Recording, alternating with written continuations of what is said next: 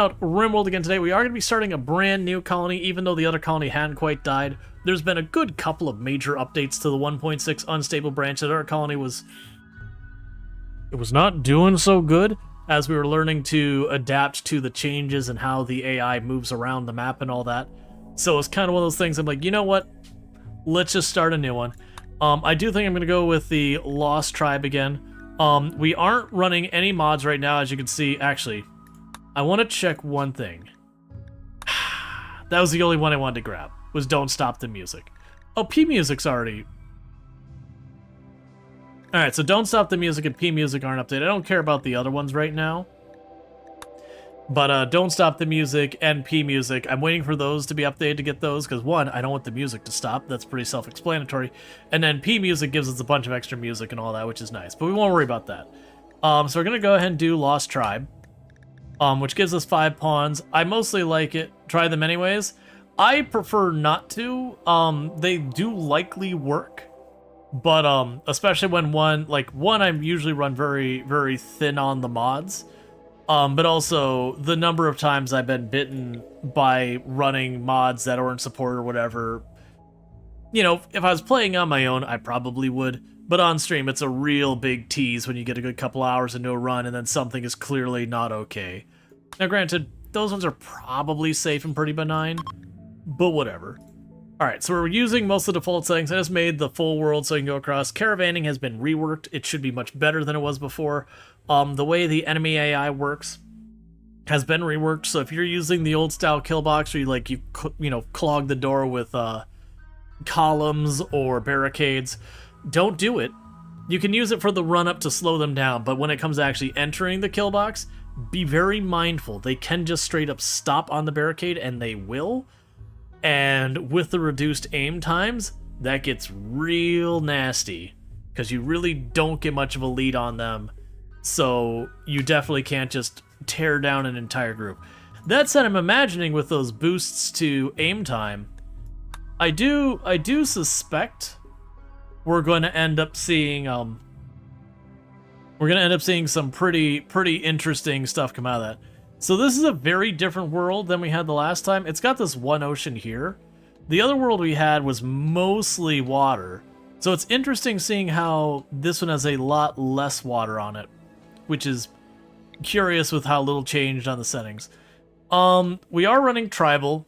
I don't have like the no research, random research I tend to run. I'm kind of deciding what type of tile I want to do. Part of me is feeling like making horrible choices and doing something like tropical rainforest. So I had to put kill boxes in the water to keep them very slow. Got it. I mean, you could do that. That should still work. The downside being is there was one counter they did put onto the water kill boxes a while ago, which is now the mechs can hop out of it, and they do so pretty quick. You get the warning and they just pop right out on you. So that is to keep in mind. There is a danger that comes with that. Tynan does like to really go through and say, hey, what are people doing? What if we just nerfed that? To be fair, some of the things have absolutely deserved being nerfed. But I think the main reason for using sandbags and such at the end of the tunnels was to prevent people from hiding in the corners of your paths and such. Yeah, so the I could show when we get in here the big thing. Alright, do I want to start with that again, or do I want to go nature primacy? No, wait, do I want to even... Yeah, nature primacy makes us all upsetty spaghetti for cutting things. We'll do human primacy for eventually getting the production specialist. Because a lot of times they'll start with prolicizer just for something to not have to deal with it. I do like for a lot of challenge runs, I really like the guilty one. Guilty is one of my favorites. It's not great for a lot of challenge runs because unfortunately anyone who tries to join, they throw a fit if you don't accept them. And that in itself can be its own kind of challenge of dealing with everyone constantly melting down. So I'm just going to get rid of the clothing requirements because I really dislike that mechanic. And they've already got physical love to free, and that's good enough for me. Otherwise, we'll leave the rest there. No venerated animals. We've got a bunch of things. What do you even give me? You'll discover a complex. And we'll get goodwill. That's fine. Alright, so. What we're going to try and do. I did see someone the other day was just like non-archetype and re-rolled it. I might do that in the future. I'm going to leave it alone for right now. Yeah, I always like fluid.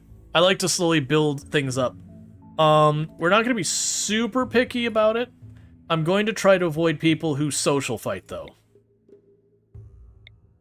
Fast learner, good enough. Underground quick sleep, good enough. Well, actually, what was that? Right leg, that's fine. Undergrounder, good enough. Recluse undergrounder, okay, that's a little rough. A tough, kind torture artist who is incapable of social. Okay. An addiction and abrasive, we're not going to deal with that. Man, what is it with everyone being undergrounder? It is just something I've noticed with tribal, is it seems like everyone wants to be undergrounder. So like, with only a couple of rerolls, we got 3 out of 5 undergrounder.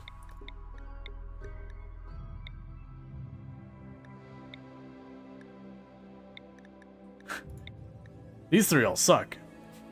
I mean, this one's just addiction, which is easy enough to manage. But this one's... Oh man, you got Alzheimer's at 50, I'm sorry. And bad back at 50. Proselytizer. You literally all the time cannot stand tribal underground being so common. Yeah, it's weird. So, we're not dealing with great medical.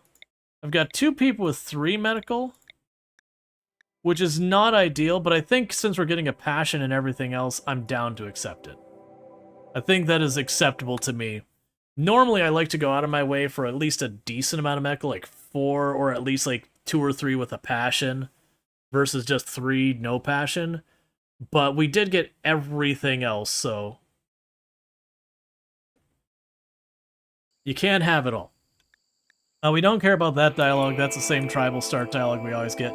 I didn't bother to see what people we're going to start with. We'll go ahead and choose Allow All. And it'll take its stock of what we got. So, I'll probably end up having you shoot, because usually I'll prioritize the people with good shooting first. And then whoever doesn't have good shooting ends up being melee. Alright, so. You grab that. You grab this.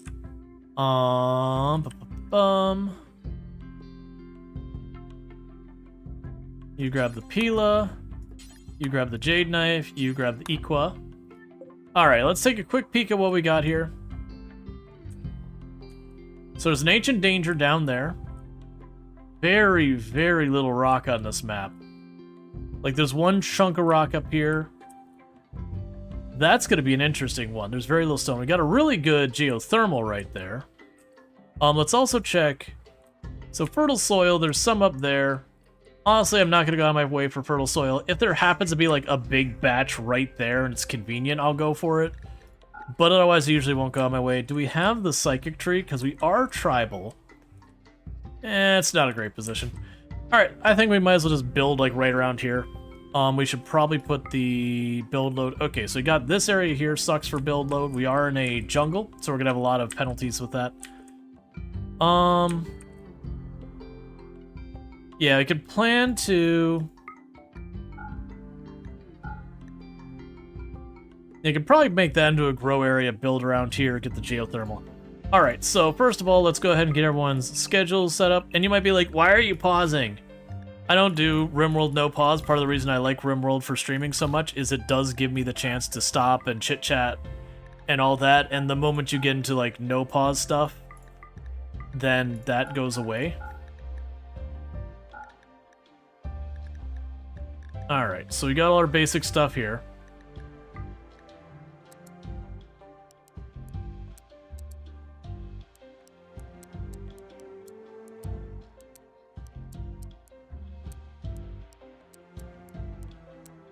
Okay, so let's see here. We've got a handle. I'm not going to prioritize that. So this is going to be our cook. I did not pay attention to the distribution of my skills. This is going to be an interesting situation. So you're going to be a crafter, and you'll clean in the meantime. So crafter, cleaner. You're going to be our growing person and a researcher.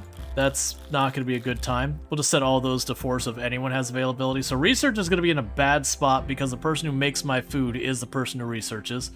Cool. We got a construction miner. Honestly, this person is probably going to be our really bad researcher. Most likely. Okay. So with all that said, let's let them all move, grab all their weapons. Okay, so like I said, we're probably gonna build down here, so I'm gonna go ahead and start by saying growing. We'll do 7 by 7. We will set to rice.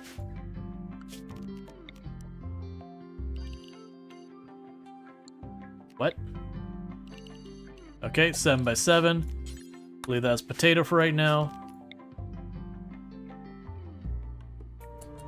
We'll unpause and let them get started. 7 by 7.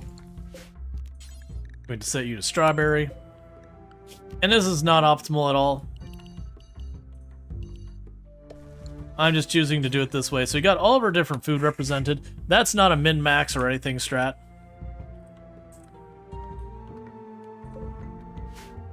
Yeah, no, you'll see I'll do a lot of stuff that, you know, arguably if you look at it, you'll be like, that's suboptimal. Like, yep. Yes, it is. One thing it's going to do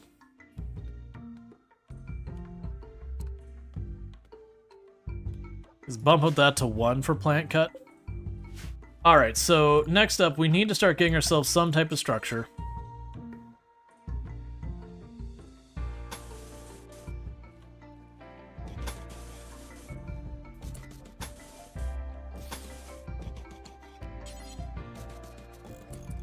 Actually, let's change that.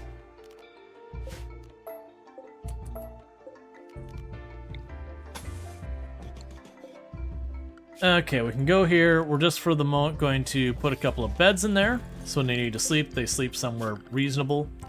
We will want a fueled stove and a butcher spot and a simple research bench. And we'll let them get all that sorted out. Why are you already harvesting? Alright, meanwhile, let's go start naming people. Why min-max when you could instead max-min? Exactly. You love it? It's funny because you see a handful of RimWorld streamers, and you're mostly vanilla, but not hardcore min-max guy, and you really enjoy it. Your playstyle is a mix of min-max strats. Yeah, so like, I used to do in my own time a lot of like 500% naked brutality and all that before I started streaming. And I very quickly found that I just stopped enjoying it after a while because all of my bases started to kind of feel the same. Because you're playing at those really high difficulty levels, you've got to take a certain amount of min-maxing into consideration to be successful. You can like give up like, I won't do this, instead I'll do that. You can certainly adjust with like no kill box or leaning on traps or, you know, using kiting strategies, which I imagine those are harder now. You know, that kind of stuff. But it's like, you gotta figure out which cheese you're willing to accept. You know, you're gonna be cheesing. It's, are you gonna be cheesing Gouda or cheddar? Cheese will be had.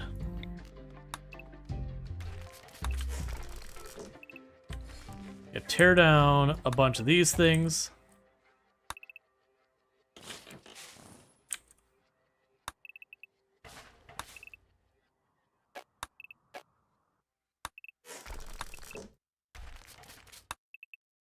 Weird.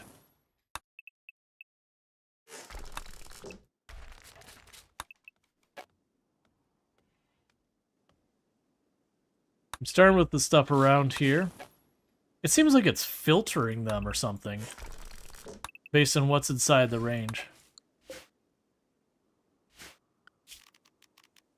And that's not because I specifically want these materials. The way I'm kind of addressing this is going, okay, I got all these things all over the map. I believe they'll end up counting against my wealth to a certain degree. I actually don't know how the ruins work with wealth considerations. But the point is, I'm going to have limited brick on the map. Let's just start tearing apart everything here because the enemies will use it as cover against me. Does he wonder what the devs expect for us when it comes to combat? Like, if kiting and using a long wall and a lot of doors to do guerrilla tactics, what do they want? Us just letting the colony fighting using corners, chunks covered only. I think for like if you look at normal difficulties, so let's not factor in, you know, 500% naked brutality, anything like that. Just basic difficulties. They honestly are pretty restrictive, or like they're pretty good about letting you get away with a lot of stuff. But when you get to the higher difficulties, that's when you end up starting to get into like the forced cheese strats. And I think that's fine to actually have the harder difficulties not have an obvious this is how you deal with it. You know, let the player rise to the challenge, wherever you want to go with.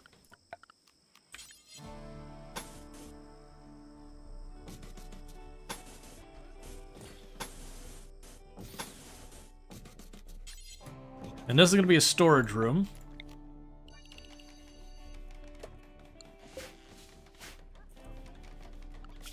And for right now, this will be a dumping stockpile.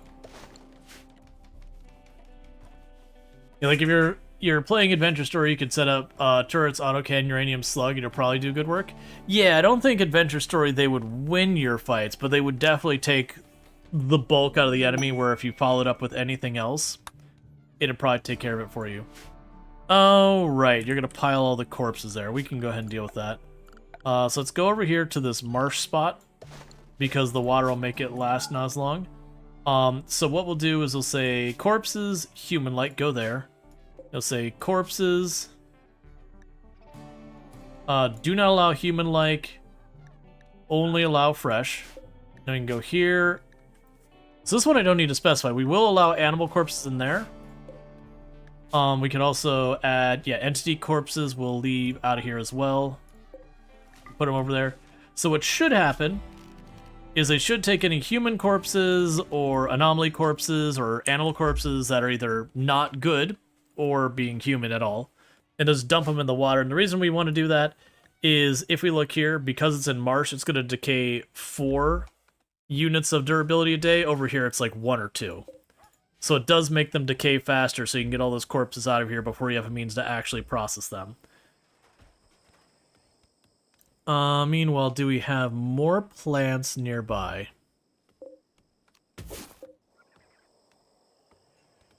Because we'll need to harvest those from time to time. Meanwhile, let's start naming people. So we got our Undergrounder, Quick Sleeper. I believe you're set to do what? You are probably going to be our really unfortunate researcher, so I hope you have a good time. So our unfortunate, not skilled researcher who's going to be forced to research anyways is going to be Bassett. You're going to get to learn by doing. And then next up we've got our cook, Orange here. And you are going to be Donkey Duff.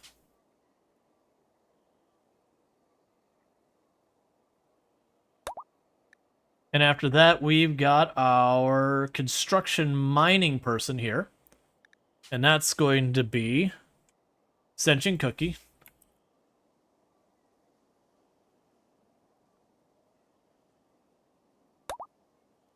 And then we've got our plants person, who is our tortured artist. That'll be JD2B0.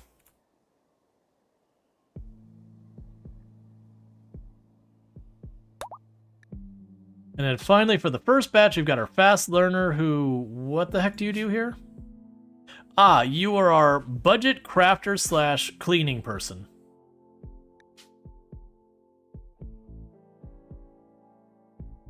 Who will be, I believe that's Lyreal.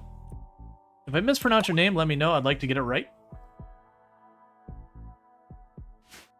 But then we got everyone here. So let's take you and reduce your priority on cleaning.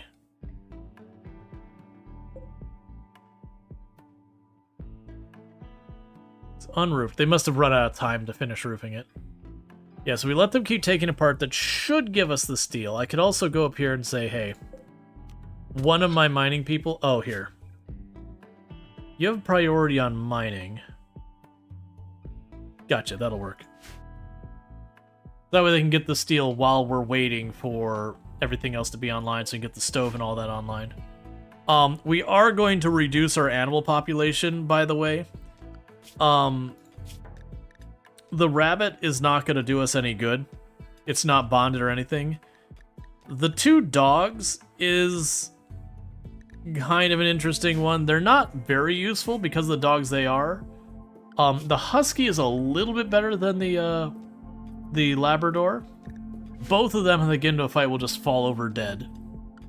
But they can be trained to haul stuff. So I might not just get rid of them unless food dictates I need to make things happen. Oh, I mean, it's probably fine for Brick to be in there for right now.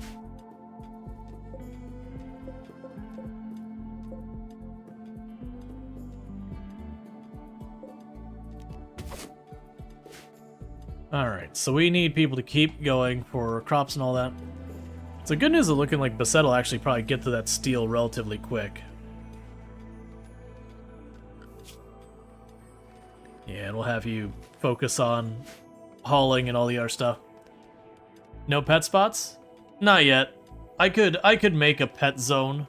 They're probably not going to go very far, and honestly, if something happens to them, I'm going to be honest, I don't really care. Research-wise, let's see. It's complex clothing or complex furniture. I think in this case, or stone cutting. I'll do complex furniture first. It's always a toss-up for me of whether I want to do complex furniture or stone cutting first. If I am not running random research, which is, I'm usually running it most of the time. But new versions, limitations, all that. So let's go ahead and we'll say Sci T forever. We'll say cook simple meal until you have 4. Cook simple meal forever if it is made with meat. No, so I'm just gonna choose. Well, let's not do that. It's unlikely I'm gonna have insect or human flesh delivered to me. But that whole thing. So the reason I'm doing this is because meat rots faster than vegetables. Hey, Mortal Smurf, how's it going? Let me go and get you a shout out.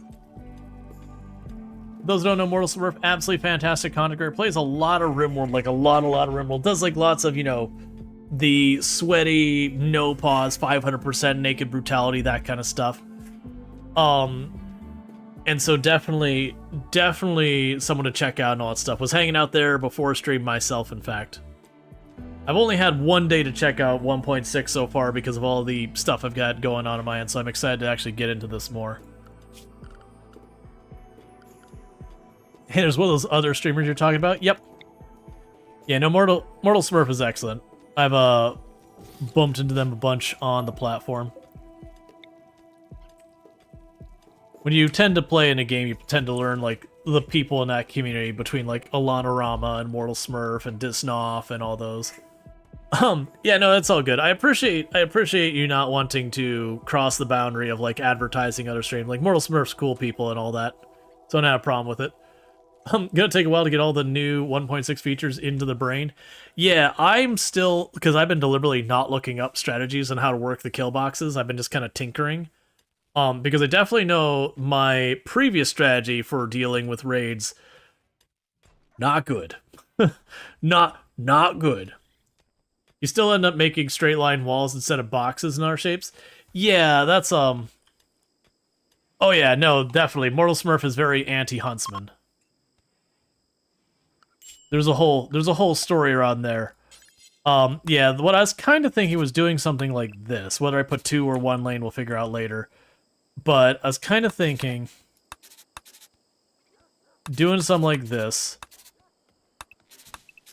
Using barricades here, like along those areas. Actually, we have multiple colors now. Boom. So this would be barricades. And then this, you know, you'd use barricades where just to slow down the enemies.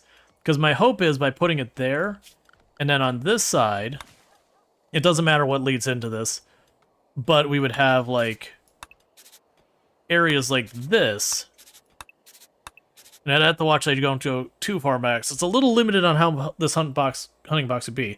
Because I believe if my understanding's correct, if I put my people here, with these being solid walls, they would peek out here, and the enemies would have to go into this middle area just to see the angle. Because you peek out, and they can't quite see around the corner unless they pop out. So it should cause the enemy to line up in this area, because this area shouldn't have sight. If I'm remembering this correctly. Like, and that's both ways. Like, my people should be able to hit them, and they should be able to hit me because of that. If I'm not correct, I might have to be farther back. That's kind of what I'm thinking. I haven't tested it enough yet. But then, you know, it being closed and yada yada yada.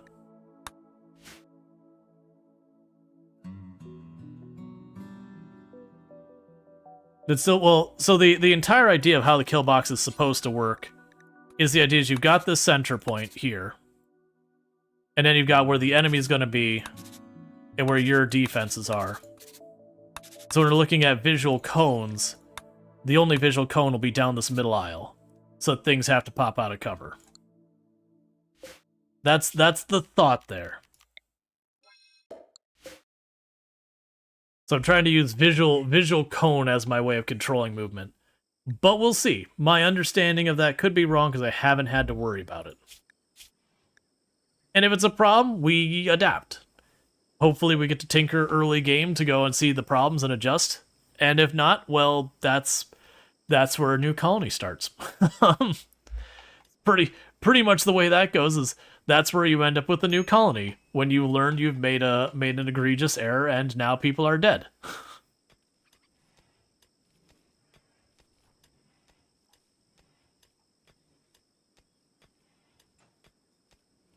Alright, so who is supposed to be doing... Oh, that's right. That's Beset. Honestly, you've got enough steel there, so don't worry about that for right now. You get my research done since I don't actually have a dedicated research.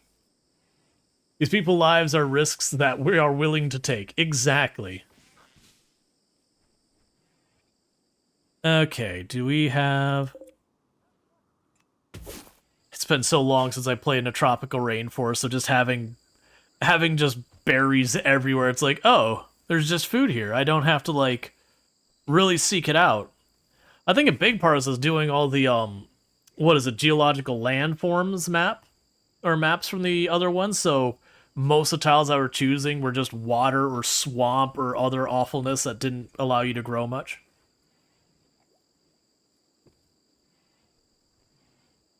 Yeah, so what I'm thinking right now for our design is we'll make more grow area up here. That's going to be the geothermals down here. I might have to adjust the size. We'll probably add a little bit more grow area over here, realistically. That's not great soil, but I don't really care. There'll probably be more enough grow... Let's just pretend this whole area is going to be grow area between all of the different stuff. So that'll be the additional grow area for, like, cotton and whatever else we decide to grow. Right now it's an area over here.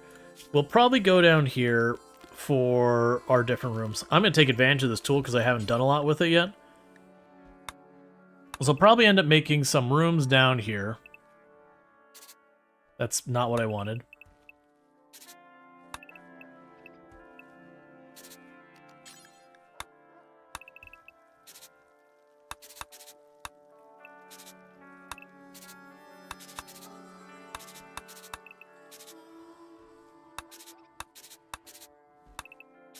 So something like that'll be like, that's...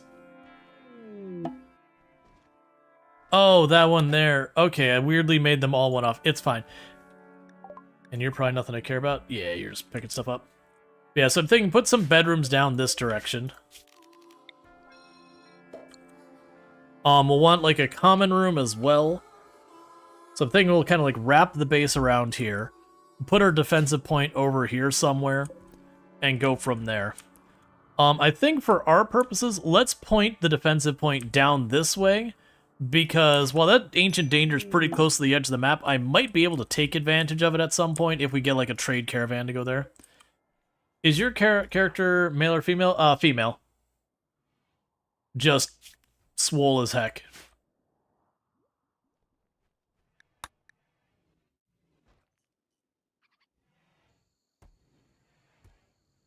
Alright. What are you doing? You're going for a walk for recreation. Okay, so you did get everything planted, so let's continue expanding our zones. So let's plan for that to be heal root, which is overkill. We could plan for that to be... What do I want to go with right up here? Put that for the cotton. I'm making some of these just way too big for what I'm planting there. Heel root cotton. We'll make this cycoid.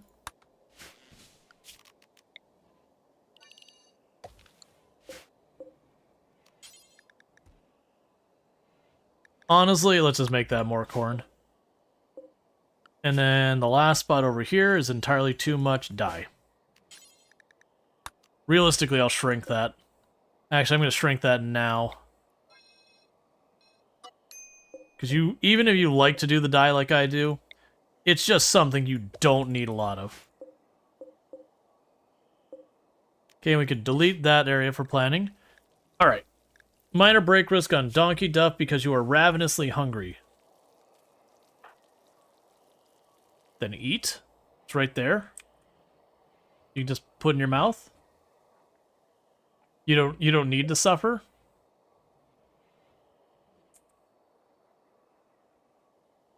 Alright. So that's probably overkill for a grow zone. We'll have that there. Okay. We're starting to get some block. We've got granite and we've got slate on the tile, which is pretty nice to have granite. That's the most sturdy of the block you can get. Slate's fine. I don't have strong feelings about slate one way or the other.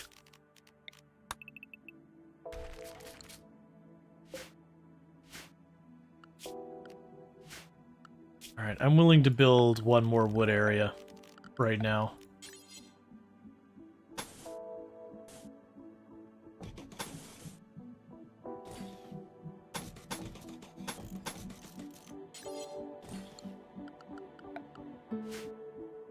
Then we'll start getting the bedrooms built, because now we have the whole thing where we can replace blocks. They do tear down the blocks and replace them, which has its pros and cons, but it's at least nice I don't have to queue it all up to tell them to disassemble it, then queue it all up a second time.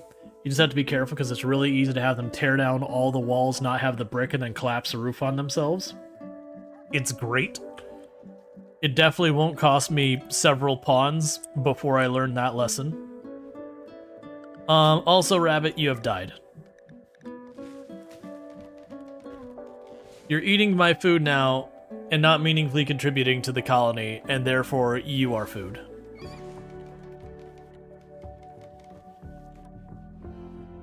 You are what you eat, and you ate my food.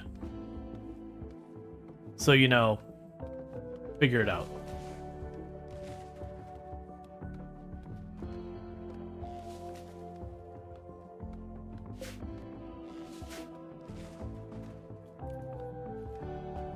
Okay, once I get the complex furniture, we can get that built.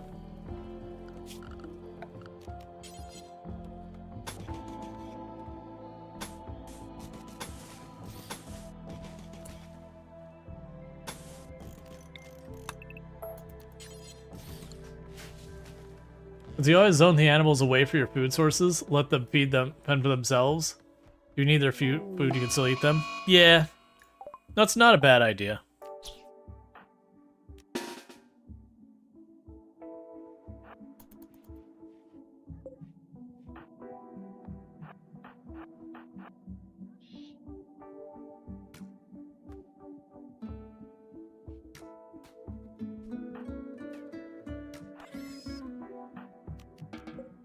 Okay, and I could have kited them, but I wanted to, like, get anything. Yeah, no, it's definitely not a bad idea to zone the animals away from you or whatever. I do intend on training these animals. I usually won't, but I'm like, they're bonded. I'll let them live for as long as they make it. I don't go out of my way to kill them like I usually do. Usually it's like you get past the early game, go, I'm hungry, and the animals are dead. But in this particular case, like, you know what? Actually, wait, aren't we human primacy? Wait. Shouldn't we hate bonded animals? Bonding disapproved.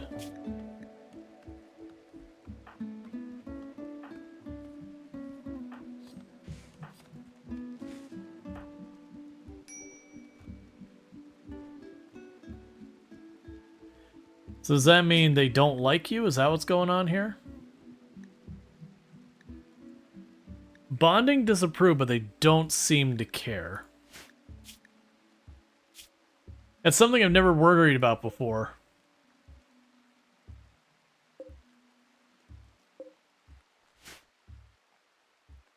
It's fine.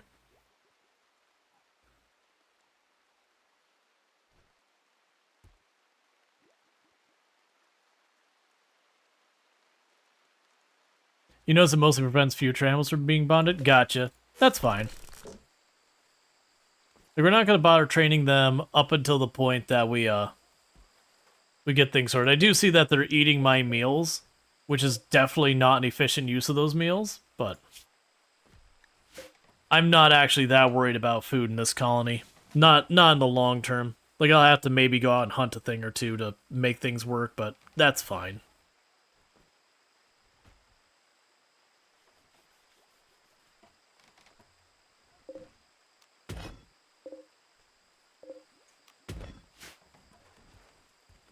Alright.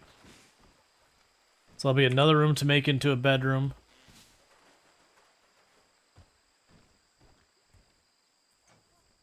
Yeah, no, usually for me, we'll eventually get to the point of hauling. Alright, so we got our faction name and our colony name. And the local settlement is... Why is this terrible place basically Florida? Excellent. Gotta use proper title case. Alright. And for the colony, I'm so bad at the naming. We're gonna go ahead and let's see.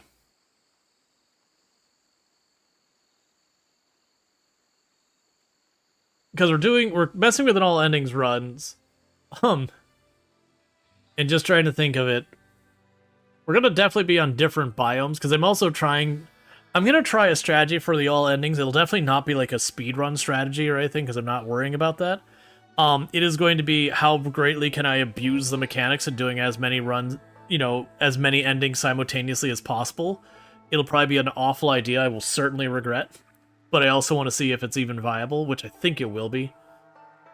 The tribe. Our chief isn't very creative.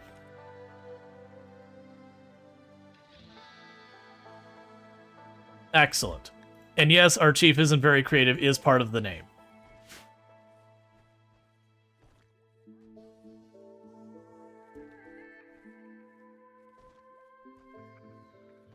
Alright, so we've got all that sorted out. We're going to keep building little rooms down here.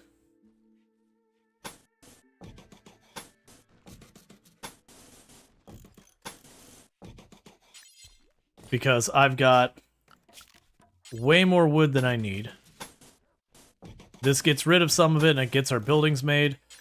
Ultimately, we'll certainly want to replace that with stone later, but we'll worry about that when we get there. We got that going on up here.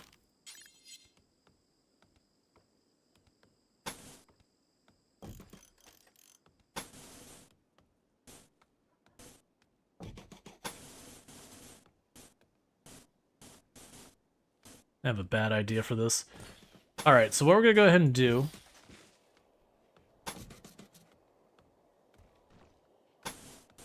Here's 6, 4, that should be fine for that. I'm going to bisect this room.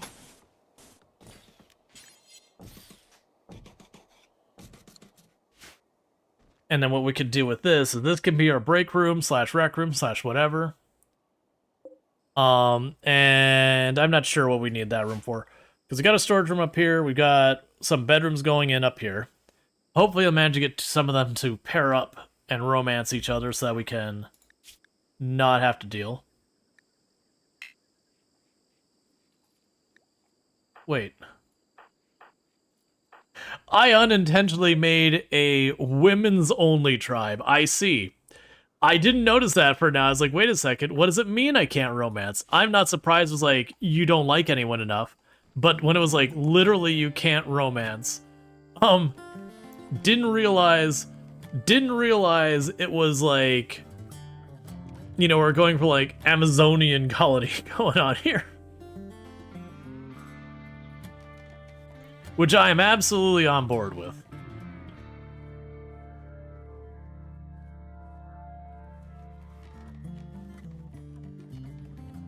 How long do we have on the rice? Okay, so rice is almost done. These doors will be able to be latched open.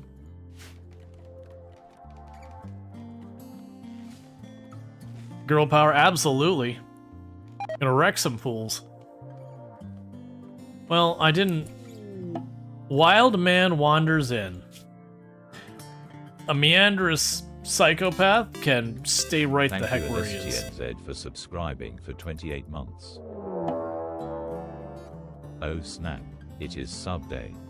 And thank you, LSTNZ, for the Prime Gaming sub. That's 28 months you've been subbed to the channel, and I really do appreciate that. It means a heck of a lot. So we got, it's an impet from the looks of it? No, a waster. What are you wearing on your head? What?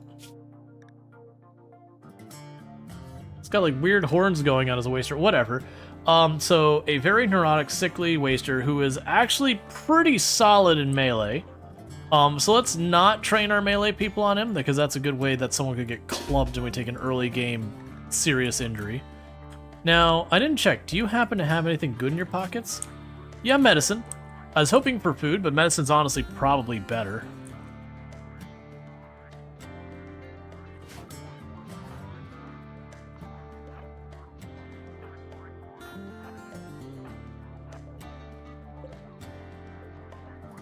Where did you go? Oh wait, are you not attacked immediately? Oh, I misread it. Okay, that's fine. We'll just go after you. I just assumed with the first raid it's going to be attacks immediately because it's pretty much always attacks immediately for me. So not being attacked immediately threw me off. That's fine. A lot of times when you initiate on them, depending on the way, sometimes you get a couple shots off before they figure out what's going on to defend themselves.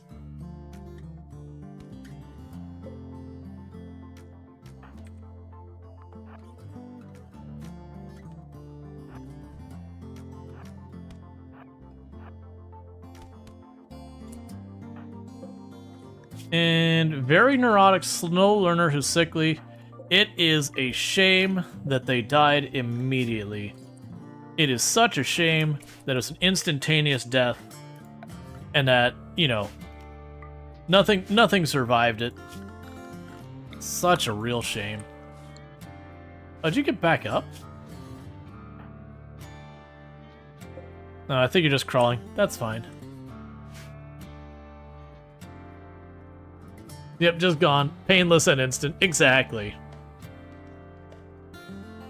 That's usually the meme when you get like the drop pod and it's like a pond that's like, you know, meandrous, abrasive, slow poke with like 2 addiction. You're like, nope, died on contact. Hey, did you leave me good clothes? Hey, I'll absolutely take that. Give me your clothes. Those are my clothes. You just don't realize it yet. Who is my growing person? Because I need you to actually go and, oh, of course, the person I sent off the hall.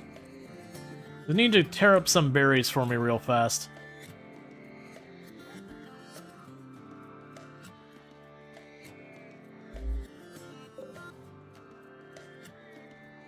I'll regret that later, but I'm gonna hit it anyways.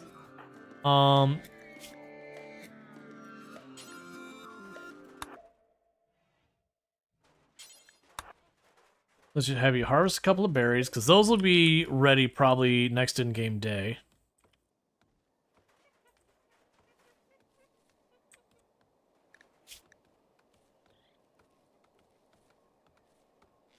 I forgot they changed it so... Well, eat it. You're the one who's starving. Okay, so reinstall you up here. Reinstall you down there. And when we get complex furniture, we can start putting some stuff down there. Get some shelves in there, all that stuff. Now you'll notice I'm making a corridor here. I am planning on trying, like, not to enclose the space, but to give myself some choke points, so if we get a very melee-heavy raid or whatever, we can duck through a door where we only have to fight one of them at a time as we pour shots into the rest of them. We'll worry about that when we get there. Meanwhile, what I can do...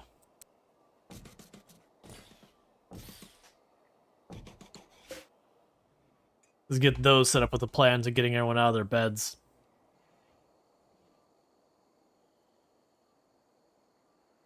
So you're what?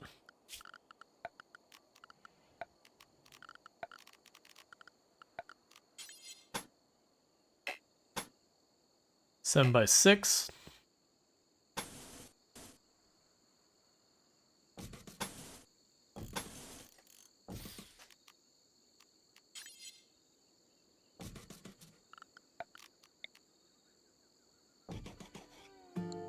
Alright.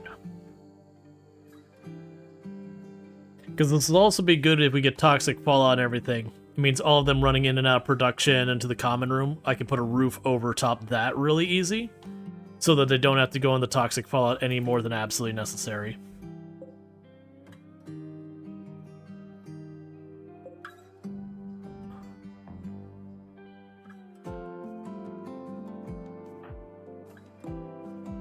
Let's also check my home zones because I wasn't watching carefully. Okay.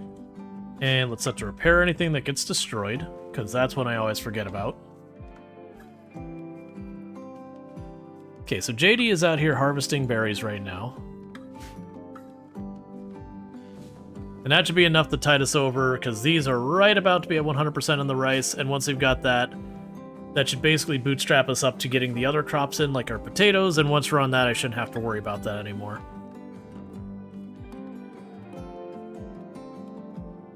You're well covered? Yup. Yup. You got the one piece of clothing that arrived that this wild man showed up, and you're like, hey, you know what, I'll take the leftovers. It's like, you're gonna show up with a genuinely... I mean, it's actually poor quality, but you're gonna show up with a muffler burqa. Oh, man. I did not realize a burqa was -4 movement speed. I never make the burqa, so it's never been a thing I've had to worry about. Yeah, so, we're gonna be selling that burqa because, holy crap. Let's see, assign, let's get these all sorted up. Manage food policies, do not eat raw corpses.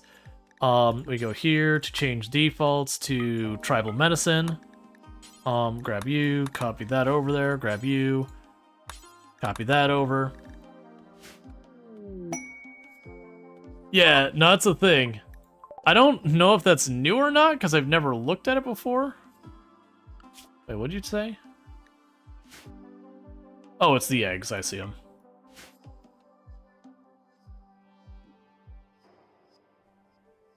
SMS, save my ship?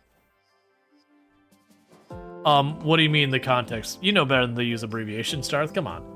Hey, Jaywalker, thank you for the 7 stream streaker, appreciate that. There's a lot of things that... Supermarket Sim? I did not know. I haven't actually kept up with Supermarket Sim very much.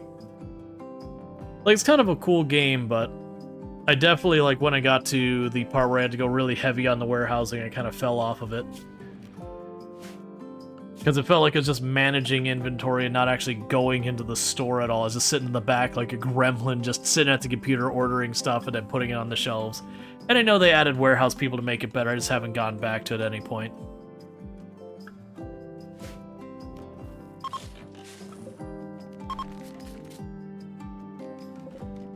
Okay. So those beds are gone, so if they start sleeping in the individual rooms, they're all going to be terrible. They're not going to give any bonuses yet. But we'll get there.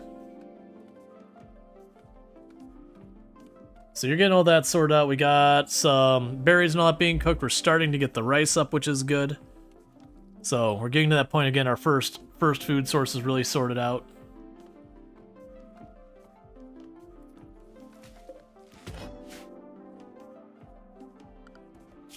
All right.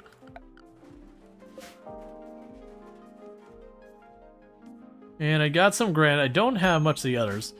One of the things I might end up doing is making art using the other stones. I do that quite a bit when you got only like 2 different types of stones. You end up with a bunch of other stuff just of limited supply. I'll just make art with the rest of it. Since I don't want to start building walls just to have them destroyed and then have to replace them with other material and deal with it.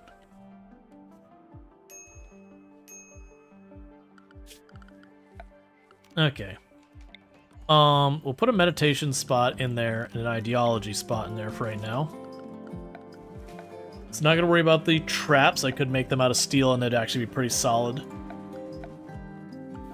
But I'll wait in those. And I'm not going to sit here and try and keep my wealth extra low, even though that is definitely a very important thing for a lot of your colonies, to keep the cost down. For me personally, I much prefer my places looking good, which is not an important aspect, but you know, I'm gonna do it anyways. Probably close that door actually. So the bedrooms will still be hot, which is not great. That's what we're gonna deal with for now.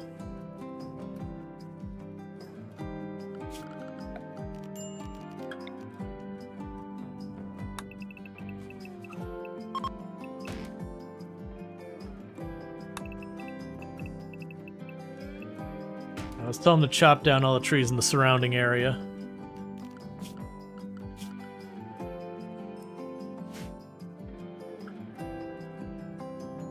Just to give ourselves a little bit of room, they'll pull up more wood, get all that sorted out. We're starting to get all that rice set up. We're getting pretty close. Let's see, not only that, but also wholesale spots, a whole new map, cars for the player to use, and cleaning up the store, shoplifting, gotcha. Okay, so we're looking at doing the all-ending stuff. So we need to see who here is our best social. It's Donkey Duff with no passion. Excellent. So that's gonna be Donkey Duff.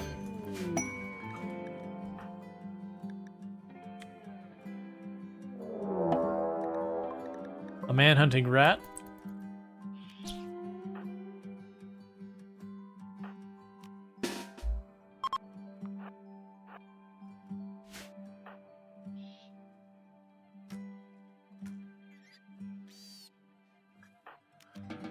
And handled. So you can give a throne speech and nothing else I care about. Hey, Earthrush, how's it going? RimWorld, you love the remote content? Well, thank you. Yeah, no, I've definitely been looking forward to, since we got Odyssey announced, like we've had teased a bunch of times that, or I shouldn't say teased, that's not the right word. We've had a bunch of stuff that heavily implied there was going to be a DLC coming. Just, you know, they hired an artist to do the background image that was appropriate for a DLC. They had new stuff showing up on SteamDB, and I don't look at that myself, but, you know, just a bunch of those little breadcrumbs, which no one's surprised. Obviously, they're working on a DLC if they're not wrapping up the game anymore. So, we're all kind of being like, all right, when's it coming? And I had said it would probably be, I think I'd given like early fall I was expecting it, so I was not on the money with my guess and time-wise. But the point was, you know, it was coming. It would be a real bad sign if it was not showing up. I did get that second order, right? Because you should be... yeah. Having the one recipe cook all the meat because the meat only lasts for a short period of time versus the meals last at least a couple days longer. So it's kind of worth me doing it.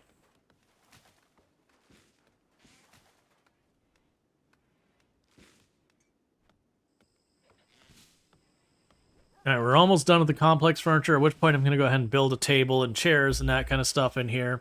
We'll start getting some chairs built up here as well. And JD's out here cutting down all the trees immediately around here. That's mostly to get the wood and to get some of the trees knocked down. I don't play jungle that much these days. I used to play a lot of swamp. Swamp used to be kind of my go-to tile. Yeah, the disease is an absolute nightmare, which makes it hard. But I just really enjoyed the slow build-up of not being able to build reliably on a lot of stuff. Yeah, I ended that perfectly. Yeah, so all this should be able to support stone, I believe. It'd be a little tricky to figure out how I want to put this area. Like, we might end up putting our box, like, this-ish, and maybe put the defensive spot here. Or, like, maybe like that. We'll see. I'd certainly work around and tinker.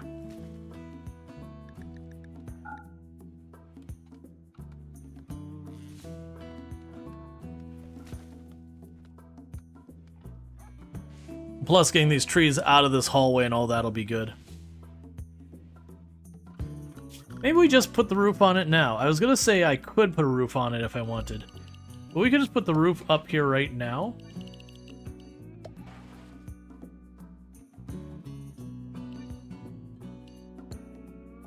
Because putting the roof there would help prevent that having issues. And on, you know what? I haven't done this in a very long time. This is a strategy I used to use on my bases. I used to go and around all my buildings before I would go out of my way for stone. Because I used to build a fire break around everything. Because by putting a roof around there, 4 tiles wide, the fire can't naturally spread to me. Like, an enemy could walk up and light my building on fire or hit me with a fire breath off an impet or something like that. But I wouldn't have to worry about it otherwise. It just takes a lot of labor because the person has to cut down all of the trees and build the roof and all that. But that's fine. I think I'm going to have a little bit of a delay on building quite a few things while the research is happening.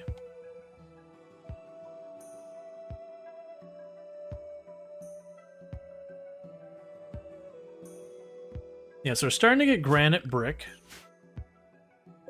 Meanwhile, bills, we're going to add mortal image.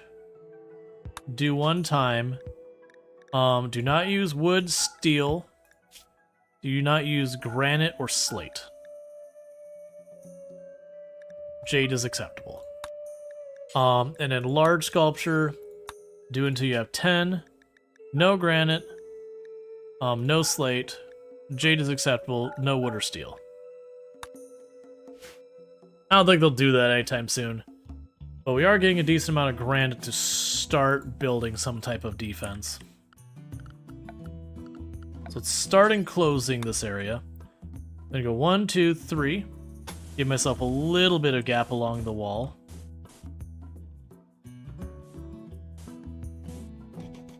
Figure out where we want to do that in a minute.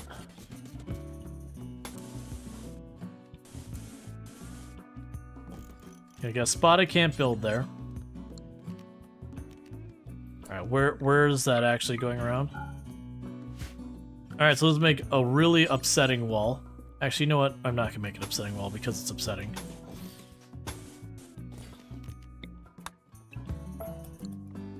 Okay, so what we're going to do here is, it might seem like a bad idea, but I am going to be building granite doors there and there. And the reason I'm using granite as opposed to wood, so wood closes much faster, but when the enemy, sometimes they'll roll the dice to say, like, I'm going to go burn your wall. If they have nothing outside your base that is flammable, and you put a spot, like, you can actually sometimes, like, inside, let's pretend I got a kill box here. So I got my kill box. Fair enough. You know, you got, like, your little hallway coming in, whatever. Like, this isn't a good design order, but you got your kill box there. You know, the rest of your base is inside here. And if I go in here and I say, okay, that tile is wood, they can walk around and try and burn that tile if they trigger to burn a wall, because this is considered outside your base. And they'll try and do that. And so it can be kind of a neat way to get them to come in. I don't know the specifics on how they choose which tiles to target, but I have used that before as a thing to abuse when you got the one that's like, igniting your wall. Like, because I think they used to actually tell you it was like igniting tile or whatever. And you used to watch the one like run back and forth into your area to go to the one block of wood you put it by your defensive line and just trash them on their way in. Or on the other hand, you put like one block of wood on the other side, like every so often on your base on the outside. That's just a sacrificial block. So like one of them would run off to light the one block of wood against a stone wall on fire, just wasting their time and separating them out from the rest of the group.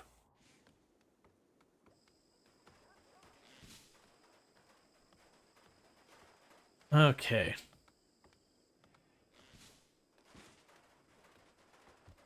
We got a lot of people doing construction because there's not much else for them to work on, which I'm A-okay with.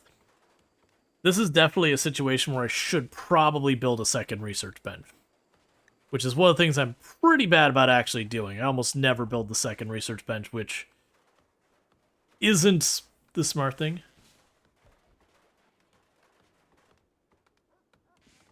Why do you have to do more paperwork for getting hurt? Something, something, gotta keep people from, you know, fraud, something, something, something. Which is all a bunch of garbage. We don't need to dig into that.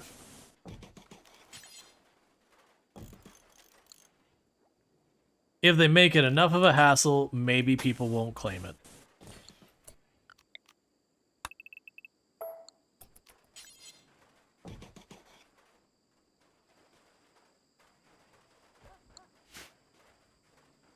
Okay. This is where I gotta make my decision of how I'm making my defensive positions.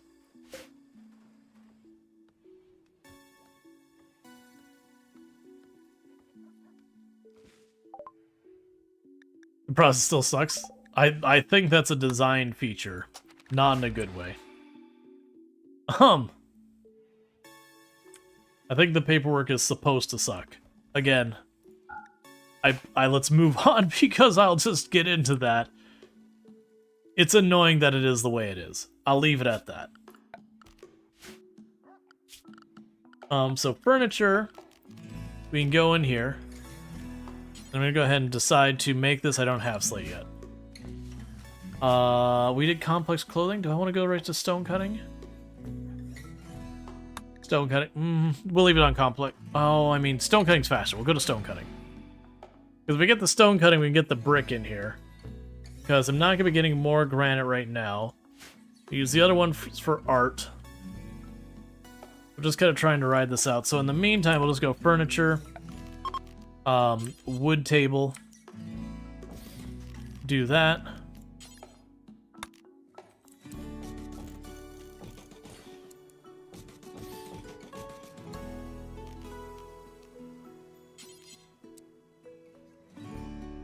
The wooden bookcase there.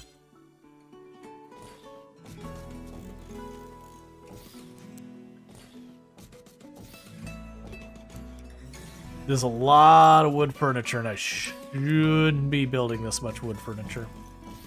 I also spaced that perfectly to be terrible. And you can make this solid shelves, and they'll just take a movement speed penalty walking onto the shelves, and not after that. Which is definitely not a bad strategy. I don't like it because it looks terrible. Has nothing to do with any type of meaningful strategic reason. I just don't like the way it looks. And that is good enough a reason in my mind to not do it. So get that set up. We won't worry about the recreation of like the poker table and all that. Those will satisfy that. Let that get sorted out. We can also go in here and say furniture, porch.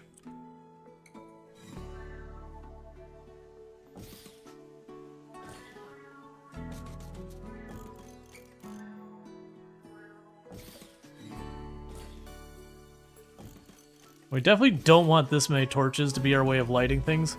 I'm just kind of choosing to do that now. Because, I mean, I have an obnoxious amount of wood, so I don't care anyways.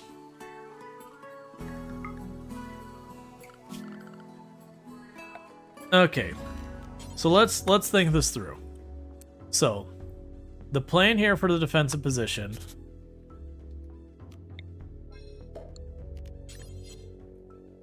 Okay.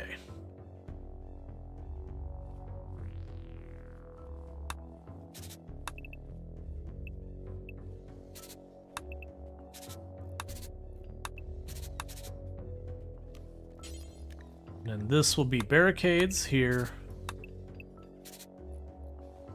Honestly, just the whole outside there will be fine.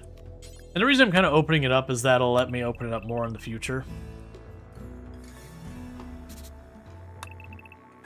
And then this is mostly here just to be an area where I can funnel them in slowly by using like the gap barricade, so I just have to climb over.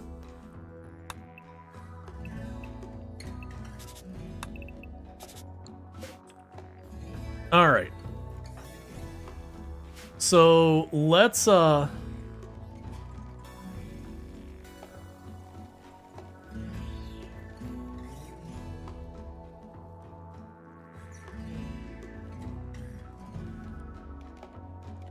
got all that getting built, so that's good news.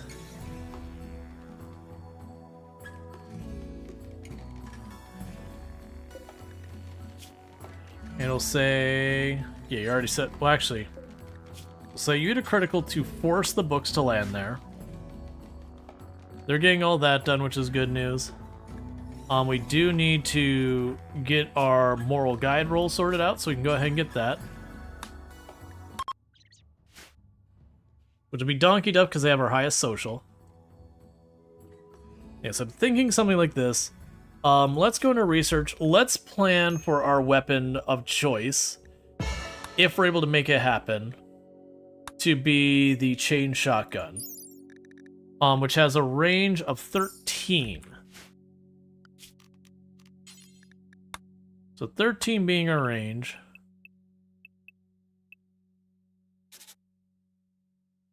So that spot would be 13.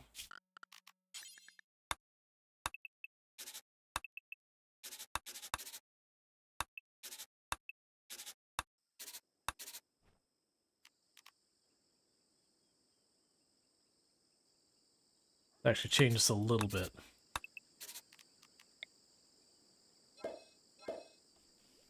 Because that'll allow us to put our melee pawns over here. Your melee pawns can go up here. I need that to be forward one more.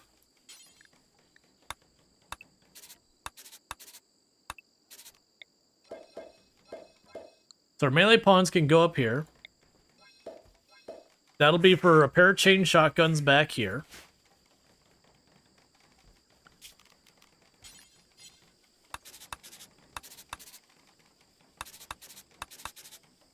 And then we'll start with that.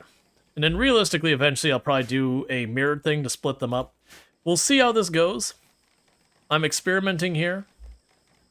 So I do expect there to be some difficulty. Ooh, you know what might be really fun to do here? Oh, I can look up the incinerator. Incinerator's range was fairly short as well, but I could potentially dump incinerator in this opening. Like, have it back here and dump it on that opening. Just to set people on fire to scatter them whenever we have something that's flammable.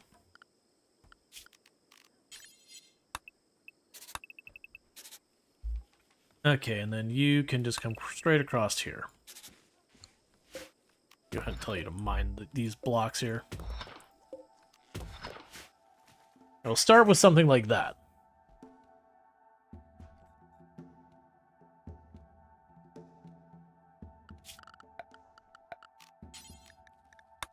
And then we'll do the thing here where we go with barricades like this. And then the reason we're doing barricades like that has nothing to do with like any special strategies like making the enemies weaker. It's just to make them path slower. It used to be you'd change, or actually, I mean, you probably still can. Probably still is worth doing. Having them go barricade, column, barricade, column, barricade, column, just for the purpose of slowing them down. I don't necessarily need to go through that. Just the barricades every other one would probably accomplish my goal enough. Alright, so we're halfway to getting that. We do have the wild man chilling over here. They're a psychopath who is incapable of violence, with a really bad artery blockage, and they're 70 years old.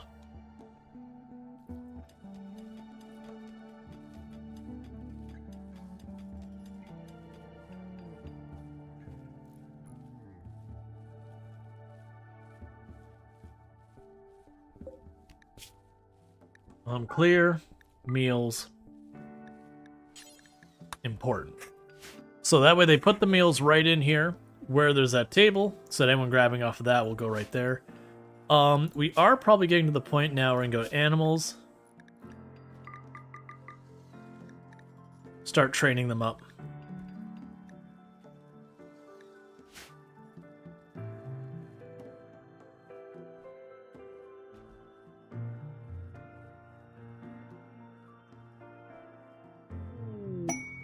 Shaman Merchant, who has a sister to one of our colonists here. Okay, and so I've got a door here, here, and here to get out. We probably want a door up this area too. Let's just go ahead and plan for it. We'll put a door right by our defensive position. We'll let them work on that for a while. Okay, so right now, I do not really have much to offer you. Nor do you particularly have anything I want. So for right now, I'm just going to choose to ignore them.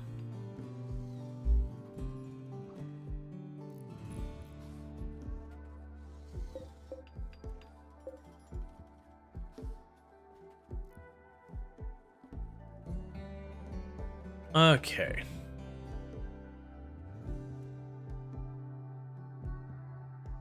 Probably also put a door here I can just leave open.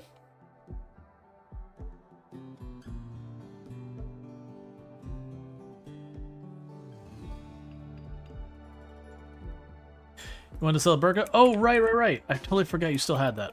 So here, drop the burqa, do that.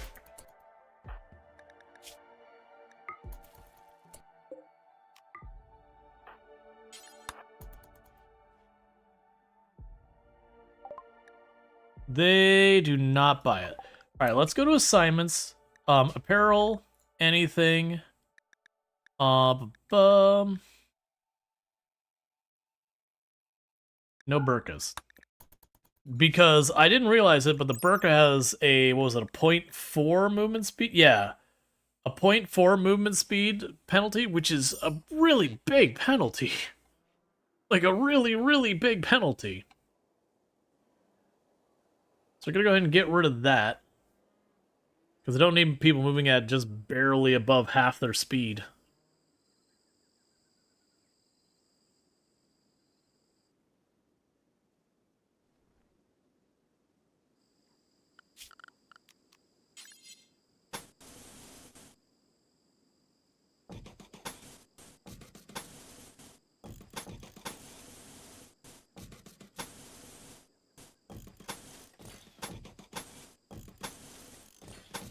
Definitely not the right approach for this, but I'm choosing to do it anyways.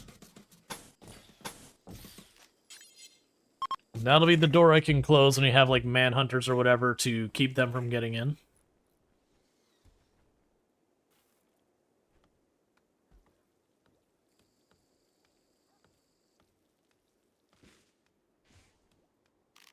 Let's also remove our auto-signed home zone. Start doing that ourselves, because this is all going to be stone out here. So I don't care what's happening outside my walls. We'll go down here.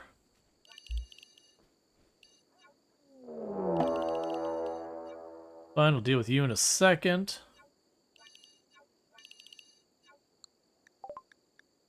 Okay, so they're going to prepare for a minute, and you got one guy with a revolver and terrible shooting. So let's see where he sets up. Because if he sets up someplace I can just run at him with melee, I'm down to do it. Because that'll probably go pretty well. We can just close in on him with melee, shut him down.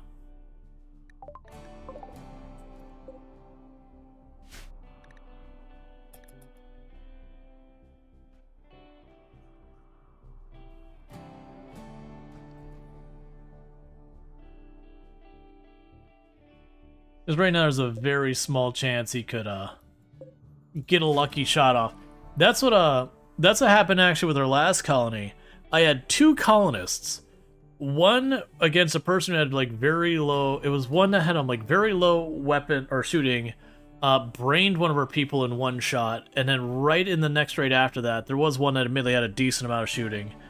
Managed to hit one of our people in marine armor with a pump shotgun and blew their heart out in one shot.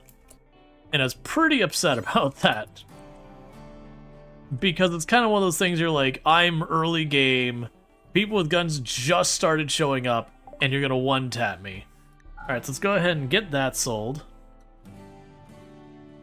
You're tempting me with stuff I can't afford. That's fine. This might work out for me. Yeah, you go ahead. We're just gonna hang out here for a minute. Go pick on our guests. The rest of you get ready to get involved.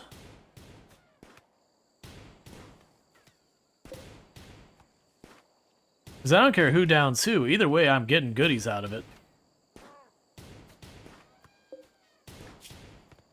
Alright, first shot goes to this team. And there's a shot in return. Because if one of them gets downed and I patch them up, I can get reputation. And if like one of them goes down and one of them goes down, I get 2 guns instead of 1.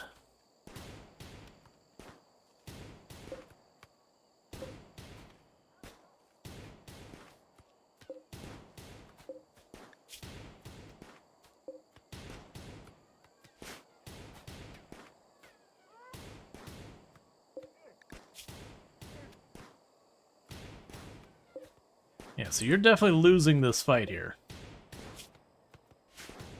Unless you manage to brain one of them and they retreat. Or otherwise get a solid hit and finish the job. Now, downside is I'm getting no combat XP for it. But I'm looking at this being a potential chance for me to get 2 early game guns for pretty low effort.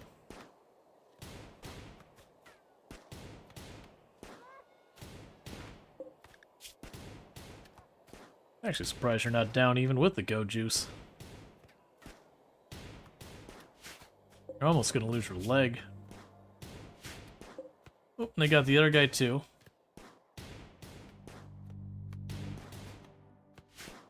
So if I do that, are you gonna go to your rooms? Yeah, you're gonna get food.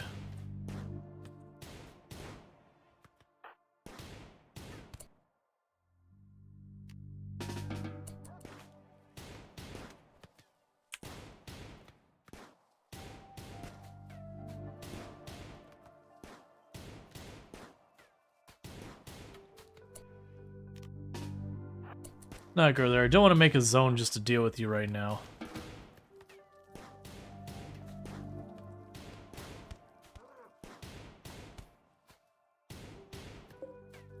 Hello, hello. Got ourselves a free shotgun. Oh, you all lost. Okay, that's fine. That just means we maximize the number of guns I'm gonna get out of this.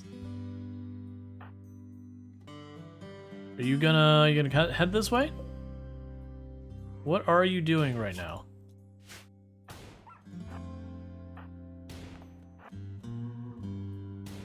Also, before he changes the target.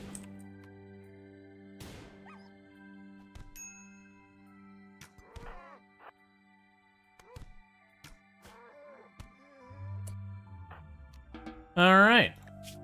So you took a couple of bruises and all that. Meanwhile, we can go over here and see what we got. So we got ourselves an auto pistol, a revolver, another revolver. Honestly, I'm gonna give you the shotgun.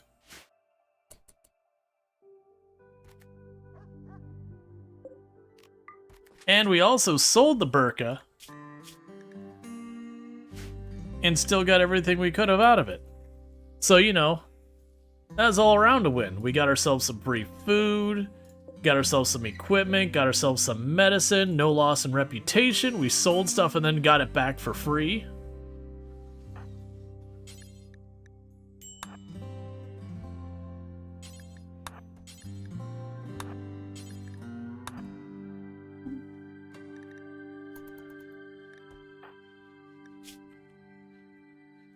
Okay, so you're in there, and you are the doctor.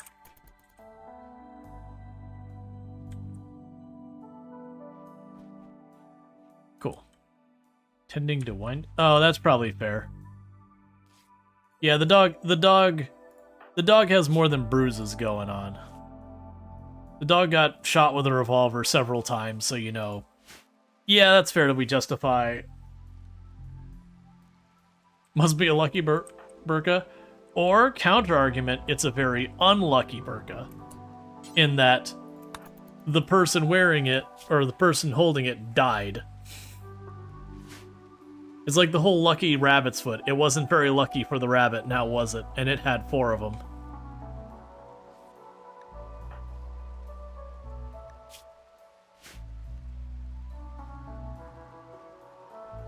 Monkey's paw. That was before we had the actual announcement that it was space stuff. People had, you know, rumored about it, and it was like, you know, monkey's paw, you're gonna get your saver ship to or whatever. The finger curls, and it's just old school caravanning with a different background. It's like literally just the normal caravanning mechanic. They just put a space background behind it, and it's mandatory now. Well, the dog got a lung infection. So let's go find animal sleeping spots. Stop being frozen. There you go. An ally needing help. The High Chief is requesting a favor. His friend is interested in learning about other cultures. You gotta host him for 25 days, so basically half a year. He is willing to give me a masterwork meditation throne, a telescope, a masterwork harp, and a bunch of silver. Ooh. So both of these give me an additional recreation resource. And they have about the same value.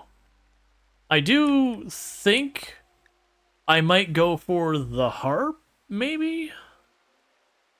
Yeah, let's go for the harp. I'd rather have the cash in the harp, because either way I get a recreation resource, that's fine.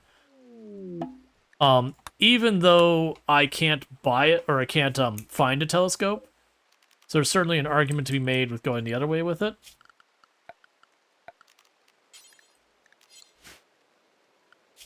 Okay, so furniture, wood beds.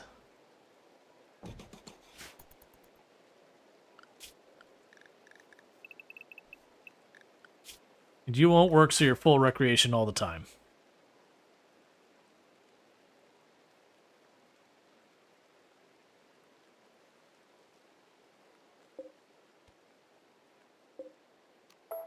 Here, let's go furniture. Right now, we can just pretend that's your bedroom. And as we slowly get everything switched over.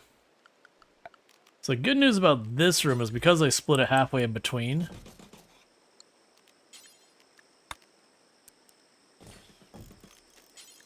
It won't matter.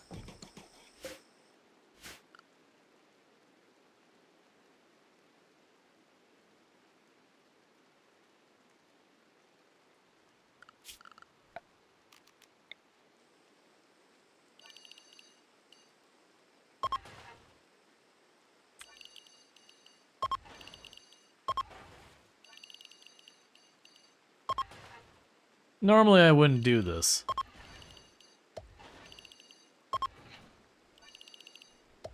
But honestly, in this case, I'm thinking about it. So leave that all open, that way the geothermal vents out and all that. How's your week? My week was good.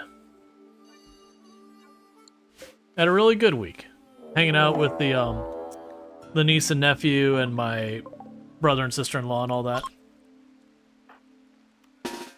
Okay, so it's foggy rain. Foggy rain is really not a great time for dealing with enemies, so what I might do is just duck into a room real fast. And just have the panther lose aggro on us.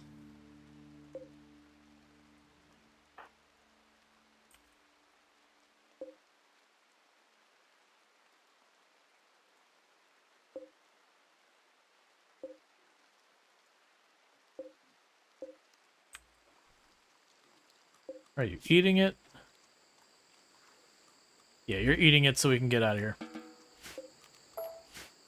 We'll want to hunt that panther eventually, but I definitely don't want to engage while it's doing foggy rain. I'll miss most of my shots to the point someone's probably going to just have to beat in melee.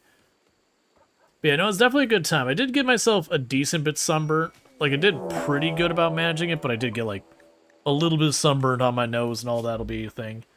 Low combat stats. Go Juice addiction. Does have Go Juice and Wake Up on their person. Actually has a relatively decent shirt. That's going to be, they'll prepare to attack. So just let that ride out for a little while. Because they're going to come in at melee, and I can certainly kite this one, I'm pretty sure. Actually, no, with Gojuice, they'll probably not be able to kite them. Disease malaria. Well, I don't like that. So it is on our guest, Senju Cookie, and you. We're going to not mess around with this. We're just going to immediately jump and say, like, hey, use the good stuff on these two, and I guess you get to keep existing.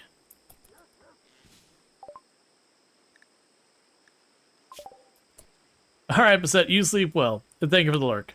Alright, so get the complex clothing researching. We're going to go up here, production, stone cutting table, get that built. Thank you, Soul Adams, for subscribing for 19 months. And thank you, Soul Morning. Adams. No, I did not wake up at 3 a.m. You did. Thank you, Soul Adams, for tier 1 sub. I really do appreciate that. Been subbed the channel for 19 months, and that's incredibly generous, so thank you so much for that. Means a heck of a lot. So I'm trying to get all my people with malaria treated as fast as we can.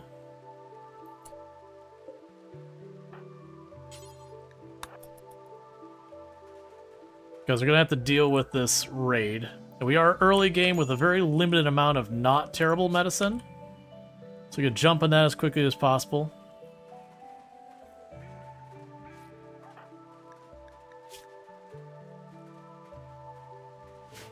Okay, it's a better tend.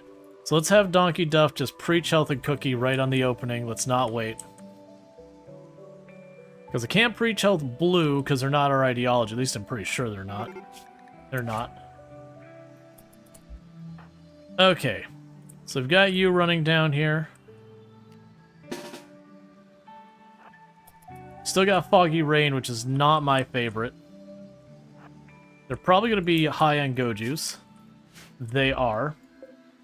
Which does mean they're going to have a pretty significant boost to their movement speed, so running away from them, not probably going to be an option. Not unless I manage to wing him in the leg right on the opening or something, which is going to be very unlikely with that. How badly are you hurt? Nothing life-threatening. Ooh, is that a good hit? Still full movement speed. Still higher than 100%. Yeah, we're going to just fight it up.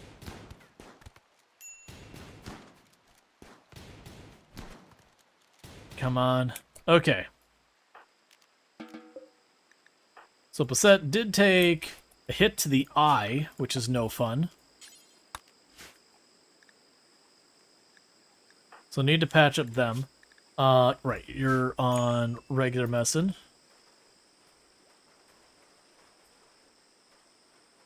We are doing the all endings. The all endings is a challenge within itself. But we're not doing stuff in addition to that. Like, I'm not, like, melee only or anything like that. 1.6 is still pretty new. There's going to be a lot of figuring out what does and doesn't work and things like that. Okay, the dog died to infection, which is big sad. Wasn't even close.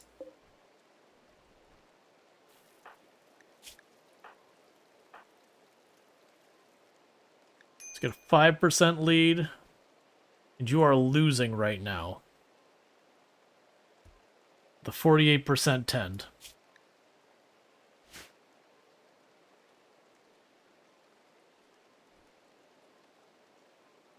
Yeah, no, you're all good. And you are also losing ever so slightly. Okay. So who is our best doctor? Okay, you're already on tending to Sentient Cookie. Come on, big tend. 46% is not what I would refer to as a big tend.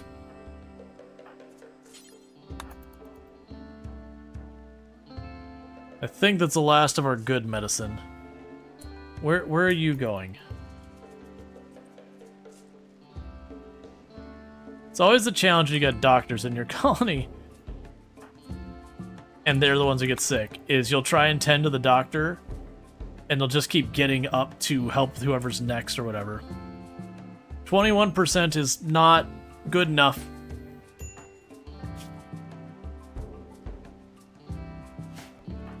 I need a much better set of 10s there.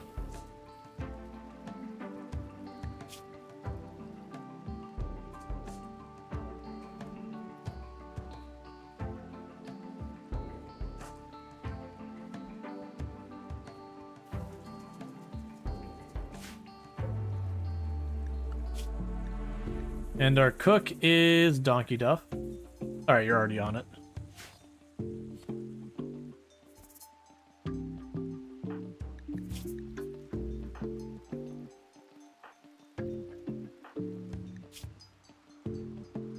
You are slightly winning against your malaria. You are slightly losing. And you're solidly winning.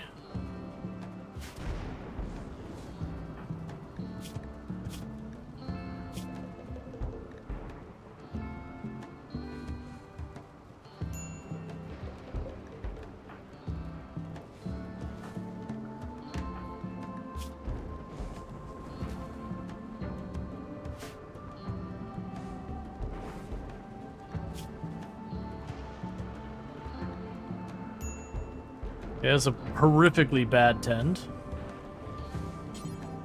Nope, deal with our patient. I want to see a better than 21% tend, okay? I wish it was a mechanic that if you are actively being tended to, you can't get up and do something else. Because a number of times tends tend to not happen because of that. Hey, Packpaw, it's good. It's 21%, it's exactly the same tend.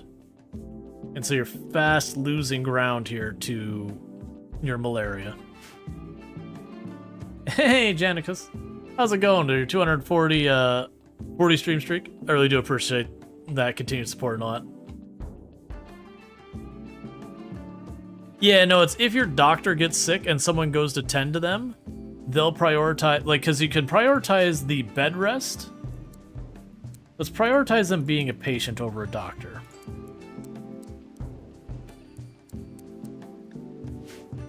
That'll fix that. It just means I'll have to manually intervene to get them to treat people.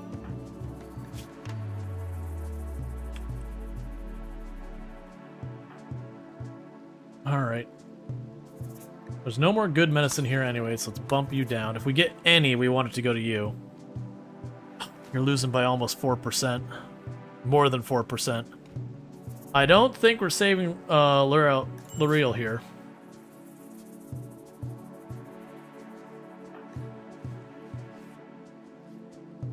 That's interesting. Even with you having bed rest on...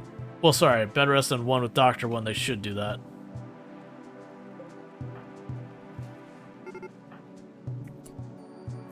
I don't care. Yeah, no, we were just starting to get the real beds online when malaria hit. So it's just a little late. There's construction. Sentient Cookie is one of our people with malaria. I'm going to have you rush over here and try and build that bed real fast and get real bumped over. That's fine, I don't care.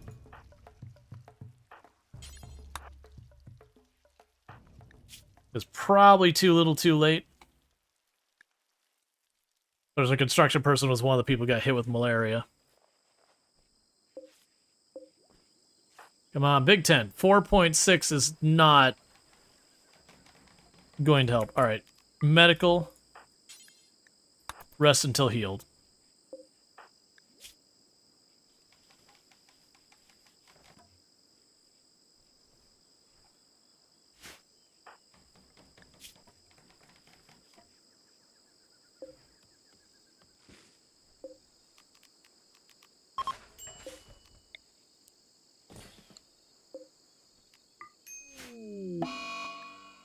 Diseased muscle parasites. That's cool. We can just go ahead and put those on top of the malaria going on right now. It's fine.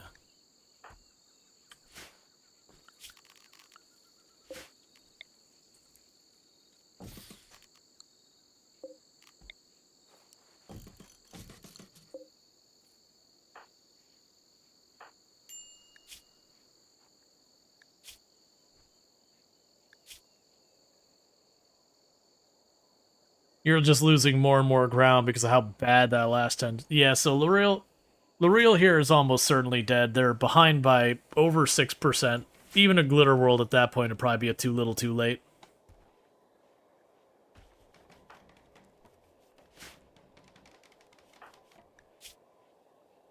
Just early game disease.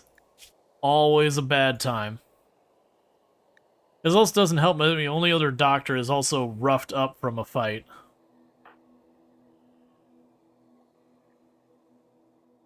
You go together like malaria and muscle parasites. Yep. Come on, giant end. That's an okay tend. Definitely not enough to make any real progress on this.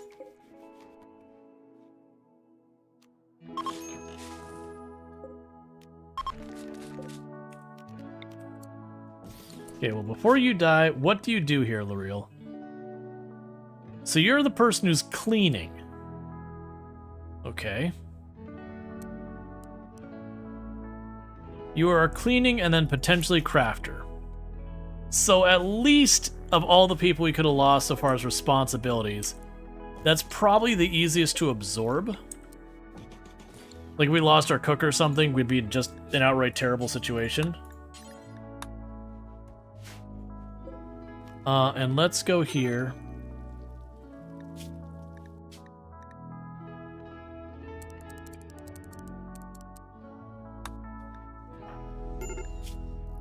Serious pain.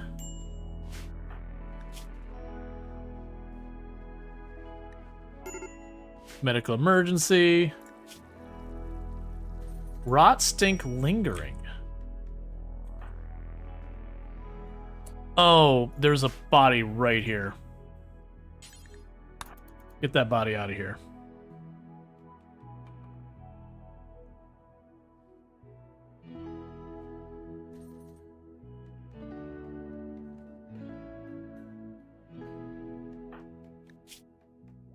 And rip to you, gonna lose by almost 8%. We did manage to save Sentient Cookie by using the Preach Health right away at the beginning, but it's gonna come up just in time for L'Oreal to be basically, yeah, L'Oreal's gonna die seconds where it comes back up, which won't matter. Yep.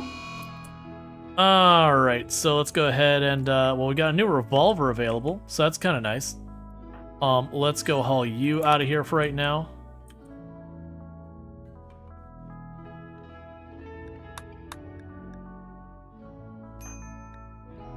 And how's Blue doing? Blue is gonna also die by a couple of percent. So, you know, goodbye potential masterwork anything. Go ahead and take these clubs out of here. Reinforced barrel. Oh, right, because the people who showed up that we allowed accidents to happen to. Right. And we're going to resell the Burka a second time. Go ahead for right now. Those reinforced barrels, as nice as they are, that's a lot of wealth for something I'm not going to be able to use for a very long time. I'm just going to take the rep.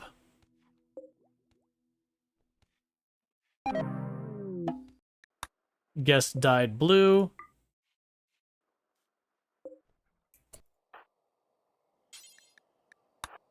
All that. Sell their knife.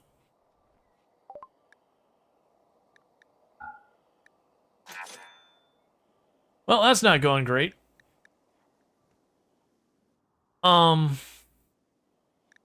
don't normally make graves.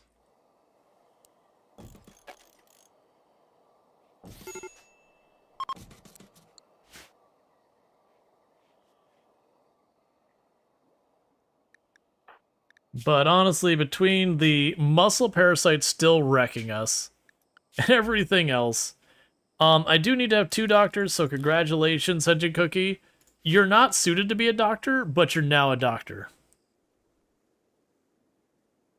Isn't it annoying you have to play for DLC content in RimWorld? Play? If you're about to say pay, no, because otherwise they won't make more content and then you'll just do without. I know some people have an issue with, like, as content gets added to a game, paying for it, but I do not have that issue. Like, don't get me wrong, there's definitely cases like The Sims, for example, where it gets abundantly over the top in how much you have to pay for everything. But I actually find RimWorld to be fairly reasonable. Considering the thousands of hours I've gotten in this game, I've gotten my money's worth.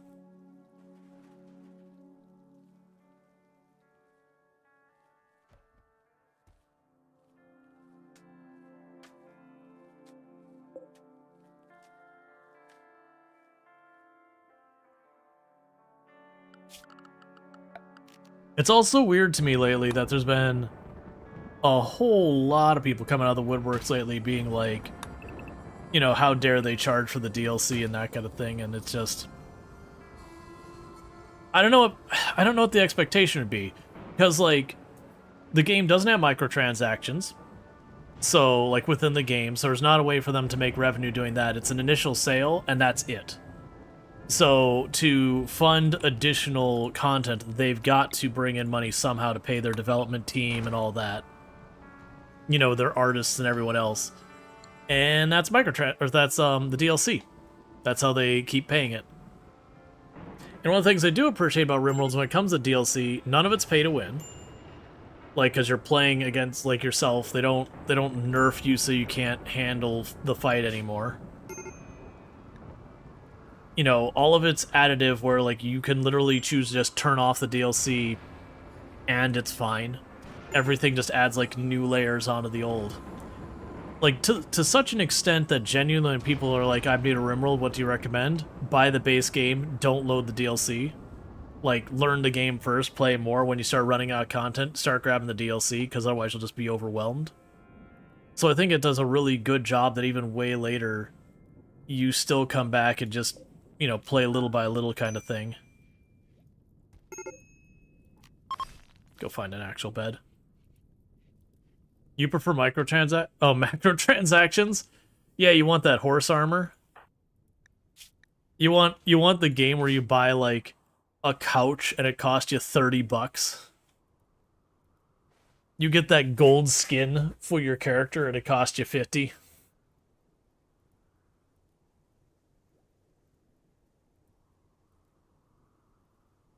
That's the one that gets me, is when you have individual purchases that are in excess of what an entire game costs. That's one that gets me.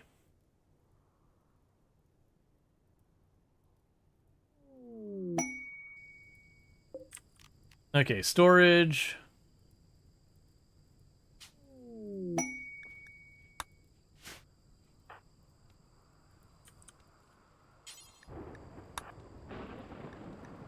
They got Ship to the Stars. They got refugees. They do have a child. And part of the reason I just went ahead and accepted that immediately is if they have a child in their group, it means they cannot betray you. With just the way the game works. And it's just to prevent it, that way you don't have the whole thing where you say, alright, well, I don't want to kill children kind of thing. So you disable that. And you don't want to run into that. I believe you can actually go into your settings and turn it on so you can end up having that, but that's the whole thing. Alright, so you can help with growing stuff. Meanwhile, I guess you'll just be an artist? Sure.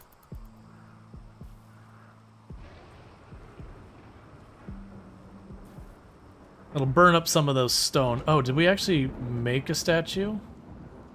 Where did all of our sandstone go then? I thought we had 100-something sandstone. Crisis of belief. So it's just a knock down to their belief and all that. And don't get me wrong, I do get that DLC having a pretty high price can price people out of the game, and that's a real bummer and all that. It is an unfortunate thing, like, you gotta pay your devs. That's just the reality. You either pay your devs or you don't get anything from them.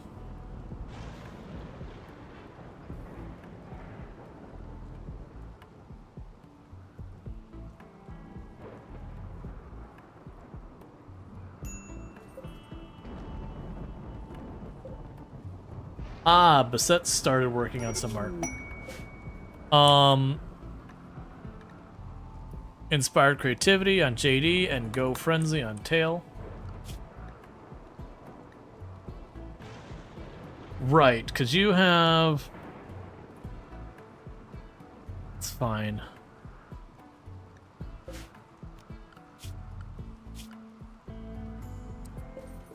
So I'm going to cancel Bassett working on that. And what we'll probably do is take Tail off of that. Transport pod crash. Quarry worker, whatever, is crashing a transport nearby, and they're suffering from paralytic aphasia and unable to walk. They'll naturally recover after a number of days. If you're lucky, they'll have a quick recovery. You can also recover using RimWorld. They are willing to contribute if you invite them. Okay. A volatile, jealous, trigger-happy pawn who cannot do dumb labor. And they have a dependence on drugs, and they got a bunch of smoke leaf on them. Such a shame that they died on impact. Such a real shame that. Real big shame that they died on impact. Such sadness.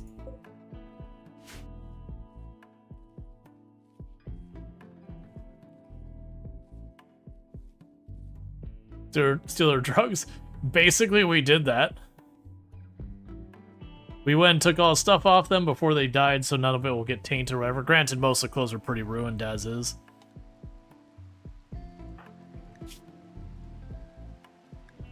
Yeah, those muscle parasites are just driving you up the wall.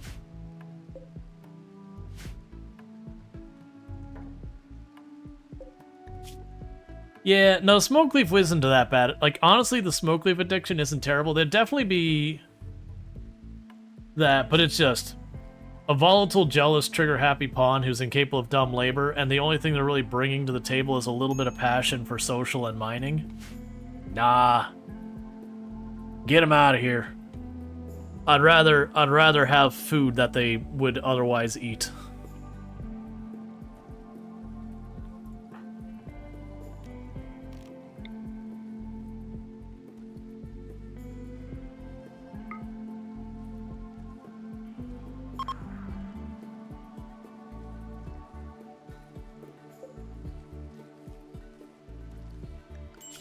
Okay, so got JD set up to, if they ever get the time, which they probably never will, but if they ever get the time, they could do some art.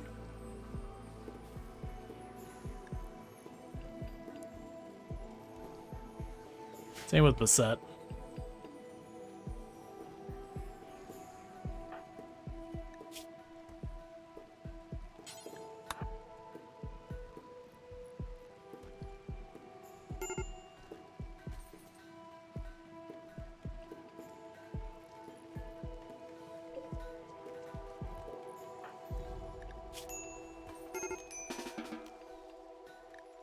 And manually told him to colonist needs bed. Oh, right, because we got more guests. We don't have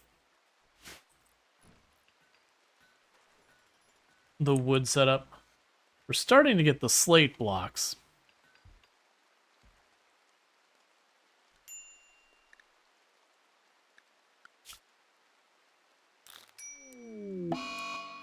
Okay, you're in a daze. That's fine.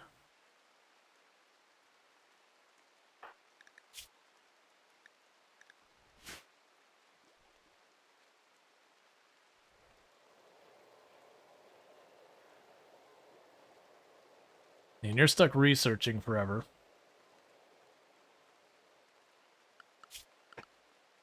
Yeah, because we need to get some of these trees cut down. They're catching up on a lot of these crops.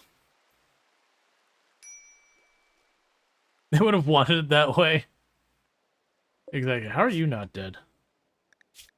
Starving to death. Get it over with, man.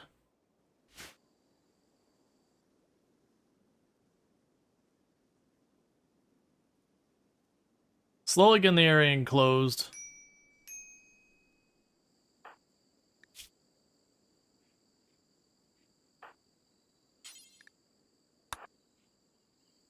Because you still got the passion for inspired creativity, so I want to try and maybe get ourselves a masterwork out of this.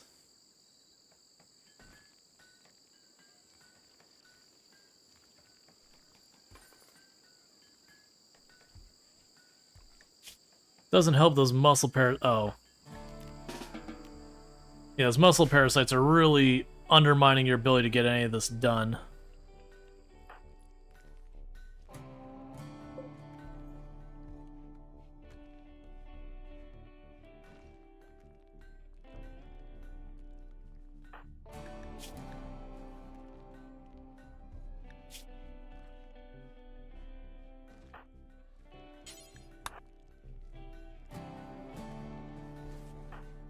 These muscle parasites are a way to get the... Let's see, once the farm is included, you'll be considerably less vulnerable.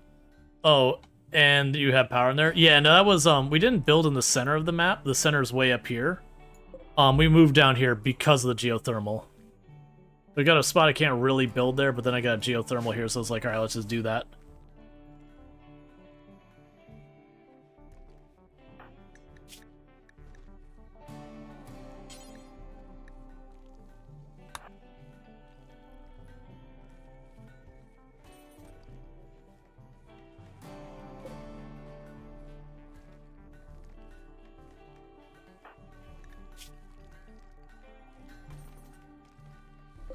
I don't know how much longer you have not inspired.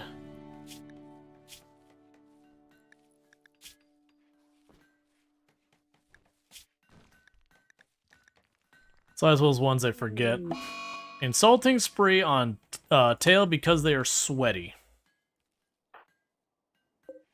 Don't pick a fight with the other colonists, please.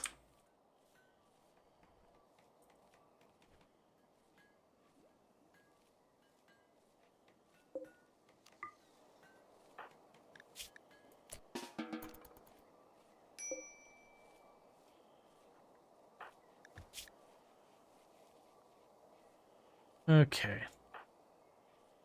There's a good chance Beset is going to absolutely murder you if you keep that pressure up. Insulted 7 times.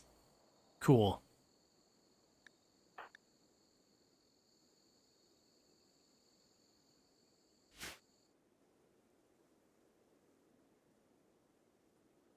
Air conditioning save the colony from implosion. We're nowhere near the point of getting air conditioning. Alright, so melee pawn, tough, fast walker, and a decent amount of melee skill. They are going to prepare to attack. You are still somehow not dead from malnutrition yet, which is really honestly impressive.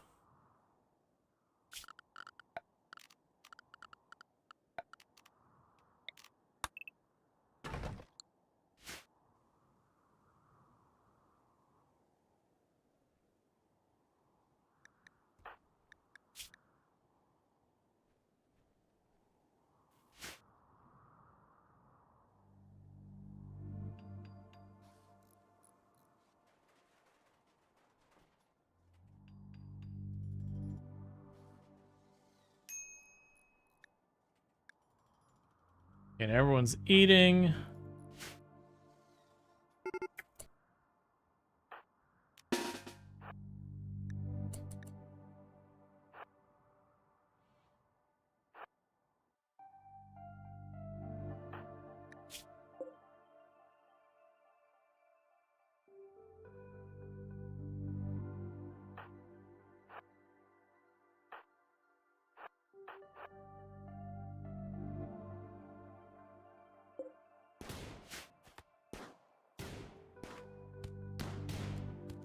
Okay, solid hits right on the opening.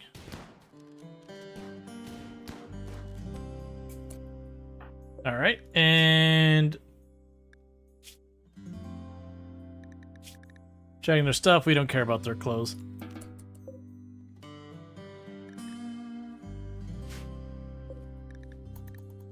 Okay, and how are you doing?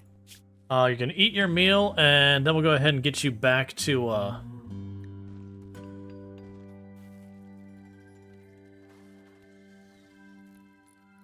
continue to working on that sculpture.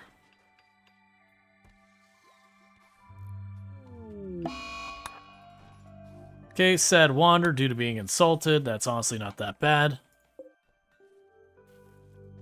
Because with a tortured artist having a creative inspiration, we should be able to get probably a masterwork out of this. Like I said, I know there's somewhere here you could actually check to see how much longer they had on the inspiration. I just don't remember where. I don't think it's associated with the catharsis.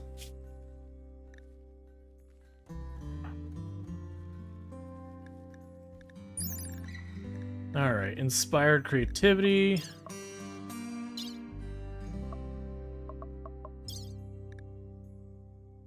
I'm probably overlooking, I always do. Oh, 4.9 days. Yes, we got 5 days left till their inspired creativity wears off. So we're just trying to prioritize knocking this art out real fast. And by real fast, I mean not at all fast.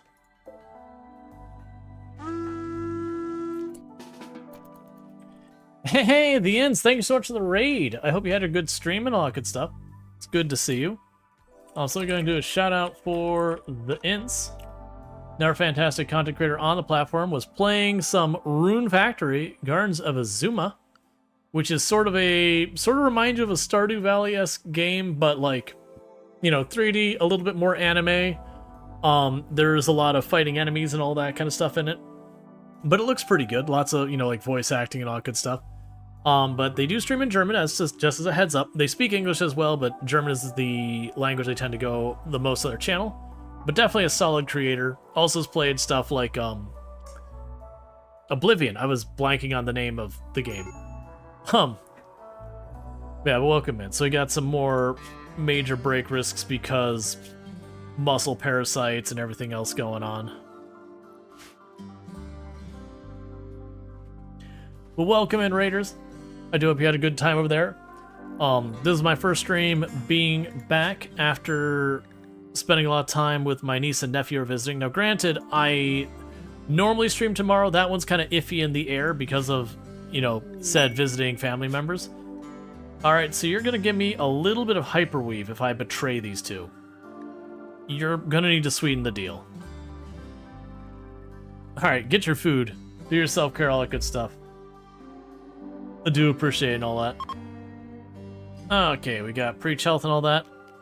So we're going to go ahead and try to convert them more. Just to practice in social. JD is absolutely miserable because they have muscle parasites and they're a tortured artist.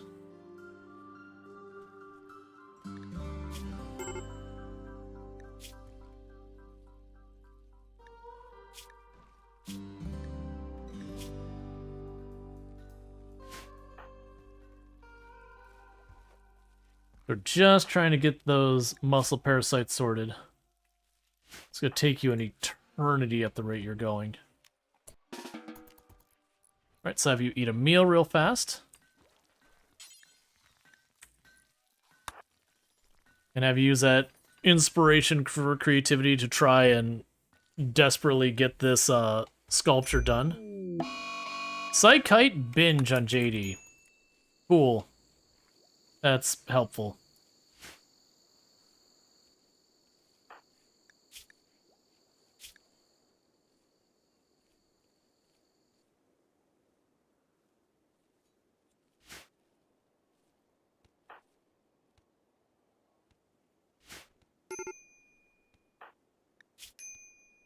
So we are high on Psychite and we are high on Smoke Leaf simultaneously with muscle parasites. That's excellent. That's really going to be doing good stuff for them.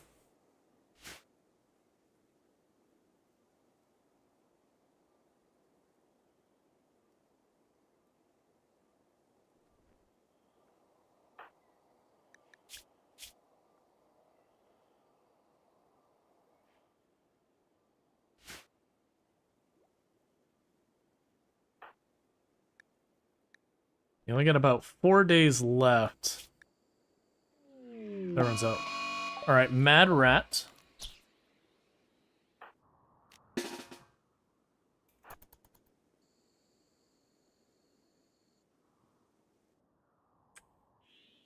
So we'll deal with that really quick.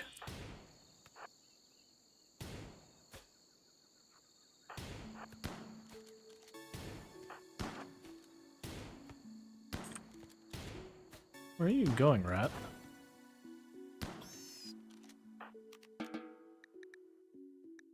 Okay.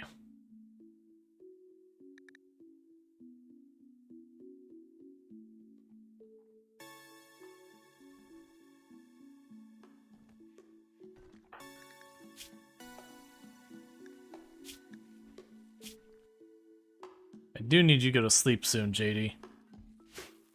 So at least have a chance of maybe tomorrow getting some other stuff done. Yeah, no, it's a good elephant herd. Mad monkey.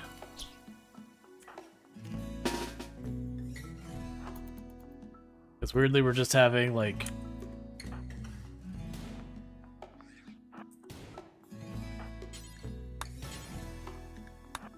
back-to-back, like, minor threats one by one. That's fine. JD, man, I don't have much time for you to do your art. I need you to stop having a mood break.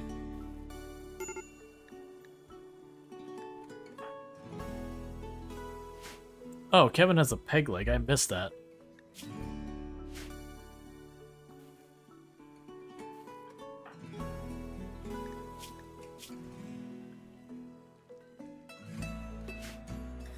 All right.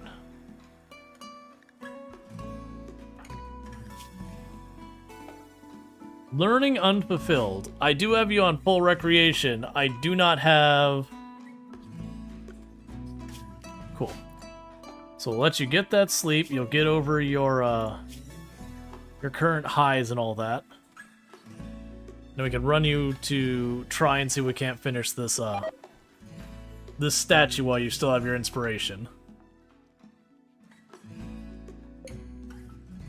Oh, we're starting to get the slate done, which is good news. We're going to wait to do anything with the slate until they've got this fully enclosed as best we can. We can also do... start switching the furniture over, other than the bed, to be slate. Part of the reason I want to do that is so that way, you know, if we have any fire issues, the less flammable things there are, the less we gotta worry about it.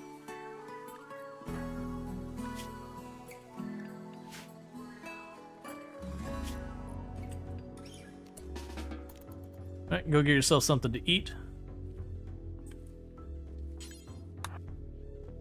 Eat the food.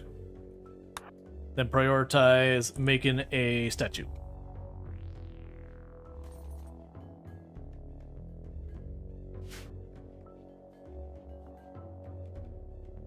JD is also the one who should be dealing with all these crops and all that. Kevin's just filling in because I'm trying to cash in this inspired creativity, which is something I normally never worry about. But if I'm going to have a tortured artist, I might as well take advantage of it.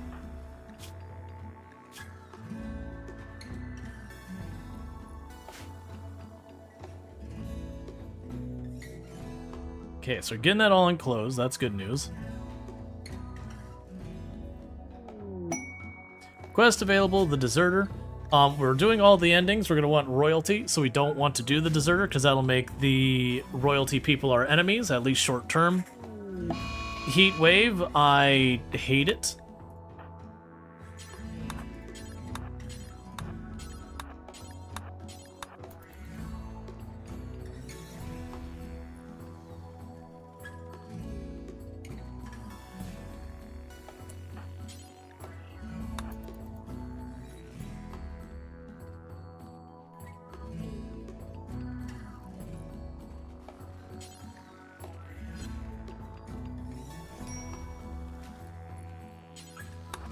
Okay, and just having them prioritize refilling these passive coolers.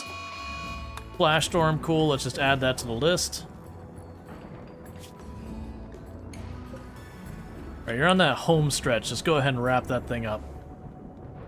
Or take a break from it because your needs got bad enough, that's fine too. You've got 2 days and you're almost done. Kevin is starting to get heat stroke. We have had him out there just cutting down all the trees ever.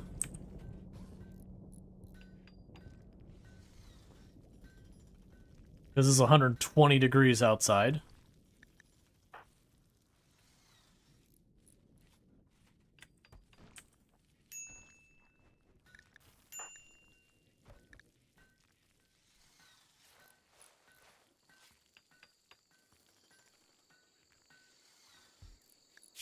Why is it the 30% tend?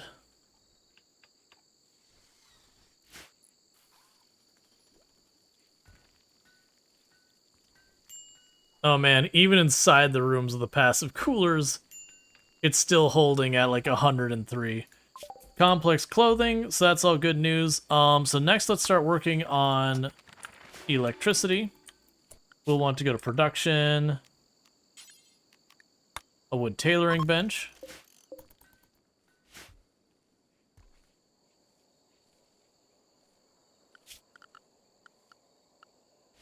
I guess I'll build a second passive cooler here.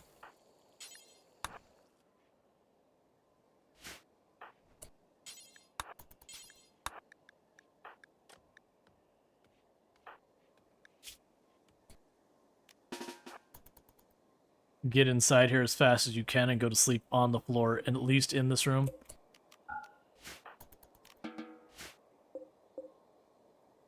Okay, so I do have 2 passive coolers desperately trying to keep this room's temperature down.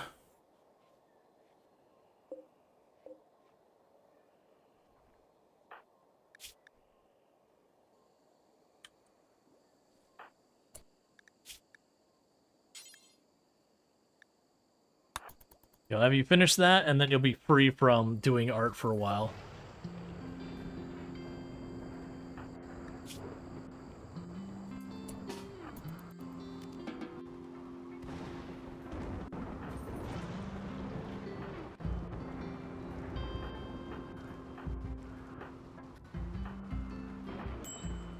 So everyone's doing okay for the moment. Alright. A masterwork of mortal image, which is our ideology thing.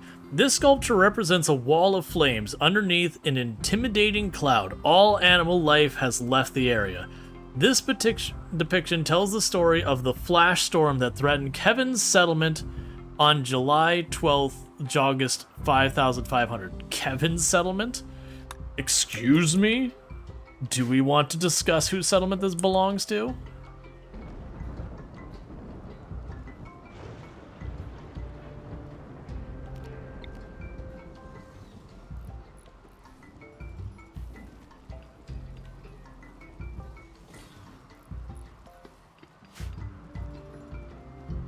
Okay, what'd you get made out of? Sandstone looks like.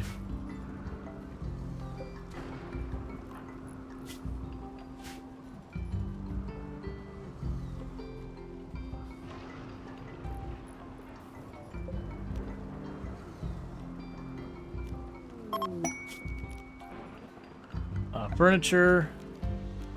We'll go ahead and, even though it's not as good from a comfort standpoint, make a sandstone bed. Adorable Mega Sloth.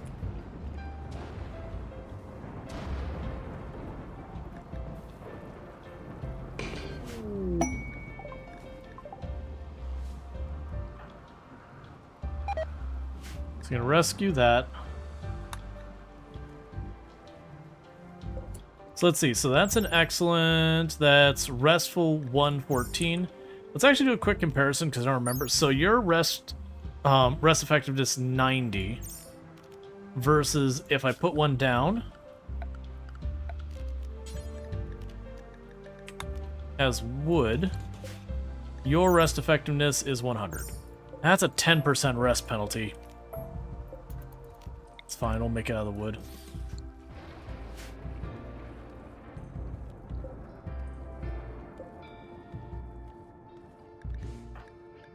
Okay, anyone serious? You're at minor, but when they go in to eat, it should be fine.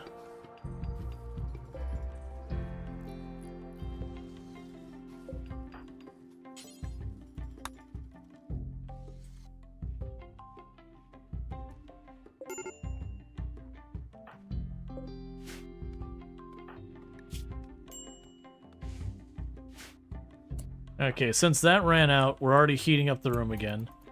So JD, cut down those. Hey, Red Hawk Black Sheep, thank you so much for the raid. How was your stream and all that good stuff? Love to know how it's going, all that stuff. Let me go ahead and get you a shout out. Those who don't know, Red Hawk Black Sheep is our fantastic content creator. Been playing some Magic of the Gathering, so if you like that, you can find that over there. Welcome in, Raiders. I am Rual Storge. We play a variety of games here on Twitch. I am most known from exploits of Project Zombie, where I used to hold a world record. That said, that record has been beaten, but I am a variety streamer, play a whole variety of games, and today we're playing some RimWorld on the new 1.6 unstable build, and all that good stuff. The colony's faring well. We did take a pretty early death, which was not great. Malaria doing malaria things. Literally overlapping malaria and muscle parasites because the game just said, hey, what if I flipped you the middle finger? And it's like, cool game, thanks, I really appreciate it. Really supporting me in the cause here.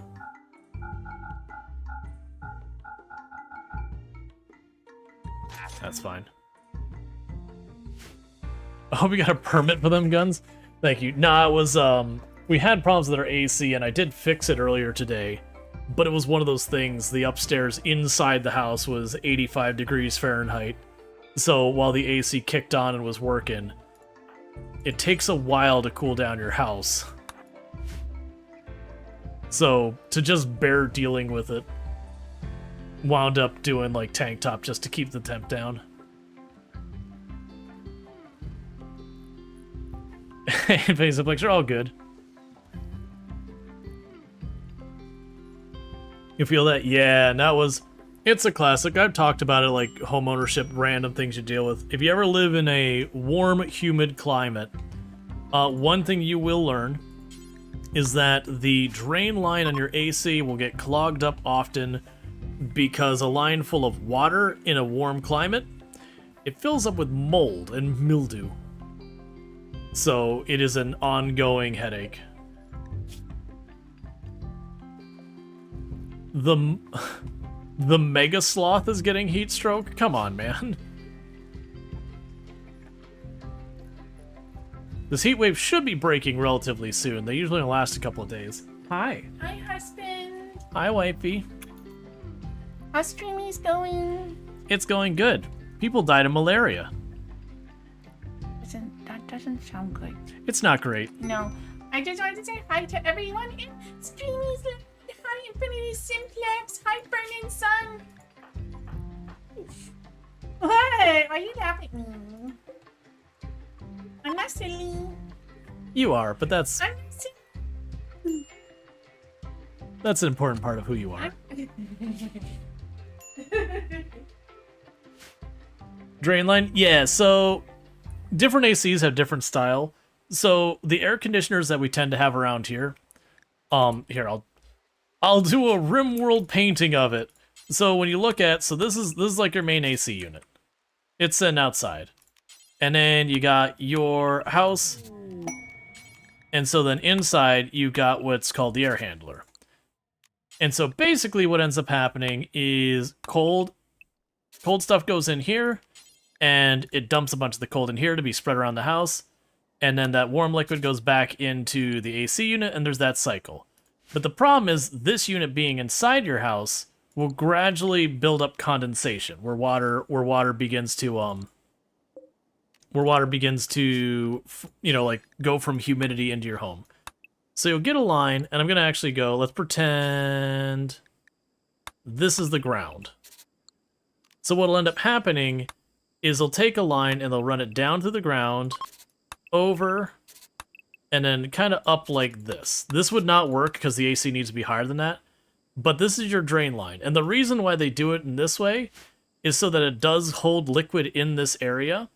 And the reason you want that is because otherwise all the little bugs and insects go, hey, here is a highway directly into your home.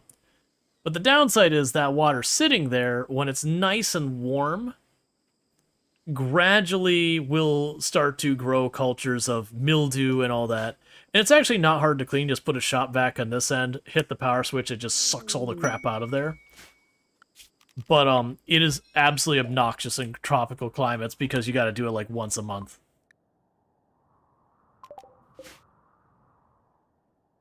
People eat potatoes, plant crops, and die of malaria. Just RimWorld things. Yep, I don't care about the betrayal. They offered me like a tiny bit of hyperweave. Yeah, it sounds not great. Yeah, it's the catch is if you don't have the drain, like if you had the drain line just go out and down, so it didn't have that catch, the bugs would go up inside your air conditioning and be blasted out to your house, which sounds awful. And that's one of the, I think that's considered central air when you have it set up like that, where there's a handler inside your house and then the actual AC unit that's doing the heating and the cooling. Because basically it's trading hot and cold outside. So it's dumping all the heat outside and then, you know, doing, I can't remember the process. Was it induction? No, it's not induction. But it makes the liquid cold and it pushes the liquid inside, and it's doing the reverse where you've got basically a radiator that you're blowing a fan through that's really cold, and it's the condensation builds up on that radiator there. That's it. You should have a second overflow line, often dripping in front of a window, that you'd see the overflow happening if your main is clogged. So compression, I don't think so. Yeah, so if we actually look at the AC unit itself, this is the indoor part. So we got our indoor part here. And the way it looks like on my house, so this is the drain line that, you know, goes into the wall, it goes out to the outside. Overcomplicated because it's on a second floor or whatever. So you've got that. But there's also a second spigot here. And right here, there's a sensor right around there.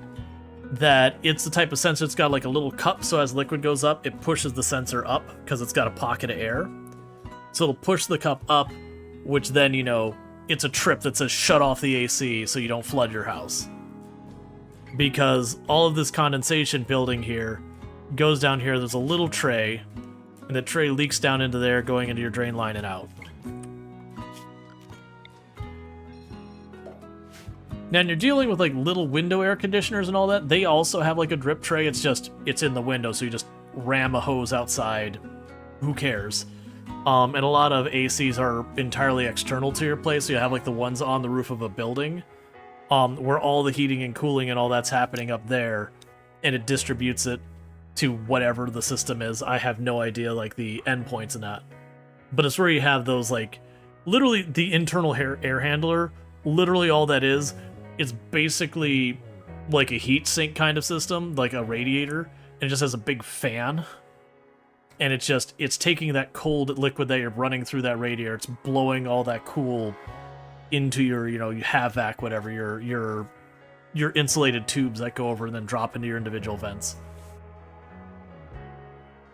But it's a pain, because if that mildew manages to establish itself, you have to clear it out. Which that's just, you put white vinegar down the line, or bleach. White vinegar is the preferred, it's less harmful to other things.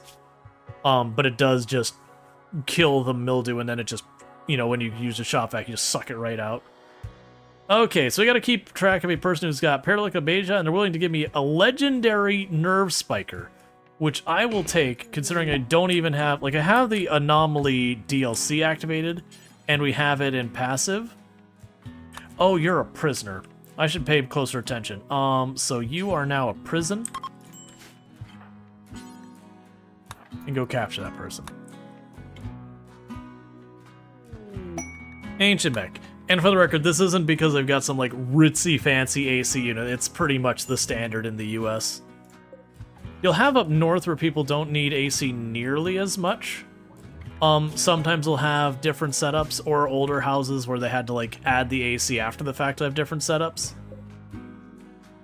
Okay, so don't refuel that. Don't refuel that. Don't refuel that. Don't refuel that.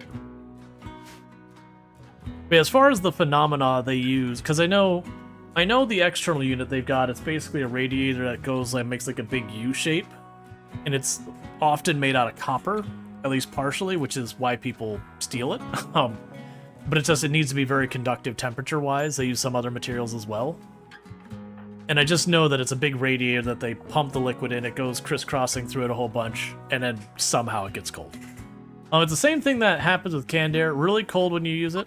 Oh, I see what you're saying. So they compress. I see. So they compress it, and then when it decompresses, it gets it cold again. Right. That makes sense. Because I never looked into how it worked, but I do remember people mentioning there was a compressor in there, and my brain should have put those together. Yeah, you're right. So it is compression. I didn't think about the decompression phenomena, because I've done the thing when you turn an air can upside down and you spray it, and it gets real cold. That's what they call the outdoor unit compressor, right? And I have a compressor and it has heat pipe, which is just heat pipe's just a fancy term for it's got a metal pipe and heat. Yeah, heat pipe is the metal pipe that goes and puts the liquid, and heat pump is the thing that moves the liquid. Because yeah, we had to replace my AC unit because indoors, all those like things where it's just again basically glorified radiator with a fan, those had gotten all corroded and they kept patchworking them because of how much damage. And the one person came and was like, he's like, I'll try it one more time. I don't know if this is even gonna hold for you. And then when it started leaking again, I got someone to replace it. It is just old. It had been in the house for a long time. Alright, so I got a ritual coming soon. Do those. But yeah, it's a whole mess. Homeownership is just going through a series of fixing things. A series of fixing things that you never catch up on.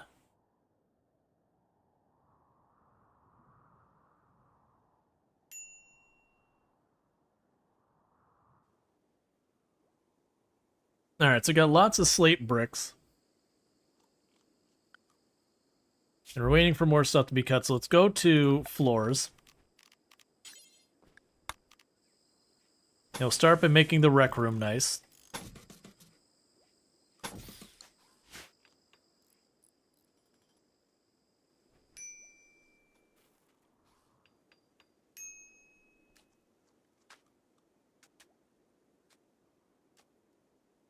I'm cosplaying as my gaming chair, how meta? Yeah. Something they don't tell homeowners too is that ants love electricity and can short circuit bits in your AC if you don't have the protection in place to keep them out. Yeah, so I've not had that problem here, but my parents had that. So for those who don't know, in a lot of ACs, they have the thing that engages and disengages the power. Like when it turns to cycle on to run for a while and then it cycles off. That's usually a magnetic switch. So if it puts a charge, the magnet closes, it runs for a while and then it kills. But what ends up happening is the ants are just drawn to that voltage.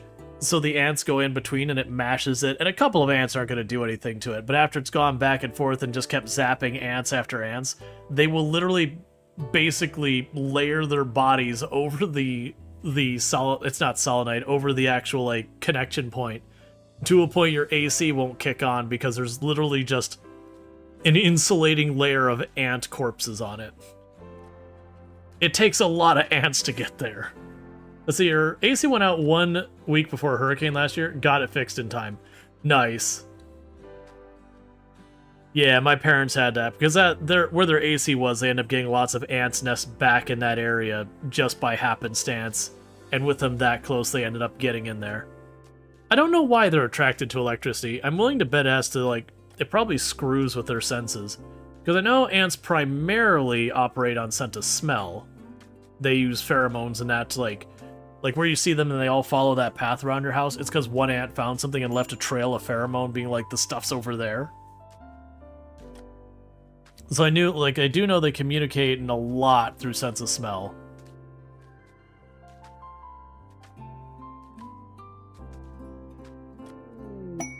Alright, so they're having a party. And by that, it's just Donkey Duff and Senju Cookie, just the two of them. You're ravenously hungry, you're in serious pain, you are tired, you ate raw food. You've still got your muscle parasites. Granted, you're at least getting close to done with those. But yeah, there's lots of little things that happen in households that you just don't realize are normal problems. It's worth taking the time to check the seals around your toilets and sinks and all that. It could be one of those things that are deceptively bad, you get a little bit of a seal break underneath your toilet, and then water gets underneath it, or you get a leak or whatever. And That's awful. Did you hear about the experiment where they put dead ant pheromone on an ant, and the other ants put him in the graveyard room until the pheromone wore off, and he just lay there and guess I'm dead style? Yeah, it's like, well, apparently I died. This is not how I expected this to feel. Yeah, that wouldn't surprise me. Like, you look at so many animals and how they operate, that you just kind of short-circuit the process in any way, and it can be wild, some of the stuff that happens with it. Like, I think it was turtles. They navigate using the light from the moon. And so, as an experiment, they've gone and they've used, like, a light to redirect and move a turtle around. That's actually a big problem we have with sea turtles, is they'll go to shore to nest and then the eggs will hatch. And if you've got, like, street lights behind it, if the street lights are brighter to the turtles than the moon, they'll turn the wrong way and they'll go inland, which that means they die. So it's a whole thing now that they're required to have the lights, like, nearby turtle nesting areas be a different color so that the turtles don't confuse them.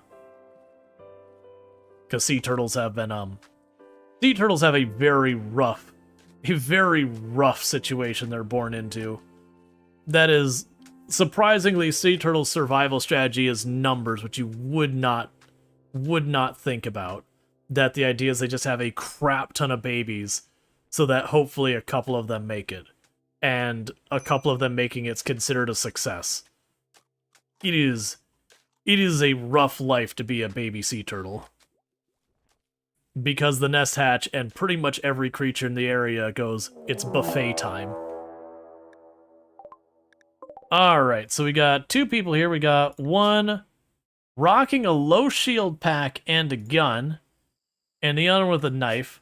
The one of the melee is terrifying, and the one of the gun is respectably dangerous in their own right.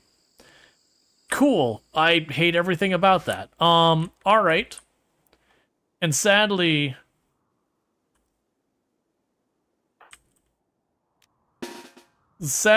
we're just gonna deal. Was that attacks immediately? It is.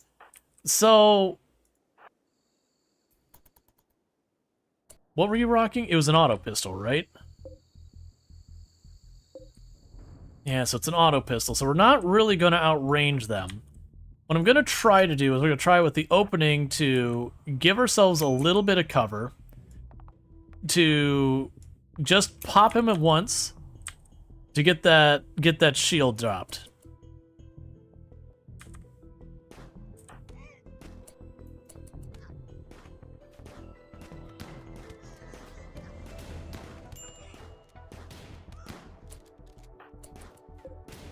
Or maybe we'll get lucky and okay, so we dropped you right in the opening. Okay. Shield is popped, let's back off. So, minor torso hit, significant right arm hit. So the plan now is we wait till you get up here.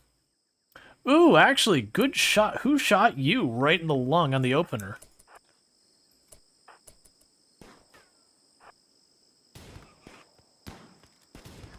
Nicely done.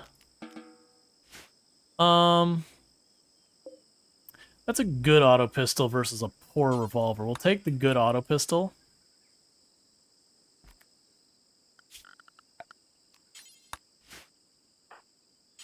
And you haul the revolver back, because I'll probably want that. Okay. Is there a stretch of the US 1 in the Northern Keys where they have to keep red and amber lights on the exterior buildings lighting? Like houses, businesses, because the area is turtle breeding area? Yeah, we actually have that farther up north, too. Kind of like the south end of Central Florida, they've got a lot of turtle nesting areas along the beaches there that also do that. Like, oh, what the crap's the name of that city? Palm Bay, I think, is the one that's like right, it's like right on the southern edge of Brevard County. I can't actually remember what side of that county line it's on, but it's over there. Is US 1 a highway? Yes, US 1 is a highway that goes up almost the entire length of the United States on the East Coast. It goes from Key West, which is like on the island south of Florida. I can't remember if it goes up to Maine or New York or something like that. It used to be like the main road going up and down. Now we got a Interstate 95 is like the bigger highway that goes most of the way up. Yeah, to Maine. Yeah.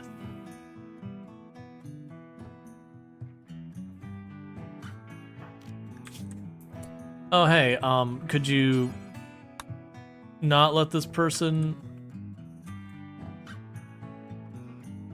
Oh, right. Here, let's... For the moment, let's go furniture.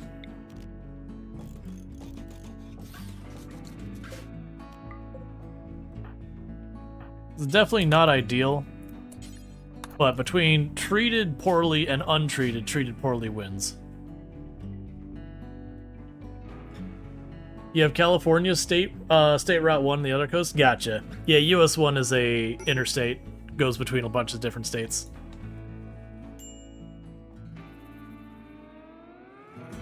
And one of the other old roads that went on there was Old Dixie Highway. Which nowadays, because how much has changed over the years, you'll have like a little area of Old Dixie and then another little area of Old Dixie.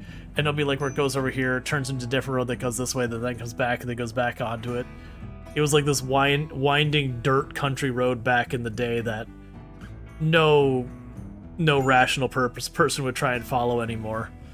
Because it was not made with automobiles in mind. It was like a trade road. And then there's a bunch of roads named after it that aren't part of it as well, just to complicate things farther.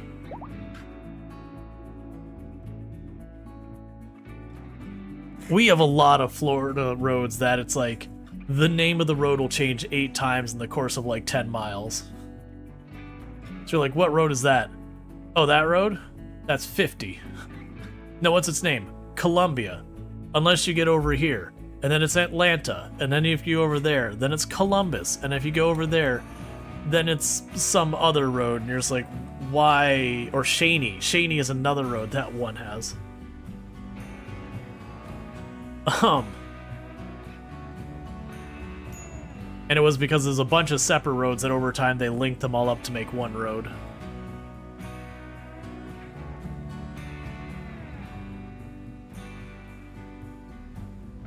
Or was that 405?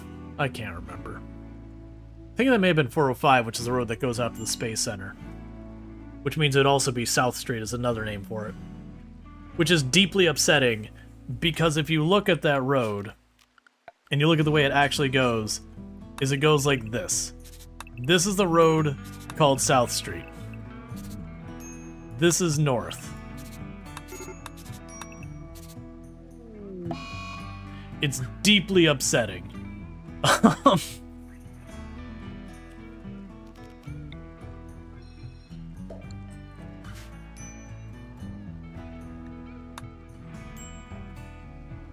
Should call it East Street, because it all goes out to the east.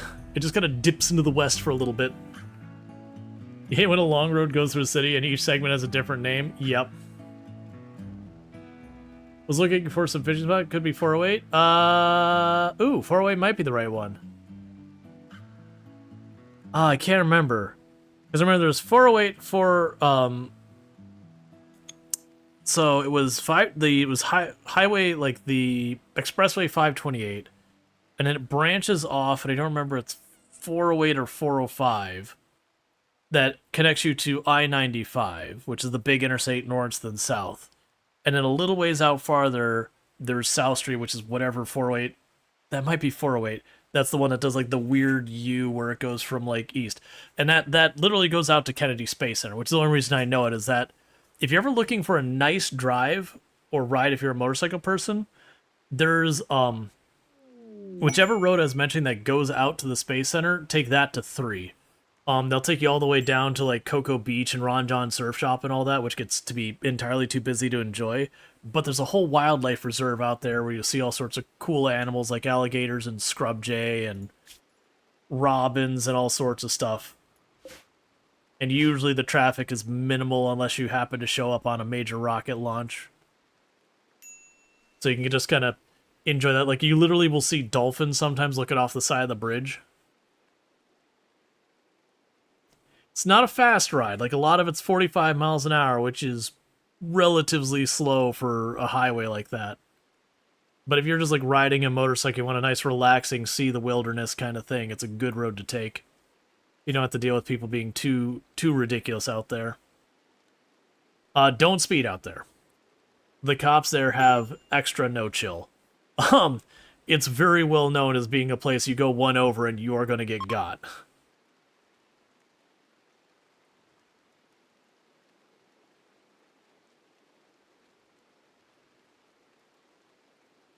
Okay, we're still cutting a bunch of brick and all that. We got all the slate down here. I got some slate left over. Part of me's tempted to... Shamblers approaching. Just 2 of them. We are dealing with foggy rain that isn't my favorite.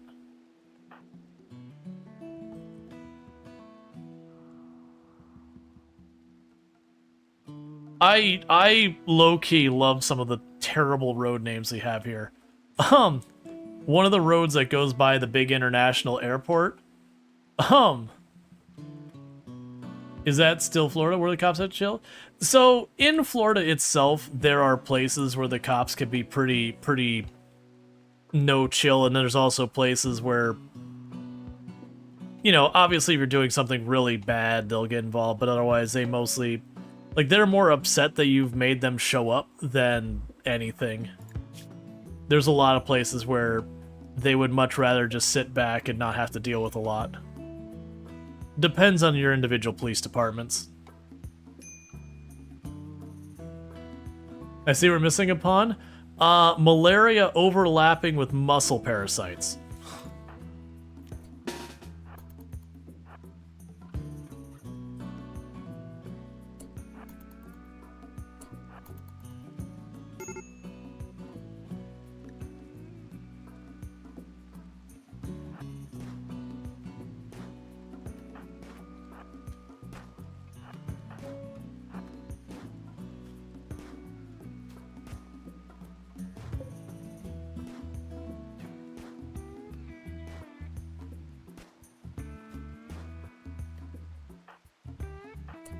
Yeah, same gun. I'm not entirely sure why one of you is able to shoot and the other one isn't with the same exact gun.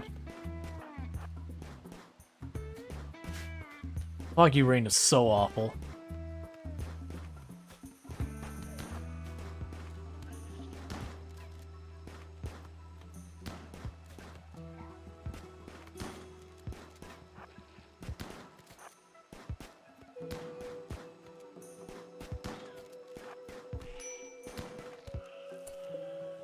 Okay, so you took 1 hit.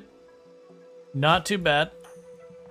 Let's deal with your friend, because we could get a shard out of it. We could get some bioferrite. I'd rather address them on my terms than theirs.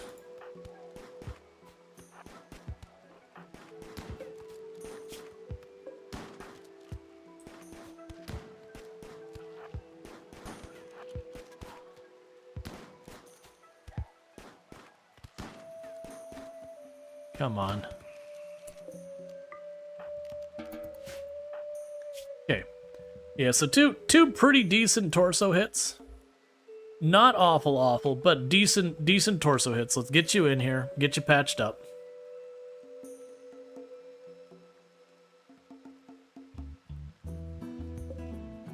Okay, and who is the other one pretending to be a doctor? Tend to Bassett first. Colonist gets priority.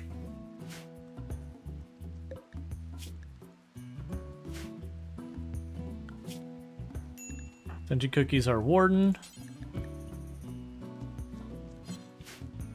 Our food is basically gone, which has caught me by surprise.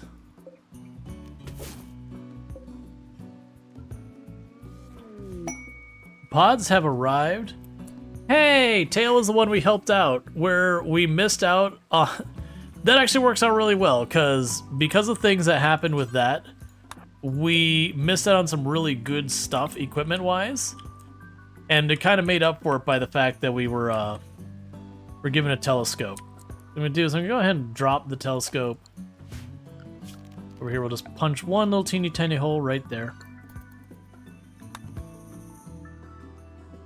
And now we can put that telescope to use to help with the moods.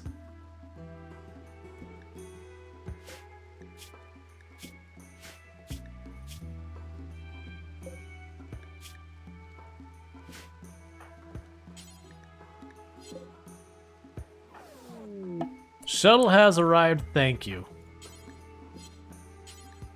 Get this person out of here before they starve.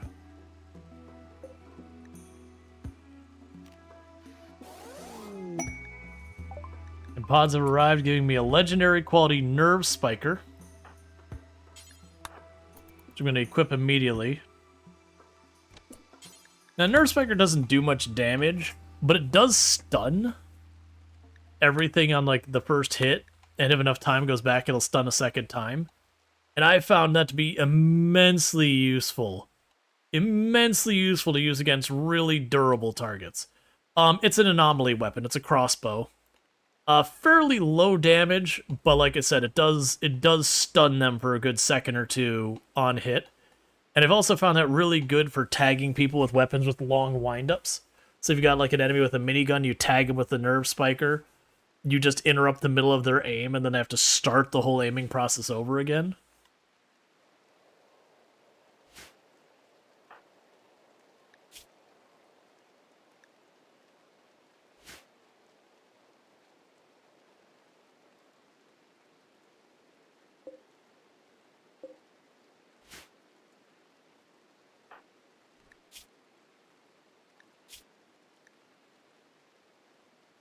So close to being out of your muscle parasites. Meanwhile, you're no longer a prison.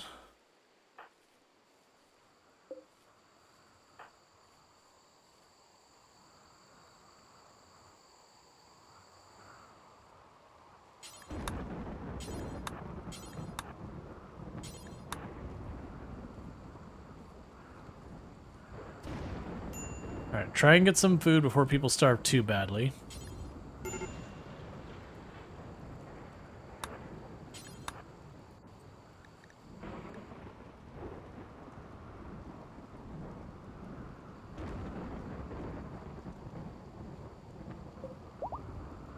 So those will grow soon.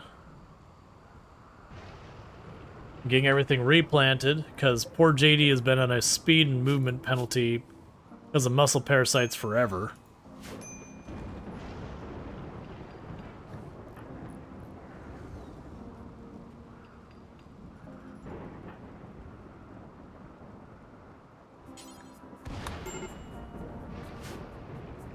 Okay, we want to hold this door open.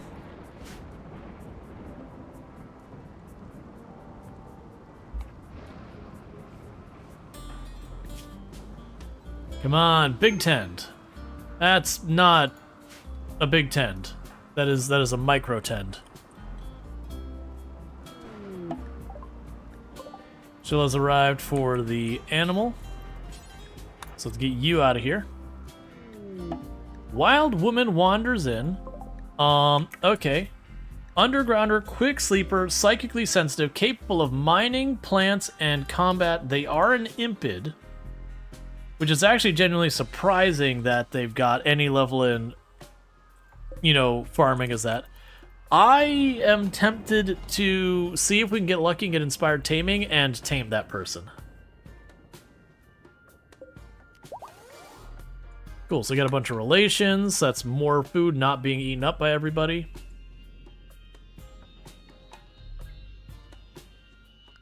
Okay, we can go orders. Got food poisoning. Don't love to see it. Cut down some trees.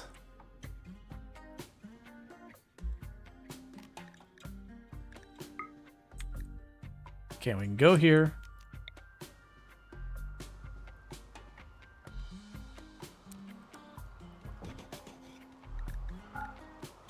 Now let us put the telescope right in there for another form of recreation.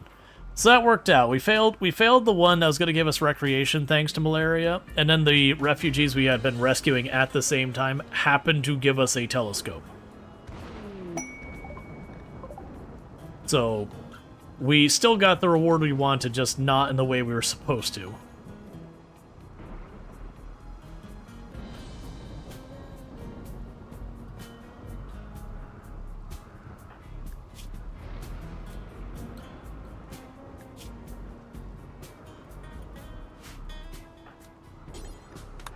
Okay, so we're gonna trade with them. What's your problem? Food poisoning. Love it. But not really. Okay. So you've got some good stuff here. We can get a book that'll give us medicine and crafting. And noble apparel. We don't have the money for it. And I don't have anything they really want that I'm willing to give up. But I do really like in this game books. Books have honestly been one of my favorite additions to RimWorld. Just as an alternate way to do research and all that. Like, we've done runs in the past where I wasn't allowed to build a research bench. I had to use the books. Which is kind of fun and interesting, even though it was incredibly slow and difficult to get any meaningful progress.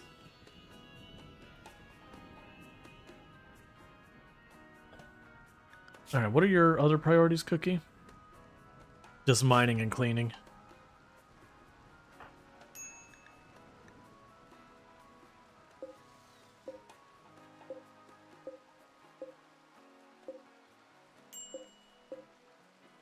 Starvation.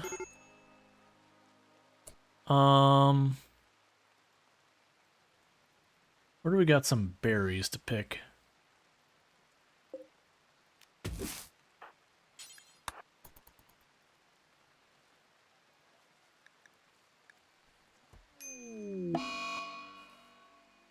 Well, you had a break from being ravenously hungry immediately after harvesting something.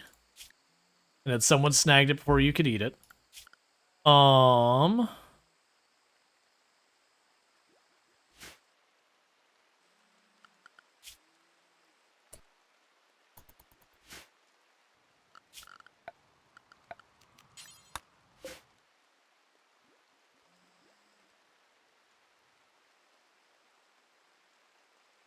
Yeah, so we got some panthers and all around. It's still rain, which is not my favorite.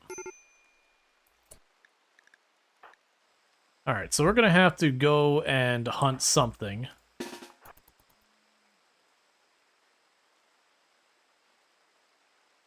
Alright, so I was tempted to poke the elephants to drag them in here if they all went mad.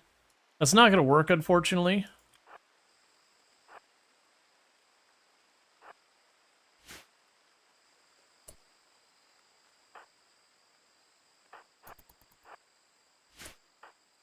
Okay, let's get close enough. Get Baset in position.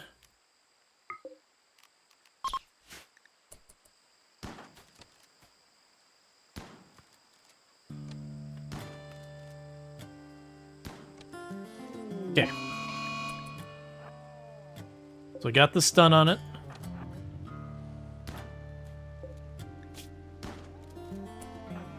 Done and done.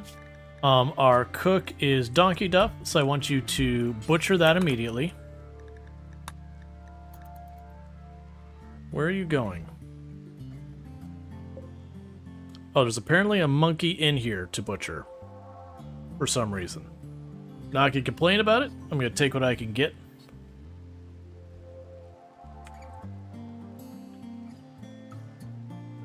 That should give us a little bit of food to stave off starvation till we have all our crop come up.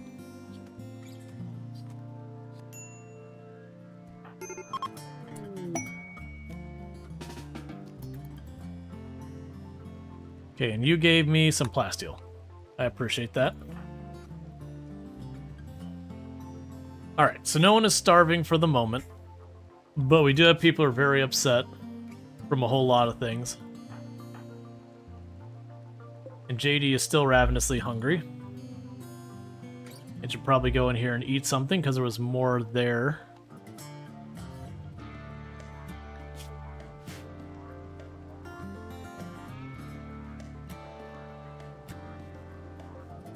There we go, you're getting your food.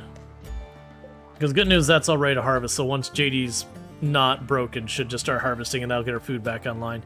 The big problem is I don't have wood going on here, because JD was dealing with lots of problems for a while there, and he's the one cutting things, so I've been splitting his attention between trying to grow stuff and I need to cut some trees down. I probably should just have someone else do it for a minute. Apparently more animals out here. I totally forgot you're up there.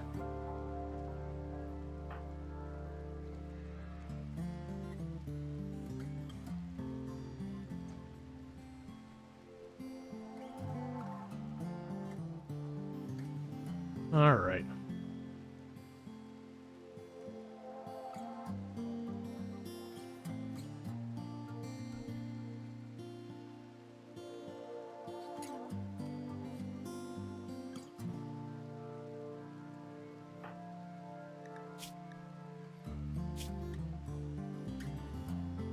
Yeah, because you still get 39% till you're finally over those muscle parasites, then they should stop having nearly as many breaks.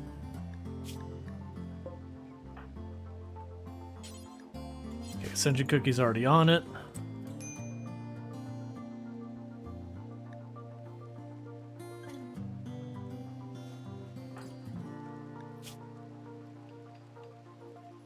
So close. 12% more, and then that'll be sorted.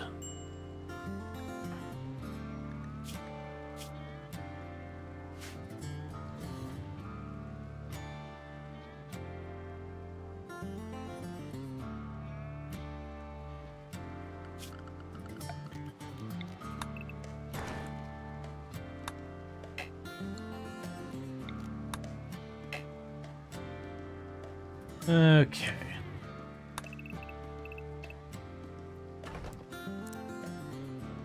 A lot of this stuff doesn't matter. Like, isn't worth your time usually to do.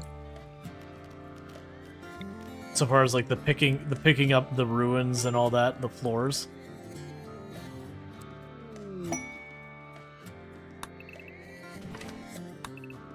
I mean, it's laying there. Okay. So with that, you're going to get back up here soon. And then we can pull up all this rice that's ready to harvest. There's going to be some potatoes raised soon, a bunch of strawberries. So we should be in that phase where a bunch of food is all coming in at once. We'll probably need to have you hop off for a moment to deal with some of this trees to get the fire back up and running. And hopefully someday get that tailoring bench built. Now it's been too big of a thing. We've been getting our materials in here. A shining building. You're willing to give me another nerve spiker. The downside is the nerve spikers aren't worth stacking. If I hit the same target with two different nerve spikers, I don't get two different stuns. And they just don't do a lot of damage. So it is one of those things, unless you have a huge group, you probably just want one. Once you start getting to late game where you might have attacks of 20, 30 enemies, you know, consistently, then there's a bit more argument to be made for having two, because the chance of them hitting the same target aren't that high.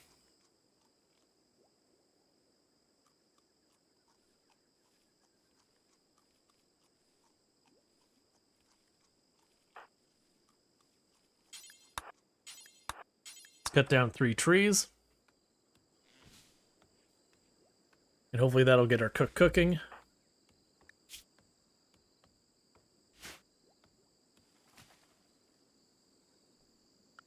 Alright, let's go in here and go floors, slate. And have them start planning to put the flooring in the kitchen. Now, one of the changes with 1.6 is they did make it so if you have the research bench not in a research room or a lab or whatever they call it, then you do take a penalty on your research speed. I think it was like 10%. So it's not huge, but it's definitely relevant. Hello there. Hey, Bentley, how's it going?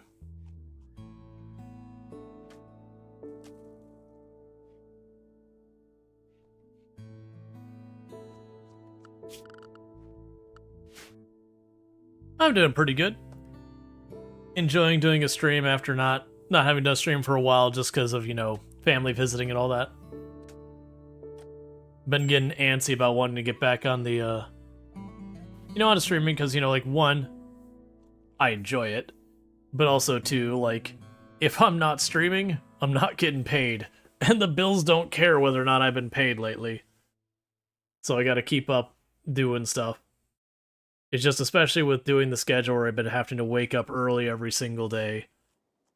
You know, my normal streaming hours are very not compatible for more than, like, one day at a time.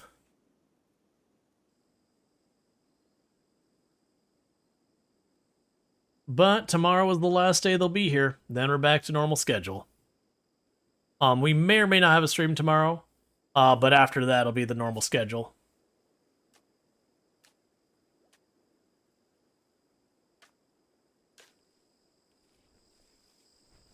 Yeah, so we get a bunch of different furs and leathers and all that.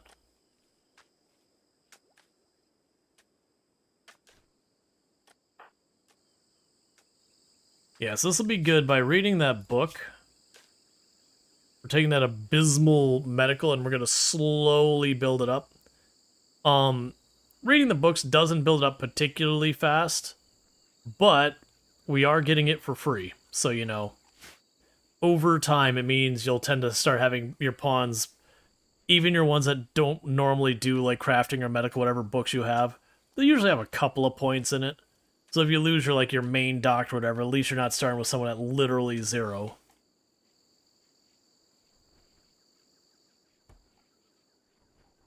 They also rec type? Yep. So it also does give you yet another rec type. We're actually doing pretty good. I've got 1, 2, 3, 4, plus like the what is it, like solitary and social. So you should have a good like 5 or 6 rec types at this point, which is more than enough to keep your rec handled all the way into late game. Alright, let's see those muscle parasites pop off. You only gotta have a 10 to 12%. 12%. 13 was exactly 1% more than I needed. So we're finally past those muscle parasites. Now, we definitely want to recruit someone, because we got walloped by muscle parasites and malaria simultaneously when we didn't have, like, we're still very early game and didn't have any good medicine. Transport pod crash web. They are a tough pessimist who is an extremely good doctor, good at melee, and good social. So pessimist isn't my favorite, but genuinely, right now, with what we're dealing with, congratulations, you qualify at the very high mark of good enough.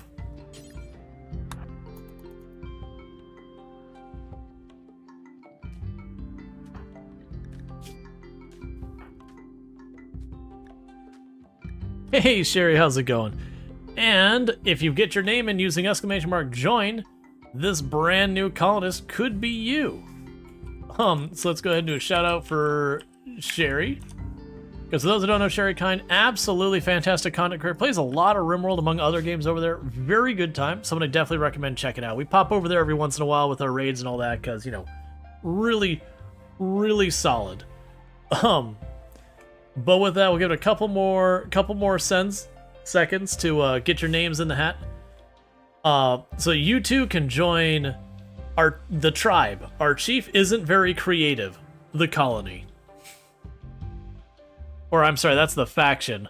The colony is, why is this basically Florida? Alright, and we are drawing for Stop Todd joining the colony.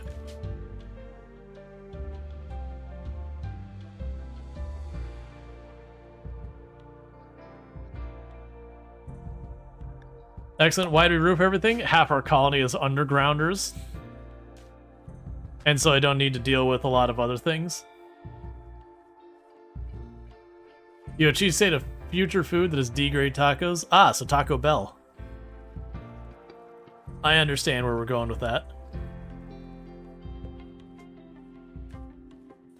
Plus, we're still dealing with a lot of wood construction, so that'll prevent the spread of fire a great deal.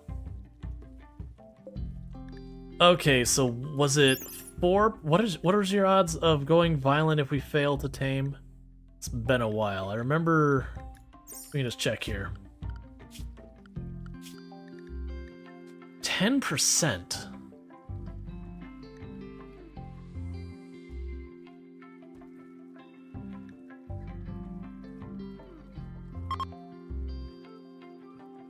All right, they're right in the middle of our colony.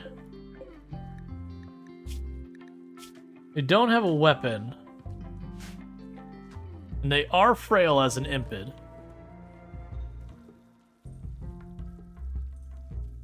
Had Arby's after the ER trip?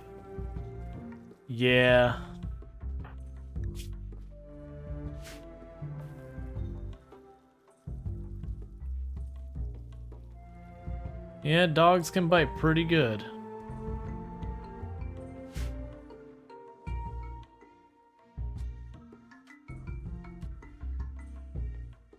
Who is our handler, by the way? Ah, we don't have a dedicated handler. Alright, well, JD, you are now our handler, as if you didn't have enough responsibilities as is. Because we can get this person recruited. That'll be good. In the meantime, let's start working on bothering Stop Todd about their ideology while they're resting there, paralyzed, incapable of leaving the argument. So we're definitely the person who goes into the paralyzed person and be like, let me just talk about my religion to you constantly. And just being like, could you not? I'd rather you not. In all fairness, like most dog bites, it was mainly your fault. Yeah. Yeah, it's easy for you know, to get your hands where they ought not be with dogs, especially when they're fighting each other.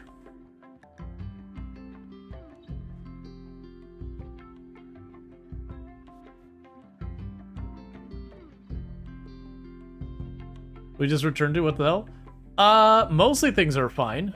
We're just building the colony. We did lose someone to a wombo combo, malaria, and muscle parasite. Okay. A masterwork great bow and an incinerator for an unknown threat. How far away? Just literally down the highway. For an unknown threat. Human revenge because Tame failed.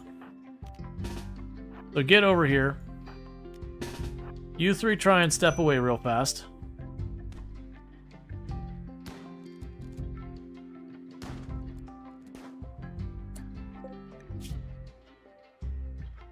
Well, I gave you a chance. You die now.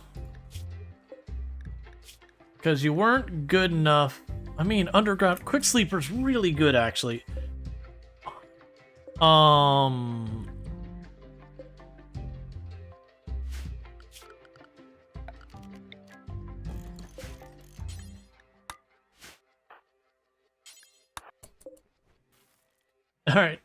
Hey, PST4, how's it going? On your 30 stream streak, I really do appreciate it.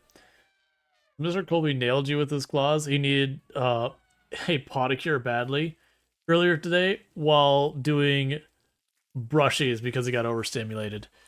Yeah. Were you sentient cookie? I'd really like you to patch this person up before they bleed out of their everything.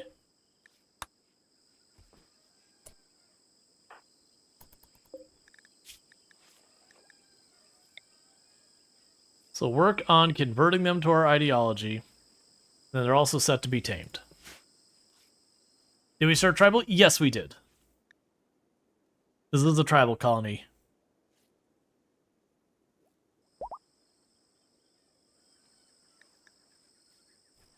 So I am thinking, never mind. So we got 2 impids. An okay shot and an okay shot. Both with bows. JD took some bruises, but otherwise it's fine. Those attacks immediately? No, they're going to prepare.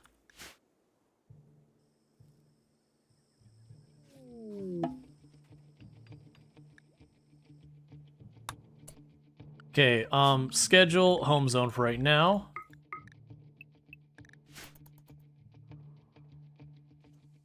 So it's 2 impids who are ranged. So the downside is, if I get in range with Beset, they'll probably breathe fire on Beset.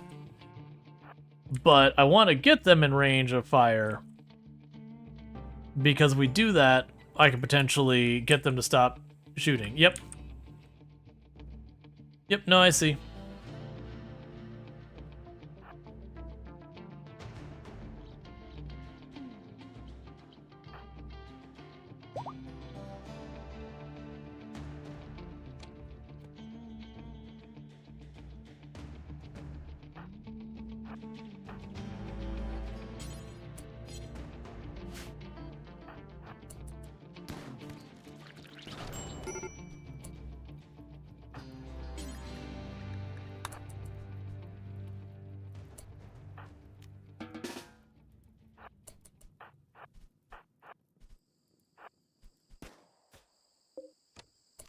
Oh, please close that door.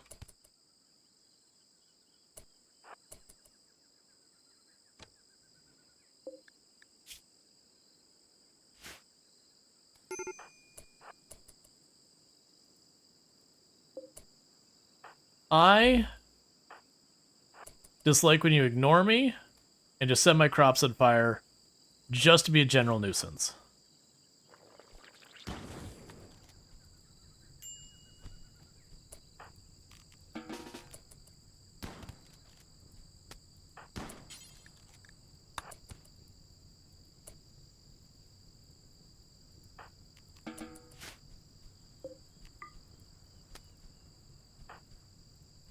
Stop running, Cookie. People are trying to help you.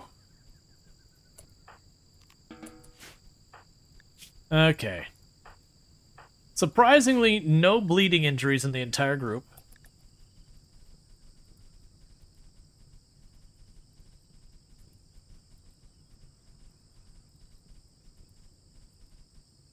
You know, get this fire put out real quick.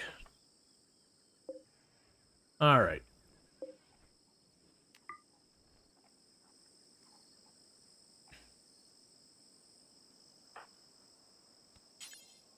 Please tend to the cookie.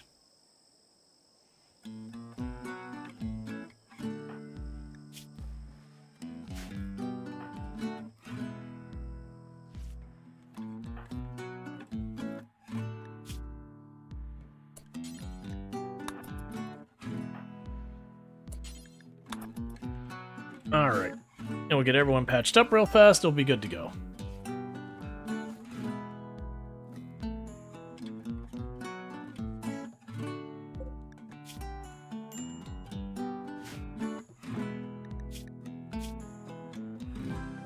The good news is usually those birds don't do much damage as far as numbers, so you usually heal over them pretty quickly.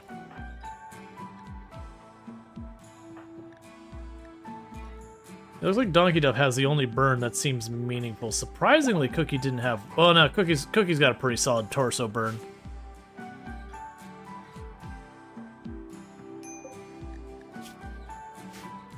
Alright, starvation on stop, Todd. Let's feed them real quick.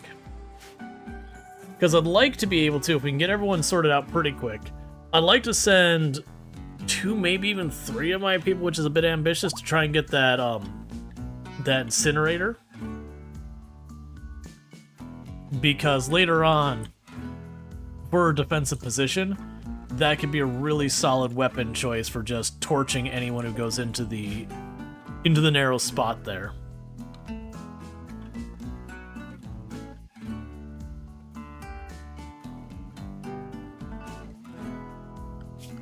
And then more than likely the person staying behind would probably need to be JD2V0.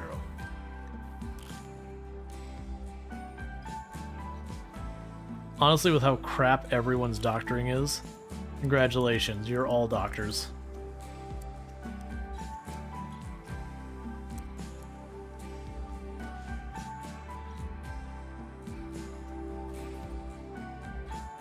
Let's see. Don't worry about art there.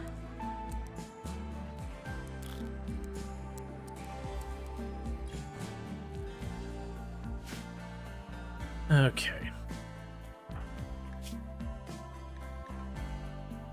Alright, so Cookie's about to be back in action. Hey! That actually didn't take as long as I thought it would. Alright, so we got our new colonist, who is our impet, who will be Lilypad.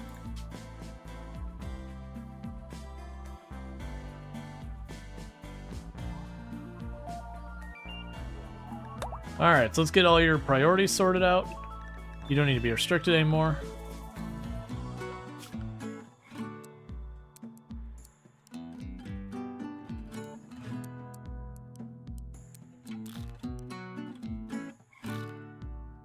Go with that. You do this. Okay, we can assign you to hunting on here. You can also grow and mine stuff. So the big thing right now I have is I have no crafter.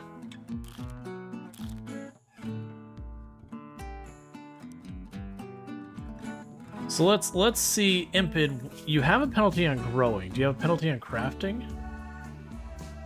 No. They are bad at melee, so we're definitely going to want you to shoot gun. So go ahead and give you the auto pistol. And meanwhile, for the moment, I'm going to deconstruct that. I had not expected them to recruit nearly that fast. And your ideology has got to go as soon as we can make it go.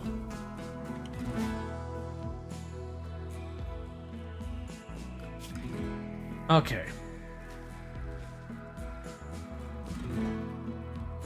Yeah, so we're gonna make you basically a really bad crafter for right now. This is what you're gonna do.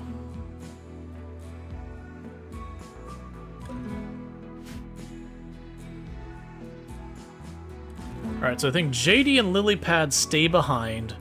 Sentient Cookie, Donkey Duff, and Basset are gonna run to try and get the goodies. Because an incinerator and a masterwork great bow is actually probably worth going. It does have an unknown threat, which is why I want to kind of overkill it with 3 people. I would love to take even more, but I don't think I can and keep food coming. So my hope here is we get all that online and all sorted.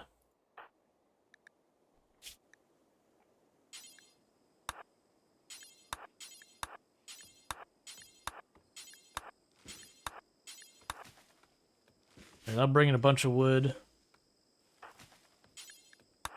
And immediately carry it out of the door since you managed to snipe perfectly putting the wood in the door to circumvent any defenses we might build here.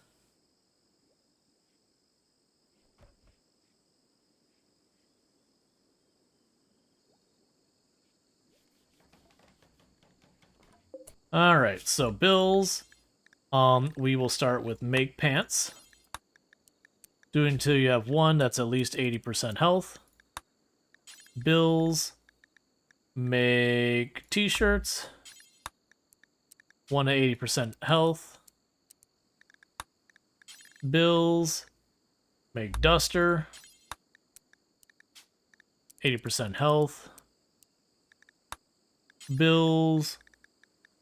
Bowler hats, which is not the ideal hat for the climate, but I like it, so I'm going to do it anyways. 80%. Face masks. 80%. What are we missing? Children's pants, for when a kid shows up here. This is going to happen inevitably. 80%. Shirt. 80%. Bowler hats give streamers 8+1 karma. Exactly. You know how this works. The parka, because there isn't a duster for children, and any insulation beats none. Okay, am I forgetting anything? No, I think we're good. Extreme break risk on you because of intense pain, 8 raw food, genetic pessimism, all these things.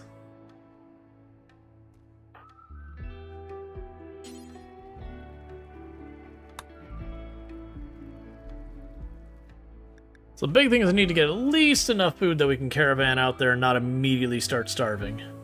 Oh good, we finally did get another bed made.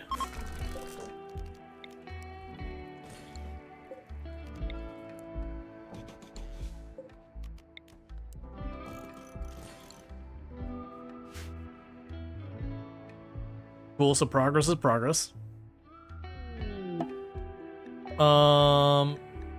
Yeah, that's not our main ideology. Mad Chinchilla.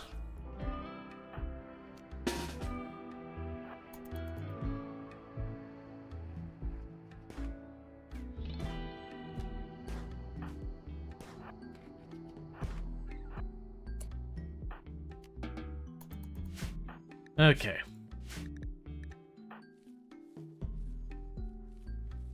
See why 2 end tables? Purely because I feel like it. It's not min-max. The moment, yeah. It's not a min-max thing. These don't help out. I mean, they do help out in, like, making the room a higher quality or whatever, but not in the sleeping aspect. It's not a strategic decision to put them there because I prefer it to be that way. Alright, so we got a shooter who's not particularly great, and then we got a person who's really solid with grenades. They are attacking immediately, so let's go schedule everyone to sign for home for a minute.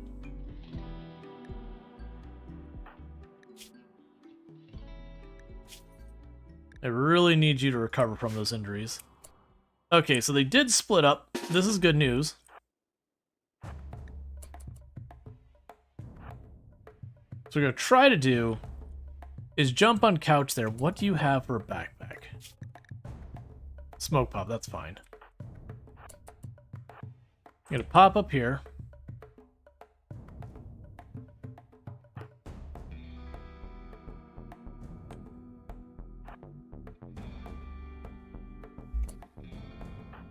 So let's go take the lead. Did you actually get hit? Of course you did.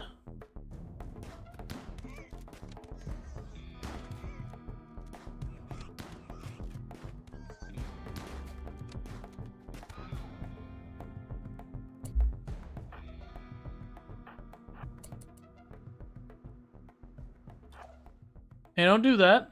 Oh, come on. He went for the telescope and one tapped it because it's a telescope.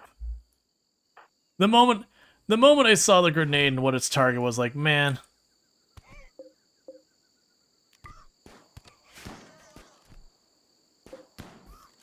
Well.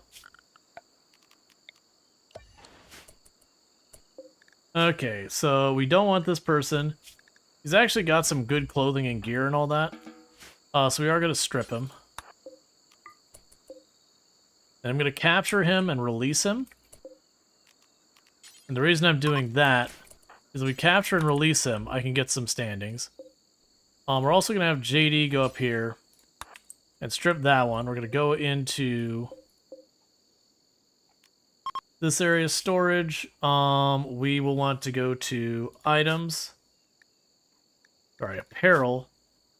Do not allow tainted. Do not allow tainted. Because that way we can get the smoke pack off of him.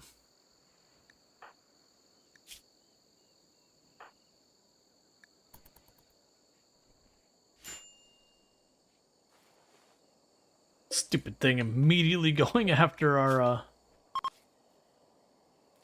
immediately going after our stuff.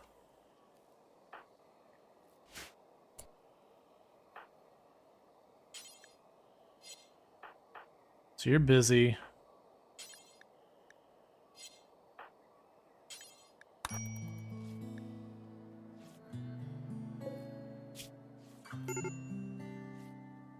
Yeah, we'll get you tended, that's fine. Okay, so when you're good, we'll release you.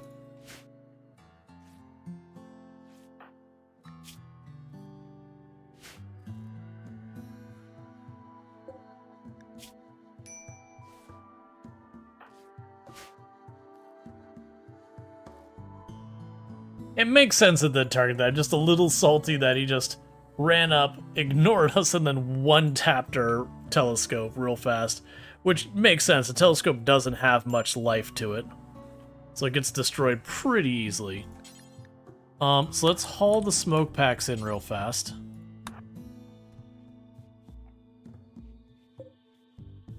Ooh, and let's also haul the flak pants in. And the auto gun. A major break risk, because again, you're in intense pain, you've got pessimism. You almost lost your arm.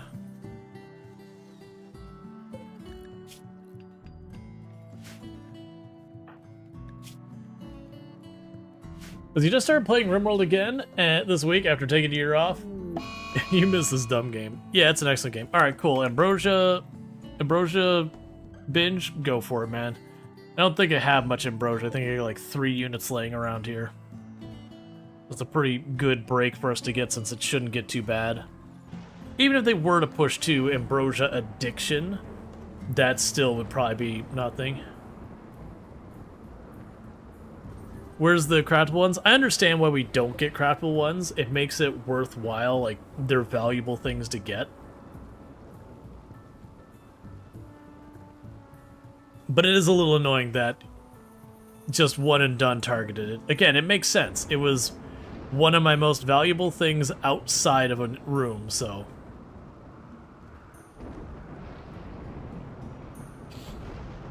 Yeah, no, there's a whole point system behind the scenes that you can get unlucky where you'll have multiple things that are a decent number of points. Because basically, the longer you go without an attack, there's a points building up gradually based on your wealth and time and yada yada. And they can accrue.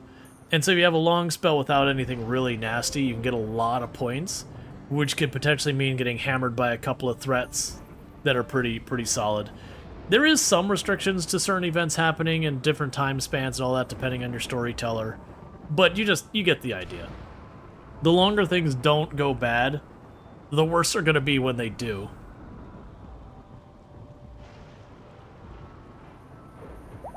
You forgot about wealth? Yep. That's one of the reasons I don't play on the hardest difficulties anymore like I used to.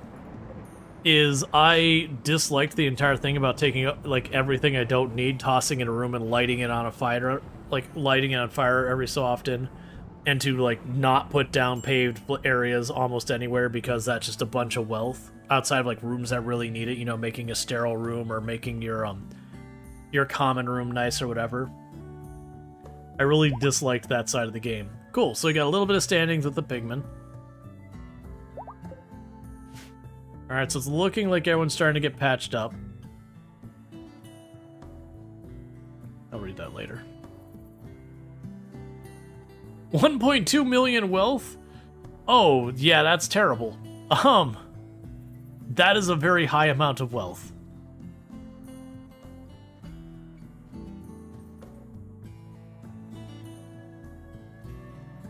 Yeah, 1.2 million with 8 pawns is not going to be an easy to manage situation. Unless you're really abusing some stuff.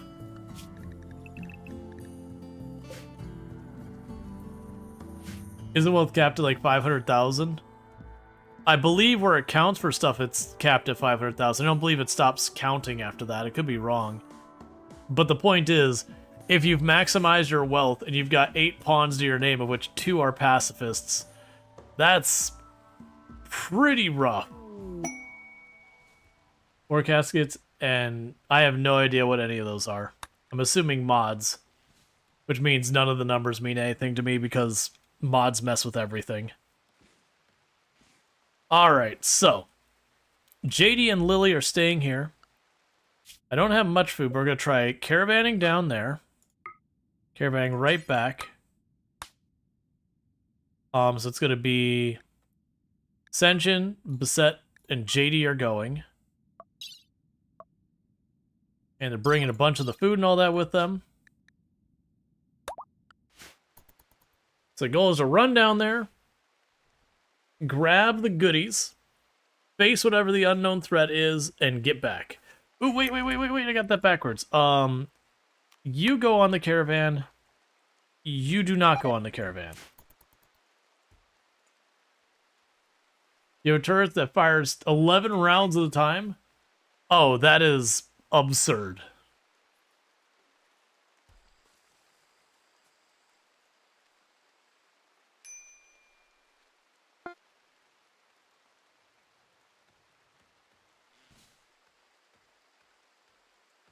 Okay, so JD has finally got the capacity thing. Wild man wanders in. Okay. A brawler who is incapable of caring or social. But that would be our first person with a passion for crafting. We're not going to mess with him right now. I got no one here. But that might be another person worth considering capturing. Now, granted, it kind of sucks that they're a brawler in case we have things triggered a lot. Well, to be fair, the mod makes it a lot harder for them. Yeah, no, it's just that my point wasn't that it was like you've made the game easy, you've made the game harder, or anything like that. It's when you do have mods like that, I can't realistically gauge anything because we're not we're no longer talking the same game, the same rules, the same stats. Again, that's not judging anything, it's just, it means I lack the information to reasonably make any assessment on anything.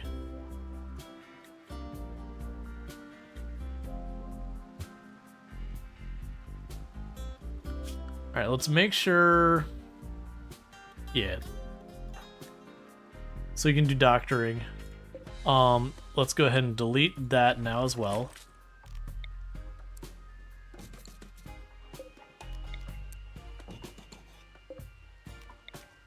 But yeah, for people new to the challenge, or new to the channel, if you're like, why are you building that? That is suboptimal. That is how I play. I used to min-max and do 500% naked brutality, and I think that's wonderful gameplay for people into it. I just got tired that my bases just started feeling so the same, because you had to put like proper effort into making sure your defenses were set up right, and it started, you know, became a certain amount of repetitive after a while. So I genuinely turned around and started dropping it down to like strive to survive, and was it losing as fun as the next one higher? That is bouncing between those difficulty settings, because it was still hard enough to keep me on my toes, but not so hard I was forced to min-max a lot. Lone Genius. Okay. Too smart, abrasive body modder who is disturbing, has absurdly high intelligence, and cooking and animals. We are going to accept this person. We are not going to allow them to cook.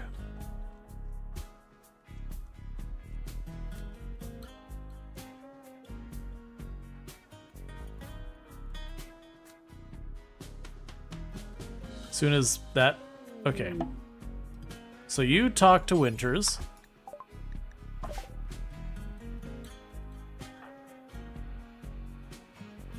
Okay, so wildlife... Nothing is triggered as Manhunter. There's the stuff we're looking for.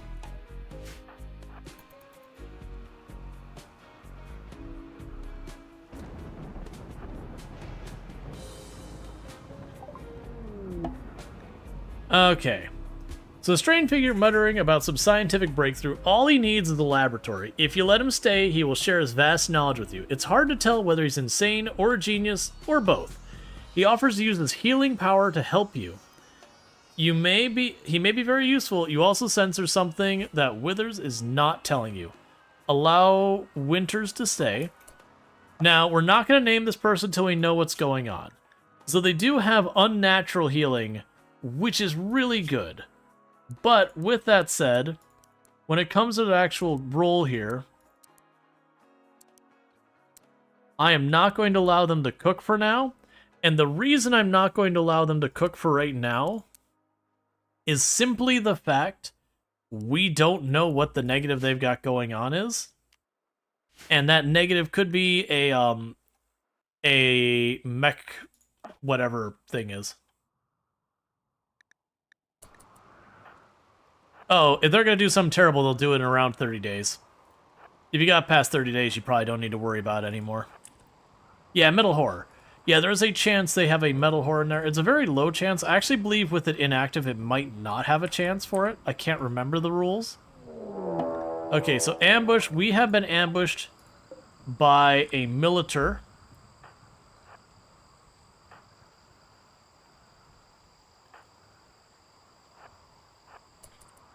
Is it just the one? Okay, so it's just the one.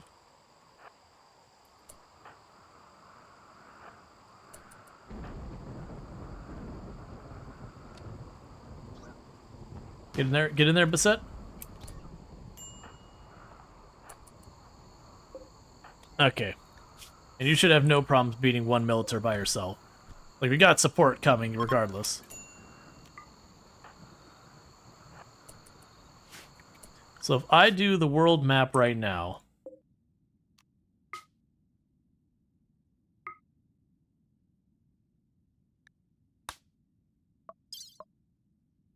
grab all that, and the great bow and the incinerator.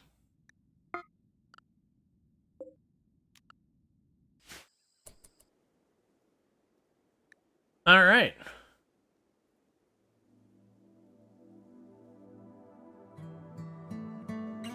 Cured his starvation. I didn't think you could do that.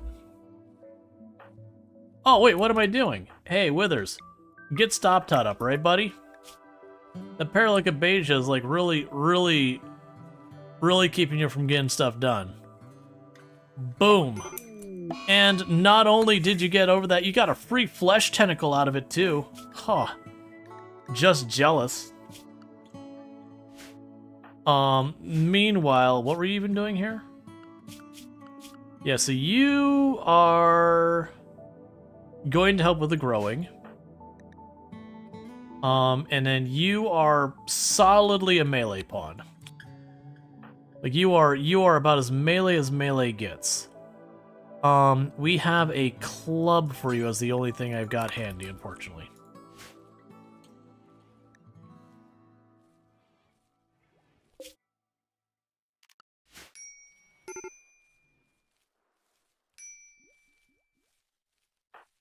Now, the downside is Stop Todd is going to be really upset about this. What I might actually do is I might deliberately remove the tentacle and then unnaturally healing them again.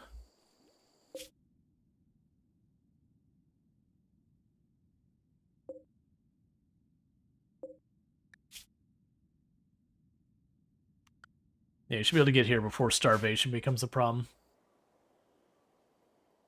Because if it was anyone else, I'd probably keep it. But with Stop Todd here already having Pessimist, having basically a permanent minus 12, not going to be a great time for us. Now, if we were to get, for example, Transhumanist, then that tentacle stops being a negative.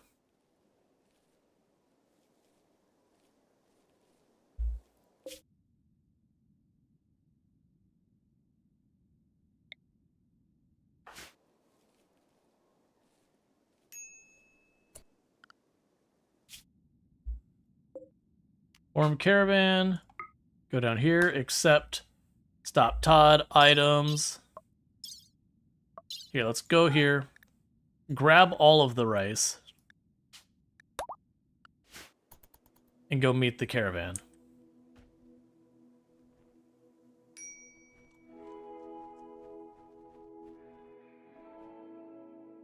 Because they are starving actively. So get them out of here. So I can meet up real quick. Could raid the farming one? Yeah, I could raid that. I'm not super worried about it right now. Because they should meet up in a moment. This one's got 7 days of food. They're not gonna like die from starvation anytime soon.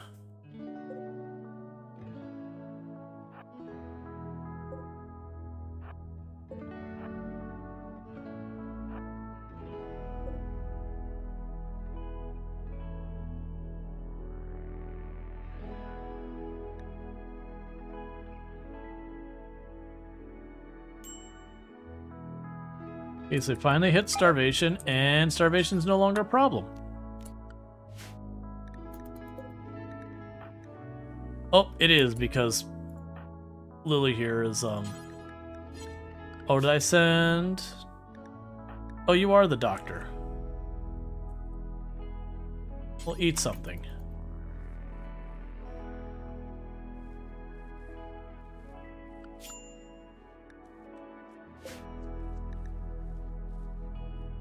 All right.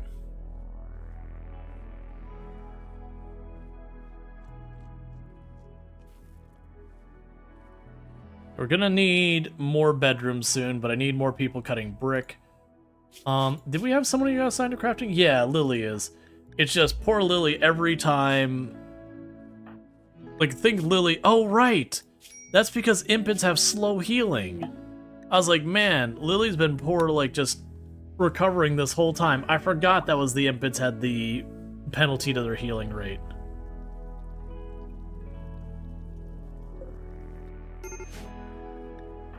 Major break risk on you because food poisoning. Don't love to see it at all.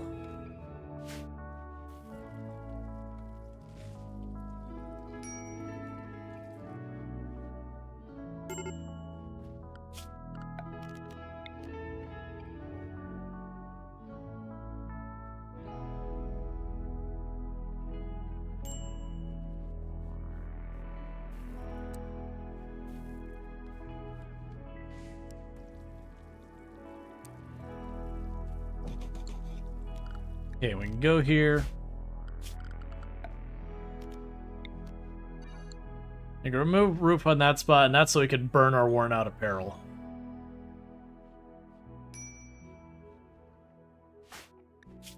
Alright.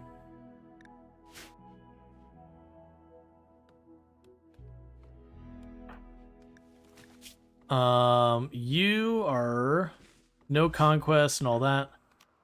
Convert. Who needs to be converted more? You're halfway knocked. Okay, so we'll keep working on Stop Todd.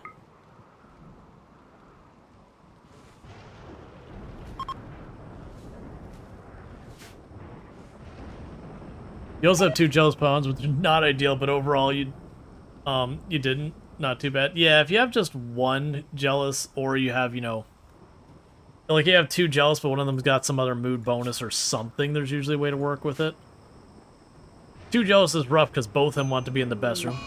Disease, muscle parasites, cool. Excellent. Perfect. They're not going to worry about knocking off that tentacle. What I'm going to do is each time this comes up, I'm just going to remove the muscle parasites, or I could just let them continue to tend. Which wouldn't be the worst idea. Yeah, I might literally do that, is we might literally just let them keep tending for the doctoring. And then, again, once that comes up, I might pop that arm off of Stop Todd and then unnatural healing them. Because them being pessimist with a tentacle and not being someone who wants the transhumanist or biomodding or whatever. You're not a biomod or body modder, I'm pretty sure. Yeah, they're just going to be pissed off all the time, so they're not a good candidate for a tentacle. Alright, chat. While we're on this ad break real fast, I need to use the restroom and grab myself a new drink, so I'm going to go do that, and I'll be back in just a couple minutes, so thank you again for tuning in.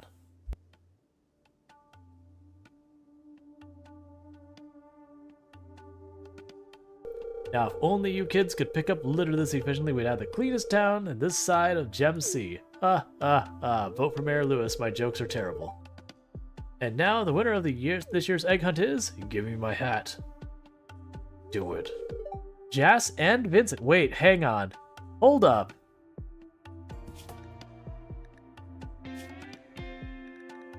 I don't know how to make you take off your pants. You do your best, Semi. You got this, buddy. They're totally dead. Alright.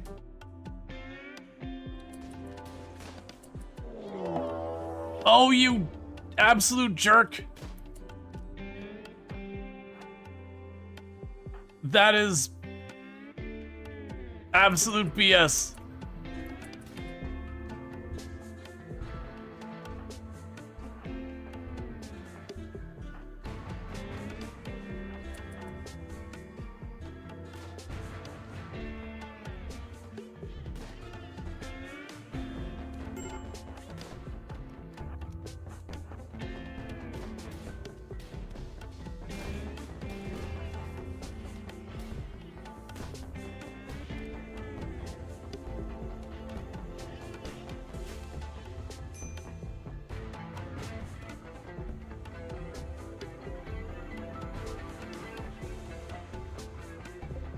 Will had the plan. He shot the rhino next to me. I can't do it. I can't stop laughing. It's gonna sound like some like horrible dog sound or something. That's awful. That's terrible. That's the one I am sending. For the record, I had to clip at least. We could do it. We can do it. I think I can. How's that gonna work? That's how that works. All right, and I'm Excellent. back. I will have to. I'm sorry. Ask you to keep that it in English. I do have an obligation to moderate and all that, so it is unfortunate. Just one of those things that because I don't speak the language, is that Spanish, Portuguese? But because I don't speak the language, I can't tell if you're saying this is lovely and you're all wonderful and precious and being super wholesome, or if you're saying racist stuff. I don't know. I don't speak the language. And because I have an obligation to moderate, I do have to ask that it stays in English. Looks like Portuguese. It does to me as well. I just don't know it. Nor do I want to sit here and like grab the message, go over here to Google Translate it, pop back. It's just not a practical thing. It's a pretty common rule on the platform, like whatever language a channel is streaming in, that is the language they allow. Some will allow multiple if you happen to have someone who's like, you know, they stream in German, but they also speak English. Then that's okay. But again, yep. It is just the nature of the beast. Alright, we don't have people restricted. Let's get you to have a recreation schedule as well. So, unfortunately, Lily is taking a long time to heal because Impid's gonna do Impid. Masterwork, slate, end table. Cool.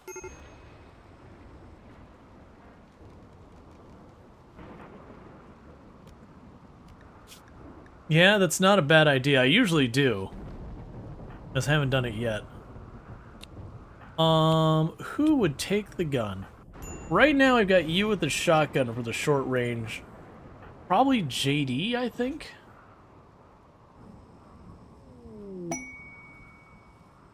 Gotcha, that's no problem, Big.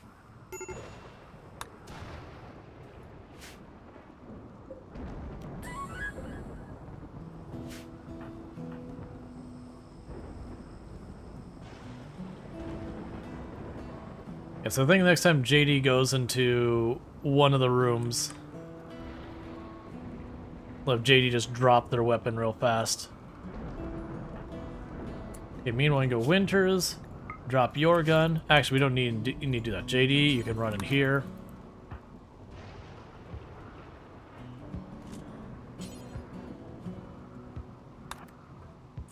And you take the op pistol.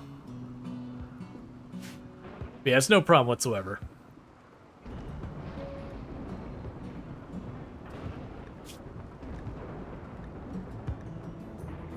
It's just thinking we have people posting a bunch of messages in our language, we'll end up starting to time out people. Just again, moderation things. All right.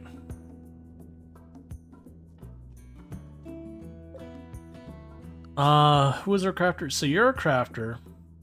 Oh, right, because you're still recovering. Yeah, so we definitely want to keep Lily out of the fight as much as possible. What is your deal? Serious pain, hungry, insulted, recreation, unfilled.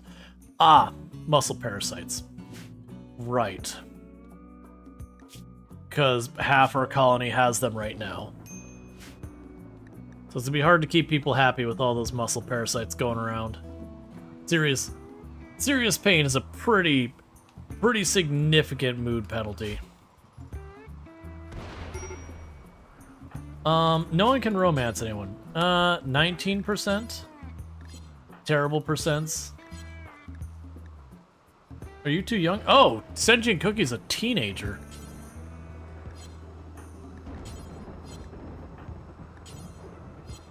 Alright, we won't force this situation. Yeah, muscle parasites are pretty rough. Transporter down. I will take the goodwill on this. And by that, I mean I'm just gonna let them kind of do their own thing and ignore it for right now. Hey, cool. It landed on chinchilla, gave me free chinchilla for dinner. Just casually shattered the body, heart, and spine of the chinchilla by landing a crashed shuttle onto it. Okay, so you're finally... Yeah, I mean, You hear stuff was instantaneous. I'm willing to bet a shuttle slamming down on a chinchilla was probably instantaneous.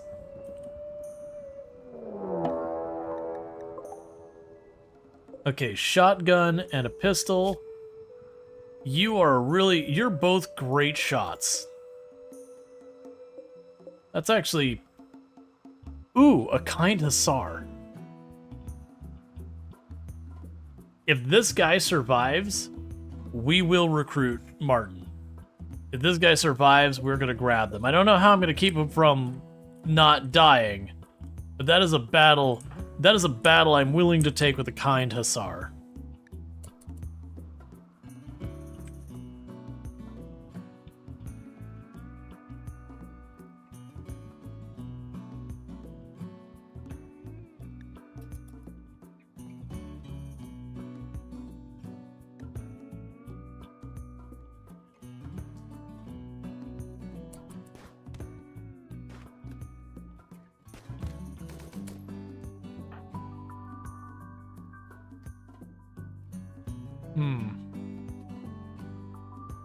So we cut over here. Or you can just utterly demolish them. That's sure. Yeah, so we didn't get to have Martin. The kind hussar just got absolutely obliterated. Shot in the heart.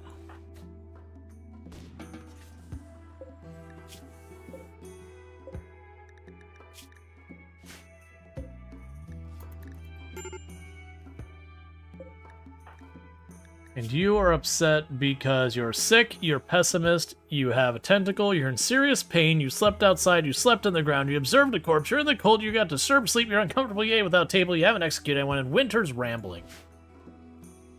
Yep. Shot through the heart and loves to blame. You give love a bad name.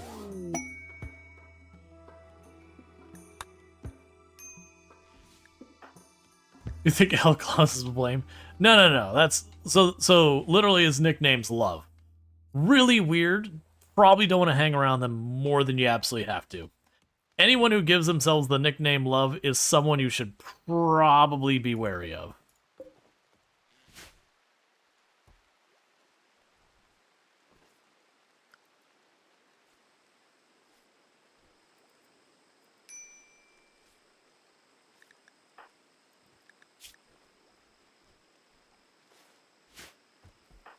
Okay, so you got 2 days left in that.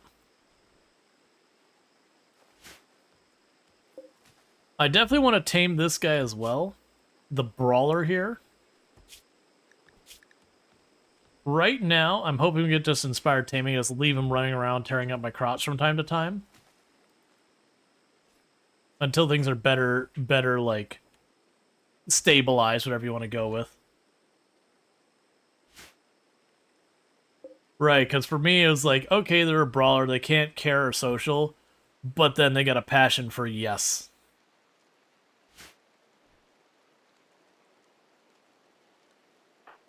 And everyone's moods are terrible because we keep taking pessimists and all that, which is usually something you really don't want to do.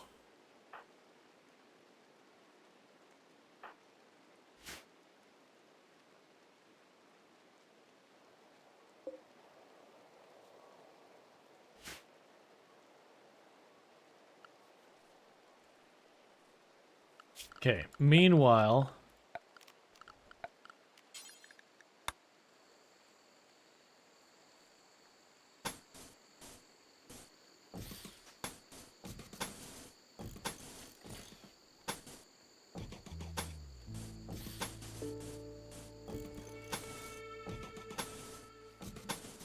Wasn't planning and building there, but running into that situation where...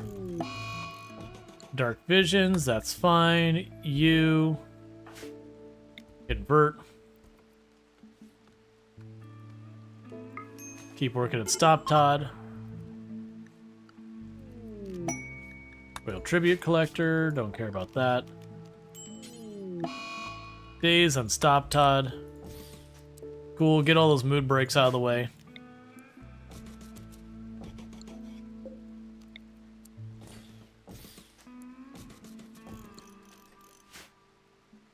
Okay, we'll definitely need to go through there and replace all these later on when I've got the brick. We just got a dedicated crafter who's now trying to play catch up on all of the clothing. Oh, also, we built the fire, so bills, burn apparel. That's now what I want, burn apparel. Do forever. If it is not clean, it is not utility. Build, but burn apparel. Do forever. If it is below, say 90 and is not utility or armor. And that means to start burning some of these pants and stuff we got laying around here. So you're making all that. You are cooking. And if you get that caught up, we'll start doing the side tea.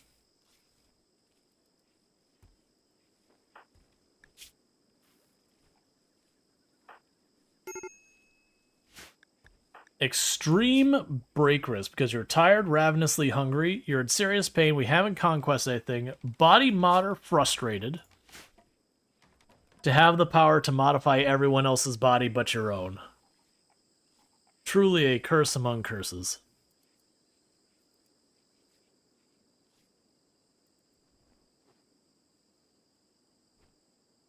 Yeah, no, I definitely remember when I was in Project Zomboid that there were different points you had a bit of a Portuguese viewership in Zomboid, but as well as once you'd have like a handful of big name streamers that were in Brazil and all that would pop on, and then they would disappear.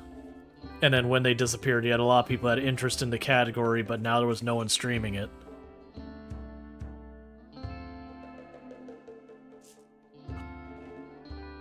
It's always difficult when a game, you know, doesn't have that much thing.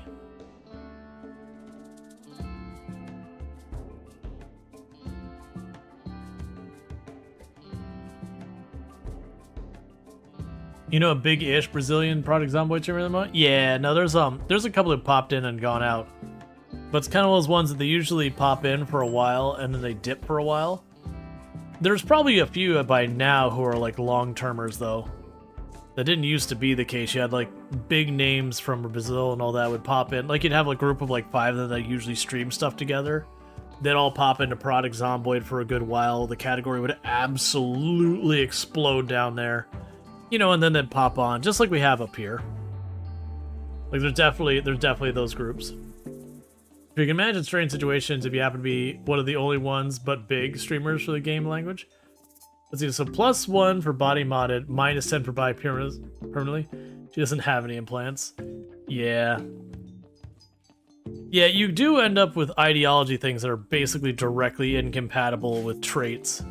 That some of them will override, and some of them you just deal with a person who, you know, they hate who they are, basically.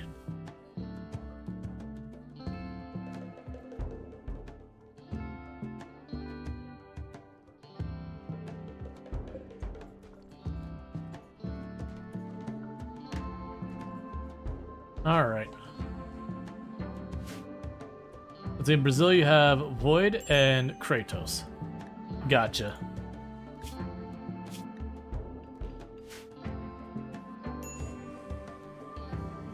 Highly conflicted mode. And sometimes you'll just fix it with dead mode.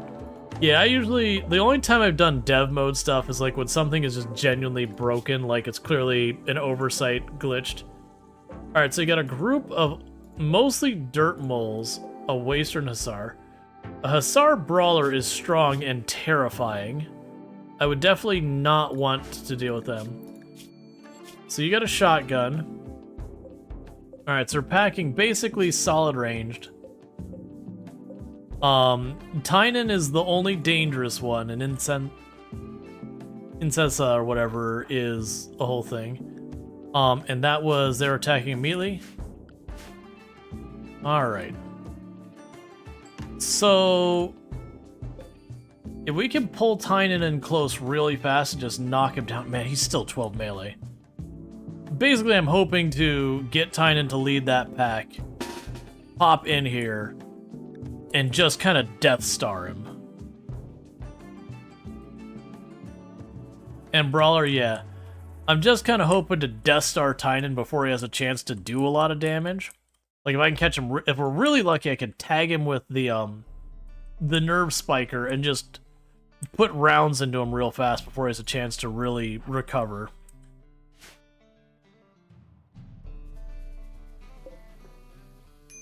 Because he's the only really dangerous one, and then Soothe here. No. Yeah, and Inessa here. Inessa here also has got some okay shooting and a bolt action.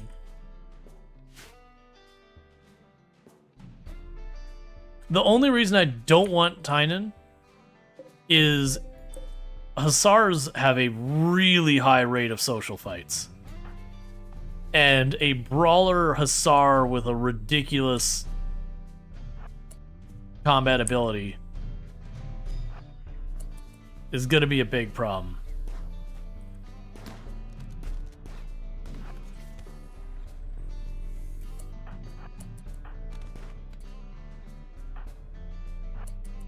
Get into position.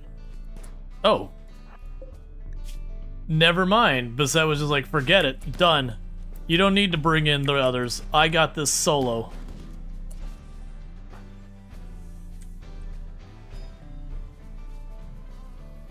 Okay, so you're just stunned. So let's drop back here before you break and start getting shots at me. Sentry Cookie took a hit. Looks like it's probably a leg hit.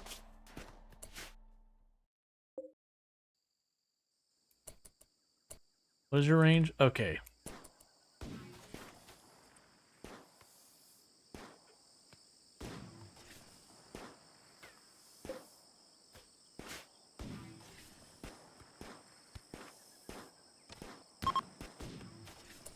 Whoa, how are you moving that fast? Oh, go Juice. Yeah, that'll do it.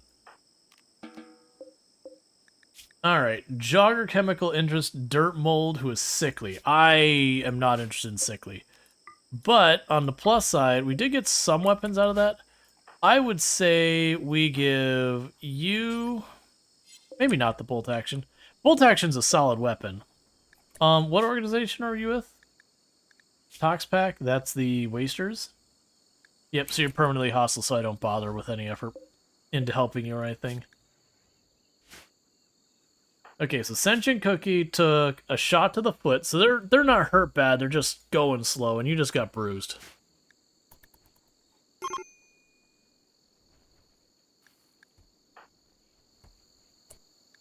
So you're in a major break risk because serious pain and then drowsing on it. Okay, let's get everyone patched up. And once everyone's patched up, we are going to try and remove that arm. The tentacle, whatever. You know what I'm talking about?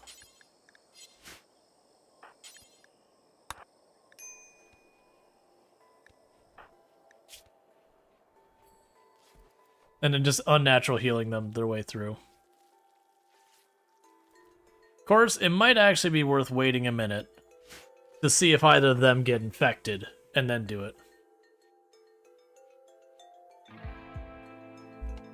Should take the bionic arm?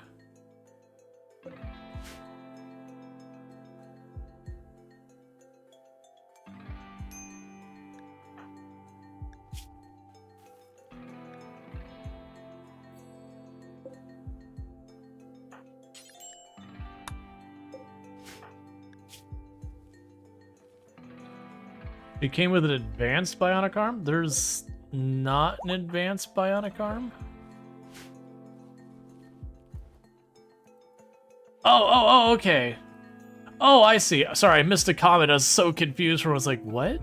Yeah, no, I missed a comment. My apologies. Yeah, no, it's certainly mods. Yeah, no, I just missed a message. You're all good. Alright, so.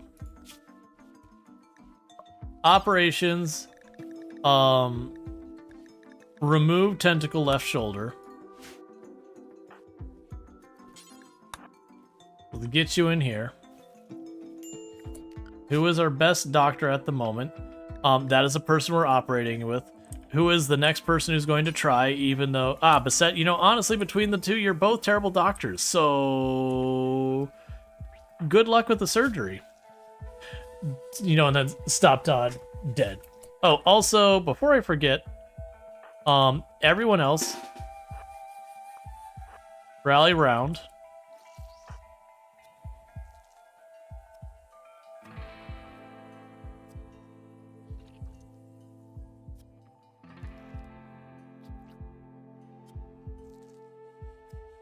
Because once we rip off that arm, it's going to fight back.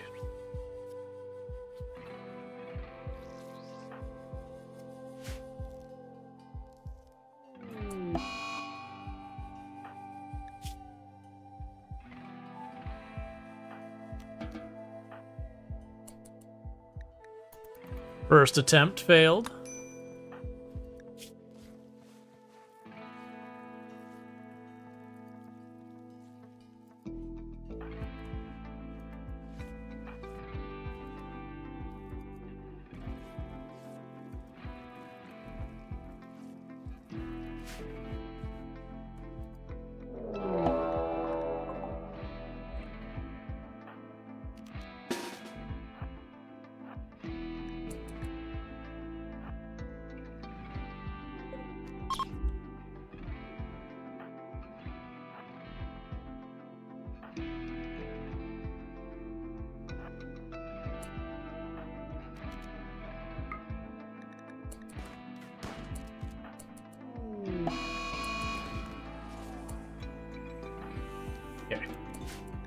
So I dealt with that, so it can't hunt us a bunch. Yeah, so when you remove a tentacle, the tentacle becomes like a really, like the little small flesh spikers or whatever it is. Same if you remove like the flesh mass liver or flesh mass lung and all that stuff.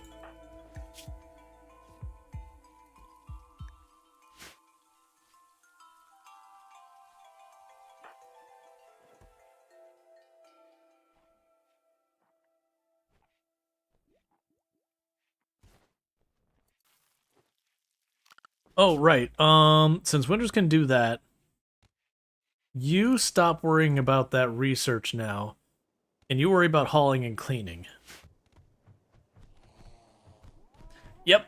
And it even warns you when you go to remove it. Oh, well.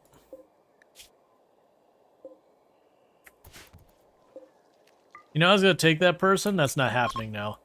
Meanwhile, since you've gone and hunted people right next to me, let's just, I'm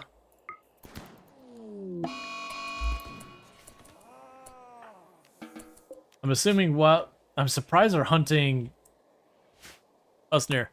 Well, so that person I was going to potentially take because they're the brawler with ridiculous melee and all that, but, they got attacked by the Panther and lost the fight, so they're no longer for consideration.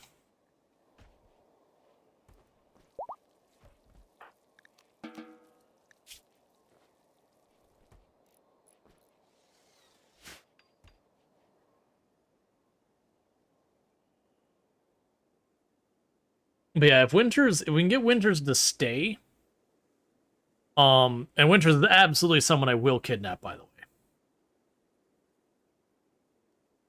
Have you done anything with the game stuff, or Gene stuff? Yes, I have done a lot in the past with Gene stuff. It gets really broken.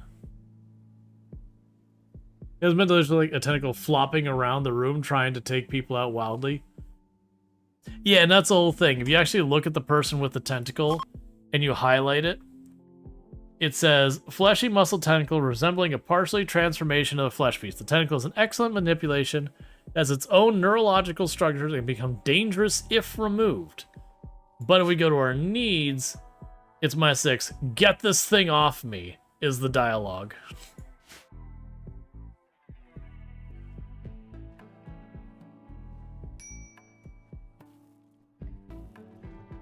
But if we get transhumanist, I believe it'll take the tentacles penalty from -6 to 0, and then if they have any changes, you know, they'll get like the bonus for being body modded.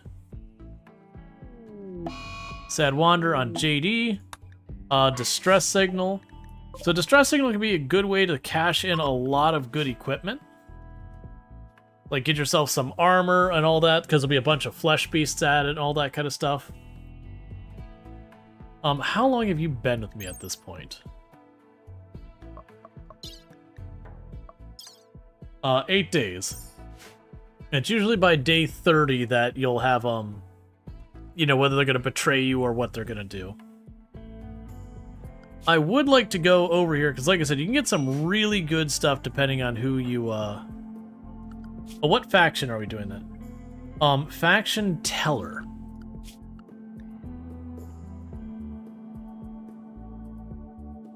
They'll probably have good tech there.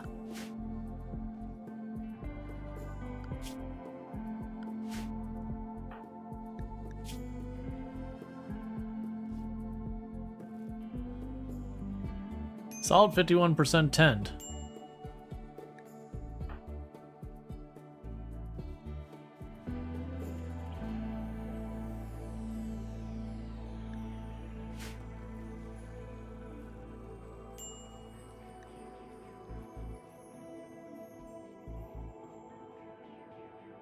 All right.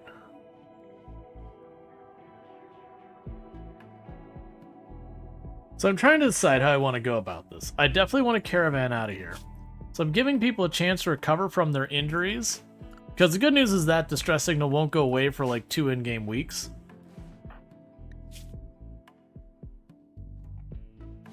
So we can knock down the muscle parasites a little bit first. That'll be good.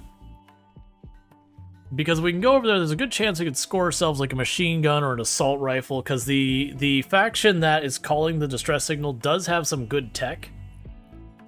Which does mean I can find that tech. So there's a lot of hope for some good cash in there. Versus when they attack tribals, you can still get some goodies out of it, but the opportunity is not nearly as impressive.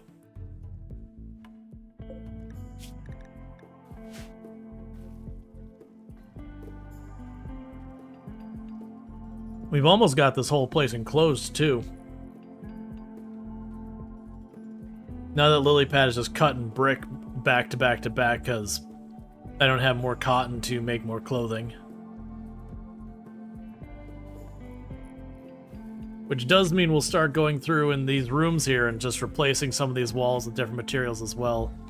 I'll probably want to expand this production room when we switch over to brick, so like build up there. Cool, so I've got electricity. We have a geothermal right here inside my base. They're definitely going to use that. You've seen them attack Imperials? Such a bust on loots. Oh, you didn't get stuff? I could imagine they do have restrictions about what loot is even allowed to show up. I could see that being an issue. Bison sitting. You're willing to give me poison synthesis. For 15 goodwill, I don't need to be fighting mechs. I'm down to do those kind of missions, but you gotta make the prize worth the time.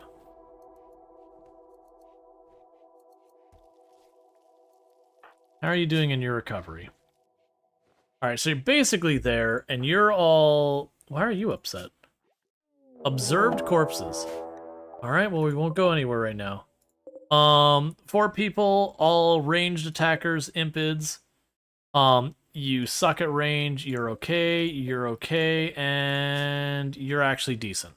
So basically, says there's our least biggest threat. These 3 here, more so. You are going to attack immediately, and we just barely don't have this place enclosed. Oh, a lot of loot is biocoded? Yeah, that's always a stinker. Alright.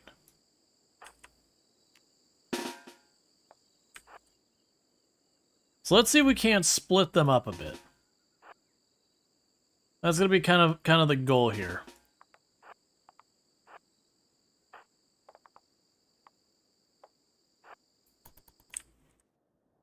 The run out here, try and tag a couple of shots in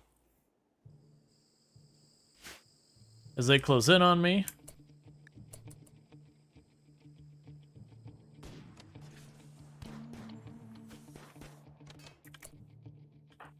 Alright, we don't need to stay in this.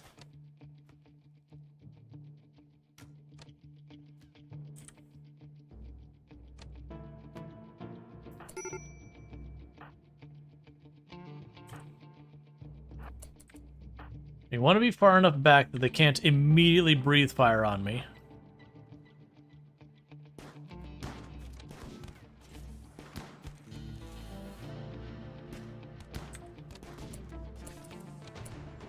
Okay. Let's fall back. I'll probably take a hit.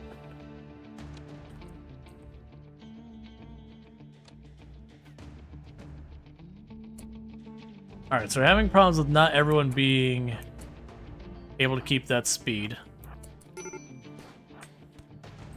Why are you lighting a wall on fire as I'm actively killing you?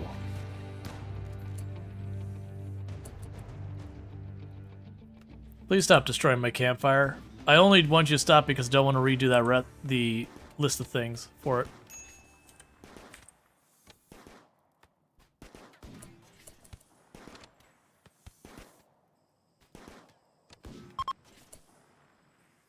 Okay, so you all do your thing. Are you anything we care about? Underground cannibal? No, and you're missing an arm.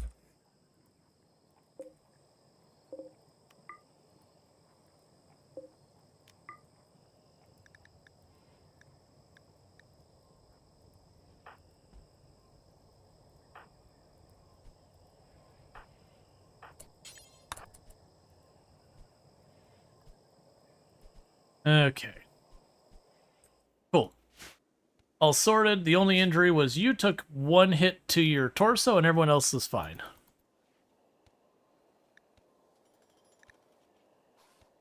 Because your torso is never allowed to heal. That'd be illegal. Extreme break risk on you because 4 unsettling conversations, genetic pessimism. Did no one heal you? Of course not. Oh, there you go.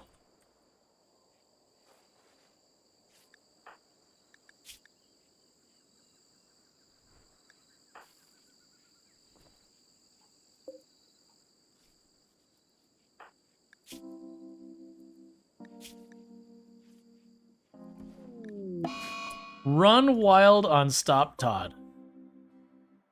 Alright. You have a 41% chance of arresting them. You have a 45% chance of arresting them. I'm going to try it anyways. And we'll just hope for the best.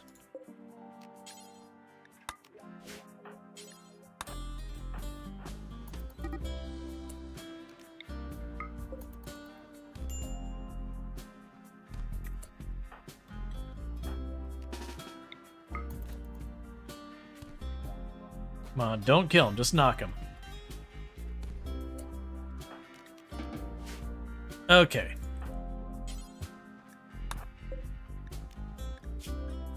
Cool. And no serious permanent injuries, just a bunch of bruises.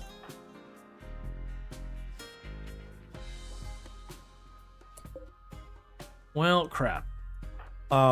Hey.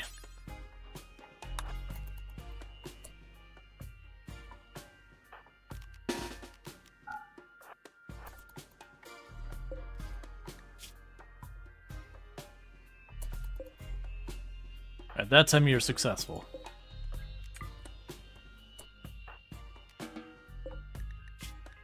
Okay, prisoner, we will work on converting you to our ideology.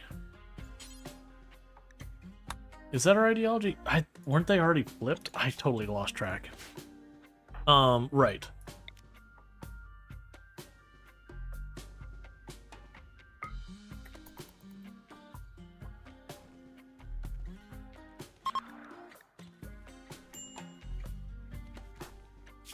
You got some bruises. You actually got a lot of nasty bruises on your leg. You almost lost your leg.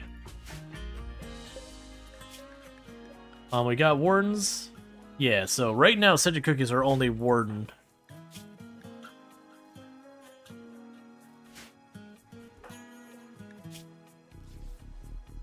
Which is unfortunate that Stop Todd went wild. Because that'd be a thing. I would take his blood. I mean, but I need him to be conscious to be able to deal with a lot of stuff.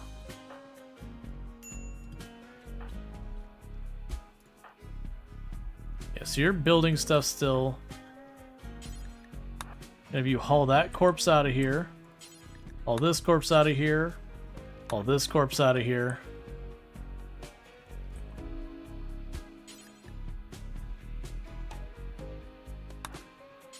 All these guns back. Most of your corpses are sorted. You never know when you need blood. The blood can be useful and all that, but I want them to be conscious so that we can actually tame them.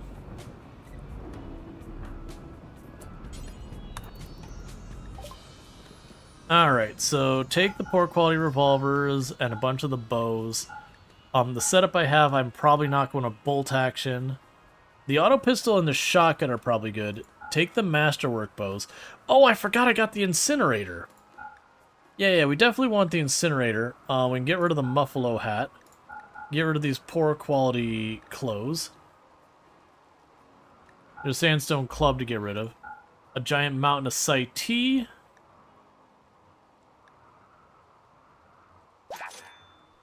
So that's a bunch of money.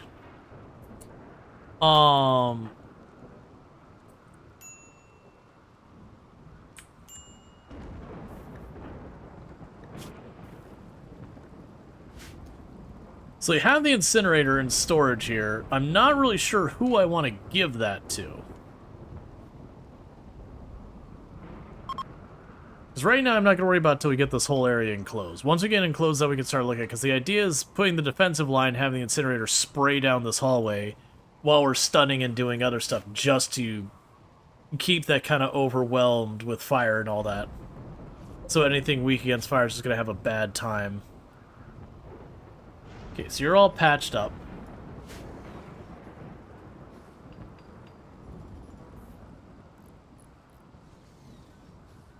Give it to a pyromaniac? Don't have one of those right now. I haven't avoided one, we just haven't had one show up. I actually don't mind pyromaniac. Pyromaniac's only a problem when you have a very small number of people. Or your colony's already half dead. The pyromaniac can make it the rest of the way if it's bad timed.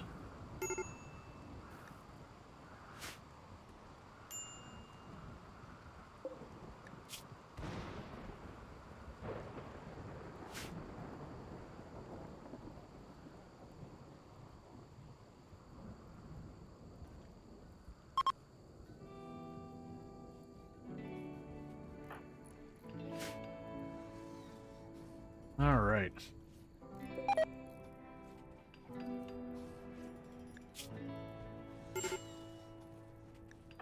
Major break risk on you because serious pain because, you know, this is like our third round of muscle parasites.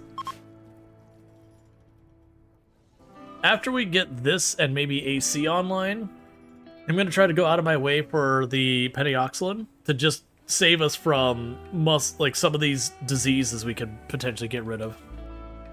Well, that panther's going to be an immediate problem, and I know it. I'm not happy about that. There's not really any other animals nearby, and it's right here inside my perimeter.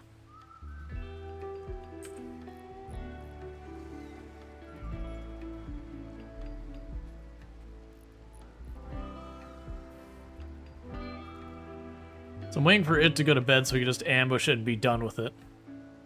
Alright, Darth. You sleep well. Thank you for hanging out, man.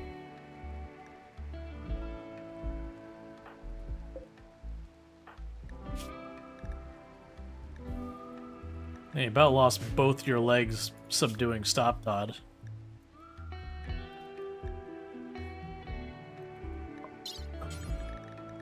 Now let's see. Remove flesh tentacle.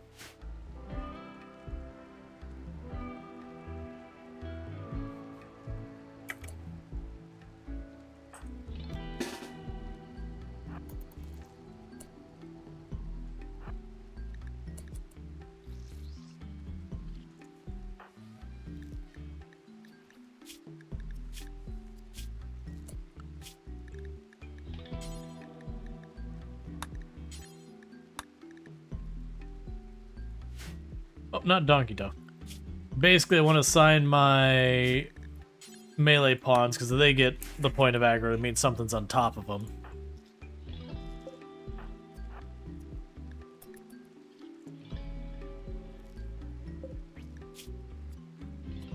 So I want, like, for example, if Basset has this thing pop out and melee whacks it once really quick.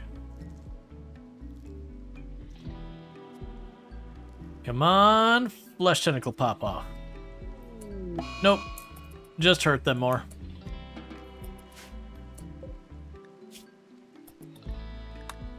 That's okay, we're learning medical. You gonna finish tending to them, or are you just gonna let them bleed there?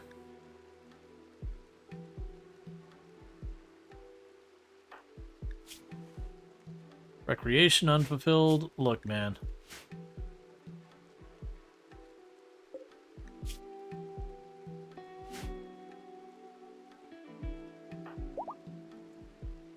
No lights hurts it? Yep, no, I'm aware. We don't have wood to build more lights, nor do I have electricity. And so in the hospital we'd have better odds, but I'm not willing to drag them to the hospital, convert the hospital into a prison to try and do surgery, because then it's on the floor, which also penalizes it. There's not really a great place for me to do surgery like that. But that's okay. We're learning to be good doctors by being really bad ones.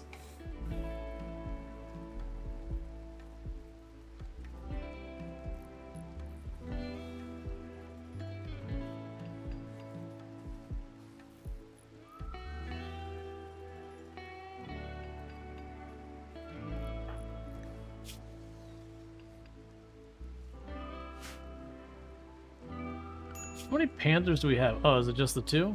Yeah, I guess it's just two. It just seems like every time I turn around, there's another panther down here.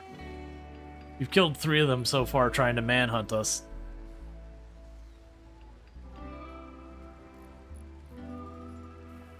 But yeah, no, we'll definitely want to get proper lights in here once we get the geothermal turned on.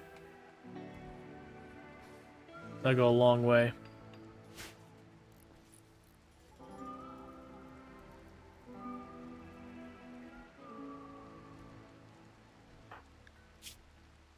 Right, and you're slow because of muscle parasites. Oh, you're already fully healed again? Huh. Okay. Well, in that case, operations. Give me that arm. Okay, and Basset looks like they're going to be the one on it. The same deal. We bunch everyone up here to ready to respond.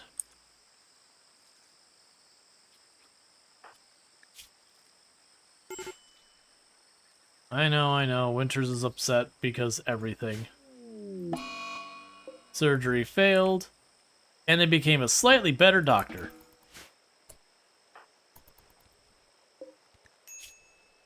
As you nearly killed them.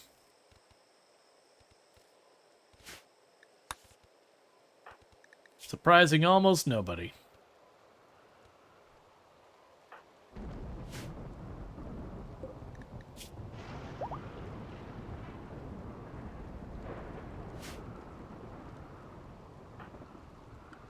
Alright, how long do we have left before this disappears? 11 days. So it's only been 3 days, that's not too bad.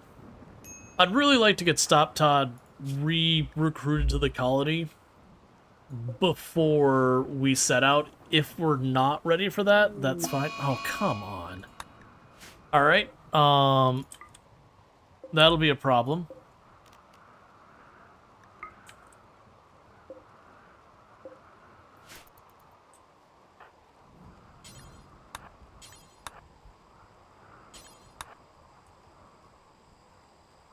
Get all the passive coolers online.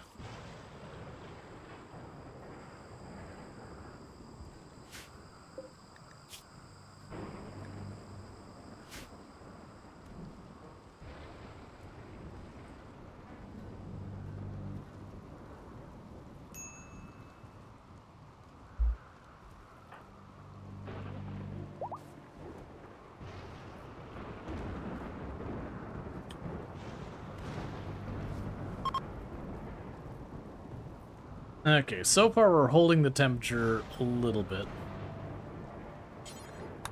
Nope, keep refueling. Trying to watch if this room gets too hot that we start getting heat stroke in here. If we do, we deal with it.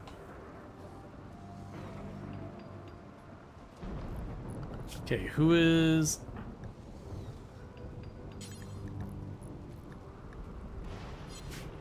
That's fine. Let's get more food up, which is fine. We got Cobra inside our perimeter, which I'm not excited about, but it is what it is. Chipping away at that certainty.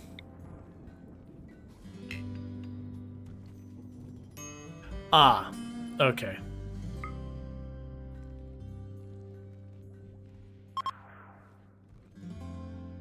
Is one of your main paws cheats on her husband with a high mate 19 days after having a baby? Yep, that is RimWorld.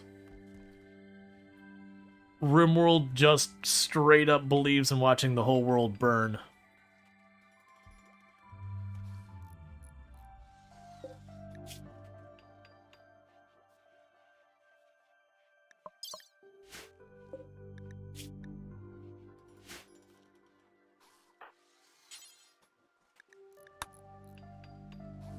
And little by little, we're working on that. Luckily, Sentient Cookie does have a passion for social, so while it's low, at least they're building that up. So you're doing fine. Yeah, so far, everyone seems to be holding up fine.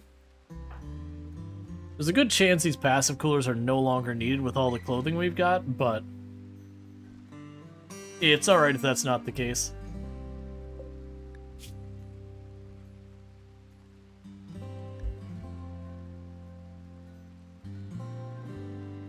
Yeah, because right now I got two wild variables. I've got Stop Tot here who can break out, and I got Winters here who we don't know what their deal is yet.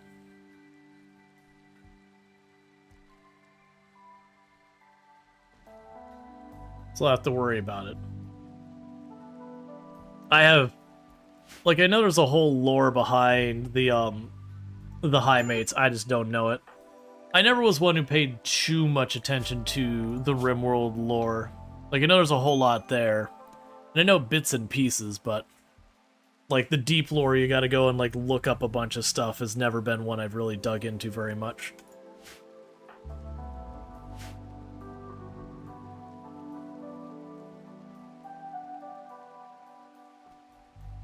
They're basically made to be the perfect mate. Yep, no, I remember that part. You know, and they're born into it, so they kind of really don't get a choice and all that stuff.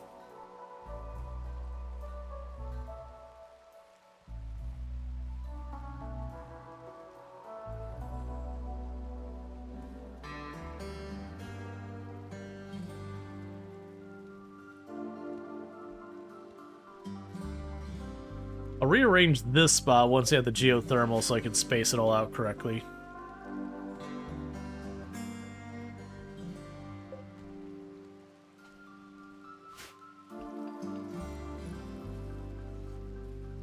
Okay, so we've got this whole bottom area is all enclosed. So I got this one spot over here, that spot there, and then this little pocket over here. And then we've got our base fully enclosed so we can start tearing down some of the walls and replacing them with granite.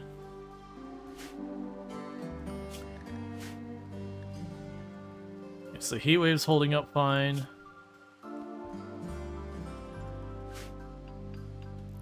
You're almost recovered from your injuries. Let's go ahead and see if we can't get some lights in here.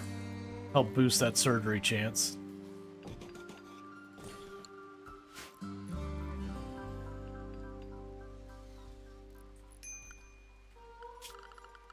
If I go up here and say, if you can bring in a little bit more wood, that'd be great, because we got a little bit of wood stashed up here. But until we get electricity, it's just going to be a thing of people running back and forth just trying to keep those running. Alright. The muscle parasites are coming along well. We still got about 9 more days there. That's still good.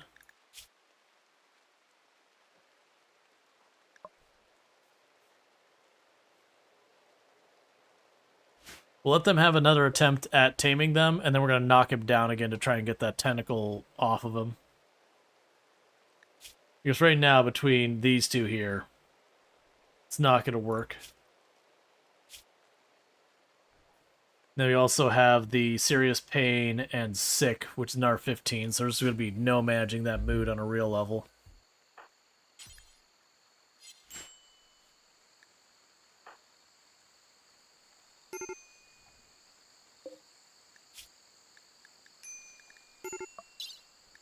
Operations, remove tentacle arm left.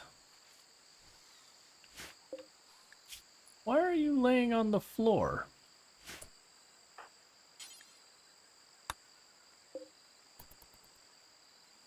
I'm a little confused by that. You've got a bed with your name on it.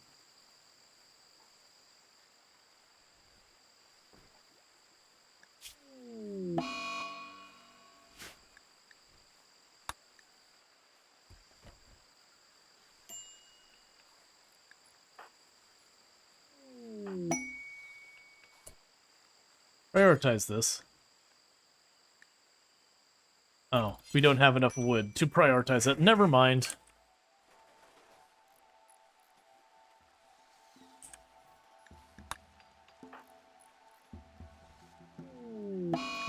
Berserk on Stop Todd, cause 8 raw food.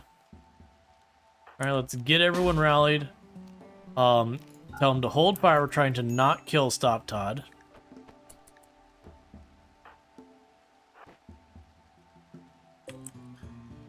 Where are you? Oh, come on.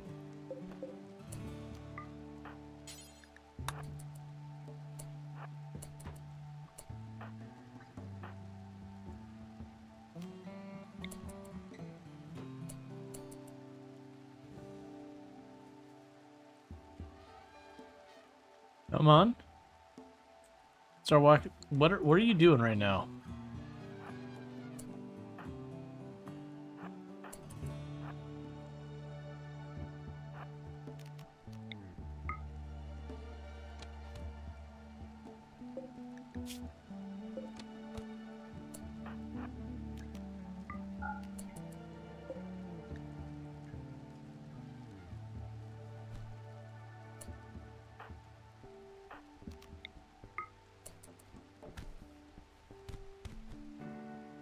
Okay. Hopefully we don't kill them. Nice. Alright, sentient cookie. Okay, so you're already on it. Just 2 bruises. You, on the other hand, got absolutely decimated. No missing limbs or anything, so that's good news.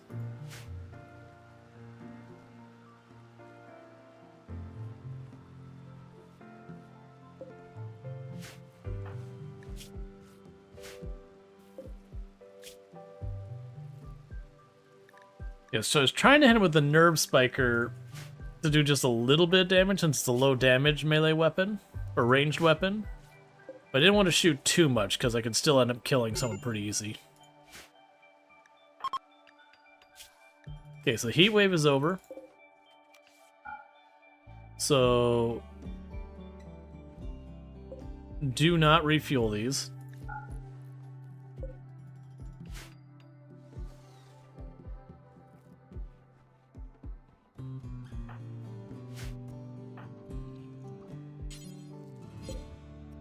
And we do have them queued up to cut down more trees. I just don't have more wood. They're right about to finish this area. 7 days. Pretty soon I gotta make my move. Flesh mass operation. I didn't realize we had it queued up again. But good job on you for finishing it. Go ahead and pop in here. You, for right now, just defend yourself.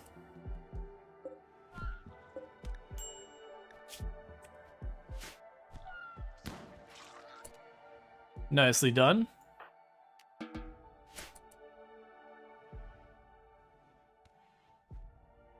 Yep, 91.6. I'm not going to pull out the fuel right now, though. I'm not that worried about it. I'd like you to go get your treatment. Now, what I want to wait on is I want to make sure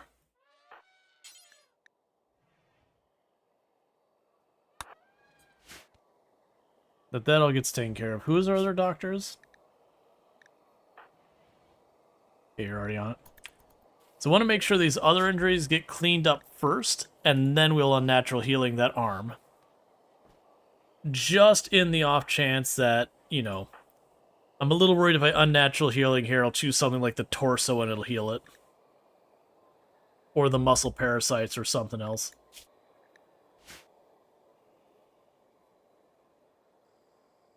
And the reason we're not keeping the tentacle is right now we're not transhumanist. And that person's already pessimist as is. So having like 2 negative mood debuffs without having a way to manage it is going to be just obnoxious. So just trying to get that managed.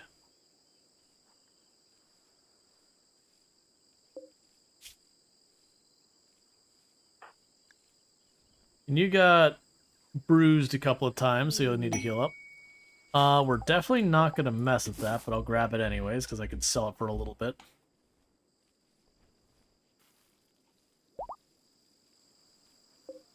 Come on. Oh, you're still doing that. I was like, come on, tame. Right, we're not to that spot yet.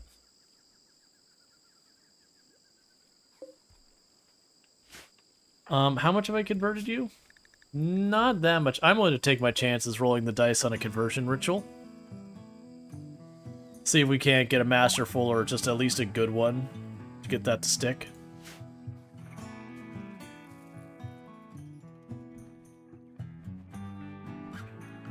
Alright, meanwhile we can go here. And the plan is, I'm hoping by going like this,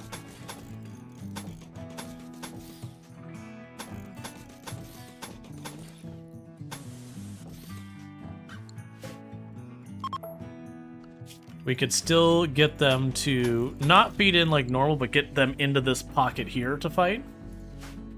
And then maybe that'll work. Alright, so let's begin a conversion ritual on Lily. We've got about a 20% chance of an instant success. And then another 55, so it's a 75-ish chance of a really, you know, a good outcome. 20% chance we just instantly convert her. Which is what we're hoping for. Because we're really not good at this whole social thing.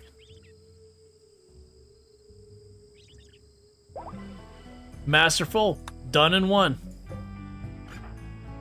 Heck yeah. And with that, all sorted. So that leaves Winter and Stop Todd to be converted still. Meanwhile, we go to Structure.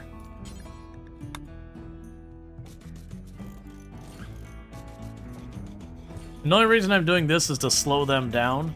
This isn't going to do anything for getting them to stop like they used to. But the hope here is by having these walls back here and those walls there, they won't have the ability to shoot back and forth between these with those covers, so they should go into this middle area. Then we can put our melee here somewhere. They run into this area, they might stop, shoot back, they might, you know, run down looking for cover, and we have our people standing behind this. You get the idea. Doesn't take a lot of explanation.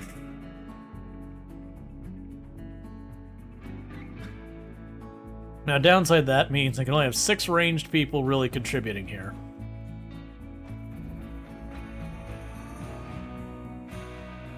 Which means what I'll probably have to do is later on as things build up, put another side to it over here.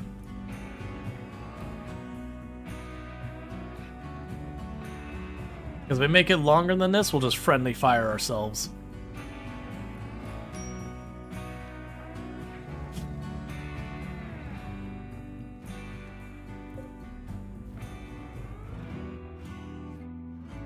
Alright, do we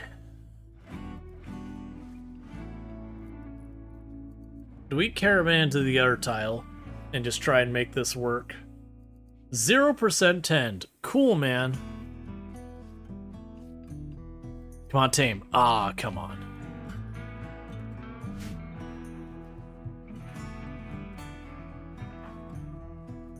Alright, because we're down to a couple days, 6 days. I think we keep 2-3 people behind. This is gonna be a rough one. Alright, let's go ahead and send a caravan. Send them back. Except, alright, so for people going, I think Donkey Duff goes. I think Bassett goes. I think Lilypad goes. And Sentient Cookie and JD stay. Is I think what we're going to do for this. So we're going to try and be fast. If we get to the caravan spot and it looks like it's going to be too rough, we just nope and be done with it. We definitely don't want to stick around any longer than we have to. Because our food is not getting cooked because we don't have the stuff. And my hope is I might literally be able to get there, kill the stuff, and back in the course of a day. Because my concern is if Winters betrays us and like prison releases Stop Tot or something like that, then it becomes a 2-on-2. And I still feel pretty good about winning that fight. But you do really never know when it's going to be one of those things that,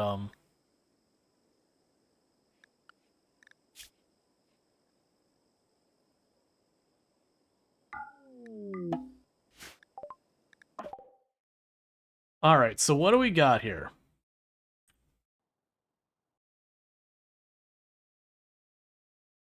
I'm not seeing too many enemies. We got a bunch of rooms here.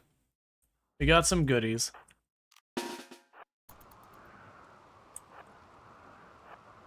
Not loving the rainy thunderstorm.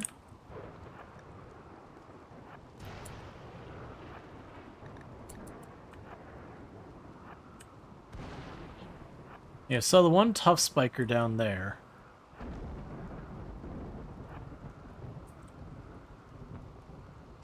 Grenades, auto pistol. You also got a flesh spike there, and another one there.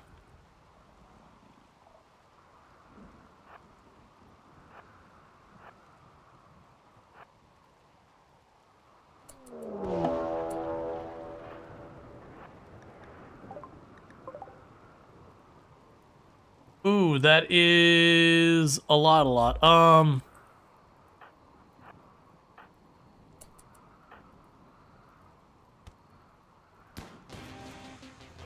Be fast, Bassett, we're retreating.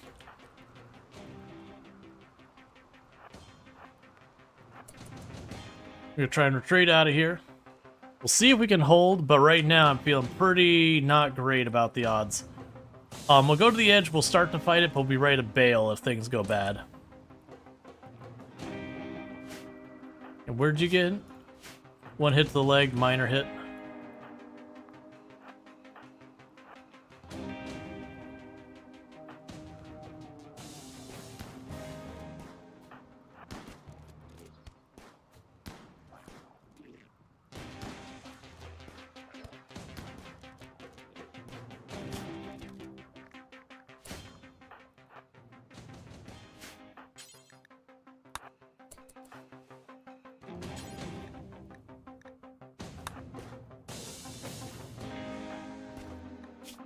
Okay, that's going alright. So, Bassett took some hits there. It doesn't look like the other ones are following up, which is interesting, because we saw these pop out as well. So we got one tough spiker, 2 finger spikers.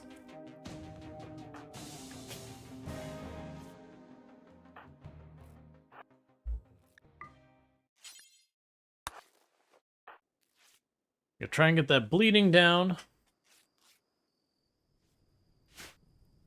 Because that was the ambush, which is the worst we can get out of that.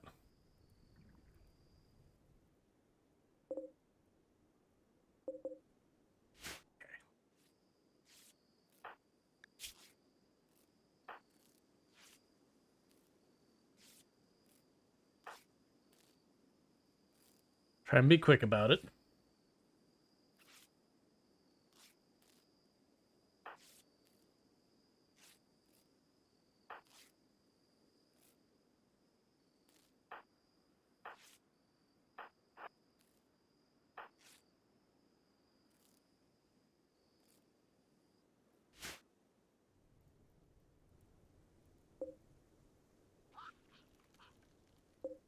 Yeah, mostly not amazing weapons. These are usually the things that have the really good stuff, is those nodes there.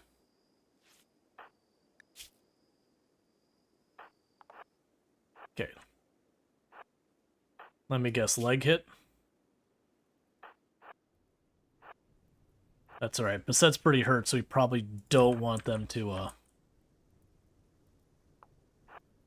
stay in the fight too much.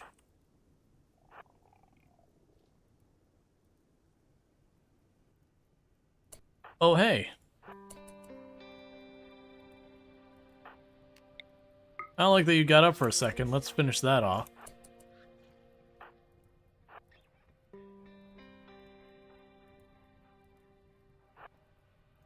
All right.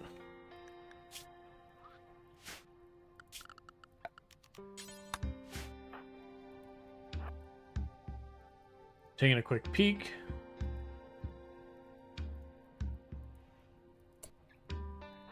Just some meals in there.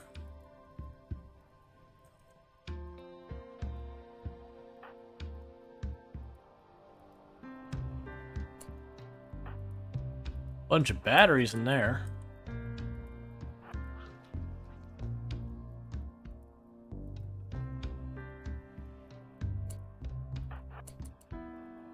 More meals. All right, let's group up. Drop down here.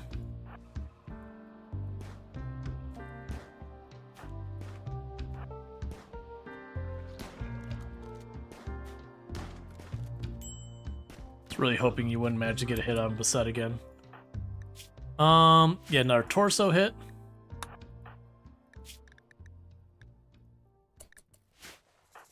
Pretty concerning.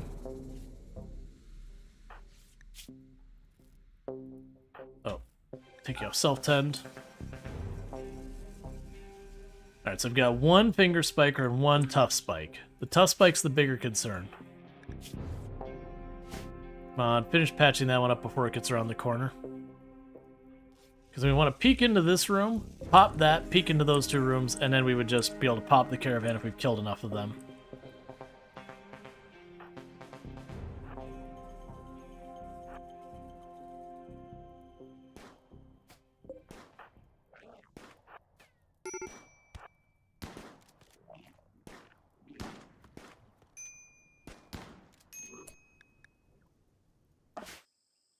Okay, you're already taking care of yourself. Oh, let's finish the job.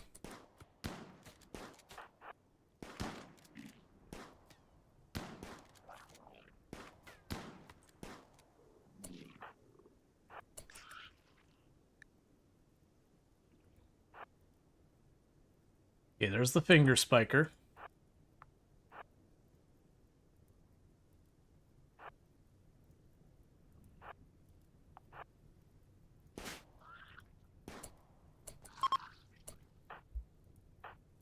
Okay, let's start poking doors.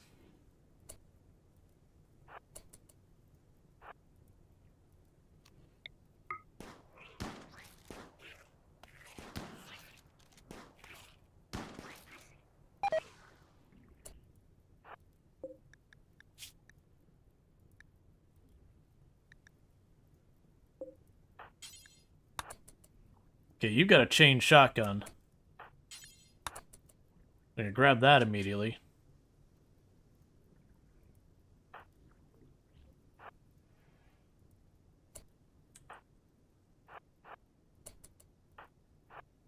Gets a quick peek at that real fast, and then we can just pop the caravan and get out of here before everyone loses their mind. Okay, so with that, we should have all the threats things. So reform caravan, go back home, except we will want to grab the goodies we can find. So, all right. We got a bunch of guns. We'll grab those. There's a bunch of corpses, and you can end up stripping them for stuff. We'll grab the yayo. Grab the frag grenades. Grab the cash. I don't care about the fermenting barrels or the furniture. And grab the steel mini turrets. Ooh, let's see if we can make the batteries happen. I'd rather the batteries than a bunch of junk guns.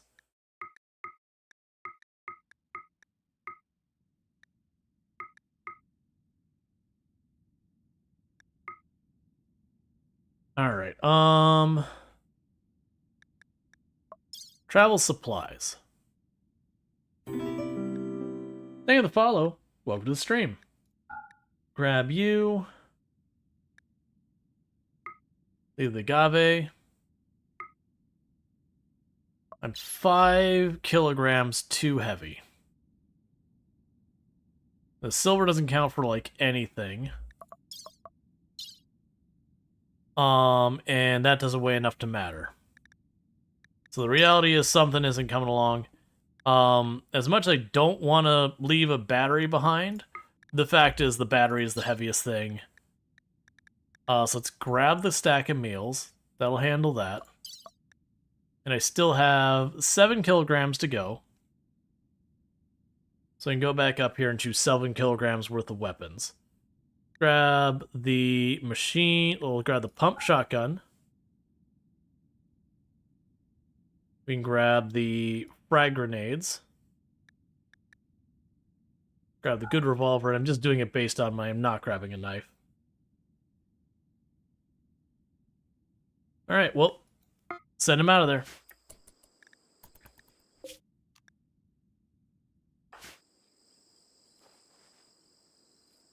And how are you doing? Still getting you converted? Yeah, muscle parasites be treated. Thank you Randall for 1812 for gifting 5 subscriptions to the channel. And thank you Randall Thor for gifting 5 subs to the channel. I really do appreciate that. It means a whole heck of a lot. Seeing some names in there I recognize. But thank you so much for that. It's good to see you. Really do appreciate it. Means a heck of a lot. Alright, so let's see if we can't still get Stop Todd back on our side. We are continuing to build up our defensive position.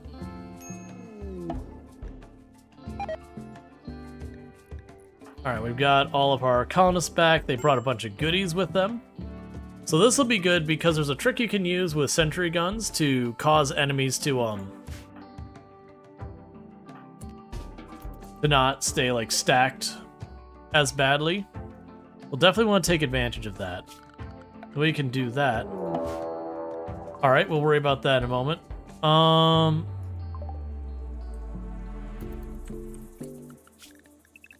You're in the home zone. So we've got a ranged person who's actually decent at what they're doing. We got a melee person who's decent at what they're doing. A melee person who's decent at what they're doing. I hate it. We've got a ranged person who's bad at what they're doing. A ranged person who's really good at what they're doing. This is not ideal in any stretch of the imagination. Cool. This is not great. Because we got back here, and we're still injured. So we're going into this fight with Beset here, half dead. And Lily's got some solid hits against them that are going to slow down their movement speed. And 2 people I'm pretty close to recreation breaks.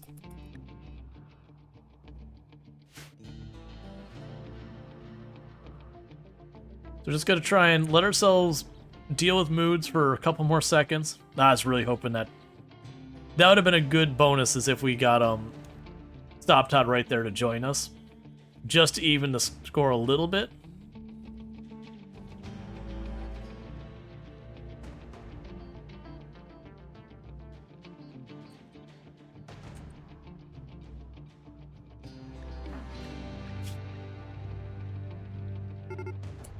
All right, here we go. So you go here, you go there, you back here, you back there, you 2 take the middle position, and good luck to all of you.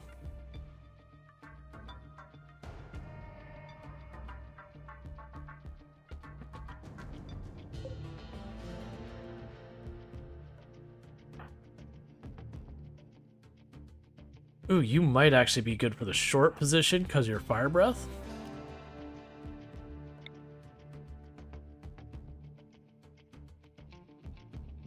That might actually work. So when they start pushing through, we catch him with the fire breath, see how we can make that work.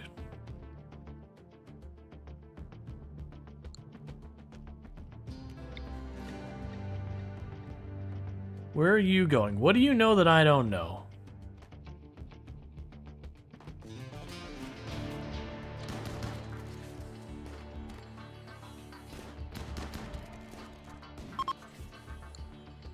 Okay.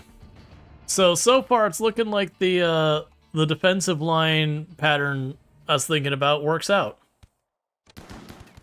Ooh, you went back. That is not something you should do. Because if you're going back, it means you're going for cover. And the entire idea is that these two areas can't hit each other. Therefore, there's no reason for them to go back to cover there.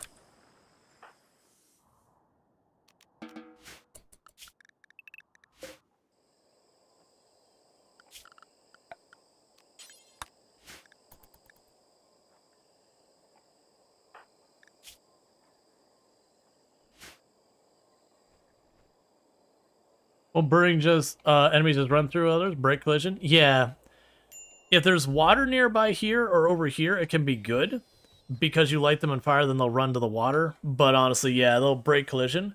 But if I got some really dangerous melee units and they break collision and I can get a bunch of hits on them, with the low numbers, I think that's okay. The big danger is when you're talking like a really big group of enemies coming through and I set some on fire, then we can scatter the enemies and cause ourselves problems.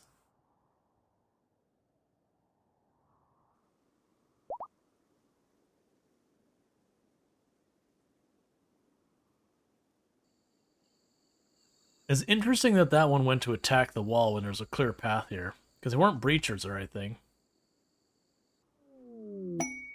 Colonist outsourcing. I literally already have a really good nerve spiker. And you take someone for 7 days for goodwill. I'm going to skip on that one. We got enough sources for rep. We can just make things to sell. Come on, do it. Did you tame already?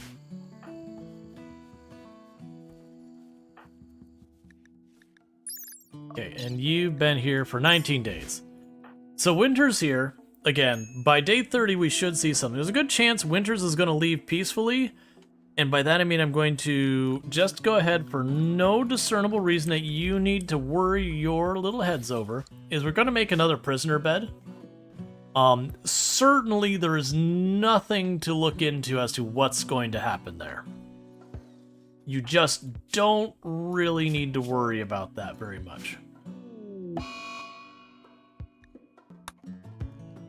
You just paid double price for 72 advanced components? Yeah. Alright, we're not making much progress towards our geothermal.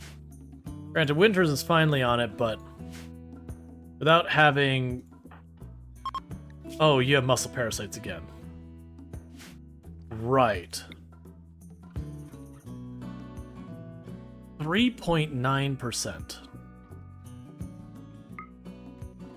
We're gonna have to use a conversion ritual to get that. Winter's gonna be a hard one to convert without arresting them. But if they attempt to leave the tile, I normally won't kidnap people or whatever, but unnatural healing, I'm willing to make an exception for unnatural healers. Unnatural healers, you know, get brought into the fold.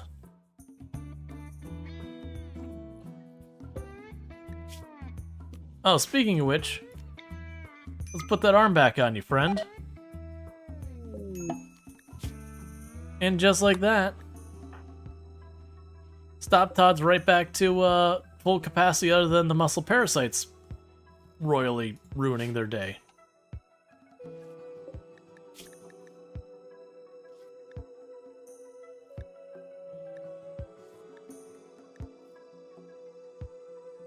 Botched my surgery 3 times. Yep, that's gonna help your standings. Mutated your arm. I missed that that was actually a mood penalty. Makes sense. Berserk on Stop Todd. Why are you down? Oh, food poisoning and muscle parasites together. Yeah, that'll do it. So, it's unfortunate that you went berserk right then. How is Bassett doing? You're still pretty hurt? I mean, you're not in great shape. You're not as hurt. Okay, so all of you do not fire at will.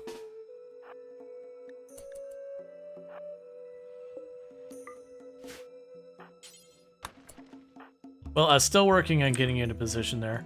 Let's have you take a step back. Stop Todd has to exit the room. And get him.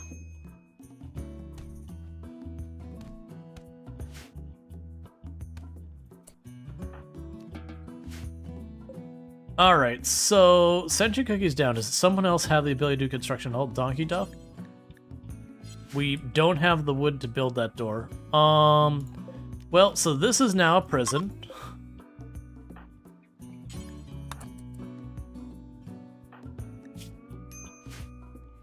And JD here is gonna have to cut down some trees.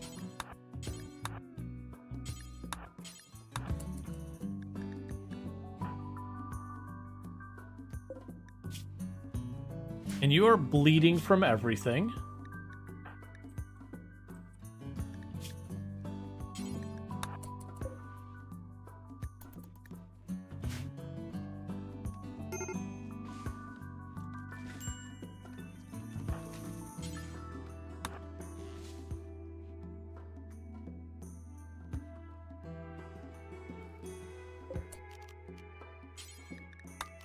Apparently this is still considered enclosed enough to be fine. There we go. Alright, so you're all patched up. Only minor blood loss. Minor problems with that. We don't have anyone else set to wardening. So let's go ahead and feed them before they starve to death.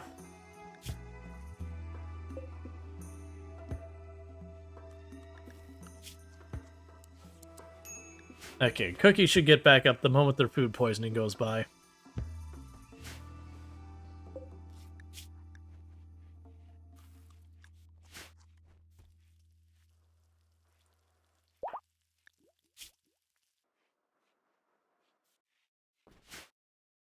Okay, we are getting that done. We'll get that all built out. Vagabonds request alms.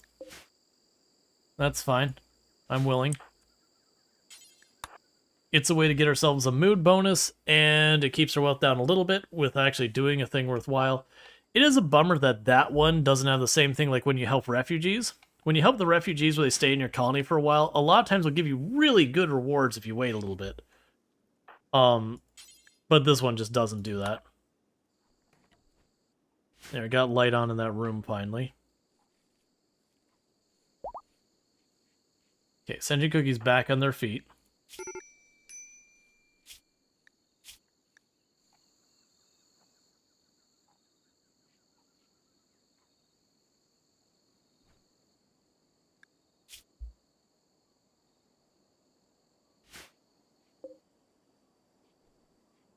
Beauty 550 because of that statue.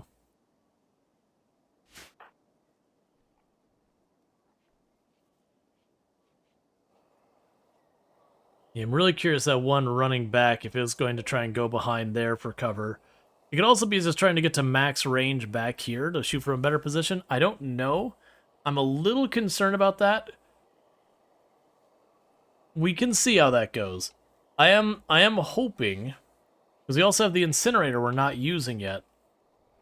I am hoping we can get that going. I'll probably get you on the incinerator.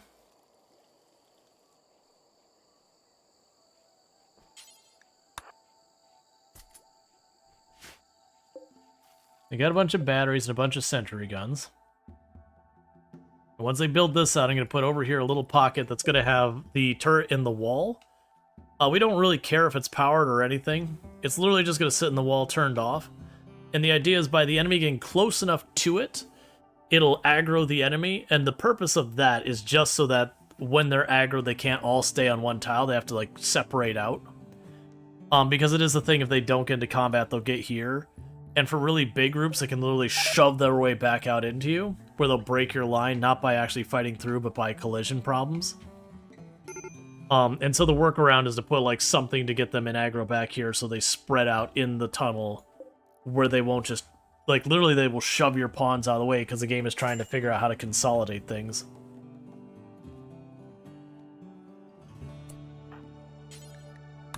Let's have you haul the medicine.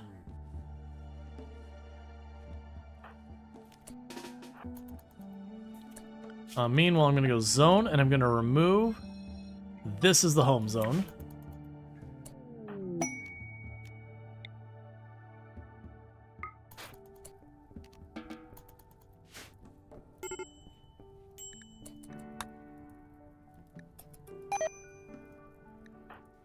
And just like that, I can start getting everything treated.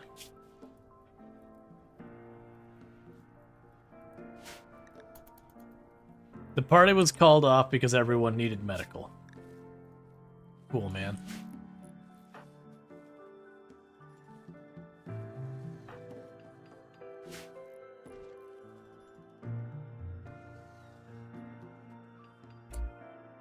Meanwhile,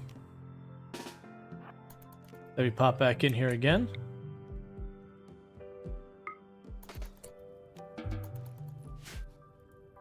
And this isn't about wealth management. I'm trying to get the corpses out of there so our people aren't constantly getting corpse rot.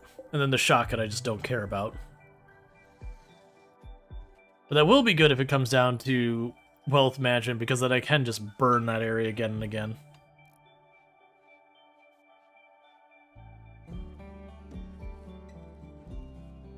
Okay.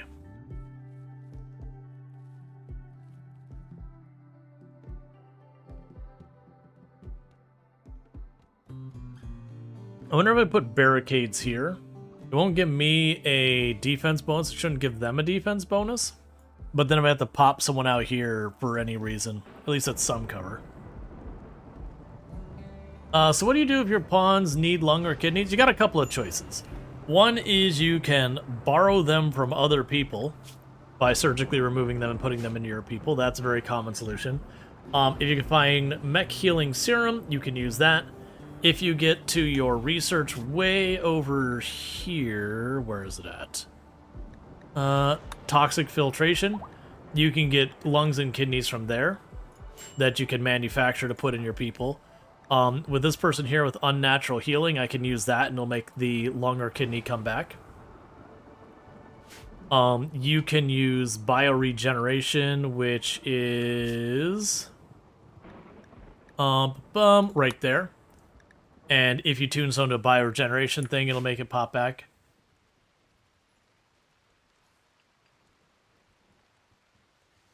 Which I know the bioregeneration is locked behind biotech. No, bioregeneration is locked behind ideology. As far as the toxifier or whatever. Does it make the synthetic ones? Yeah, no, and these, and actually for that matter, there's I want to say there's one or two other things you can also do to deal with it. These days there's a lot of options for a lot of those things. It used to be one of those things that you really had to kind of struggle with because there was only like one or two ways to deal with it. Nowadays there's so many levers we can pull. It's those things. Like I know like Luciferum, for example, is very powerful. And there was a lot of argument for using it in the past. Nowadays I have a lot more difficulty justifying it. It's still very good if you've got some on stock. But where it used to be like your only reliable way to cure scars outside of mech healing serum, which isn't really a reliable way to begin with, it was a way you could give someone like that to cure a brain scar, was one of the only levers you could pull to do that. But nowadays you got so many options to accomplish that whole thing. How about brain trauma? Heal serum is the only way you can think of. No, healing serum should do it. The bioregeneration should do it. If you chose to make them into a sanguiphage so they're scarless, I believe that'll fix that as well. There is... Technically, you could decapitate them and resurrection mech serum them. I believe if you'll make them a ghoul, I think it'll fix them. Chronophage... Oh, yeah. Yeah, if they're older and you chronophagy them down, I believe that can... Depending on what you're talking about with a brain scar, maybe, maybe not. I'm less confident in that one. But yeah, no, these days, unnatural healing will cure it. The only one that I know of that is really difficult to deal with is when you get the, What is the one you get from clones? Mind Crumble. That Mind Crumble is one of the only ones that you can't... Like, when it hits maximum crumbled mind, the only way to get rid of it that I'm aware of is to decapitate them. And then... brain damage to a gun? Yeah, that's so... Just a scar. Yep, it's just a scar. Anything that cures a scar will do it. So Lucifer, mech healing serum, decapitation, resurrection. Unnatural healing, bioregeneration, making them into a sanguiphage. I know there's more than that. You get the idea. There's lots of ways you can cure people now. Now, at any time, you might only have one or two options that you can make happen. Like the Resurrection Serum and the Mech Healing Serum are rare. Unnatural Healing is rare. Bioregeneration is the only one I can think of that you can reliably make happen every single run if you've got the time. Because there's nothing blocking that beyond just research and then, you know, materials. I think it takes Glitter World, but Glitter World these days is pretty easy to get your hands on. It's a very, very regular quest reward.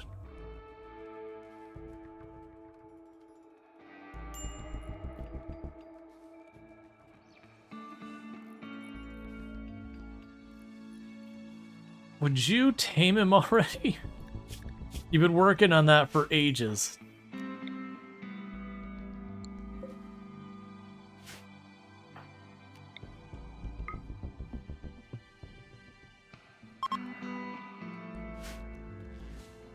Any downsides on natural healing? The primary downside is sometimes it'll cause them to grow a tentacle or like a biomass lung or whatever, which are kind of a neutral in that it adds bonuses. So like getting the tentacle gives you a higher manipulation, but the negative being your people really don't like it. Unless they're what's the word I'm looking for? Ooh, a field hand's kind of nice. Poison synthesis can be fun. But, well, body modder, or if they are, oh, what's the ideology? Transhumanist. Either transhumanist or body modder. It can be one of those ones that it's either not that bad or neutral. Yeah, Inhuman, I believe, will also make it not have a penalty.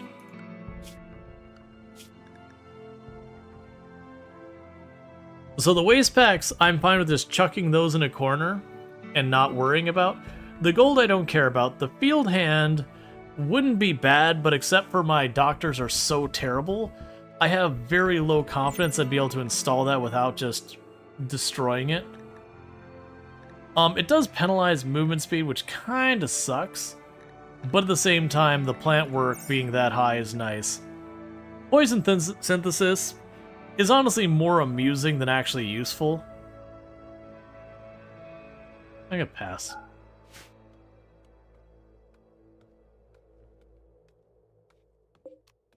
Well, at least you're getting a lot of animal practice. And you're still set to convert, and I can't actually do a proper convert on you. Till we get more. Medical treatment needed. You healed the kidney with unnatural healing, but the surgery was queued, so you now have a kidney on the floor. Weirdly, you could do that. You could literally make money by removing organs from your own people, then unnaturally healing them back in. I wouldn't recommend it because the people would all be incredibly angry all the time because you organ harvested them. But it would technically work.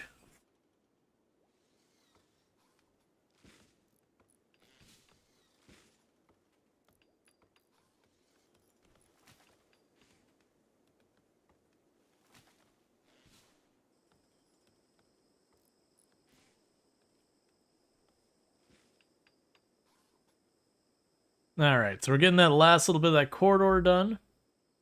And then it'll be time to honestly go through here and starting to mess with all this. As far as slate goes,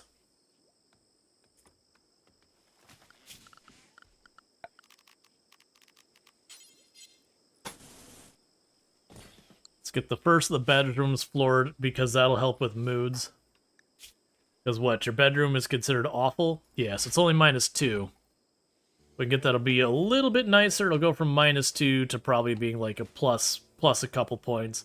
If you get your rooms really nice, it'll be a very solid bonus. I'm not sure these are big enough to get the really good bonus.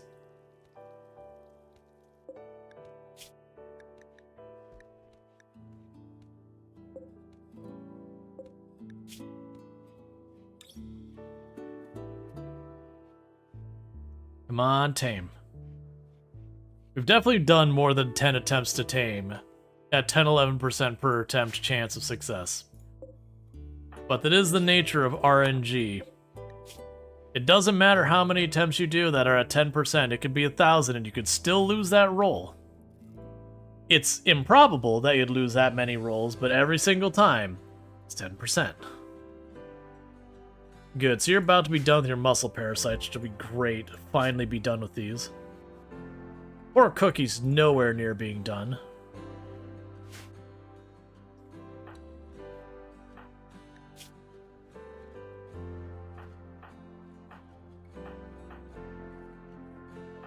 Alright, Winters will do a unnatural healing on Bassett next to get rid of that leg ache.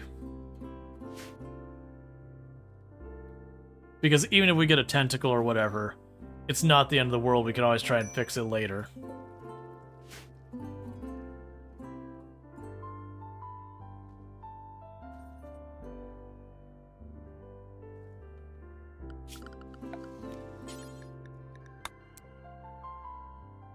Okay, so with this we will go granite door. Thank you for the follow. Welcome to the stream. We're gonna tuck a little pocket right there.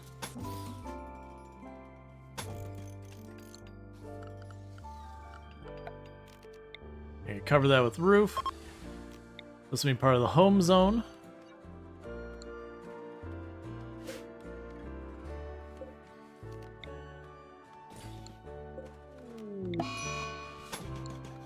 Food binge, because that's fine.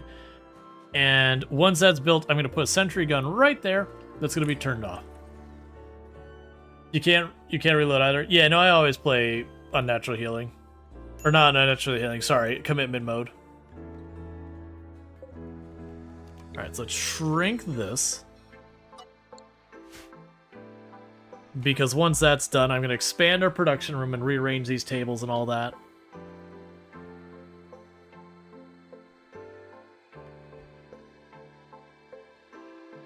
Start replacing some of these so that their walls are granite instead of wood to make our base less flammable before anything gets out of hand here from like an impid raid getting past the front area and me having to do a retreating run or, you know, incendiary mortars or whatever. Plenty of sources of fire in this game. Come on, tame. Stop, Todd. Stopping everything. Alright, unnatural healing on Bassett.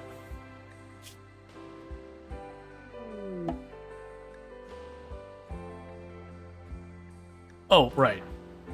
I was looking at Winters, I'm like, but where did it go? Okay, so Bassett, we've just got rid of their scar, so they're good to go. That is one nice thing that's been good about unnatural healing, is it's been a way of dealing with body purist in a way that's a little bit more efficient, because again, it can be one of those things that you can remove stuff and then immediately heal them with it.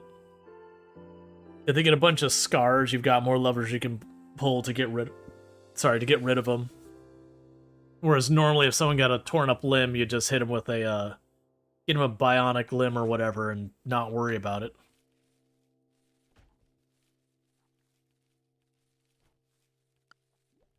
So one thing we can do in the meantime is hidden conduit. Run that through that position.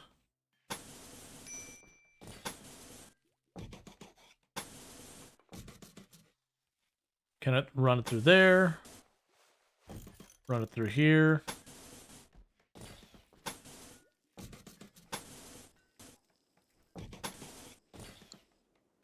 And that'll do for now for the power.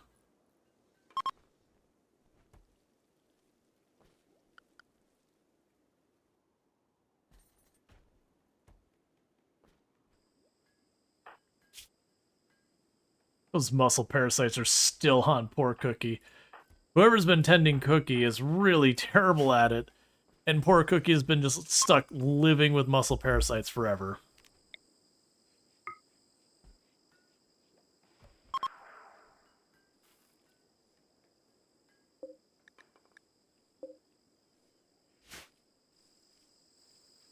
Come on, do it.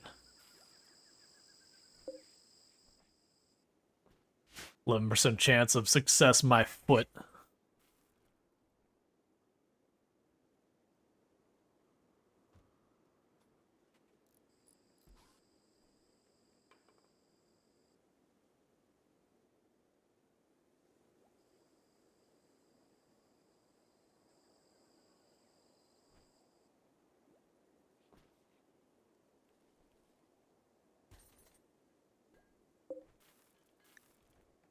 We got our meals planned. All right. So you can make vegetarian fine meals. We'll add that onto the list. Actually, add those after the psychite. When we get past that, we'll add vegetarian lavish meals.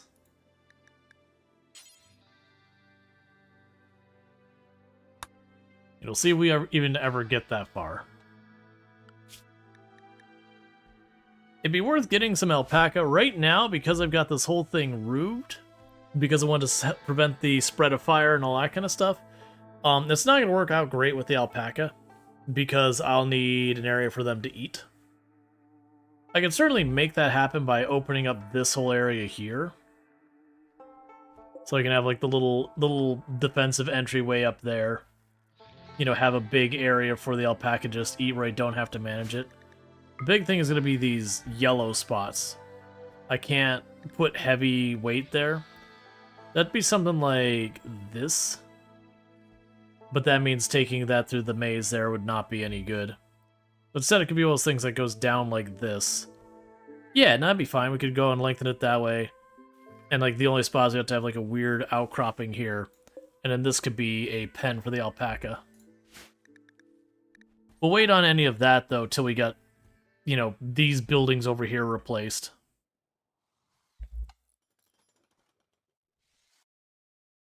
Okay, once I get the door on that, then we can go ahead and get the little sentry gun in there.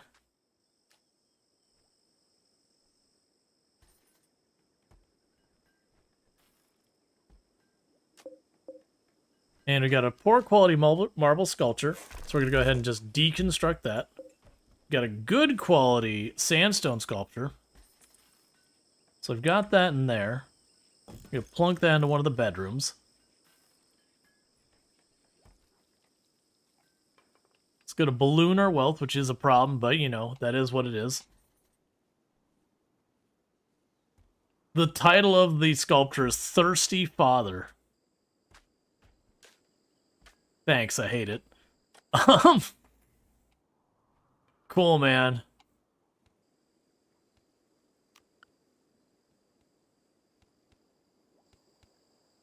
Say less, please. I could genuinely go for a significantly less being said here.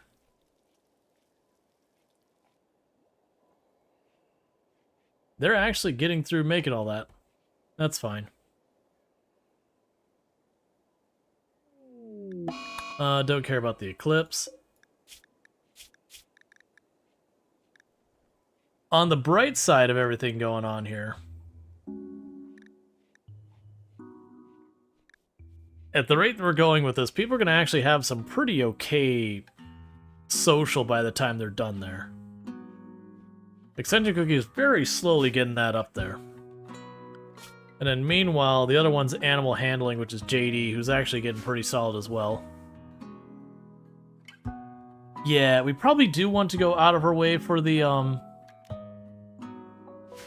alpaca, because we'll get the alpaca wool for much better clothes. And now let me probably cut down that cotton area to put other crops in there. Like I said though, we'll get that enclosed, we'll start cutting this around, we'll start replacing some of these walls.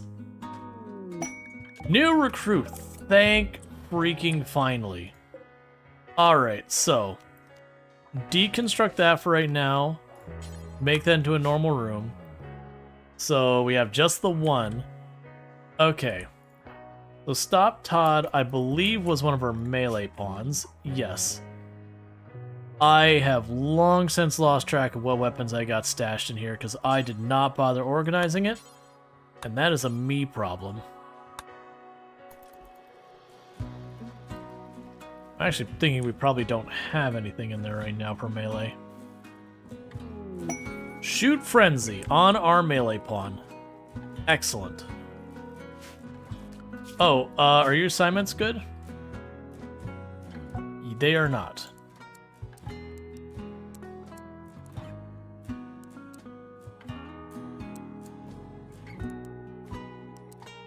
Okay. So you're a grower, you're a grower. Lily here is our crafter. You could be freed up to do other things if we wanted, like art. I think for right now, I will keep you on growing.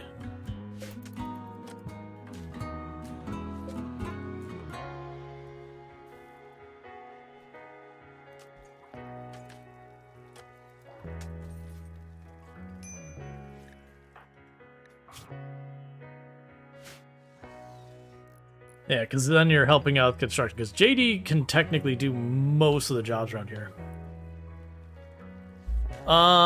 Let's see. 2 days. In the next 2 days, they will do something, I would assume, or they're just gonna stay here forever. If we get past 30 days and they haven't left, I'm just gonna assume they live here forever. Because if they were if they're a metal... If a metal horror was in them, we would have seen that long ago by now. Alright, you want me to build a big thing? I'm not going to do that because I'm still building my own base.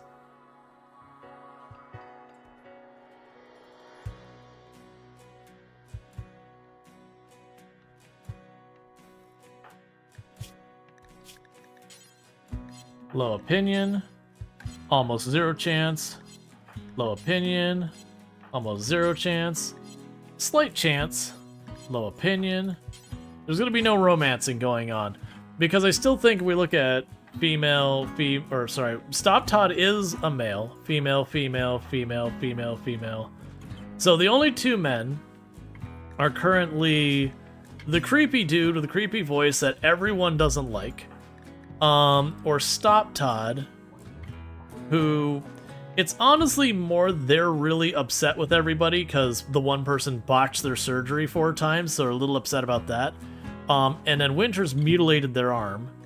So, you know, not doing so great in the whole morale side of things. Kind of a little upsetty spaghetti with the with everyone in the area.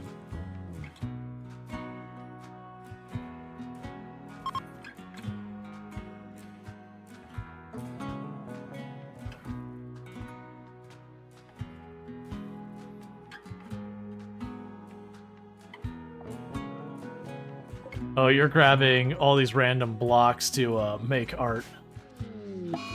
Mad rhinoceros that'll attack everyone it sees. Rhinoceros, you can climb barricades, right? So there's a thing here about blocked by fences. No. Okay. So with that, what we can do then... Get you 2 there. Get you 2 here. Get you 2 in the back. Actually, as a precaution, let's scoot you a little farther off so friendly fire is not an issue.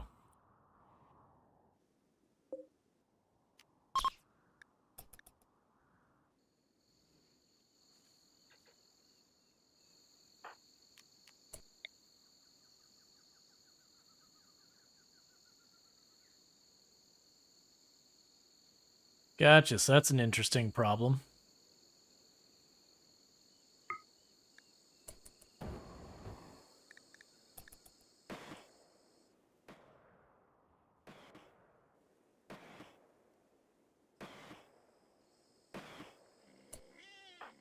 See, if I move you back here, does that help where I can spray?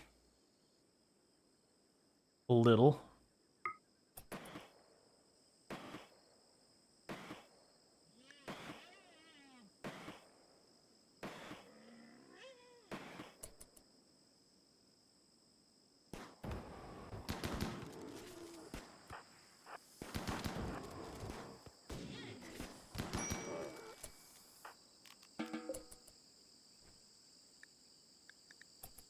Alright, so you got tagged and just some bruises.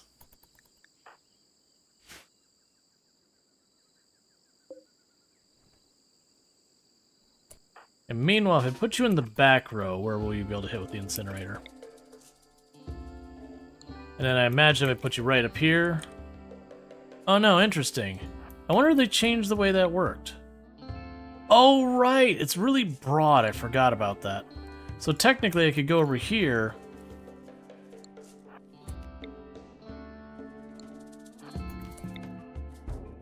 And try and dump a bunch of fire in there. Yes, that means the incinerator is going to be hard to use on any meaningful level. Which is kind of a bummer. That's alright. It still means if we catch one or two enemies, we can scatter them a little bit. It might be that I leave the incinerator on standby and use something else in the interim.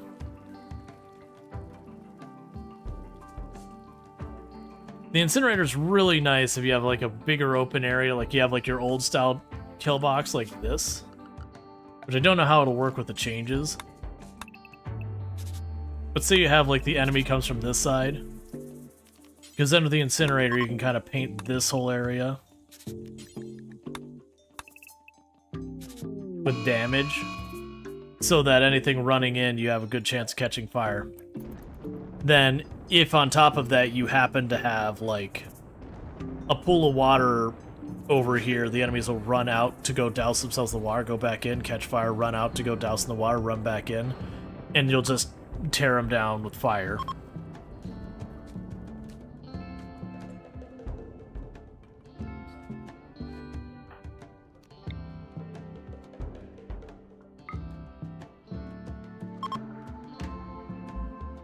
Alright, so I can finish getting Stop Todd converted. I'll get back into working on Winters. What is your deal? 29 days. So there's a good chance over the next day they're either going to betray us or leave. I would guess, I should say, I would guess leave or stay. I imagine they were going to betray us. It probably would have happened by now. And that said, we're not letting them leave. If they go to leave peacefully, we're just going to arrest them and chuck them back in there. Because the natural healing is just too powerful an ability to not try to keep.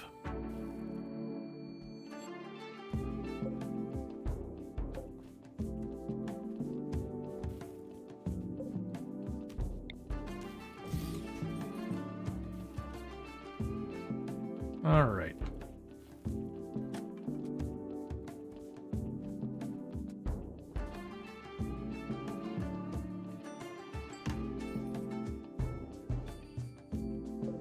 Getting all the power cable all set up. The defensive position is looking good. A Mad Panther is showing up.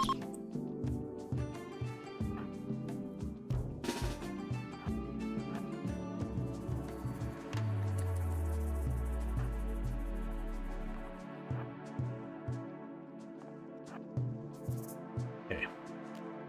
You two in the back. You back there as well.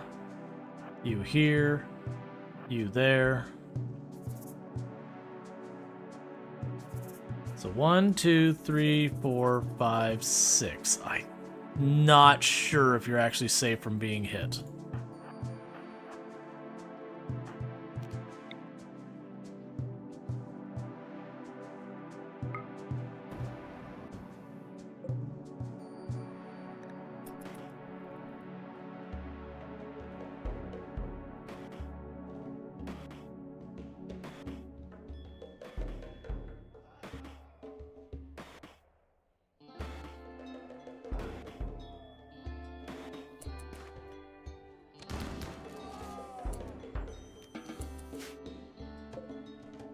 Yeah, I think, honestly, we're probably better off just using a different weapon for this. Let's grab that shotgun. The incinerator we can use for cleaning up when we get, like, a big raid, we got a bunch of junk to just get rid of. Not even for, like, wealth management, for like, not getting caught with the, corpse rot and that stuff. Just dump fire into that tunnel. Let it burn and be done with it.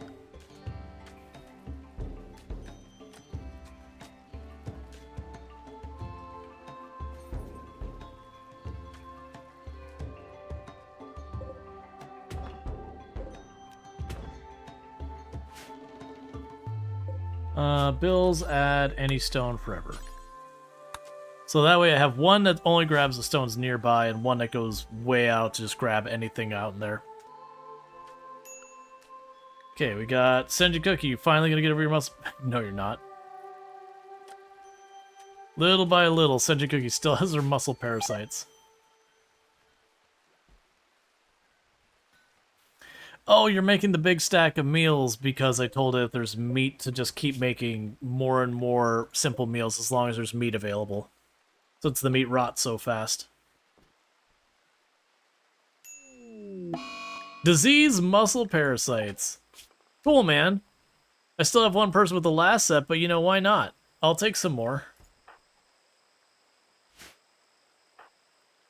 We're just going to be expert doctors from just training on muscle parasites by the time this is all done. Yeah, so I think after the geothermal, I'll probably go for air conditioning, then maybe advanced lights, then drug penioxylin. Make sure we can get ahead of like flu and malaria and these other ones that could be life-threatening. It's also surprising I'm not out of medicine with as much as we're just treating people every single day.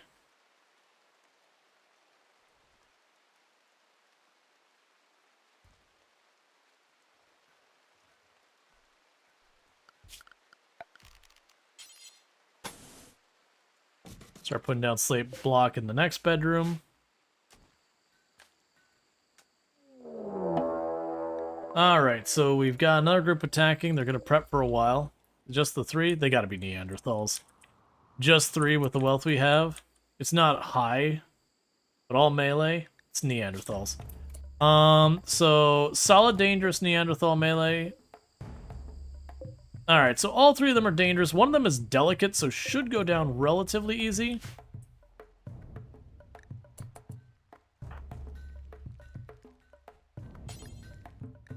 Let's grab the incinerator again.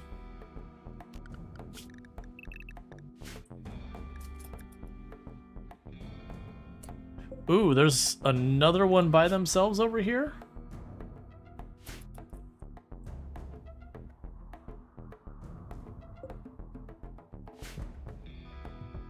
Yes, it's 4 on the map.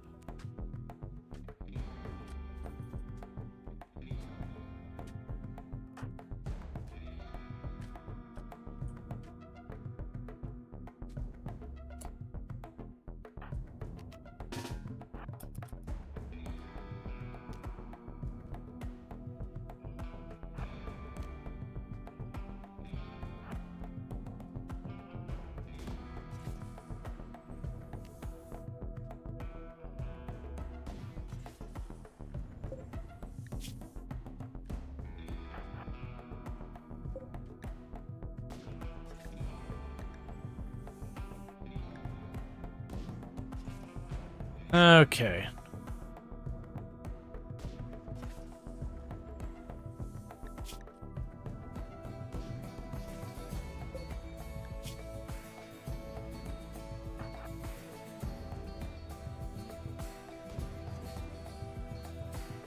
JD's just getting a little target practice in while we wait for the actual attack.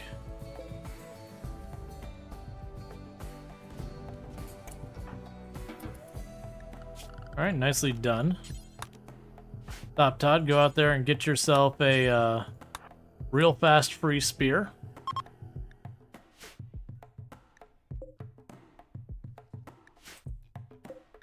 You, sir, did not choose a good time to come by. Alright. You two in the back. You two in the middle. You two up front. You get ready to intervene.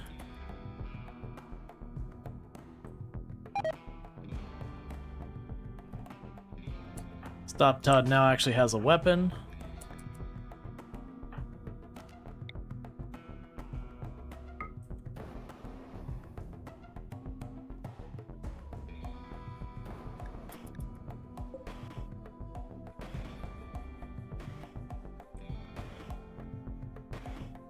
Okay.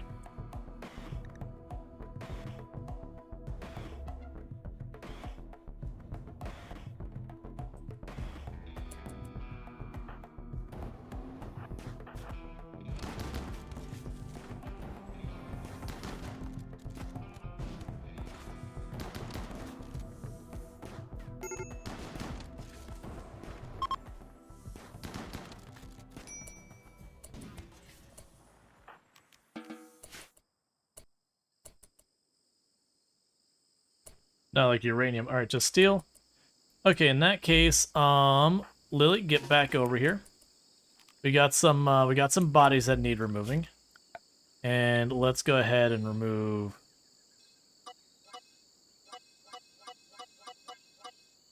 all that from consideration of the home zone for the moment.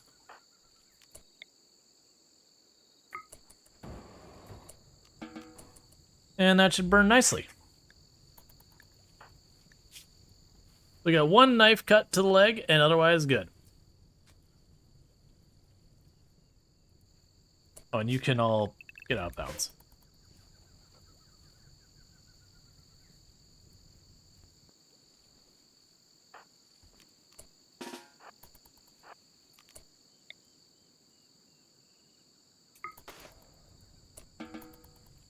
There.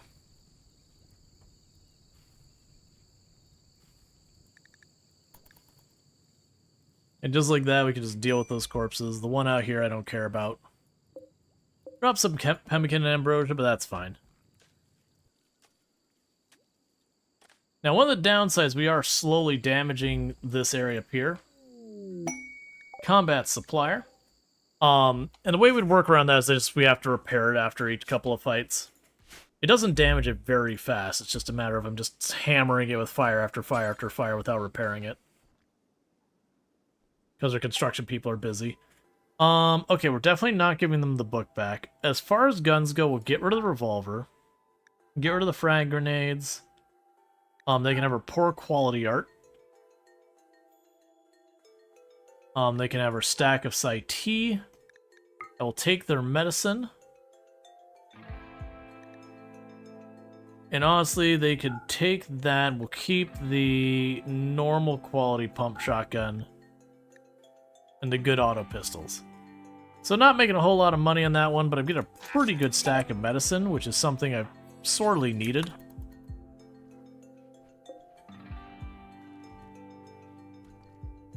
Okay.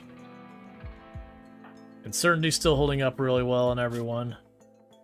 And only one cut to the leg with a group of Neanderthals is not too shabby. Especially since I wasn't kiting, I was just hammering them on their way in the door.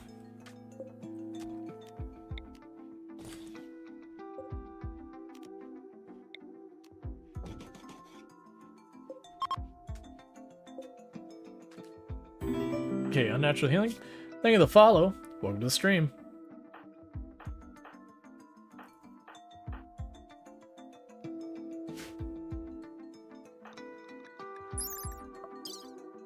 Alright, at this point, we're going to just assume Winters is here to stay. So we're going to go ahead and get a name on Winters here. And that's going to be Marcos, please. Welcome to the colony. And you are going to be our unnatural healer. And I believe once we get this online, we might go for making everything active. Now, I think my intention of how we're going to be approaching the all endings here is I am going to line everything up where I can literally do all the endings back to back to back. We're going to get everything we need for a ship. And then we are going to work our way over there. What biome are you in? Oh, for a moment I thought it was going to be fully blocked to be like, it's literally impossible. Yeah, so it's a temperate forest. Not a great growing season, but honestly, a temperate forest, not a hard tile to do. And it honestly looks like I could probably walk... Yeah, we're probably down here somewhere. Where are you at?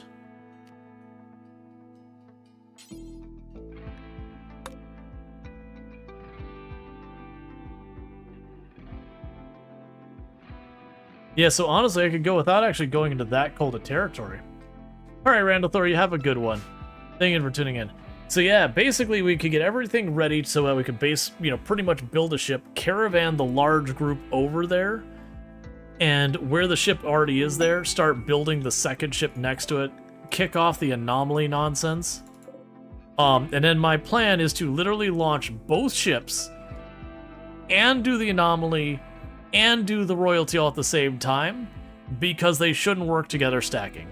So we're going to abuse it just to see how much. And I'll be able to do all the endings but the Arco Nexus in one big batch if that works the way I think it will. Now the challenge with that is going to be very hard to manage. And the reason it's going to be hard to manage is having 2 full ships on the map. Our wealth is going to be unreasonable. But I'm curious, because that means a bunch of those raids will end up fighting the anomaly stuff going on. And then when it gets to like the actual darkness part, they shouldn't even spawn.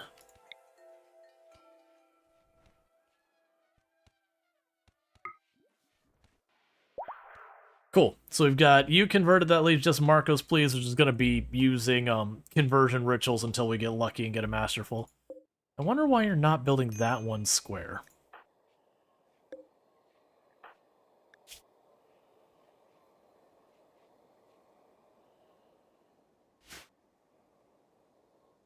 Oh, and we need more wood again.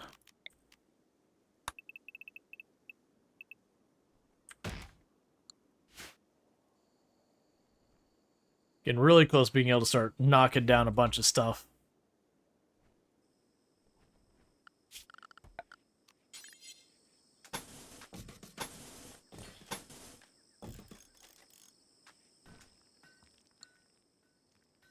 Start building the...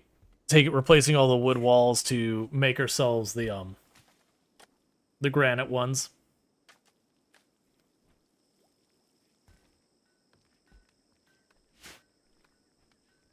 Okay, and I got a bunch more slate floors.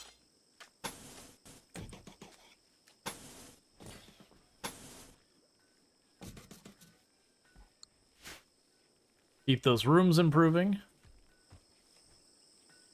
Because, yeah, if we check Basette's room... Where's your comment about your bedroom?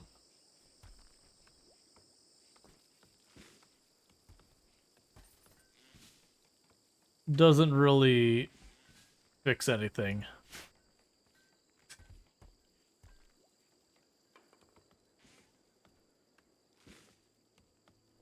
Because we want more wood so you can start making this, like, if this is going to be our hospital, it needs to be better set up than what it currently is.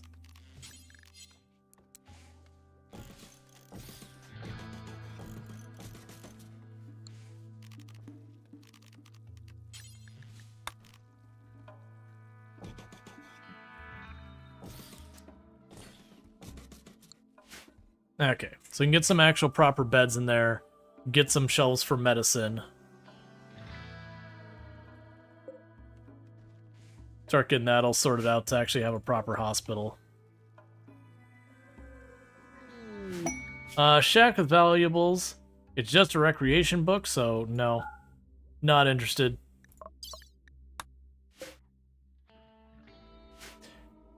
So things we need to do before we consider the caravanning over is I gotta get the research done. That's just gonna take time.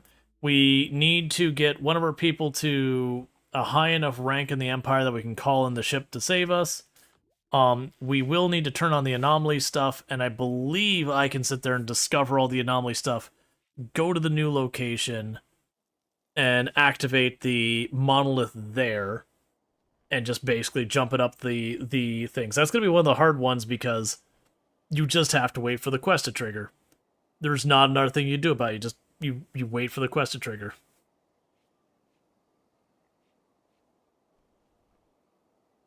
Which I haven't messed with that too much. You know, you doing anomaly on a tile other than the one I started on, but that'll be fine. I already know it appears after a certain period of time. I just don't know the specific rules.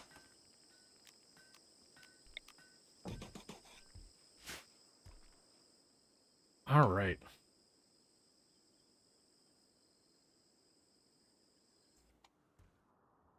And they're still tearing up all those floors. I bet you we can deconstruct all this. Get some steel out of it. Or deconstruct one of it. Alright, Azure Dawn. You have a good one. Thank you for hanging out, all good stuff.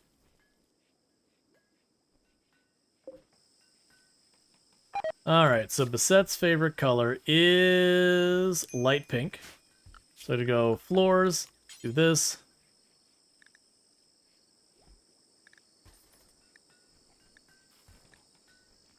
And this is one of the things that annoys me, because I'm pretty sure light pink isn't an option. Which bothers me so much more than it should. But I am very annoyed that's like, oh, this person's favorite color is light pink. Can I paint with light pink? No. No, you cannot. That's against the rules. It seems like they actually don't have pink at all in here. The closest we got is like pastel red. Okay, and yours is Donkey Duff, and Donkey Duff's favorite color is dark olive.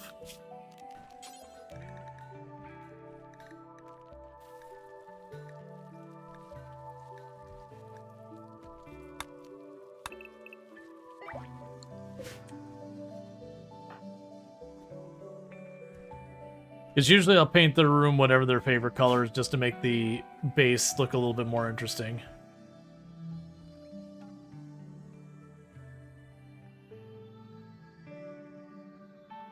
Yeah, I don't know about the Glitter World faction since that's more modded stuff.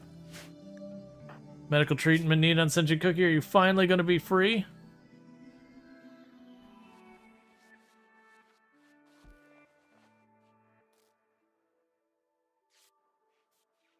And Senju Cookie, after what feels like 1,000 years, finally doesn't have muscle parasites. Has he mostly won because you use their weapons against them from previous raids? Oh yeah, and that's actually very much a thing. Like, you start having, with the different factions, like you start having the Tox Pack raid showing up. The Tox Pack can be a very good source of weapons.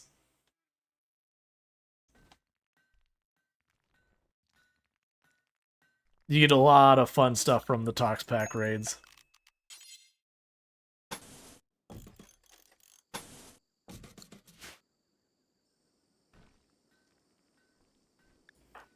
You got Bassett, still working on their muscle parasites, solar flare, doesn't matter. We are right about to get our geothermal online, and that's when our electricity's going to come up, and we're going to start dealing with all that stuff, which will be great. Because that's been a long time coming. Get all these torches replaced with actual lights and that nonsense. Why are you not building that one spot?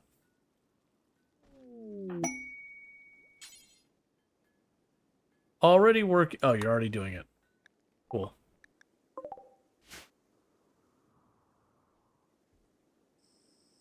Cool, so now have it where that whole thing is set up. We're just getting all the rest of this done.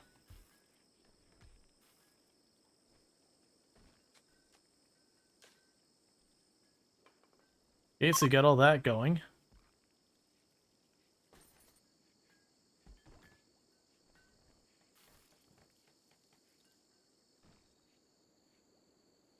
Okay, so one of the things we want to do is they're going to install that. We actually want to turn it off.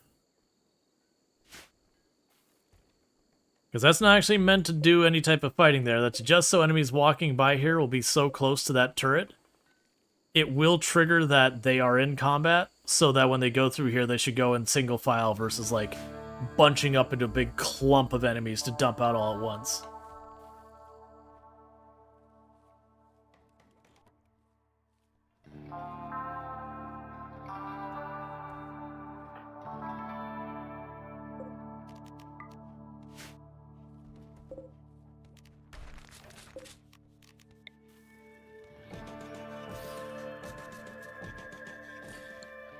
Alright, so it's going to be 10 medical beds we can put in there, which is way more than I need.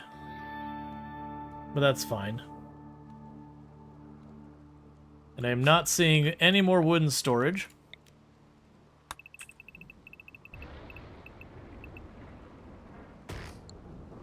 So queue that up for when you got availability.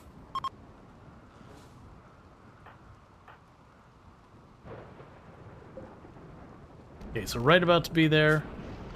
So we're going to try and use an actual conversion ritual on Marcos, please. As soon as that hits, you know, 0 days, like it's actually done. Because that should give me like a 20-ish% chance to instantly convert them. Honestly, I think that's the only way I'm realistically getting them converted. Is if we just do the thing where we roll and get an instant win.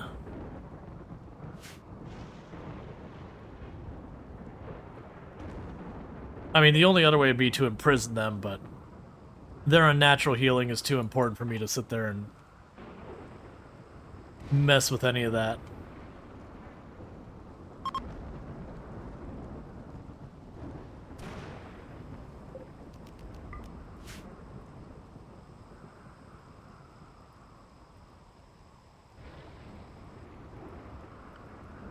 It's also worth me considering sterile materials to get that on the floor in here to, again, make this hospital not terrible.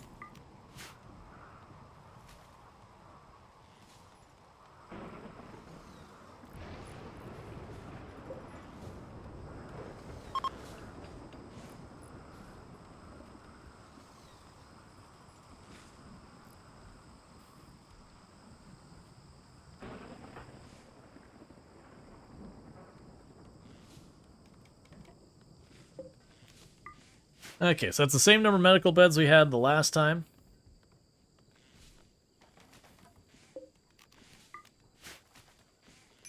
Yeah, and everyone who doesn't have something else to do is now chopping down trees.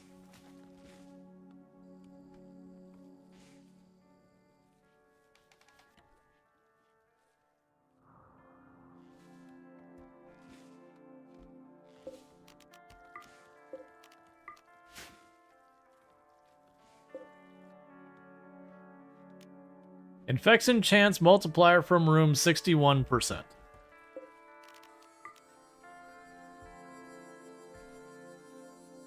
Which is probably mostly because we don't have a floor. Okay, so we've got all those made. Cookie should make the last shelf. And then we're going to link all these. Hey, Allison! Thank you so much for the raid. How was your stream and all that stuff? Were you playing more RimWorld tonight? Let me go ahead and do a shout out for Allison. Another fantastic content creator. Playing Vintage Story. Right. Yeah, no, I remember the other day you said you're going to play more of that. Definitely someone worth checking out. Been playing a lot of RimWorld, been playing a lot of Vintage Story, a lot of good stuff like that. Definitely worth checking out. Let's make that an important shelf for all the medicine. But also does like a lot of Project Zomboid and other games. Really good times. You're winding down with Vintage Story, but did tons. Gotcha. Cool, cool. I hope it's been a lot of fun for you with 1.6. This is only the second colony I've gotten to mess with 1.6 because of, you know, family visiting and all that. I was spending time with them, so I didn't get a chance to really properly sit down. It's been going pretty good. We've only lost one colonist, and that was getting wombo comboed right at the beginning with malaria and muscle parasites, because tropical rainforests be like that. Cassie kept hitting you with mech clusters. Gotcha. We should definitely be in the range where mech clusters can happen. Yeah, we're well in the range that both siege rage and mech clusters should be able to happen. Haven't had one of those yet. We've had straight up raids, but we'll get there. Right now we're in the, you know, the stage of converting our walls from wood into not wood, and forever muscle parasites just existence. Let's see. You learn as long as you have one ideology person left, they can make more. Yep. With enough effort.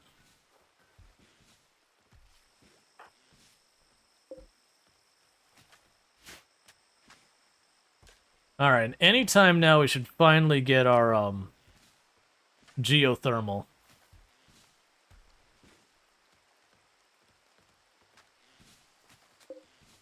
Okay, so we got all our sculptures to put in place.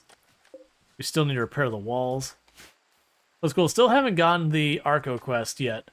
You're hoping it happens. Yeah, no, if you keep playing, as long as you have ideology loaded, if you keep playing and building up your wealth, eventually it'll turn on. Because Arco Nexus is the ideology weapon when, like, scenario condition, whatever you want to call it.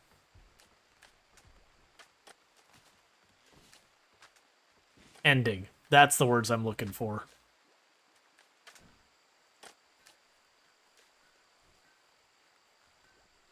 But yeah, but welcome in, everybody. I am Rual Storge, who play a variety of games here on Twitch. Today we're playing some RimWorld. Kind of getting back in the swing of things. I've been gone for about a week, so definitely dealing with that. Also dealing with trying to flip my sleep schedule back to my normal stream schedule, because I've had like a, you know, a normal human being schedule for like the last week and all that. And that's just kind of been a thing that's been a little bit of a juggle. So if I'm seeing like I'm not firing at nearly all the cylinders I normally am, that's basically what's up. Is I've been waking up early for the last couple of days to do things with the family, and it's going to take me a little while to get all that sleep sorted out. But that's fine. Have you had fun? Yes, I had a lot of fun with my niece and nephew over the last week. I've got one more day to get to see them before they head back, which is tomorrow, so there may or may not be a stream tomorrow, all depending on when things start winding down. If they start winding down at a point that it makes sense for me to be able to pop on stream afterwards, then we'll do it, but if it's something that goes late, then, you know, that is what it is, because you only get to see them a little bit because they live on the opposite side of the country from me. So it's cool when they have a chance to visit, or vice versa.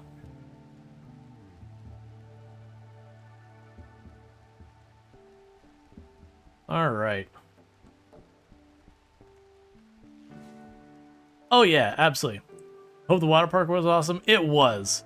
It was fantastic. The zoo we got rained out pretty bad, but we did all the important stuff before it happened, so everyone had a really good time. And we got to like 2 hours of closing anyway, so whatever. Considering we're in Florida and like of the 6 or so days that we hung out, we had one day that rain is a problem. That is a really good track record for Florida summer, where it rains just about every day. Because you always loved going to water parks, but it was a water park trip when you got the sunburn that taught me what the hell itch is. Oh, like just getting a really bad sunburn, like a really deep one? Yeah. I'm, it's not showing up on the stream, but I'm pretty badly sunburned on my nose and, like, forehead. Doesn't matter how much you keep in the sunscreen, you can only be out in the sun so much before eventually it's gonna get you. And considering I've basically been out in the sun all week, that turned out better than one could have hoped. I'll also tell him to rebuild all of that as granite. I'm deliberately leaving those two in place. That way they don't accidentally collapse the roof. Cool, so we got the geothermal online. And then the next one we're going to do is get the air conditioning going so we can build a freezer, even though I have no idea where I'm going to put it. Also going to go power, geothermal, and then we're going to go security, granite barricade. And this isn't some like meta strat or anything. This is just the way I prefer building my my geothermals. Oh, that's not my favorite.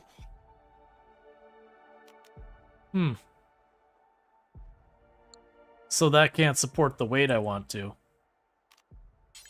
Which means I get to awkwardly put a wood door and a single tile of wood wall there.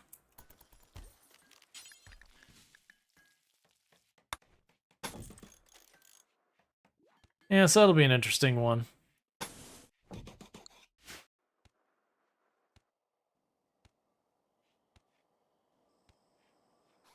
Let's see. The hell itch is a super nasty side effect some people get from sunburns. Not everyone does. Basically, where the itch is so deep, strongly, it feels like stabbing pains. Putting aloe and whatnot only makes it worse. That's not fun. I hate everything about that. Yeah, and I've got some pretty nasty sunburns, and like especially when I was younger. These days, I'm a lot more careful. After you get like a proper, really bad sunburn, you kind of learn your lesson. Hopefully. If not, that's a problem. So your favorite color is purple. Fair enough, so you go orders, paint.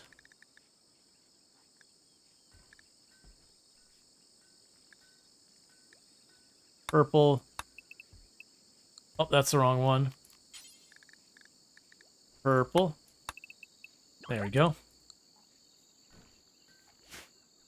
And then your room's done, so we'll get your floor painted. So that's Sentient Cookie, and Sentient Cookie's favorite color is blue. So go here. Sky blue, dusk, blue. I got these 3 rooms still to do. It's just a thing I do where I dye everyone's room their favorite color. I like it just because it kind of breaks up all the floors looking the same color kind of deal. Makes the base a little bit more interesting to look at.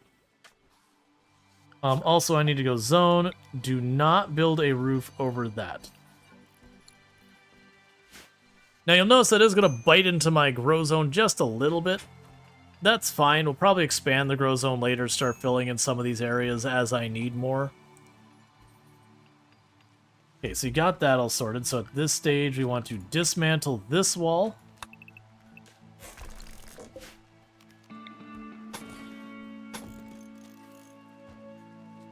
And replace all this.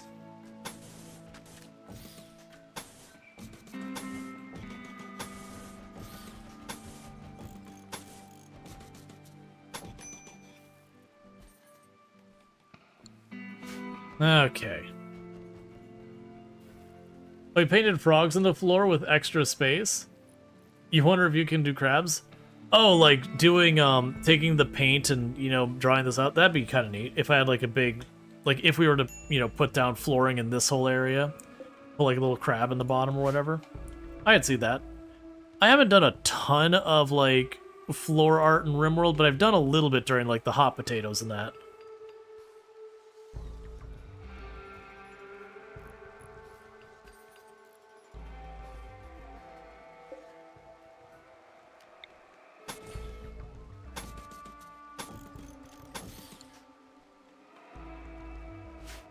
Okay, and we don't have components of any meaningful amount. That's fine, because I got a shuttle up here I could take apart. I believe I got a bunch of ship chunks.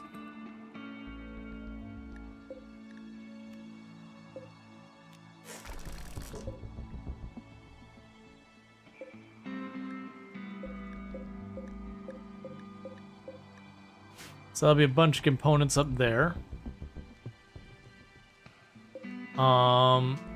I don't really need more steel right now, otherwise I can mine that. We can grab the more components up here.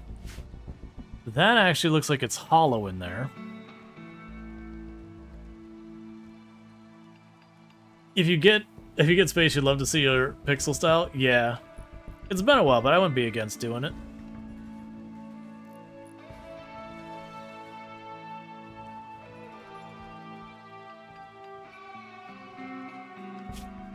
So meanwhile, we'll go slate floors.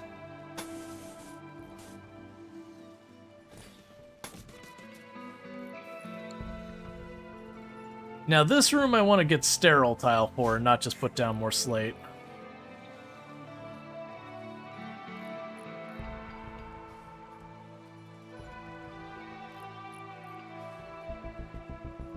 Okay.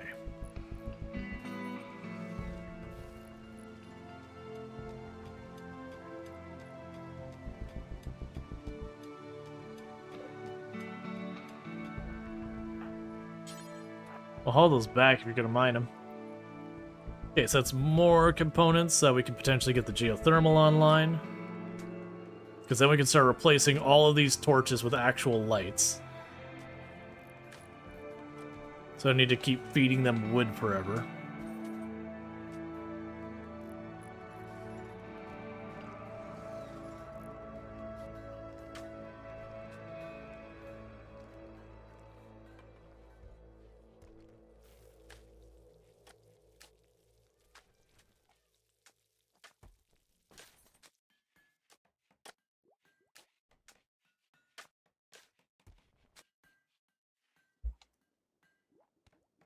Okay.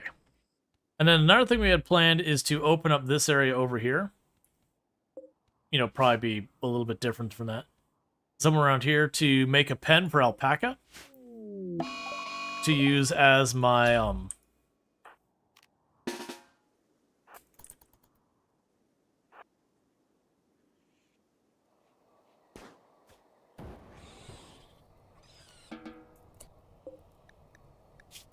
Poor capybara.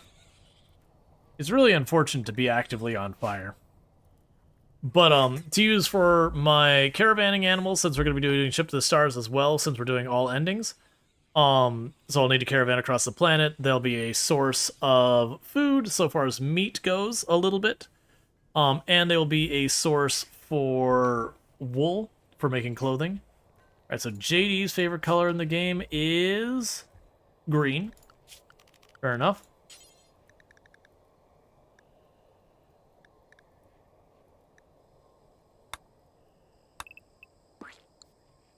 Marco's please is light teal.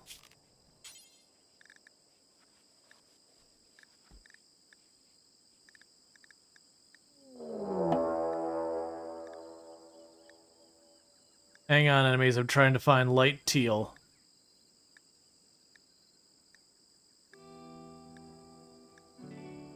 And I'm having this funny feeling that's another one of those colors that's not actually here.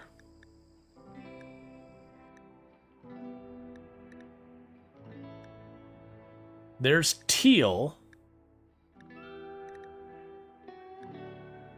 But I do not see a light teal. We're just gonna have to live with teal, buddy. That stop Todd is dark blue.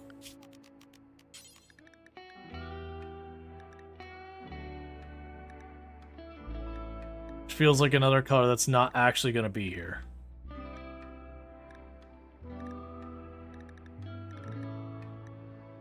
You'll get subtle blue instead. Alright. I do dislike that the color palette... Dear goodness, we got monkeys. Alright. Monkeys, I believe, are not blocked by fences, because that'd be a weird thing if they were. Blocked by fences... No. Which is good. We want them to not be blocked by fences. Alright, so melee team. Get in positions. Close range there. Long range back here. Middle range in there. Get everyone into positions. More colors would be nice. Also, if it told you what the color was, it does tell you what the color is now. You put your mouse over it, and this is new to 1.6. It'll actually tell you that their favorite color is, like, Donkey Duck's favorite color is dark olive. That's a new 1.6 thing. They didn't used to do that. It was incredibly frustrating. But you still don't have the full color palette there, so it only does so good.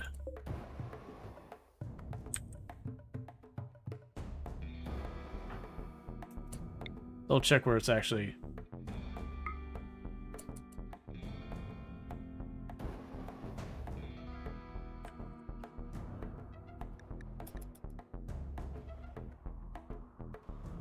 Now, normally I should be choking up one more point closer to the front.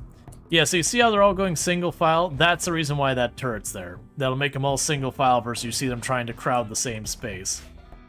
It's just an annoying thing about in combat versus out of combat.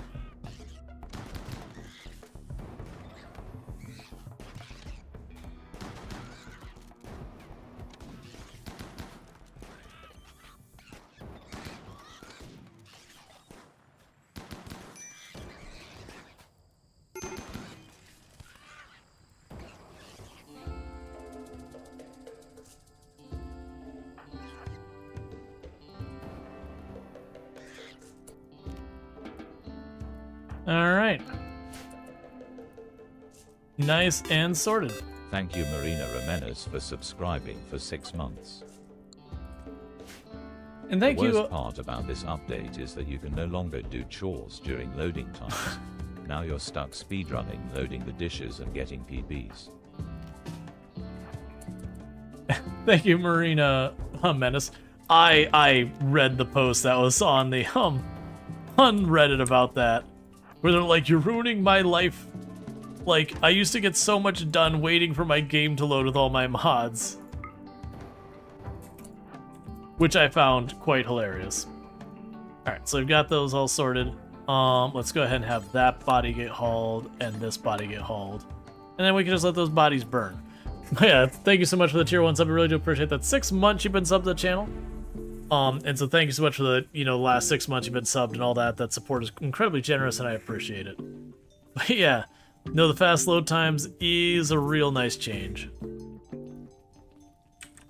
So the only injuries we got 2 bruises. That's because we had enough firepower going down there. We could line them up one by one, and that fire was enough to scatter them a little bit. The big danger is with the fire is later on if we get a bunch of tougher enemies and the fire drives them into my people, like, you know, Neanderthals, that kind of thing, it can get real dodgy real fast. What is our ideology's color? It's like a bright pink. Cool, that'll look wonderful on the ground, I'm sure. Especially since that color doesn't exist in the palette, so we're gonna pretend it's indigo.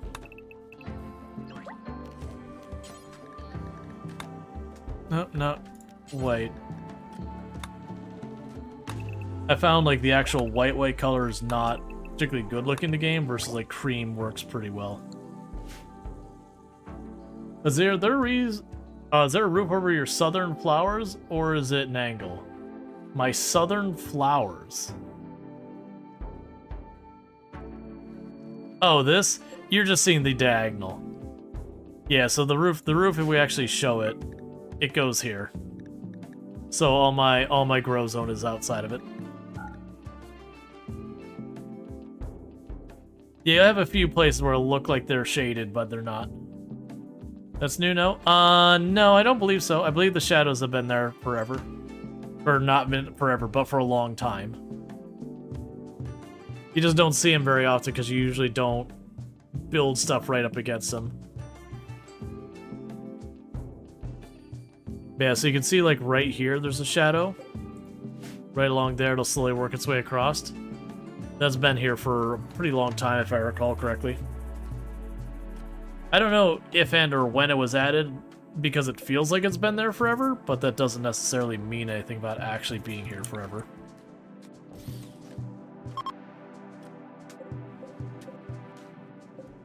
Again, that all room sorted.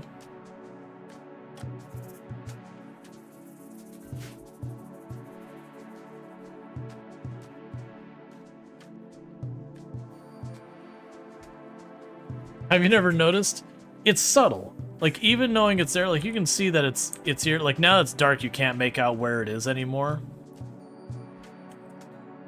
Yeah, so you can actually see it's like a pretty long shadow here. It'll slowly work its way over. It's just one of those things that doesn't have any real game implications, so it's just not something that matters to pay attention to. Not gonna bother building anything for some small standing bonuses. I can get standing lots of ways. So this room is all done. I'll do the same thing here, so I'm gonna go and paint the outside border. That color. Paint the middle of this color. And that's just as close as we can approximate to our ideology color. Pretty much where that comes from. Okay, another thing I shouldn't do because it'll boost our wealth and is not important.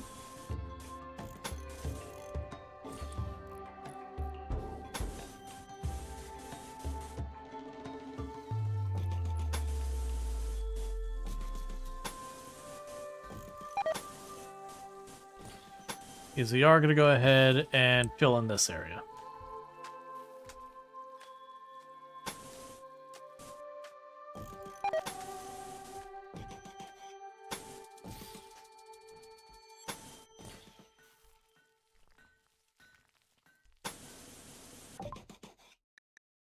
Okay, research screen, sterile materials.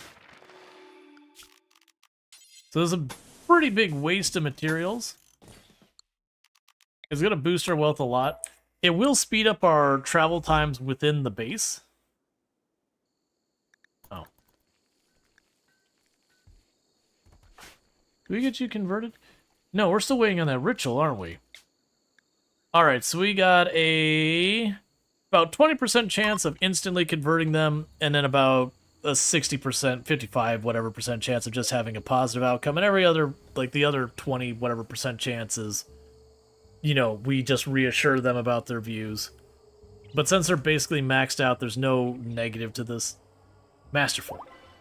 Effective is not terrible, but not what I need. As high as their stuff is, my chances of converting them without just having a masterful ritual is pretty minimal.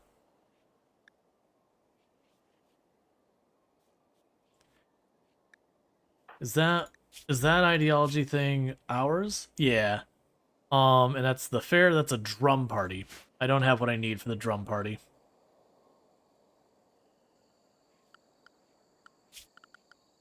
Because I know I need a set of drums.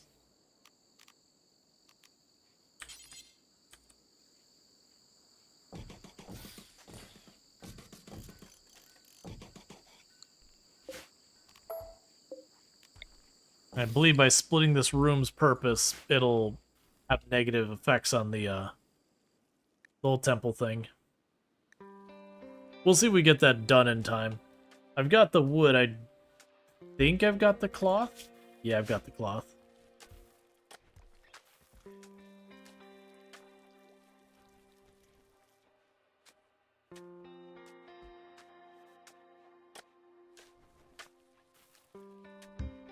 That'll be good, because that's cleaning out a lot of those bricks we've got laying everywhere.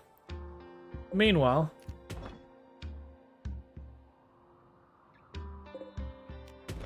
queue this up to all be brought back.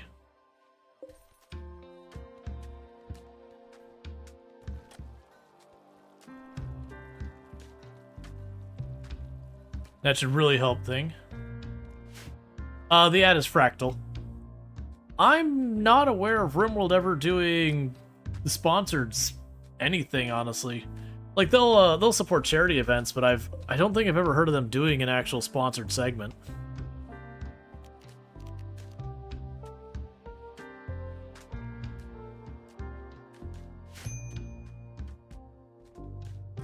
You just usually see the hashtag ad. Yeah, we are sponsored by Fractal. You can tell it because it'll appear below me. I mean, like the game? Yeah, no, as a content creator, anytime I'm being compensated financially by, like, you know, outside of, like, Twitch, in any way, I am required to have, like, the hashtag ad. You're required to disclose your sponsors. So since Fractal does pay me to have, like, you know, the thing about that below the command and all that kind of good stuff, you know, I am required to have the hashtag ad there. Otherwise, it'd be in violation of quite a few rules. Like in some places, it's even stricter about what you have to do. But yeah, and that just since it's come up, Fractal's a hardware vendor. They make computer cases, computer like processor fans, processor water cooling solutions. Computer gaming chairs that are, you know, really nice. They just came out with a gaming headset and all that. And their whole thing is they tend to be kind of a premium brand that their goal is to genuinely have like the highest quality things you can get. And to give you an idea, they've been sponsoring me for about 6 months. And I've been a Fractal customer for about 12 years. So it is a brand I stand behind because I've been using their product since well before I had any inkling of doing any type of content creation, let alone being sponsored. What a segue. I mean, hey, it came up. No reason not to cover it. But yeah, so it's pretty good stuff. And for the record, with the sponsorship, I'm not getting kickbacks or anything, so this isn't me trying to be the salesman being like, hey, buy the thing so I get a bunch of money or whatever. They do pay me just to have the sponsorship on the channel. Alright, so we got flu. So that's lovely. I'm going to go ahead and just jump right on this and just say use industrial medicine, use industrial medicine, use industrial medicine, be done with it. You like my mic? Yeah, no, I like the mic as well. This is a Moano. They also sponsored the stream at one point. I've been using a Blue Yeti forever, and while I really liked the Blue Yeti, it was nearly a decade old, and so the mute button wasn't working well. It would click, and nothing would happen. And that was a problem. And they're like, hey, would you like a new mic? And it's going, of course, absolutely. So we can get a book for nutrient paste. Cooking and Animals would be a good book. Go ahead and take that one as well. You can take my worn out clothing.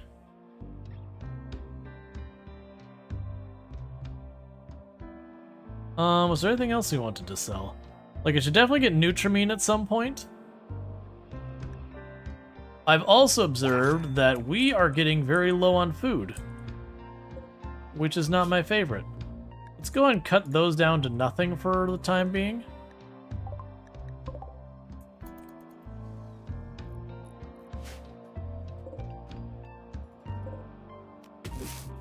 Well, if they got extra capacity, they can go rip up a bunch of berries. Not that I'm super worried about it. Getting the last of that closed off. No, Philic, it's not a rule by Twitch. It's a rule by, like, the UK government. It's not a Twitch policy, it's a law. It's just some countries require it, some don't, and they're inconsistent about what you have to do for it. No, it makes sense though. If you're being sponsored, it makes sense that you need to disclose being like, hey, just so you know, like, when I tell you I like something, I'm being paid, so it's worth considering if you trust me or not on it.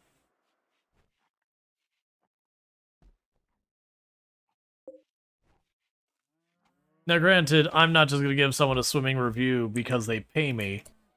I do always make sure as part of my my sponsorships that I can be honest about the product. I've only once had a sponsor actually asked,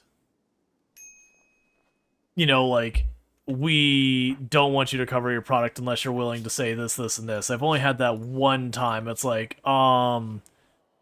like, I'm going to be honest about your product. Now, I'm not going to dump on it because, you know, that's not good for anyone. But if there's good and bad, I'm going to tell the good and bad. But so you thought it'd be okay if it was implied?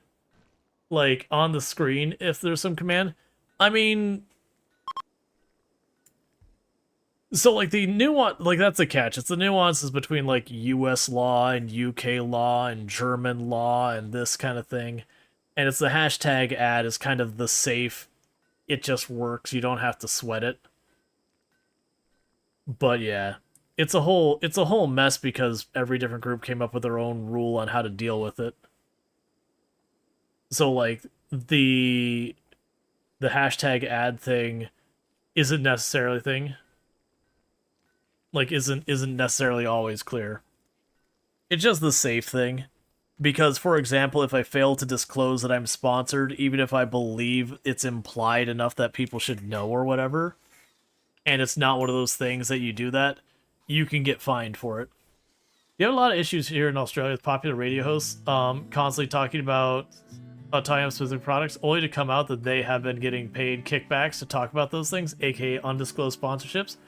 Often not disclosed to the radio station either, conflicting with the station sponsors. Oh yeah, you can get in a pretty good amount of trouble in a lot of places if you do not disclose your sponsors. Yes I can. Because I am technically available in the UK. Therefore, I am required to adhere to UK law. And it is a thing in your Twitch terms of service that you are required to, you know, obey relevant laws. Like, even, like, for example, if I violate the terms of service, if I go on Facebook and I violate the terms of service, you can be banned on Twitch for that. Not because of a partnership between Twitch and Facebook, but Twitch has in its terms of service that you are required to obey other people's terms of service. And you're required to obey, you know, relevant laws and yada yada. So while they don't say you need the hashtag ad, you are required to obey the law. And if the law says you need the hashtag ad, therefore you still have to do it. Which, for the record, that's kind of just a catch-all with Twitch because they can't keep their policies up to every single law change ever. So you're expected to be knowledgeable on what you're doing. Alright, how are we doing on our flu? You're winning. You're winning. You are winning.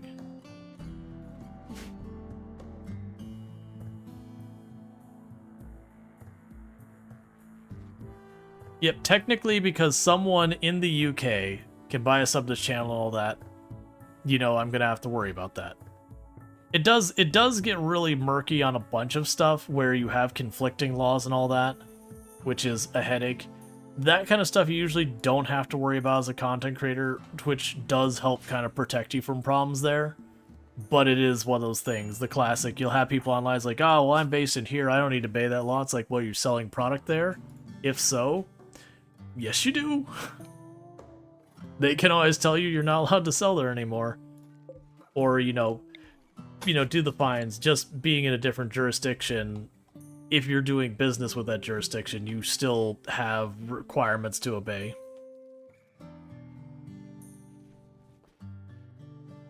Regardless, the point is, there's a lot of obligations that if I am being financially compensated, I have to do the hashtag. Also, like, for example, with, like, the UK, if I receive a key from a dev, even if there's no actual money being exchanged, there's a lot of times you do need to put like the hashtag ad because you have been provided something of value.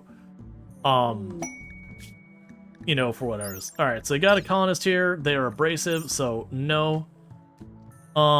You want me... Oh, I have to go to bandit camp? Yeah, I'm not gonna caravan. But yeah, it's also better to stay on the safe side, because it's really bad and you're like, I should be good, and then realize, oh no, I'm not. And you're in whatever hot water you're in. That's usually DMCA. People get to themselves like, oh, you can do this and not have a problem, and they get slapped with DMCA violations. And that's just that. Like, Twitch does a lot to protect creators from DMCA, like a lot to protect us from DMCA. That's like what the muted VODs are about, and the multiple channels and all that kind of stuff. It's all mitigation strategy. But technically, if I play DMCA violating music on my channel, even if it doesn't get saved to the VOD, and it just so happens someone pops in who is aware of the copyright and decides to call it in kind of deal, I can still get stuck with it.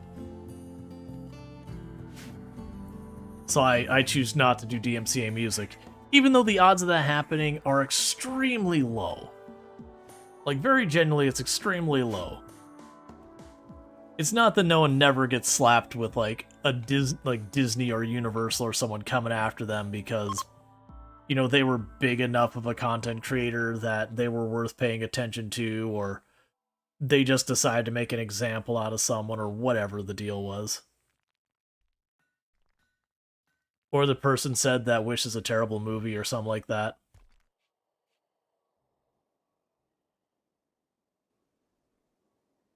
Which, for the record, it was an okay movie. It was fun and completely forgettable.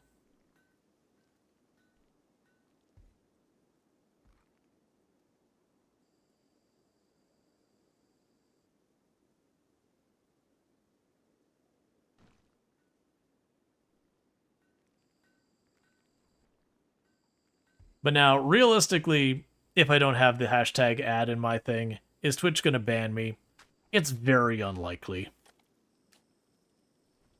The odds you get in trouble for it, also pretty low, but you just don't mess with it. Because if nothing else, ignoring all the rules and all that, if I'm not disclosing that I'm being paid to show something, needless to say, the audience is going to figure it out sooner or later, and it's going to make you look real shady if you're, like, trying to, like, sneak a bunch of sponsorships under the rug, or like, no, I just like their products. When there's clearly, like, when money is definitely being exchanged on that. So it's good to keep everything on the up and up, keep the transparency as best you can. And to be fair, probably games are the most common sponsor on Twitch. You do get products like gaming chairs and headsets and energy drinks and that kind of nonsense. But I would say for every one of those, there's probably like 5 different games, throwing some money at a content creator, be like, hey, please stream our game. Especially indie games that can be very, very hard to get spotted in all the noise. Alright. So let's reinstall you up here. Reinstall you up there, reinstall you here.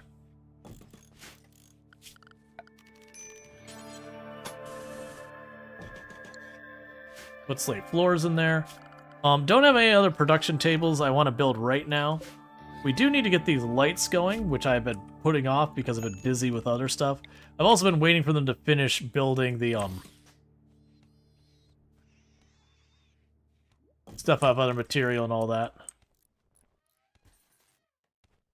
They don't want to put the lights up if it's not a stone wall, or I'm gonna just have to do it again.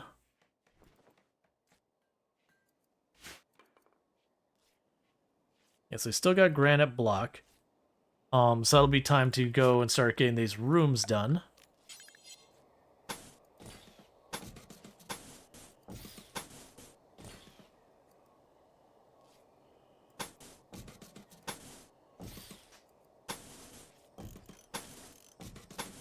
So you can place the outer walls, skip the corners, just so we don't have to worry about roof collapses. Then we'll do the corners after that. Work our way through, getting all this done. We should get sterile floor in not super long. I did get the air conditioning. I have no idea where I'm putting the freezer. Right now, my best bet is probably around here. Which doesn't feel like a great place to put it, in all honesty. But I don't exactly have a whole lot of space.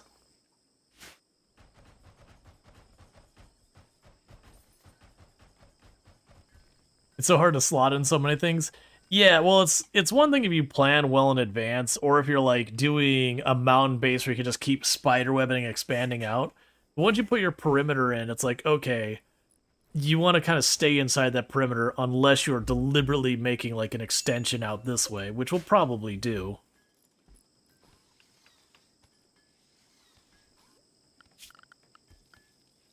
Okay, so the first bedroom's done. So I can go here. Give you a light.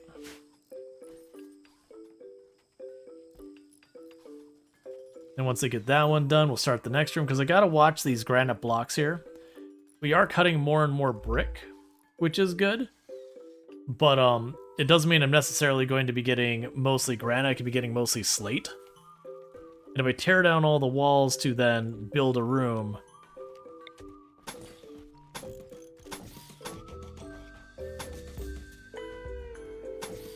and we're just not there, it's not great for us.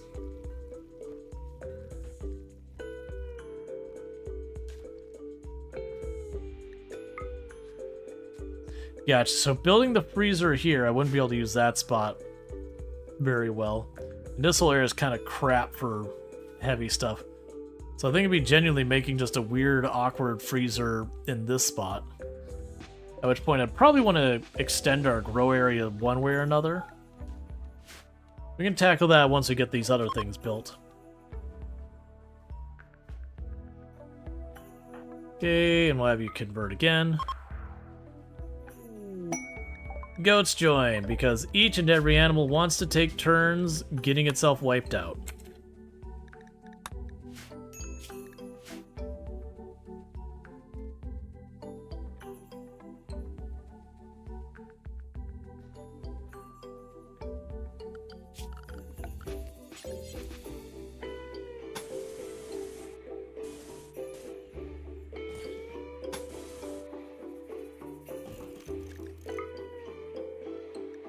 Right. Sad wandering you. I'll deal with that in a moment.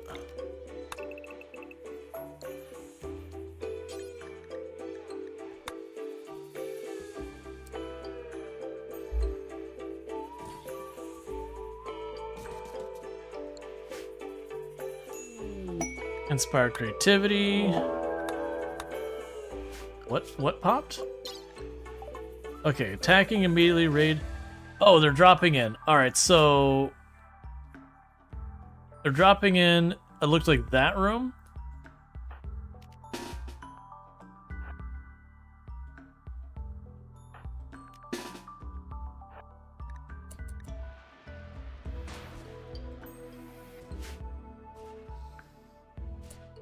So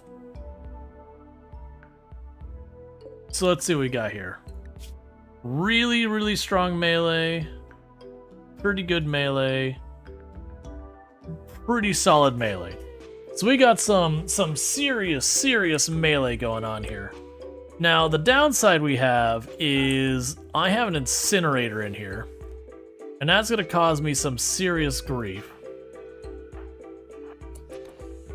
So I'm going to try to do is something that is definitely not recommended. Or you can light the room on fire on your own. I was basically going to do... You know what? Okay. So pop the door.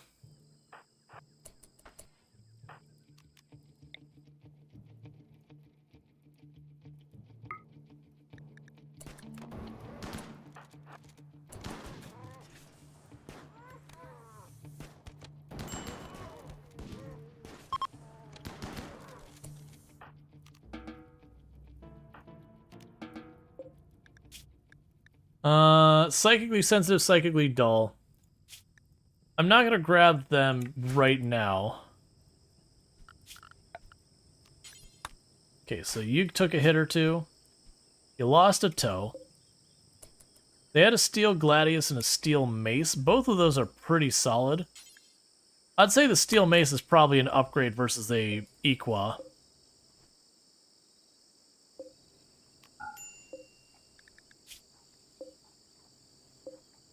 And you can rebuild this. So let's go ahead and not rebuild the wood dresser. Make it a slate.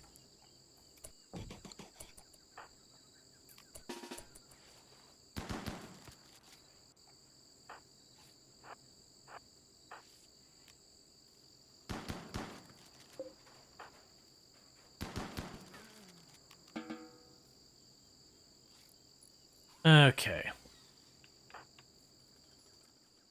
So you're taking care of a person that got injured. There's the visitors. Oh, don't do that. Stop.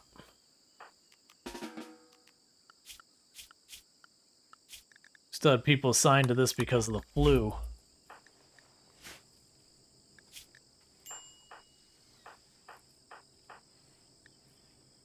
Alright. Like, don't waste my medicine on some bruises. Not my good stuff. Even if they're good, like, really solid bruises.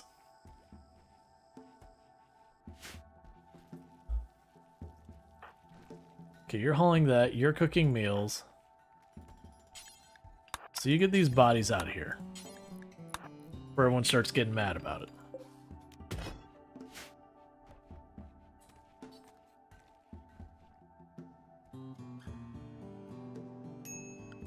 They go misc, granite. Actually, say slit. Nah, granite's fine. Pen marker. Yeah, and that enclosed space there will end up being our place to keep some alpaca and all that. So we have some caravanning animals. And I'll probably not even bother planting stuff. We could probably just let it go wild.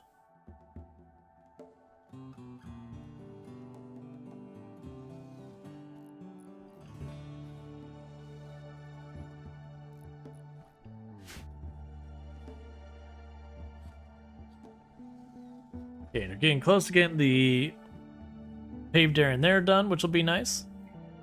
Help us move around and all that. It still makes it so the enemies will come through this way into our defensive line, unless they're breachers or siegers or anything like that.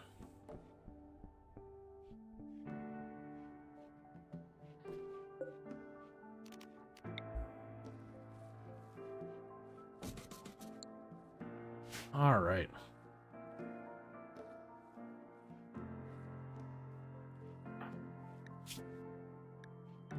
When they're all healed up, I'm gonna unnatural heal that toe back on.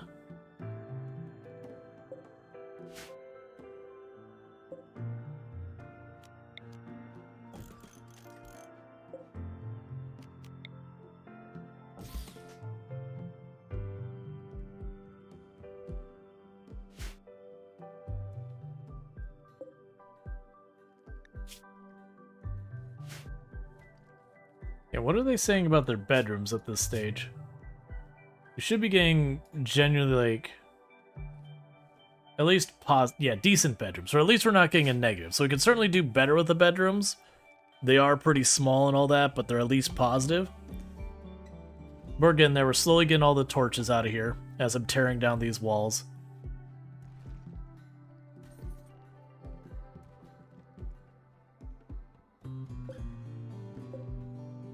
I want to get that switched over to an electric stove eventually.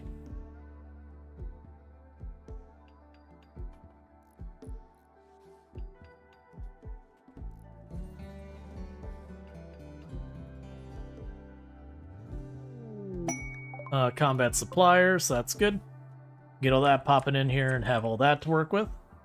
But thank you for everyone popping in here. It's always a bit of a stressful thing as a content creator when you take time off, because quite often you'll take a viewership hit just by being, inconsistent in the fact that you took a couple days off and all that. But you really do have to.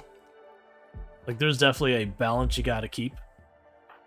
So it's always a very positive thing when you come back and you don't see like that really, really big hammering down of your number just because you dared to take time off on your own. We have the nutrient paste book. We don't care about the knives. The steel mace and the gladius are probably improvements to some of the weapons we have. Let's get rid of the auto pistols.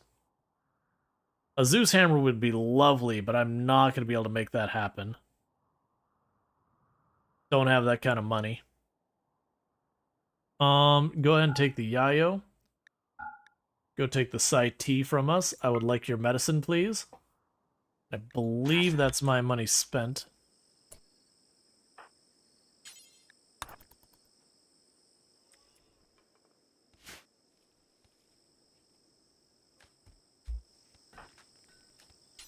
So yeah, so probably the steel mace. You spend so much time with the community, it's nice to hear you having fun with the family. Yeah, no, I got you. Like, I get a lot of support from, the people who are here the most. Generally speaking, the people who hang out the most, they're usually going to come back. Eventually, sooner or later will be their last time watching as interests change or schedules changes or whatever. And it's understood. But, for people who pop in and, they kind of come and go with different games, taking a break usually means they're gone. But it is what it is. Alright, so let's get the drug production going so we can get the penaloxylin going. We got our sterile materials, so this is going to be when we start spending a lot of materials. I actually am happy. We have enough sterile materials for the hospital right on the get-go. That's going to burn a lot of steel and silver, but that's fine. That should make it a lot easier to fight infection, which is going to be very important on a tropical rainforest map. Or tropical jungle, or whatever they call it. It's been a while since I've run one. Home. Tropical rainforest. And mods don't help because you end up getting, like, the mod names of a bunch of stuff, like Glacial Shield and all that. And then you gotta try and remember what the heck the normal name is.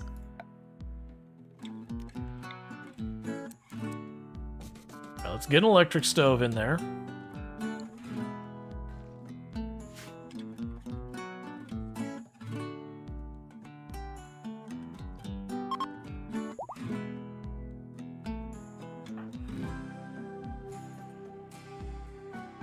Okay, do we have anyone who's able to romance? Or is everyone still not a big fan of each other? Stop Todd's getting at least an okay chance of romancing Basette.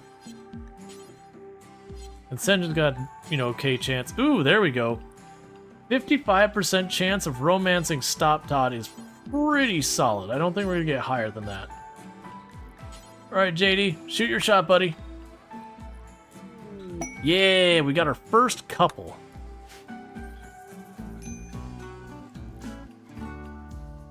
So with that, we need to do the combination of the rooms.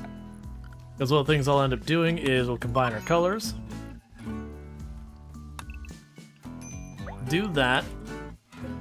And then this room no longer has someone, so we're going to go ahead and remove the paint from that room. Because that room is now available.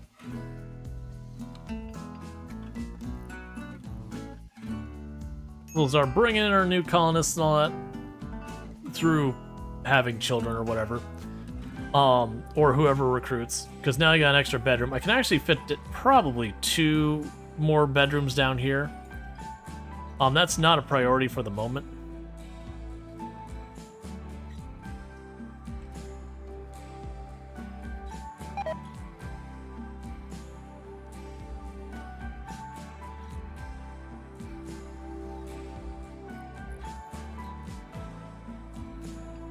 Yeah, so Cookie's burning all that steel and silver, making the floor in our hospital.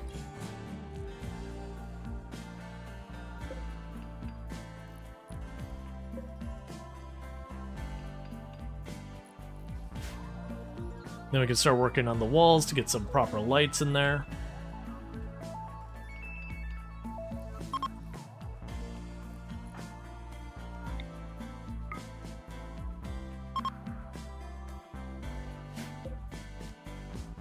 Yeah, I can't even keep up with the rate that Marcos recovers the whole thing. And these aren't great things to deal with. Just gonna take time.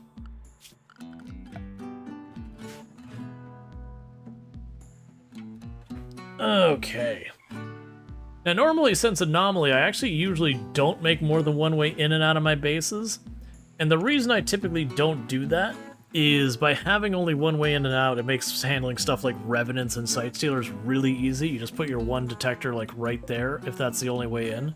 So you see them way before they start feeding into your defensive position. And that lets you decide, okay, do I want to go ahead and put myself defensive here or bunch up in one big corner to just blast the crap out of a Revenant the moment it pops in. We don't have the monolith active yet. I was gonna wait till we got lights on, but I really do have lights on, so I probably could just turn it on. Because we are planning on doing all the endings, which does mean working on the anomaly stuff. For me, though, I don't feel the need to do the anomaly right now, because it's one of the fastest endings to get done. Whereas I see stuff like Royalty taking a bit more work to get done, and then just the research for the ship you can kind of only do so fast, and I'm not really doing a good job of putting down like 3-4 research benches. I probably could have someone dedicated to help out with the research, I just haven't done it. Because like they're already splitting time between construction and all that.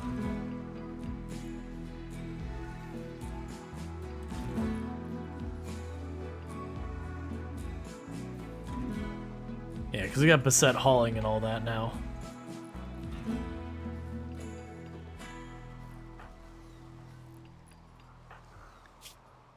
Right, so you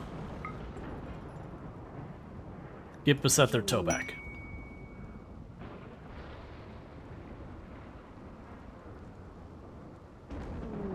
And the tow's all fixed.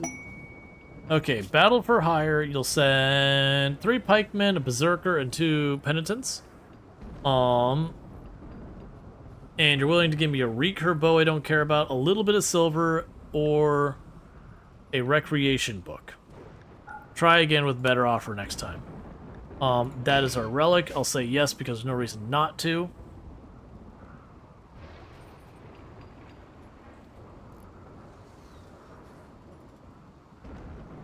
We just got 1 tile left there in the corner, and that's the entire hospital cleaned up. So that's 32% chance of infection. Multiplier, that is. Getting proper medical beds will bring that even lower. Getting the lights, I think, will make it lower. So we got 150 there, so we gotta wait till they get that. Another thing I need to do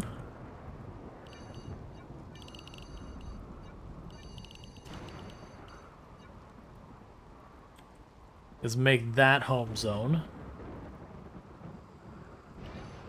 And that tile, because I don't actually care if a bunch of this gets destroyed.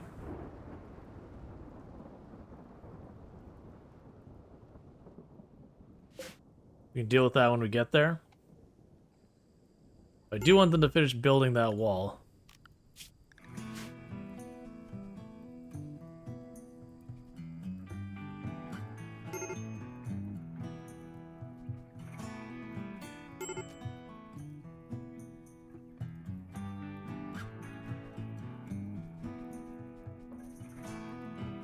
Okay.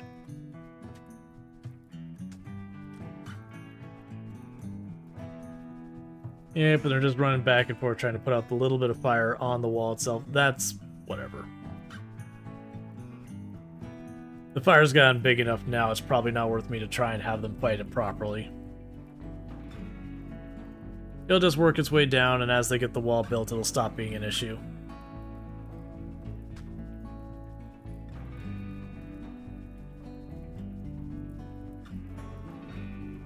I'm just waiting for one of them to just run right into the fire and get hurt. This is not being done in a way it should be. Okay, so top part no longer is anything to worry about. It's got nothing left to burn up there.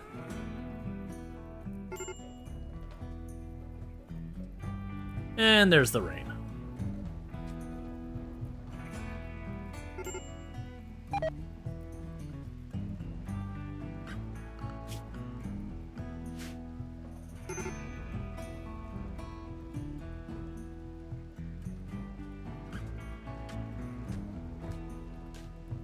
I got Cookie over here getting the last of these streets all built, so that'll be good. And it did destroy all that wood that's sitting out there. I honestly don't care. I've got 800, so we cut a bunch more down. Helps clear out the trees in the area so other plants will grow other than just trees.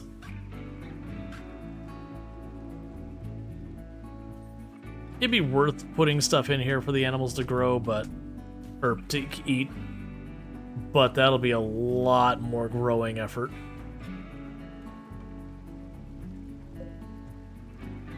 Let's see here. When we get the alpacas online, actually, how are we doing on the cloth? The cloth are doing pretty good.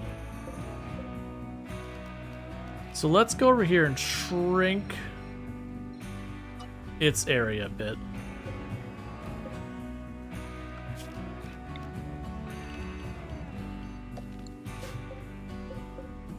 And change you over to corn. Because corn gives us a lot more nutrition per effort.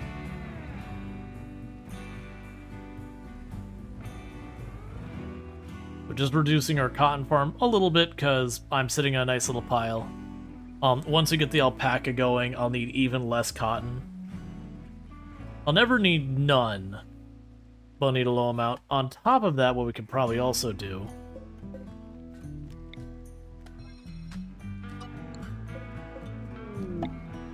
same idea here, but take over some of that rice.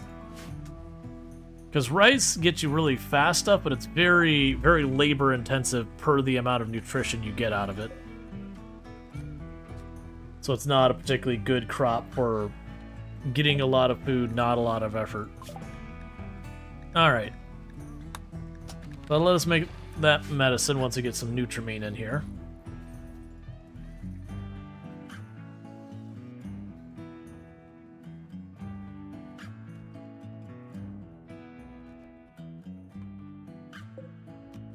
Got 8 days left in that. And we'll slowly get that done, and we'll start knocking these walls out more.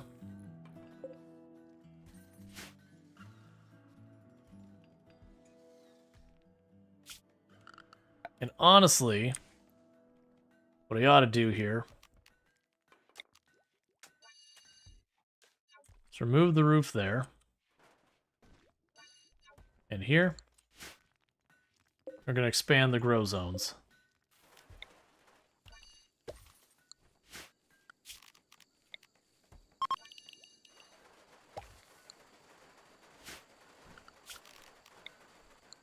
Because then this will be another area for potatoes.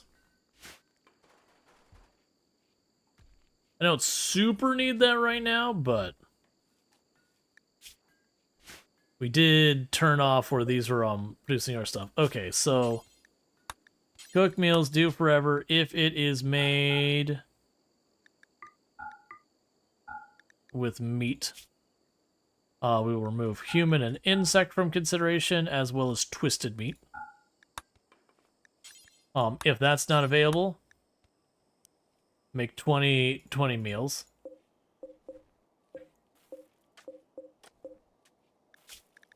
If that's not available, or if that's done, Saiti. If that's done, fine meals, do until you have 10. Lavish meals, do until you have 10. And we can leave the rest alone for now. We'll definitely want to go, and once we get the book giving us the packaged meal, we will probably want to start making some of those to have on standby, because we're going to need a very large volume of those for when we cross the entire map for Ship to the Stars, and to build the ship on the other side and get our defenses online and all that stuff.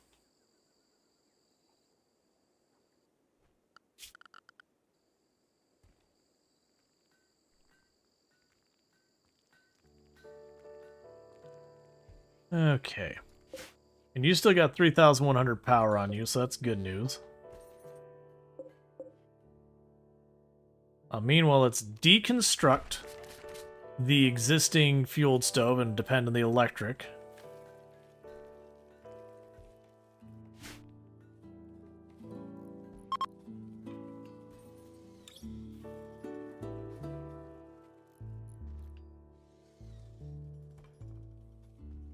Okay, that's looking good right there.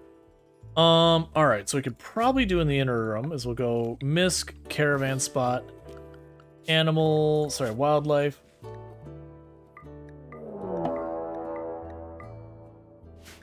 Got a panther hunting sentient cookie.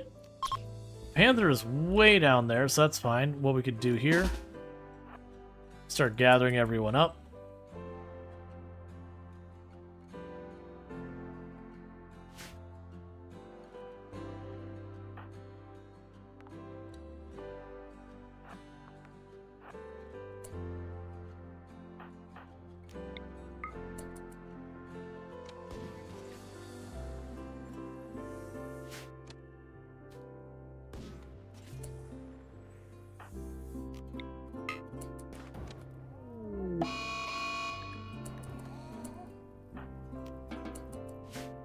And just like that, it is sorted.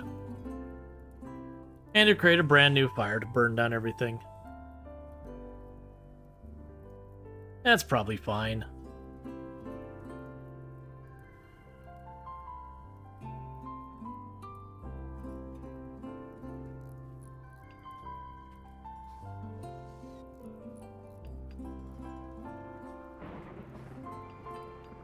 And instantly went rainy thunderstorm. Excellent. I was worried it was going to burn all this around even more, but that's fine.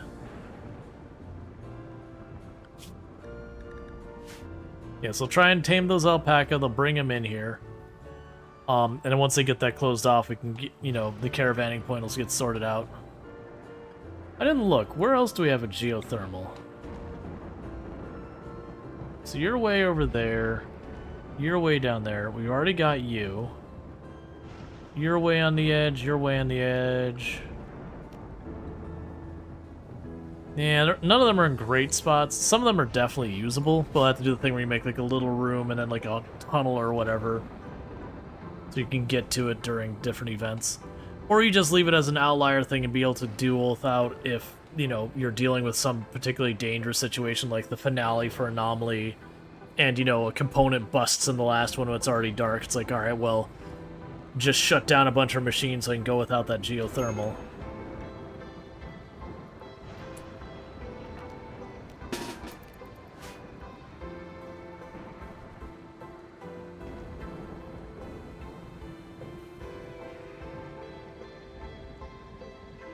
Looks like you're almost done with all that. Almost got our flooring in here. We'll still need to get more lights going for anomaly concerns once we get to that stage. Still gotta get this wood area down here replaced and build our freezer. I actually was going to put the freezer there. Now that I put more crops, it's fine. It very well could be I just go down here and I put the freezer in this spot or something like that. That kind of thing's gonna happen a lot. That's probably exactly what we'll do, is we'll put the freezer down here. Make the automated doors there. It's nowhere near the rest of this, but I have this one shelf that's, you know, put a very high importance for the food to keep 3 stacks there. Later on, as we get more people, I'll almost never have food rot because they'll just go through eating it too fast.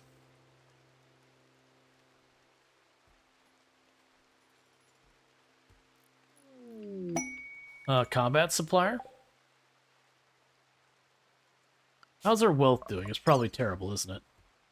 61,000. Not as bad as I was expecting. I was expecting us to be getting close to 100,000.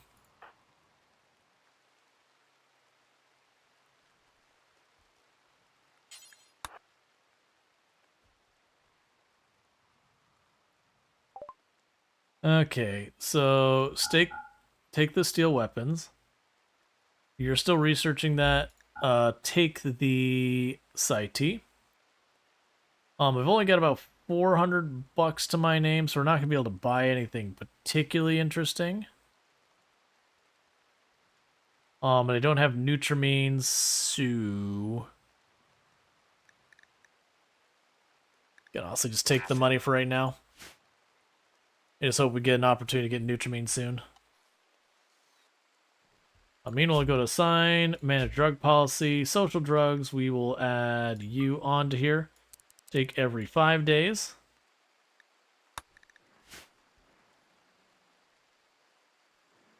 Got just 2 tiles to build there, and then our pen's ready. Which will just go in here and say, hey, you have any of an all trees inside the pen. Because they can't eat the trees, so trees are taking up good space for other stuff.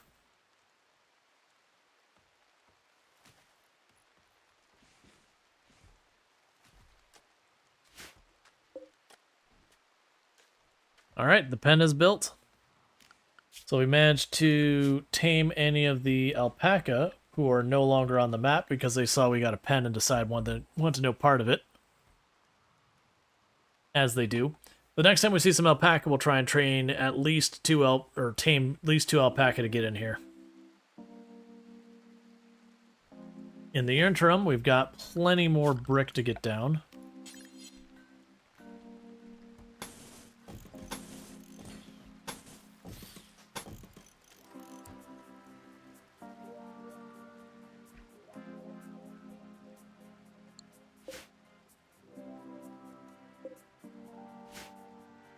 The hospital is probably the one I need to work on the most, and already kind of don't want to tackle it.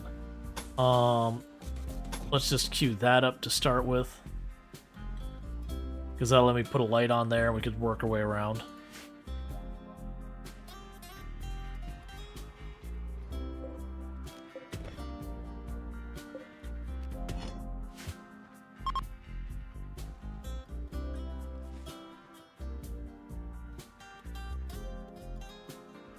Yeah, I could see maybe we put the freezer here. And then, like, the kitchen right there.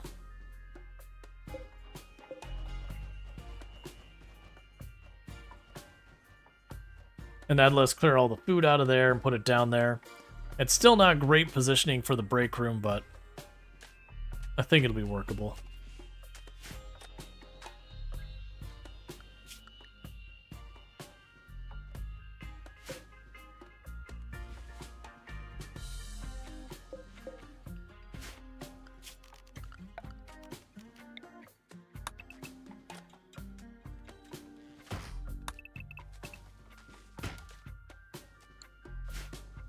And just clear up all those trees.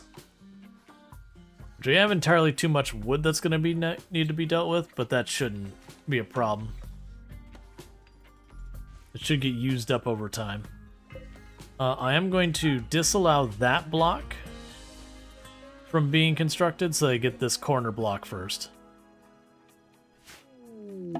Distress signal, it is nearby. The faction is the Chameleon whatever union. So after that, the advanced lights are going to want for anomaly reasons. Which faction is that? This one. So that is a tribal group. So they got the distress signal, which is where they're being attacked. Now the downside is because they're tribal, my likelihood of getting any weapons or armor really worth much of anything is negligible. Which is why I'm going to choose to ignore that, versus earlier we had the one that was like the Civil Union whatever, which means they have guns and everything. We popped in that one. We did get a little bit of tech out of it, but not as much as I'd hoped for. I've gotten really lucky with some of those and rolled in and got a bunch of assault rifles and other goodies. And in that case, we got a couple like bolt actions and stuff, which isn't bad. You wish the distress signals had a chance to have survivors you could find? That would be useful. I would like that. And you can choose to like just rescue them and like bring them back to your colony, and maybe not they join you. Or you could, release them back to their faction after patching them up, and potentially, that would be a way of building up some decent reputation.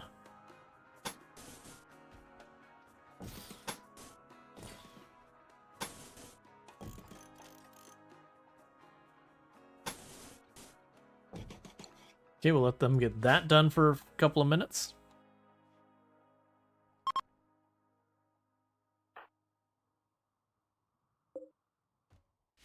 Because, any random survivor, the chance of being good is pretty negligible.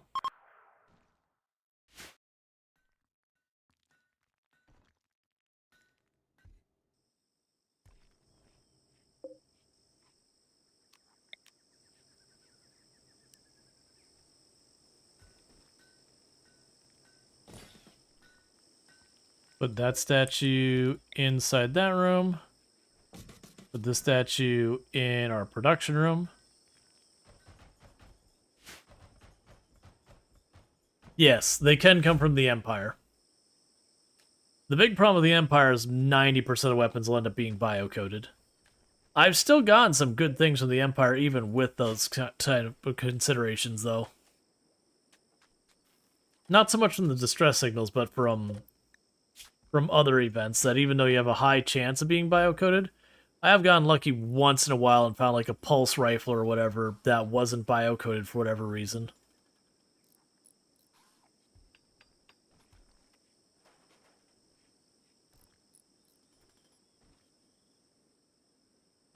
Or assault rifles or whatever.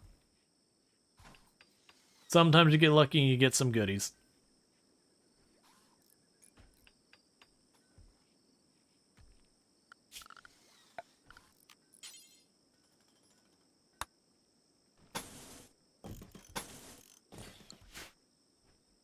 The crash ship melee persona weapons are rare, but it's a big win usually. Yeah. You got an early Empire collector got hit by a mech cluster, dropped a not bio-coded minigun in one run. Yeah, I've gotten quite a few of assault rifles from that stuff. Oh! I just realized what happened to the alpaca. I meant to tame them. Instead, we murdered them. It's basically the same thing.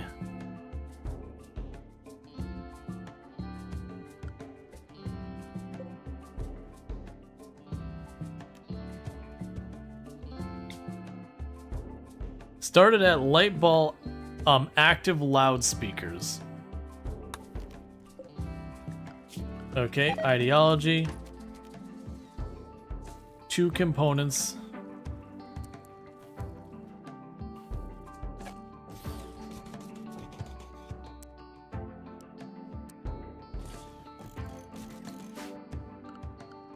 Okay, so how many did you say I needed to get full credit? 6. And then a light ball.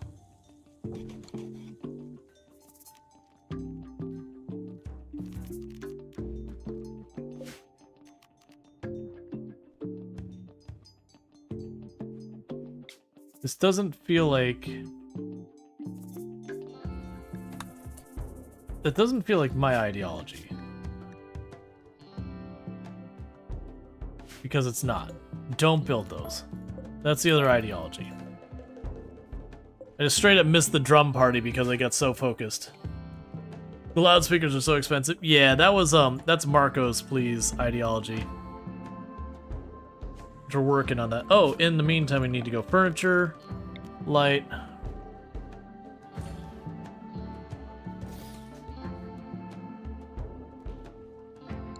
Get the lights in the hospital, and it's almost fully sealed off. And once we get it all replaced where it's all you know, stones and light and all that kind of good stuff, we should be in really good shape.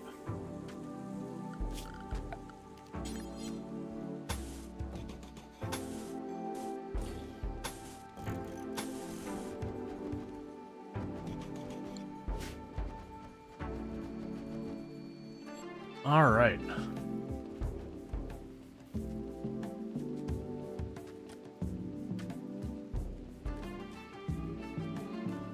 Once you can support, you like to put a sun lamp in the hospital?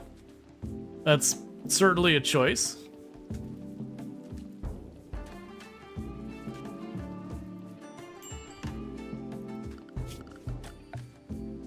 Okay.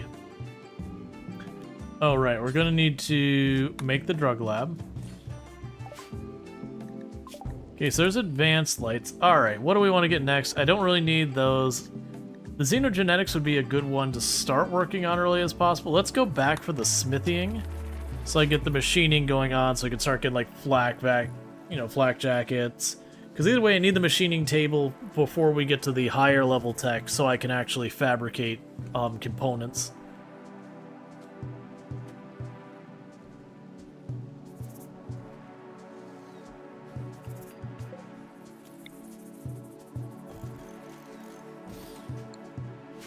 All right.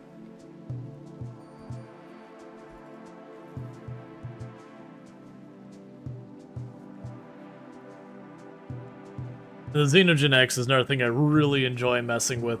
It can be broken powerful if you get it set up right. I still think my favorite pawn I ever had was, it wasn't super fast healing, it was just very fast healing.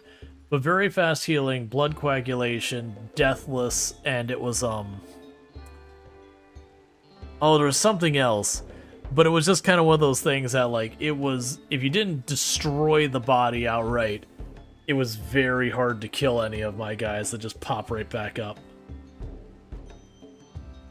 Like, they had to be either brained, or they had to be, like, the body destroyed, like explosives or fire. It was just demolishing everything, and it wasn't a xenotype I created by just going to the editor. It was one we went and, like, slowly, meticulously got all the things to create the pawn. And I had a whole bunch of people with different variations of it because, you know, not all of them start with baseliner.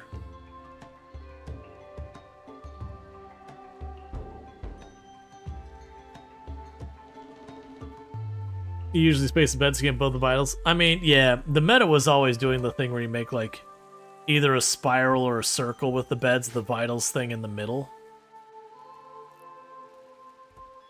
There we go. So we've got light in here. So now the 32% chance multiplier infection.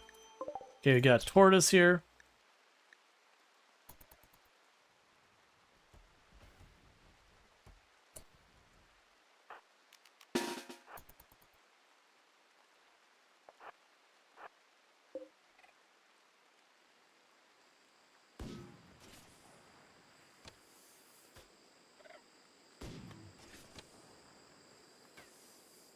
Okay.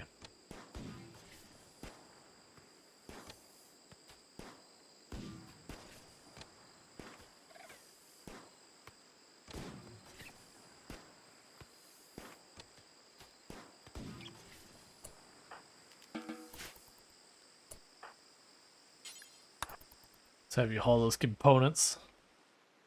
Make sure they don't just sit out there and rot. Okay. We got the advanced light, so let's not forget about that. So furniture, floodlight.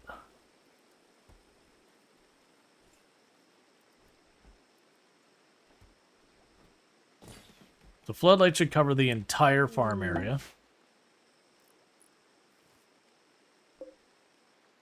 So that way if we hit the nocturnal event and all that. You do spiral beds, bed addressers? Yeah. You love how crazy strong xenotypes are if you build them over time? What are your favorite things? Yeah, because one of those things you don't feel bad about it, because it's like, okay, how long did you have to survive to, like, properly juice up a xenotype if you were doing it within the game? So it's one of those things that's like, yeah, is it broken strong? Sure. Absolutely. I can't say it's not. That wouldn't be honest. But at the same time, also, who cares? You put an incredible amount of time setting it up, you should reap the rewards.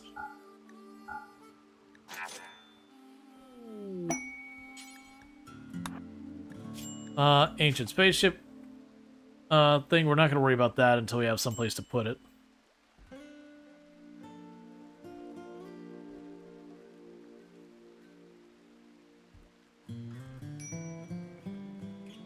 Okay, so pretty soon...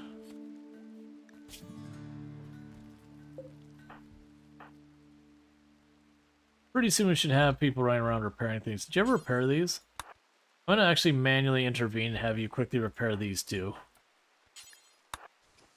What if I don't do that soon? I'm going to just have them fall apart mid-fight on me. Those would honestly be good blocks to make uranium. Because you had an 11-year-old colony, you just finished the man... And man, the xenotype you had was... And the weapons you had crafted were just crazy powerful. You think you had maybe 10 injuries during that ship launch? Oh yeah, no, it's like you get totally juiced xenotypes and like, you know, a lot of like, you get like a room full of just nothing but chain shotguns or assault rifles, and it takes a lot for them to not just delete whatever's showing up.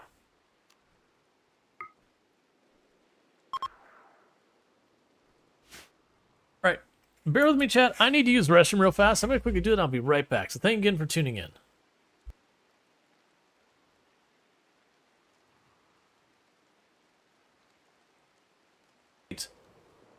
Did I see?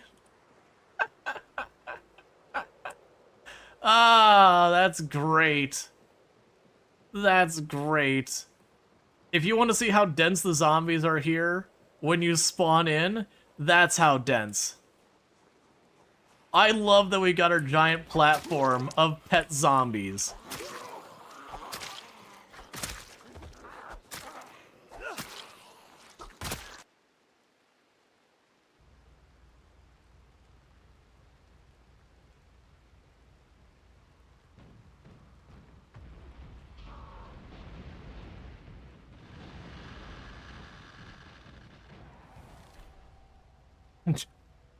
He barely did anything to the whole situation.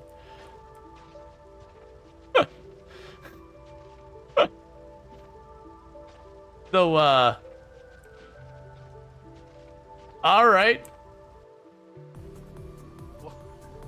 What is going on? A raid. He installed the musical alarm. Welcome to the nuclear reactor.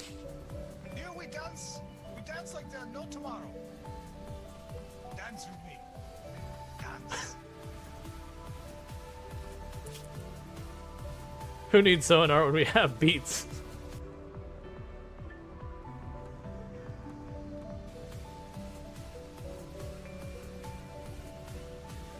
I mean, the accordion makes it. I had no idea that this sub was rated for Euro power. Well, it's not. No, that'll definitely overload the reactor eventually that kills all. I don't think I've had nearly enough drugs for this. That sounds like a you problem. I'm sure that looks better in Can theirs, I like get hit with headbanging. some of that sweet morphine?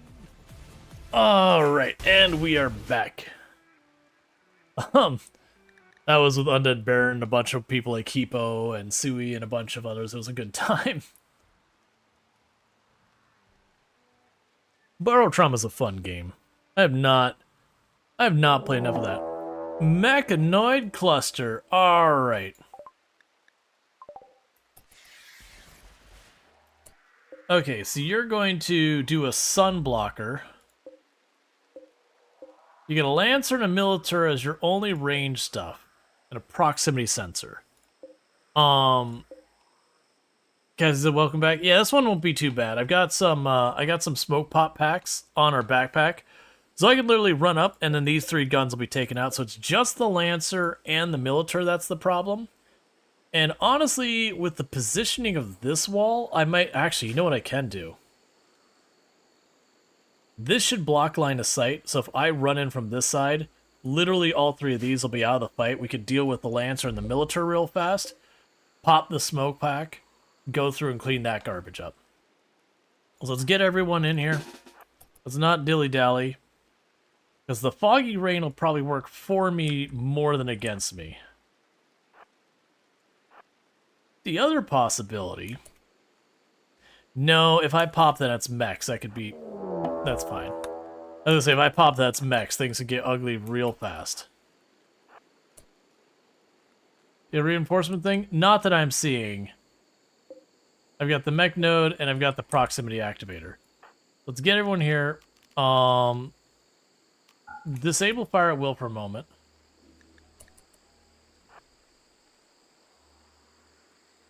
Okay.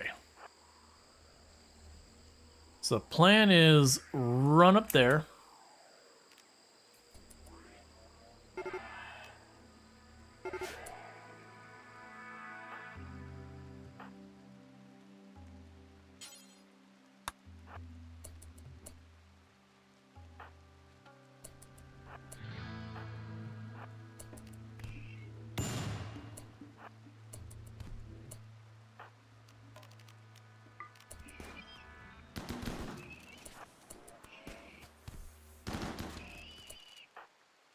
And then the reason I popped the smoke is so that gun couldn't shoot at me while I stepped out. Come on. Come on, Militar.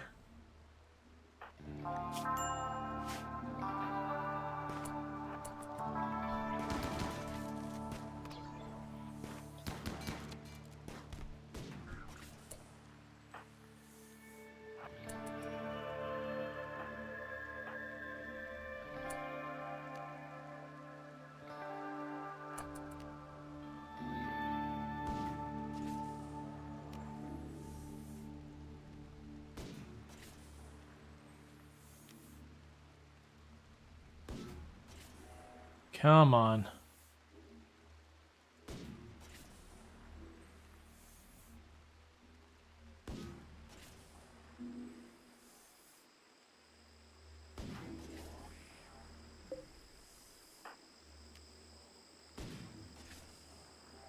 Oh, that foggy rain. Because honest... Not bad. Torso hit. Alright, so reposition over here so everyone can get in on it. I should not have brought you. Just don't bother.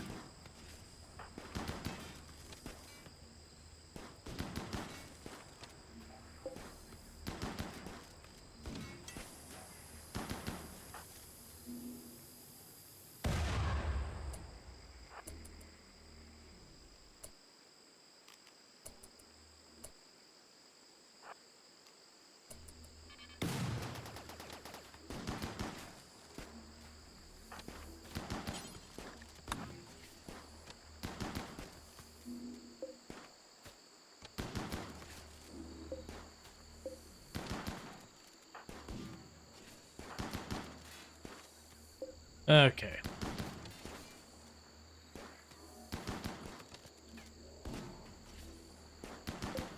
But that's the magic of using the smoke packs, is while they kill your accuracy, the mechs just can't fight back. Alright, so you three, you just get out of here.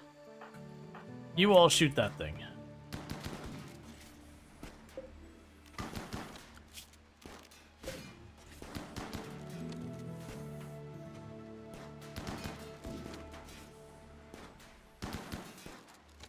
Yeah, anything that does smoke will do that. Smoke grenades, smoke grenade launchers, all that. It's good stuff.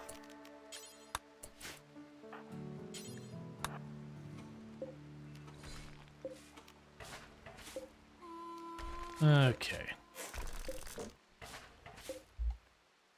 I think the fire doesn't do anything to mechs, but you also fully agree with the balance design.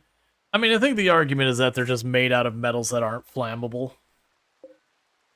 Which is honestly reasonable enough to believe. So yeah, so we only took one mini slugger shot. Luckily, we got lucky because that could have easily one-tapped us. Versus all the rest of this was melee. Which, you know, should be no problem to fight it out.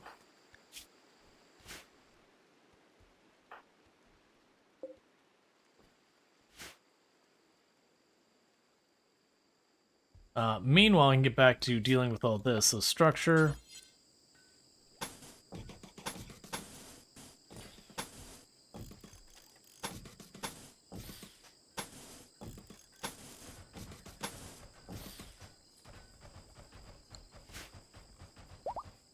Keep getting those all built.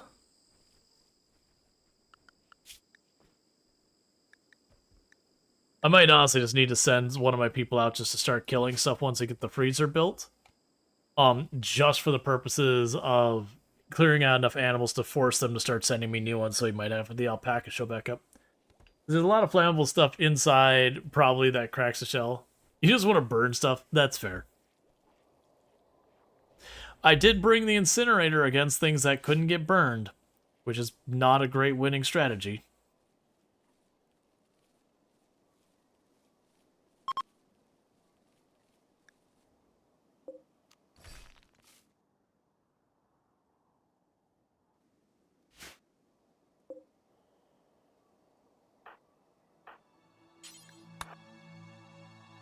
Okay, grab those components so they don't rot, because those are valuable.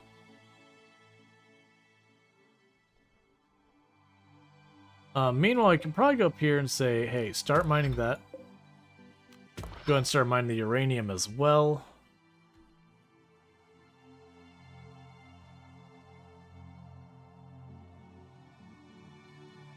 Because all that stuff's useful. We'll wait to mine more components until I actually have use for them, so that we don't run the risk of someone throwing a tantrum and destroying an entire stack of components.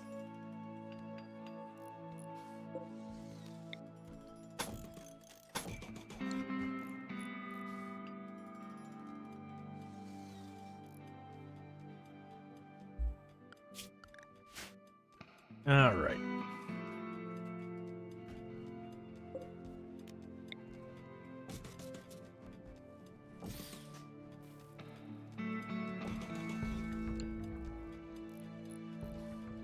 We're almost done replacing all the wood in our base, and there'll be one less thing to worry about.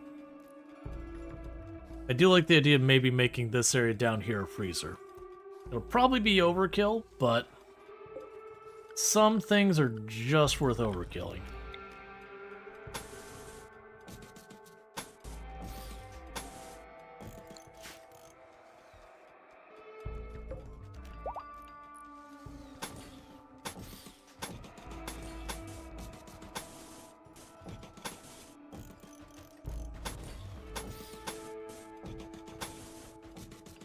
And it'll be the last of it to be replaced. Last of the wood needing to be replaced. And then all that'll be granite.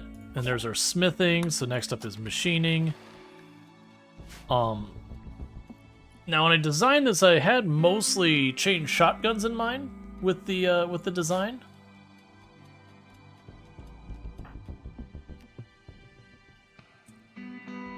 Yeah, I think it was the first two would be chain shotguns. I think the ones behind it would need to be other stuff.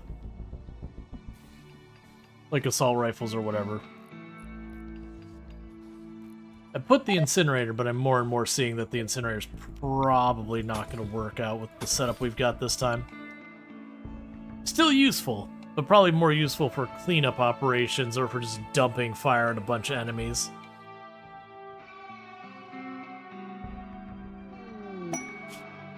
Cache of goods. I'm not going out of my way for one low shield pack. Low shield packs are cool and all, but you know, and they'll save your butt if you want to run in on enemy, drop the shield pack, and then just hit them from close range, where you get a little bit of time on them before they get a chance to really do anything back to you.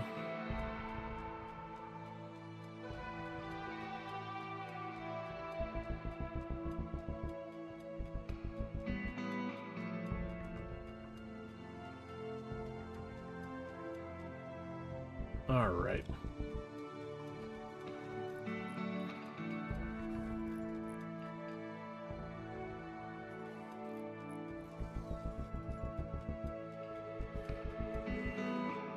And then once those last 2 tiles are done, then all of my wood walls have been replaced, except for these 2, which I couldn't because of not being able to carry the weight.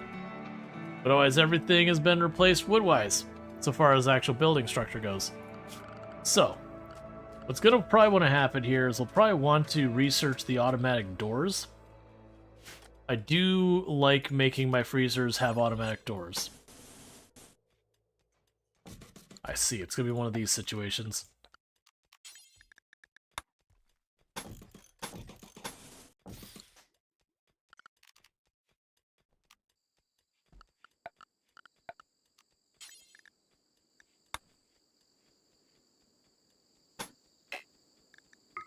Okay. This is going to be a mess of wood and not wood. Definitely very suboptimal. That's okay. I'll make it a little bit wider than I originally intended. Just because if I do it that way, I should be able to make more of it,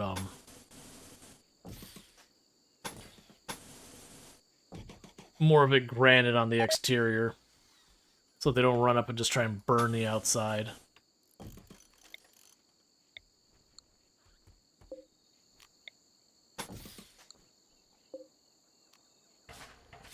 Alright.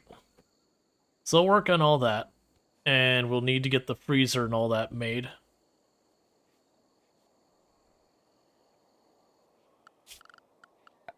Which will use this trick for that.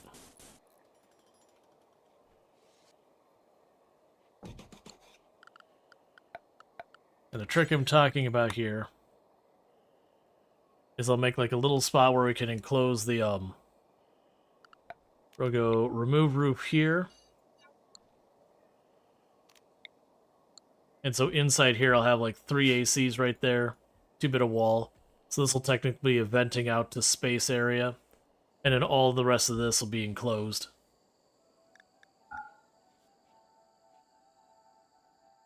Alright, Luxray, you take it easy. Thank you again for tuning in. It's good to be back. Alright, so it should be time that once we have everyone wake up in the morning, you know, without mood stuff going on, we get that. Meanwhile, it's also going here to our floor design.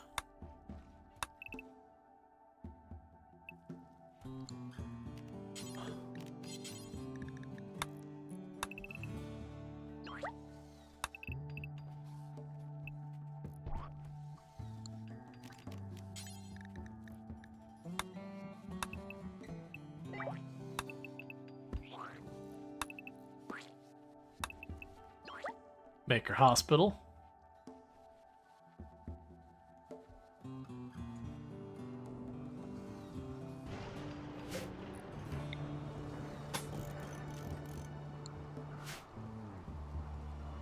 Cool, so with that, we're just kind of waiting for them to build.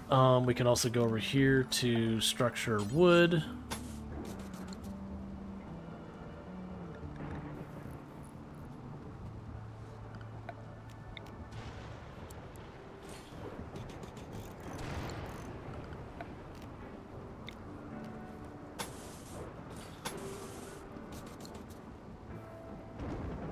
Alright, so yeah, once they get all that built, we should be in good order there.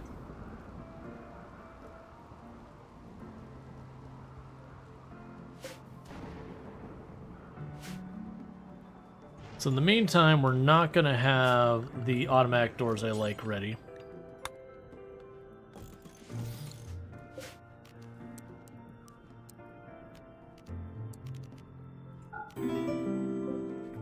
Those are backwards.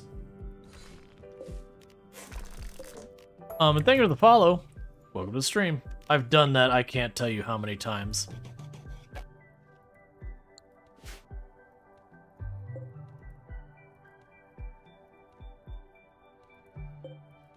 Unfortunately, we'll lose a little bit of materials on that because I goofed, which is pretty annoying, honestly.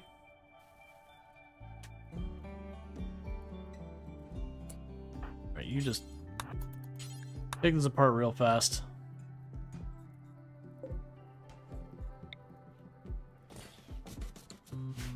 There. So we can get this whole thing set up. Meanwhile, I will need lights.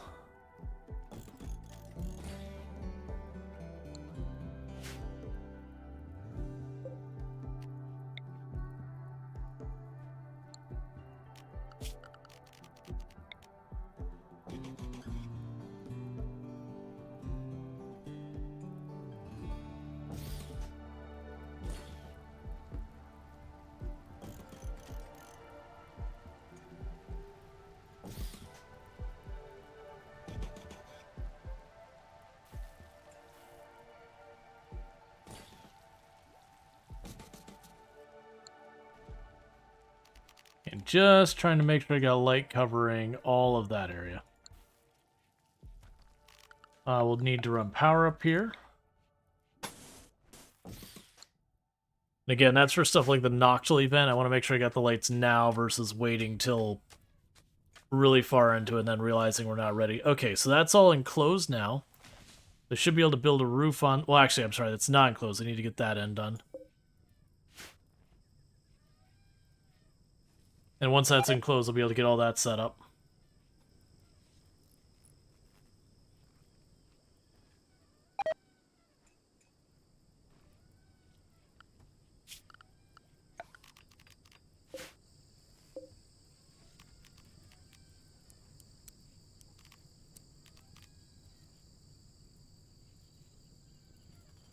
All right.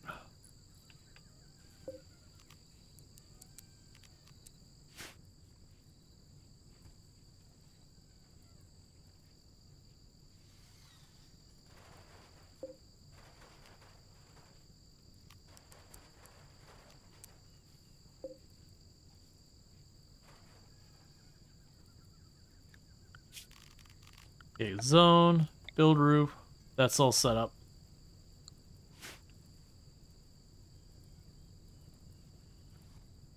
Yes, it's still unroofed partially. Oh, is it too big? It might actually be too big. I might have to put some there. We'll get the packaged survival meals made. I just realized that was one I was getting from the book. Keep on the machining. Then I can worry about the packaged survival meals. Structure, column. It's probably enough to put a column in the middle.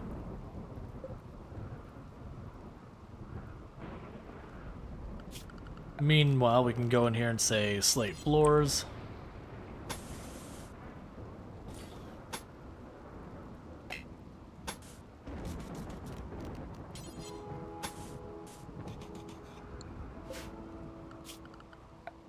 We can go structure.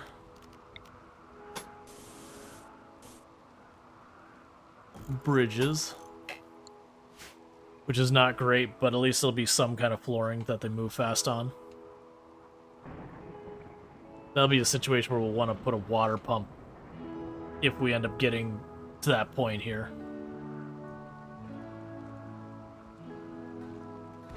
Meanwhile, we can also go in here and say orders, paint the floor, cream, we do the outside edge, and under the door, the ideology color.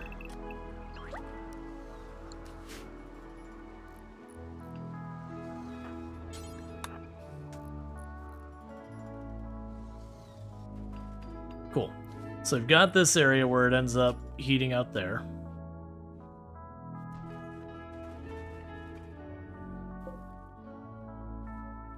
So now we're working on building all that up.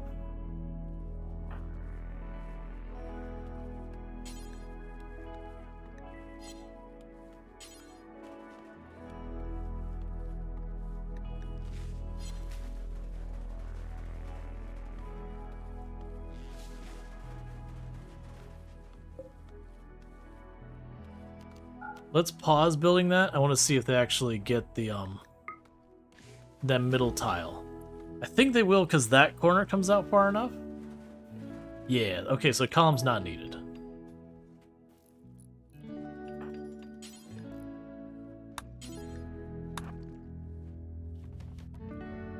Okay, with this, that should start decreasing temperature, and it should be a valid freezer. So with that, we're not going to go in here and just be really lazy at the starting of it, and just go zone.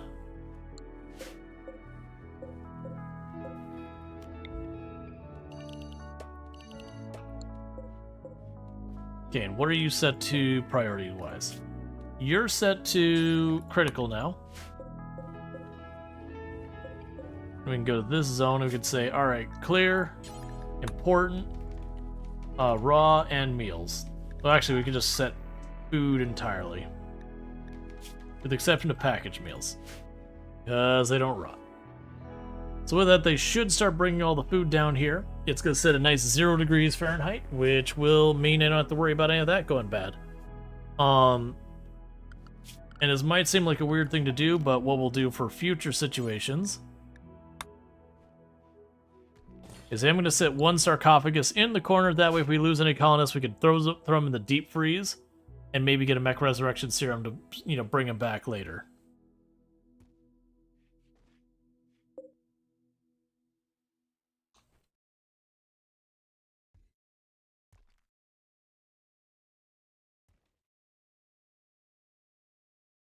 All right.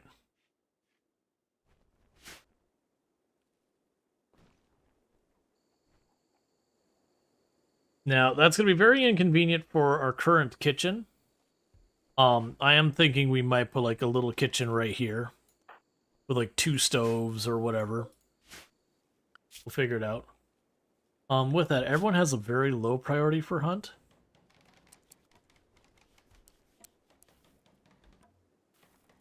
Yeah, that'll be good. So we can go ahead and do his wildlife.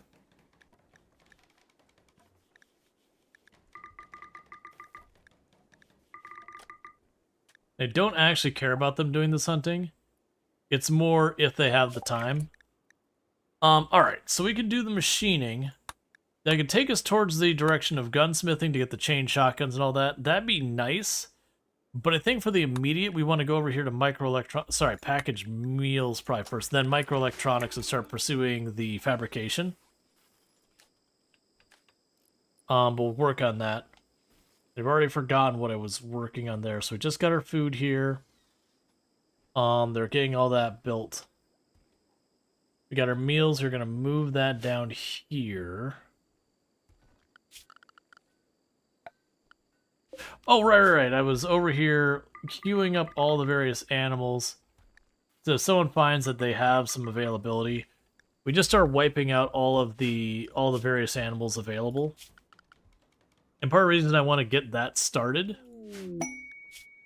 Tired drifters, we got 6 refugees that want to hang out for 19 days. 6 is a pretty big number for us to absorb right now.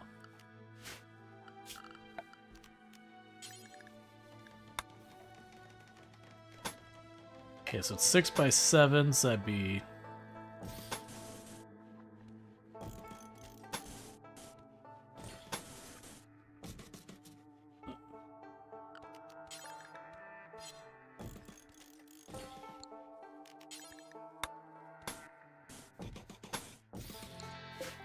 Start getting all of this in here as fast as we can.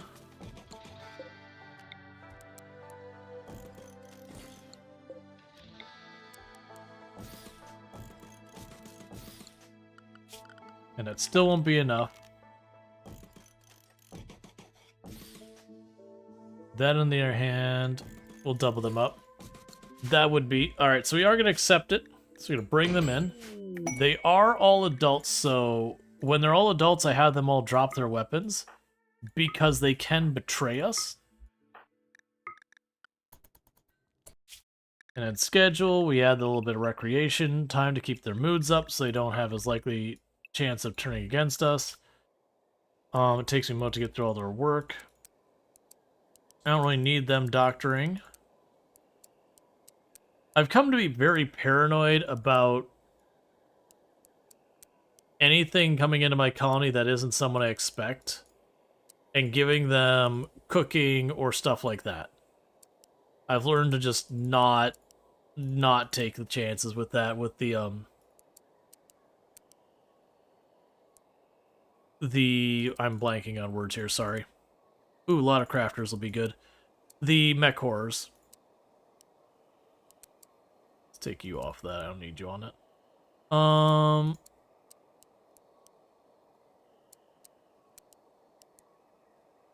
Yeah, we'll start with that. That's fine. Okay, are any of these people ones I really want? You're awful. You're awful. You are... Sickly is pretty rough for the tile. You wouldn't be so bad if you weren't sickly. Great member Pyromaniac would be fine. No social and already hypothermic? Why are you hypothermic? Oh, were you standing in the freezer?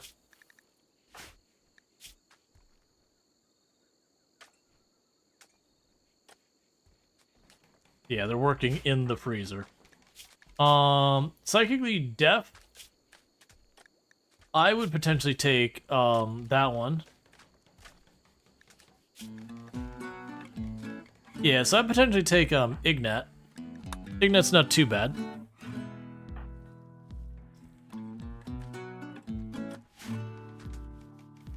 Alright.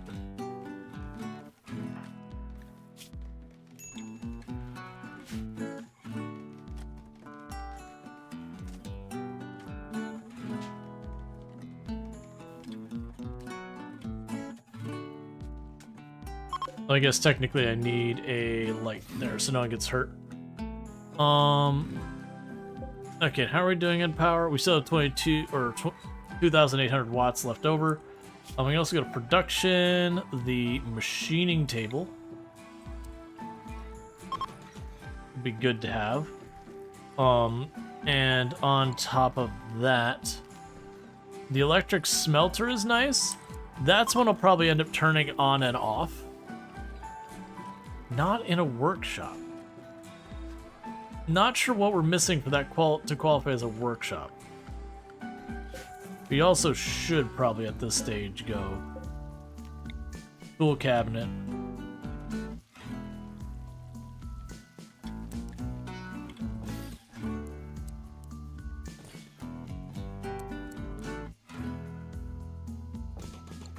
Put some of those in there. Those will overlap each other, but that's fine.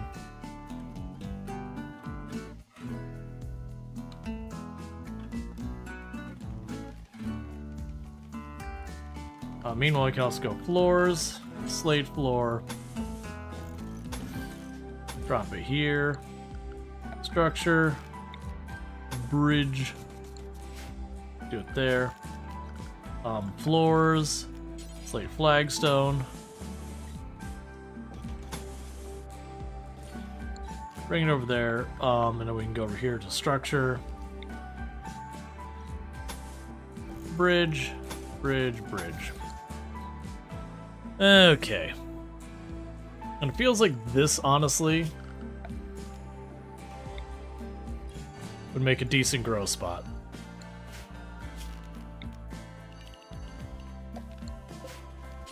And we can also just leave it on potatoes. What are you doing? Oh, I think you're cleaning.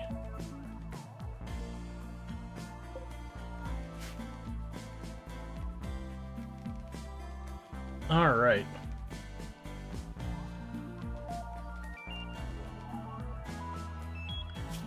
It's honestly starting to get to that point where it's like, you know what, all these little spots here can be grow spots as well. You've already got more than enough of a lot of these things. What would I want to grow that'd be useful for the others? Tribal terminal, because we don't need just more crop.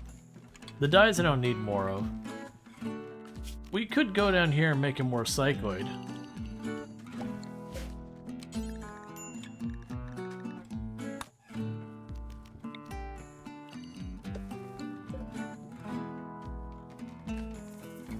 Okay, we're getting the last of the freezer built.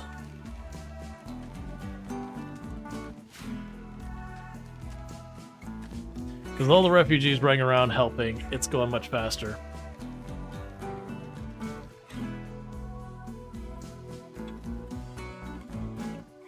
Yeah, this will be definitely a place for a moisture pump.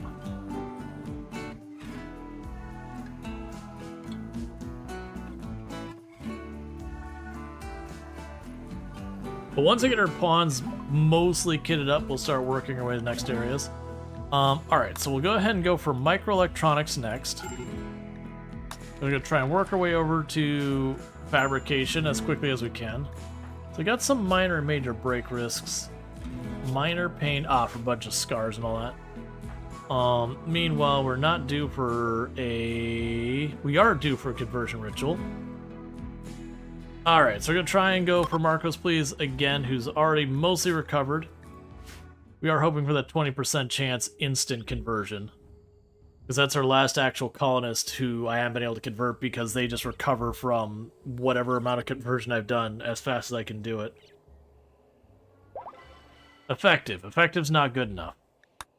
But that is giving us ideology points, so it's better than nothing.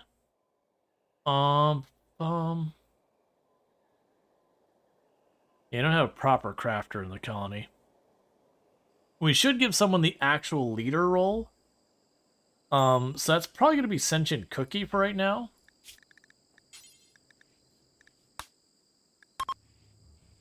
That way we can do stuff like use the, you know, leader speech, accuse, all that kind of good stuff. Take advantage of it.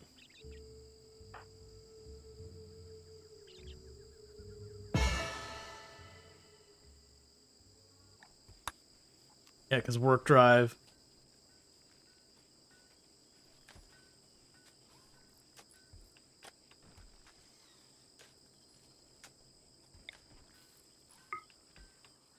We're going to make our researcher work harder.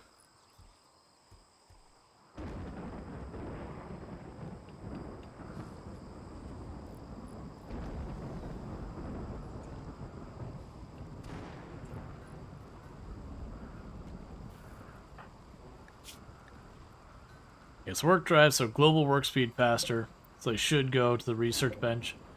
Oh, JD is doing... Wait, JD, what is your research? I mean, you do have a passion for it.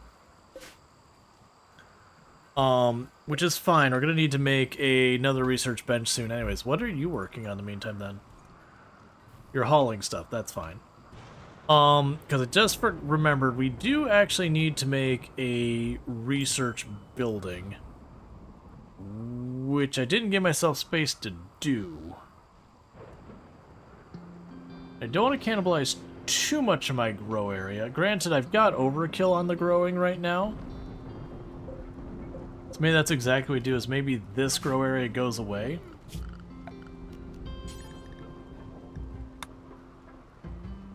Yeah, so let's take consideration. So, big research bench.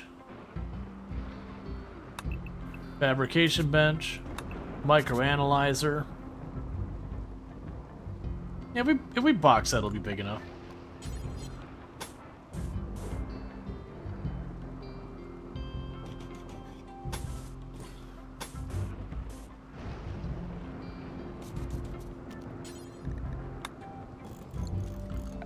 Remove the plans for it, because I'll just rotate a different direction.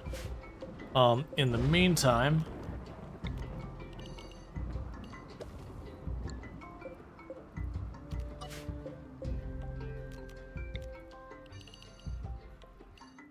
plunk you down. Go floors. Slate flagstone. Floors. Sterile. And then we'll need to get our better research bench in here. Because that'll be our research room.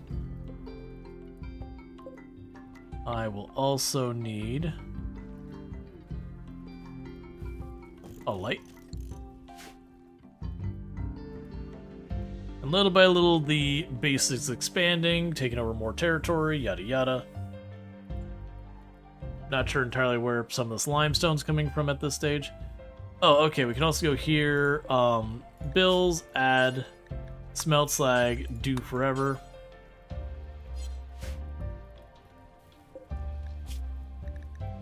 Copy burn apparel.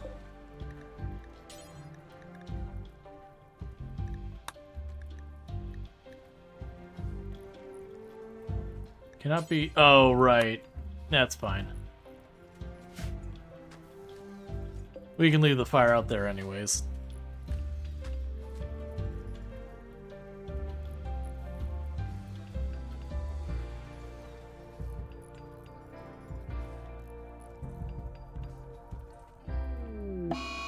Mad Capybara. Cool. Oh, hey. You're not supposed to have that.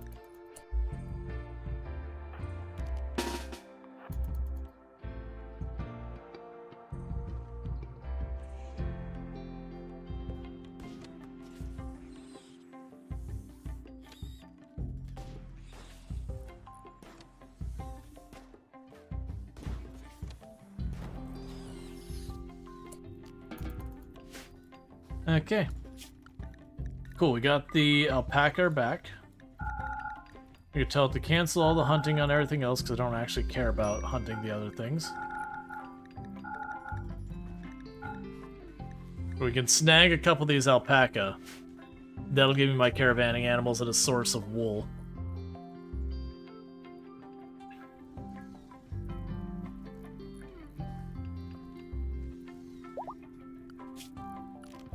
There's the first one.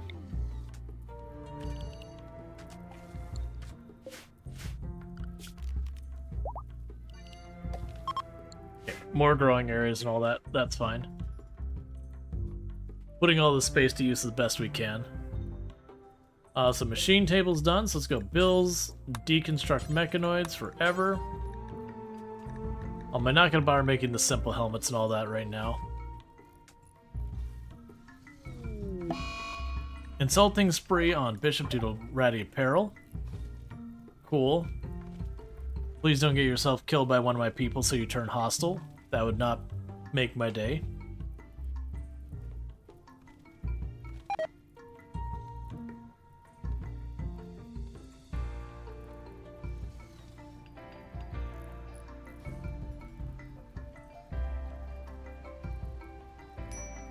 Okay, so Bishop didn't go insulting spree super long. So that should be pretty good.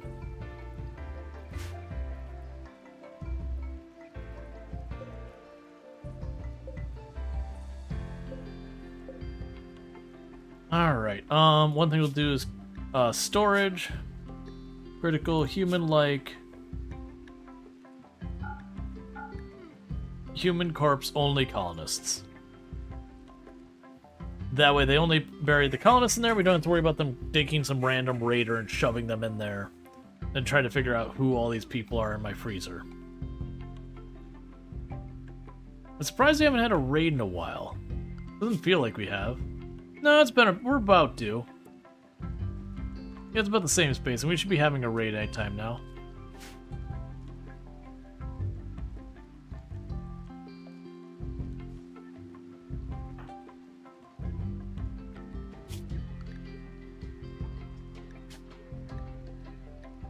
Adult males, we only allow up to 2.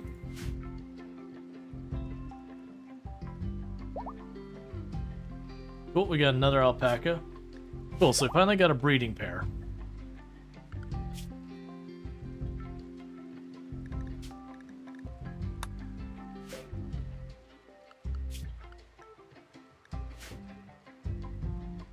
That'd be good, they can just be in here eating everything. Keep getting everything assembled. I've got plenty of wood.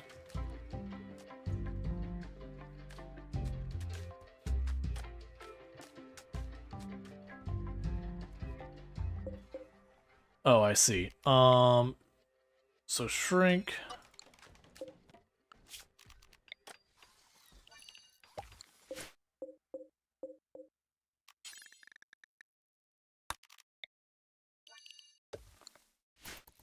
There we go.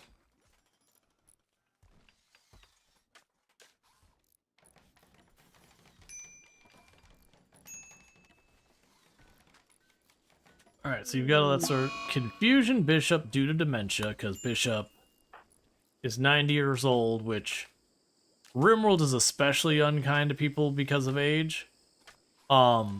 Where basically it treats like your mid-60s as practically dead already.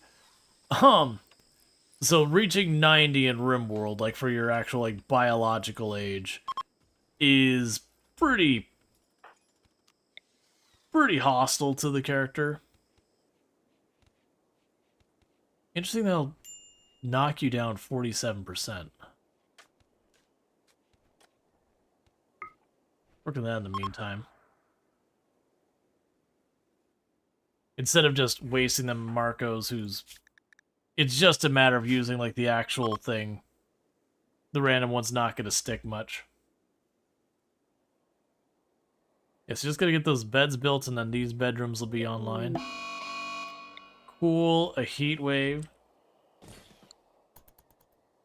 I think people are just gonna have to duck into the freezer from time to time. Technically, I can turn these back on. They're still sitting here.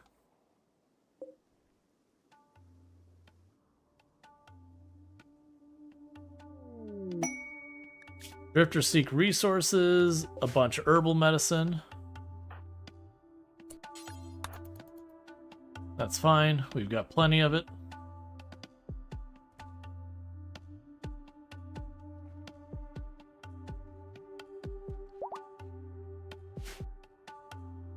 Still haven't popped that Ancient Danger. Honestly, it wouldn't be a bad call for me to do that now. I got all these refugees to help, you know, mitigate whatever the threat is. Because it'll either be mechs, or it'll be the, mechs, bugs, or the anomaly flesh beasts are the things you usually find in there. That's not particularly usable Ancient Danger as a location to live. Like, I can toss a door on it and use it in a pinch to be able to, use the cryopod. But most likely I'll just get attacked and destroyed again and again. I'll not want to deal with it. Let's do it. Let's make decisions. Alright, everyone down here.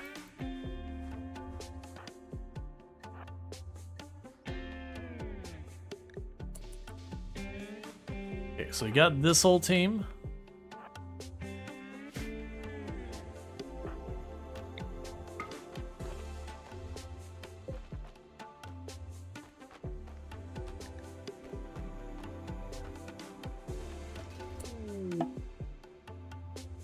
Yep, okay. So with what we got in there, I still should not be bringing you with all that stuff. You all can pop up here.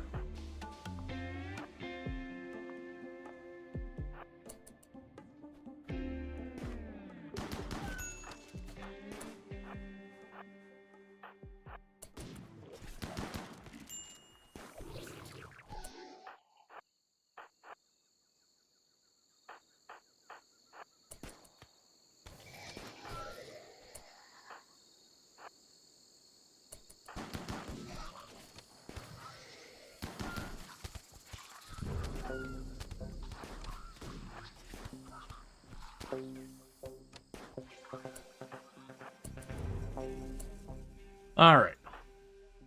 So I got those.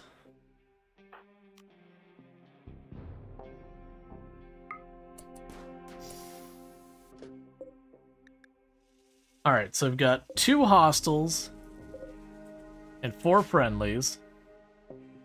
So you 3 rush that guy, you 3 rush this one.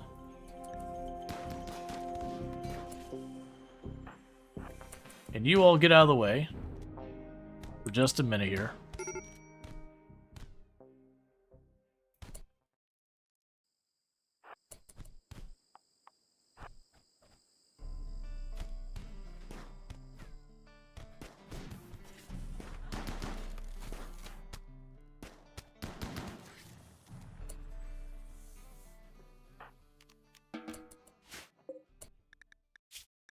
Okay, health. You have 5 hours. Oh.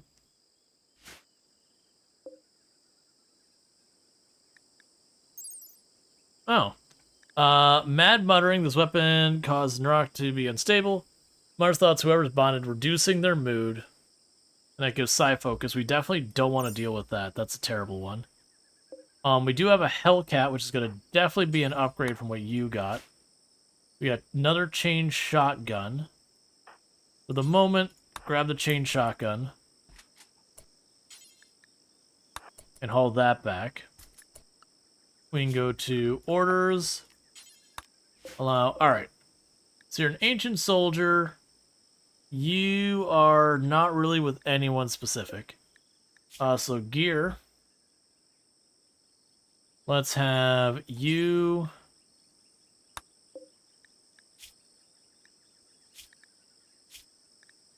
You can strip that one.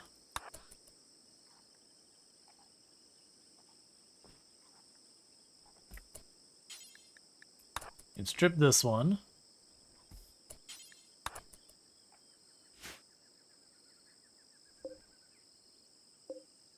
Okay, we got all of you. Orders. Allow. Suddenly all the things are done. Yeah, no, it's definitely a good one to have. That's fine. And then stone, we will make it granite there. Manhunter pack is not... Well, at least it's turtles. Bunch of heat stroke going around for everyone. You're down here. Bishop, rescue them.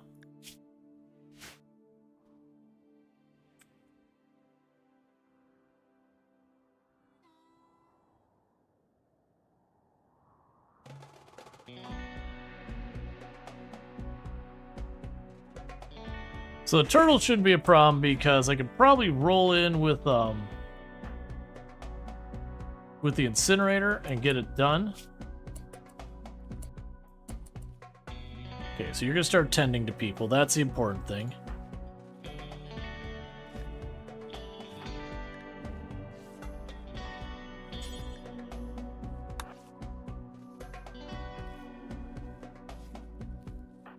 Oh, also, you... Oh, right, you don't actually have a passion for doctoring. You can do it anyways. Honestly, you're all terrible at it. You can all do it. Wait, what? Wait.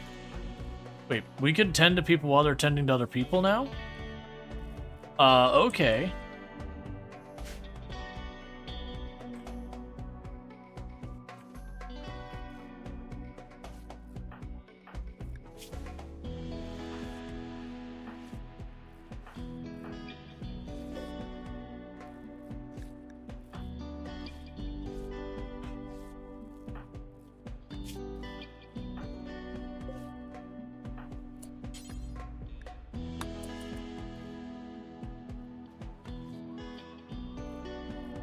You're definitely going to need to get wood in there. We can go over here, orders, cut down the trees in that room. Okay, here comes the turtles. I'm hoping to get everyone patched up first, and I could probably just literally go out here with the flamethrower and just light up the whole group.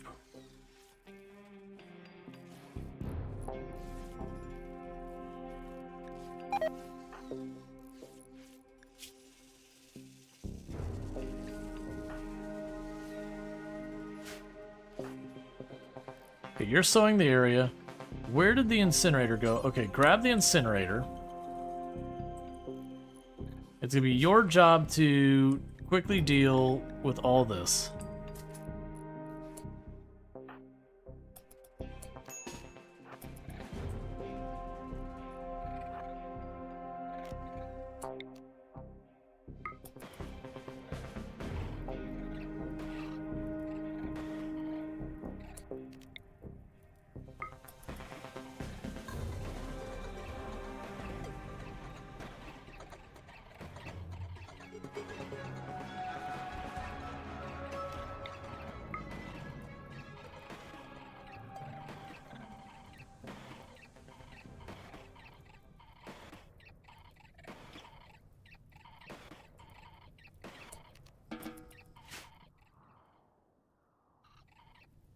And with one incinerator, the entire group of turtles is dealt with. All right. Meanwhile, JD, I'm gonna need you to take just a minute here to cut down a couple of trees, so I can toss stuff in to get that back online before someone dies of heat stroke. Because we're in the middle of a heat wave while this is all going on.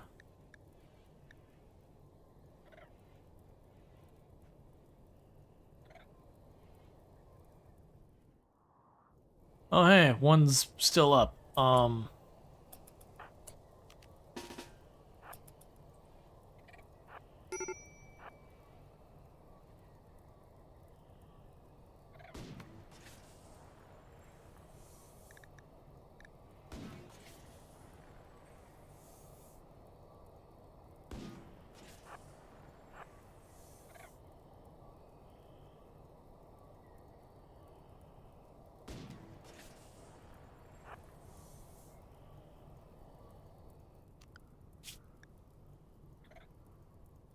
Okay, so that's the last one. Where are you going?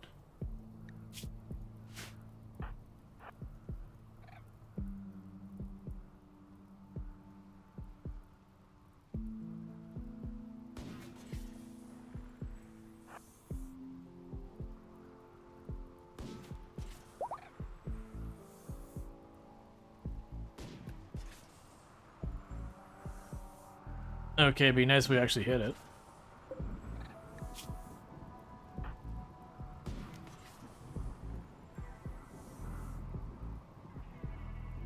That's a lot of injured? Yeah. Ancient danger. Basically what it came down to. No one died, but ancient danger.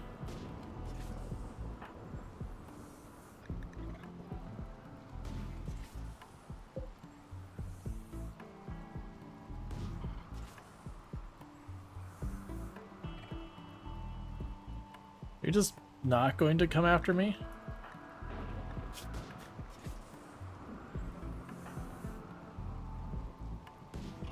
There we go.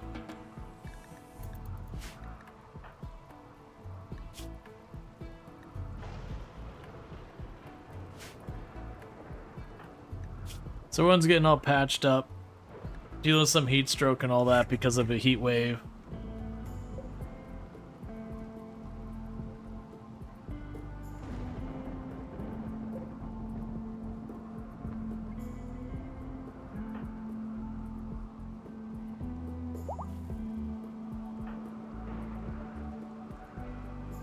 And then we need to go in here and clean the hospital since everyone is bleeding everywhere. Reduce our infection risk. Because each little bit they're cleaning up, it's reducing the infection risk by a couple of % each tile. Yeah, back down to 32. Let's also make sure... Yep, everyone's still assigned to the medicine that we had for them. You got the drug lab done. So Bill's Advil... Penioxylin forever. Smokely forever. We get some Nutramine, we can start making plague and flu and all that stuff I don't have to worry about. Oh, I also just realized you still have roof over you, so these plants are just gonna die if I don't clean that up. Alright. So we survived the wrath of the big army of turtles by just simply lighting everything on fire. As was meant to be.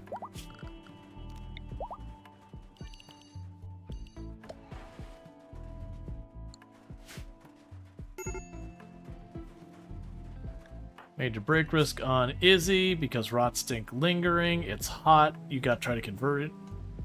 Unsettling. Just basically full of negative stuff everywhere.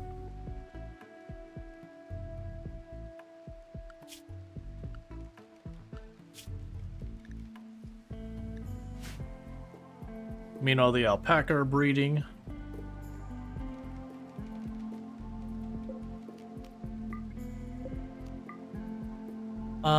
Let's go down here.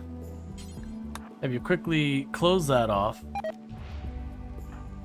And you go pop that open.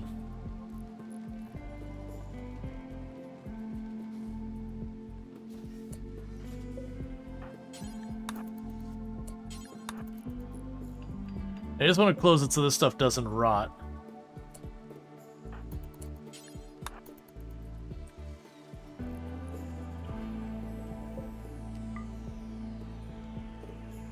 Okay, so we got another pump shotgun in there.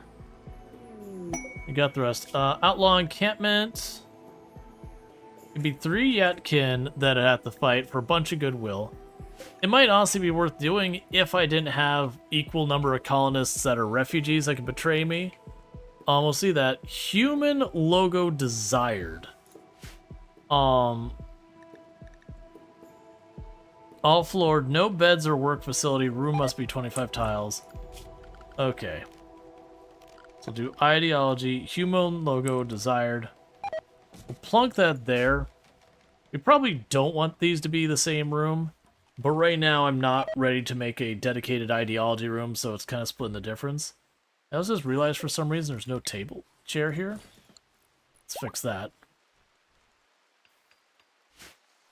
Okay, everyone's getting to the point of being fully healed.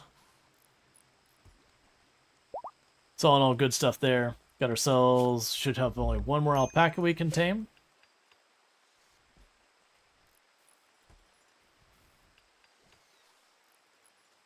Alright, new things here. I've got this one forever. Delete that. And package survival meals forever. So we'll make a couple of regular meals. Then as long as we have meat, we'll make packaged survival meals. If I'm out of meat, we just make lots of vegetarian meals of higher quality. So it should start to build up a supply of stuff. So I got a masterwork double bed. And then Bishop is confused because of their dementia.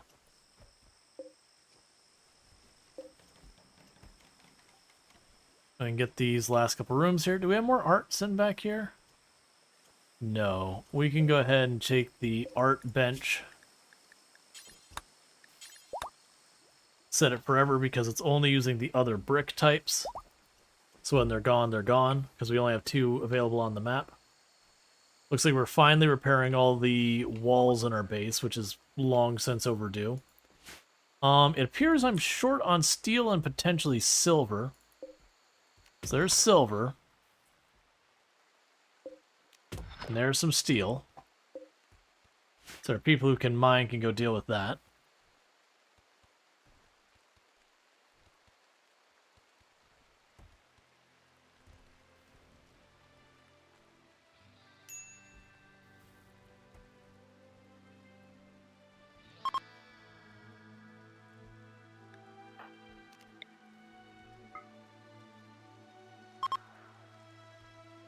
Alright, one more conversation. I'll have Izzy converted.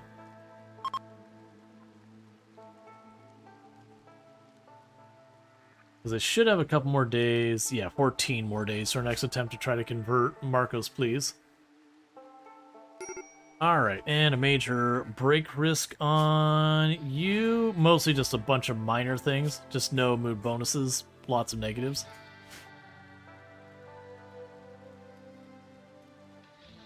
Meanwhile, we can grab you.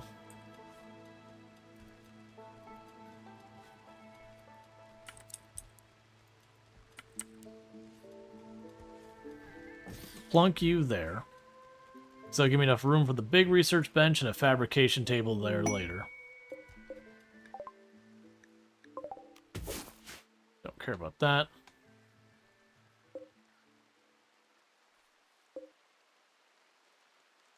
We'll want to disassemble this. Those superficial, so I'll disassemble those. Disassemble the barrels. Disassemble the urns. Disassemble those. And these. Basically, disassemble everything I don't actually need.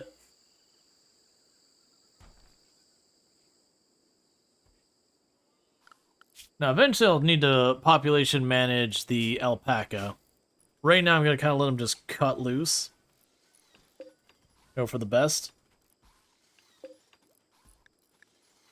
Yeah, so you're going at 77%. We go look at the Y. Reading room bonus none. Indoors, clean room, base value. Okay, so it's basically getting about all the multipliers we can. That's just, it's considered a lab or whatever. They just need a bit more steel to have that count. Once we get the microelectronics, I can build the larger research bench. No, actually. Yeah, no, I can build the... No, actually, I'm sorry. Multi-analyzer is what we need for that.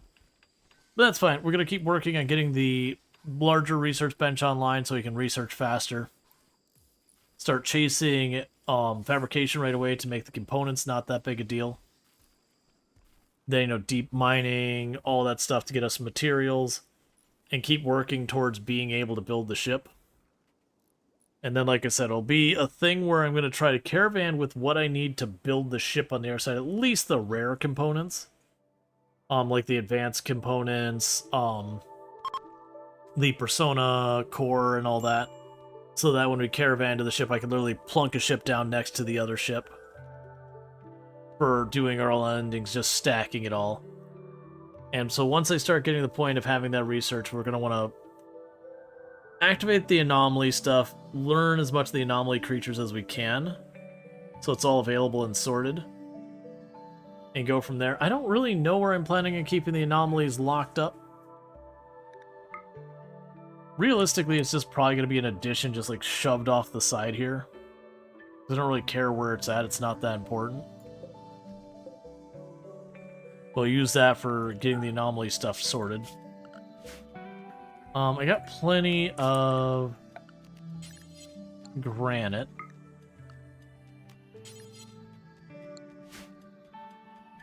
And actually, we got enough uranium. We probably want to just go straight up for uranium.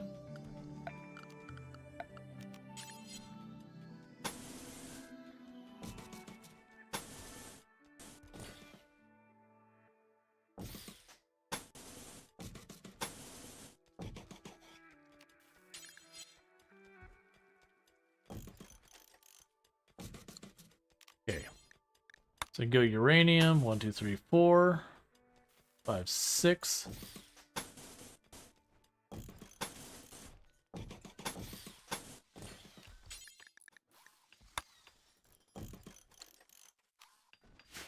And then the reason I'm looking at using uranium for that is just the fact for containment.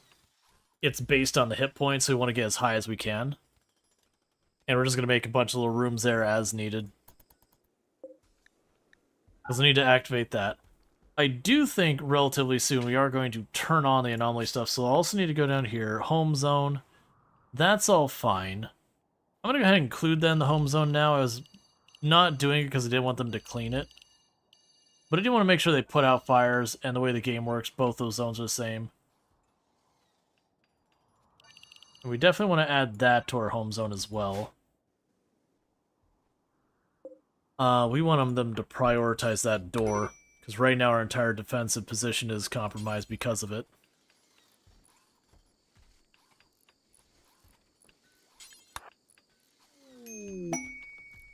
The marriage is on between Stop Todd and JD2V0. Heck yeah.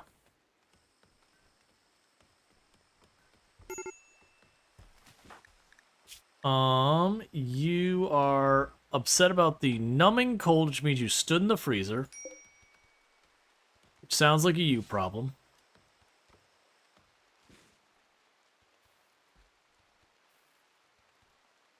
I'm hoping that's big enough I didn't waste materials, but we'll see here in a minute.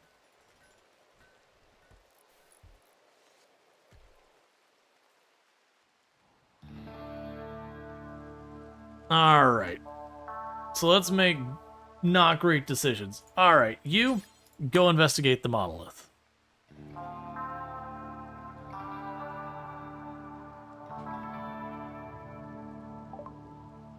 The monolith's dark metallic surface is warm to the touch, and Marcos, please, thinks he can hear a faint hum emanating from its side. The lines of the dusty surface squirm as to unsettling patterns.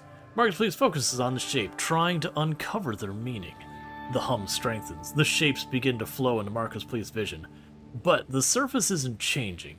Power begins to uncoil in the empty space all around, the black shape forming his mind. The anomaly is stirring.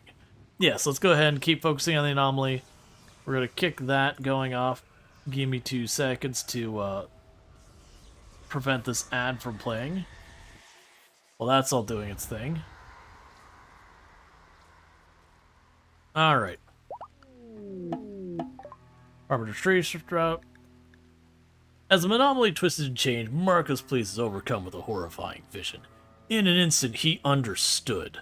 The monolith is a doorway, barely cracked open now. Something dark beyond imagination stirs on the other side, seeping into our reality. Terrified but excited, Marcos Please is convinced he can learn more given time to study the monolith. And we've activated all the other stuff. We're going to immediately go schedule everyone in the home zone, because they'll probably have a site stealer show up. We did get trees that eat people up there. We'll deal with that later.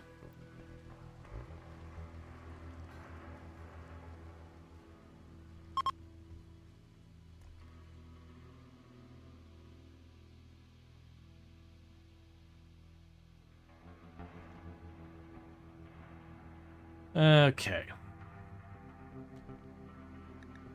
So we have research, need anomaly project, containment is going to be our first move. And then we're going to go for bioferrite extraction. And we're not looking at leveraging too much of the anomaly stuff. We might end up getting the like anomaly power stuff set up. But generally speaking, I mean, actually I could see using the assault rifles from Anomaly. They're not quite as directly good as the regular assault rifles, but the fact you can just spray fire over things if they start to close the gap does have a lot of utility use. Especially with like Neanderthals and all that, where if you start getting overrun, you just start gouting fire across everything. And that'll be enough to keep a lot of them out of the fight long enough for you to either like retreat to a new position or knock them down or whatever.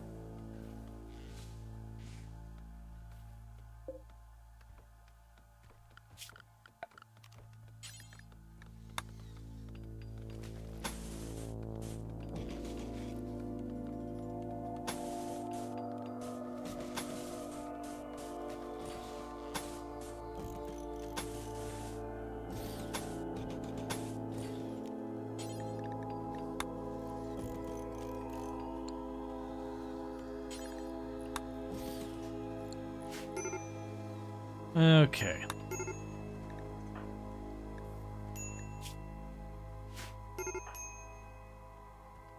And Izzy's just like right on the fence the whole time. We'll also need to run power through here.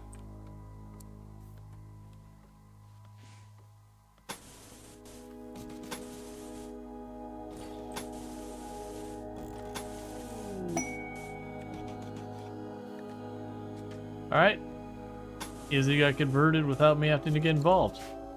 You know, more than I already had, that is.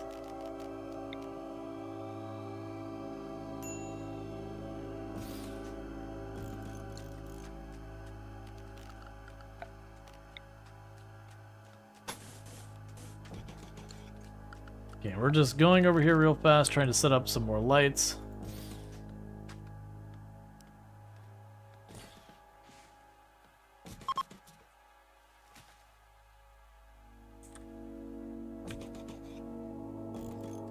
Alright, because we do have to keep all that stuff. Alright, so with that, we can go ahead and we're not near a conversion ritual yet. Nope. So we can go Donkey Duff. So 16, 31, 16, 16, 31. Alright, start working on the next one to start getting them converted over for the thing. Site Stealer revealed. Pretty much in the middle. You all closing in.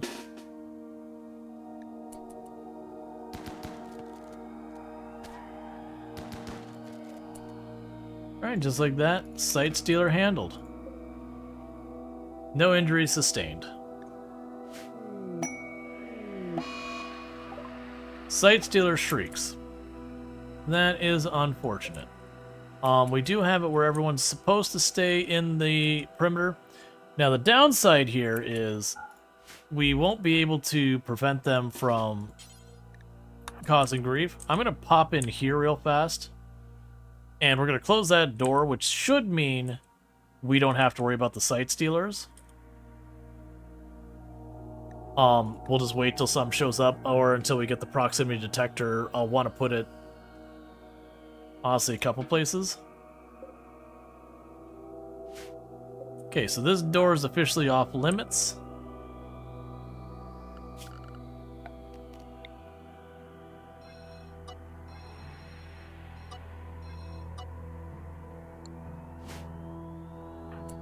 where are you going?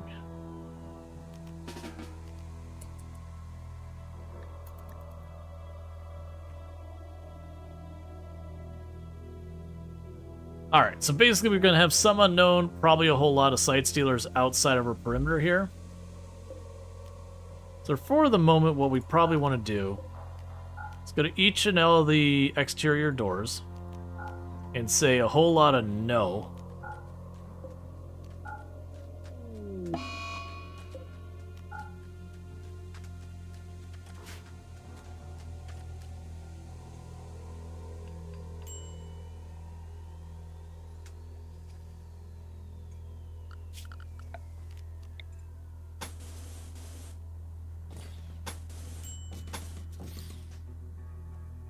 Alright. Major break risk on you. Because of all the insults.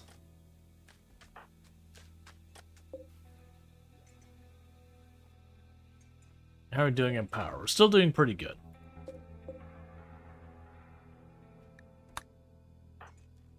Okay, so I've actually got a bunch of idle colonists here, which is not what you want. Idle colonists means you got colonists who are just not doing anything to help you.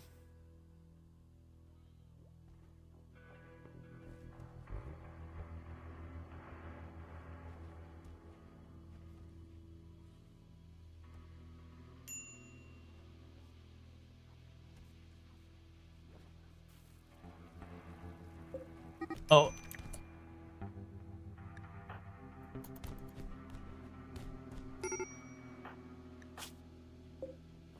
Cool, you had your fight.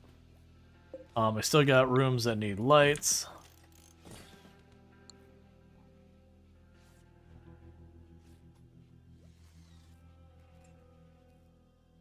Alright, and you both just got bruised up a bit. And I'm trying to listen because normally you could hear the site stealers when they're out and about. Like, hear them moving around making noise. So let's play a little bit of a dangerous game.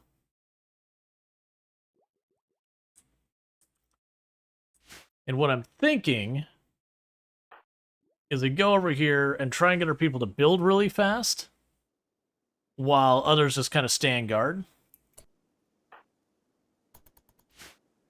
So wait for Sentient Cookie to wake up. Then I'm going to go ahead and...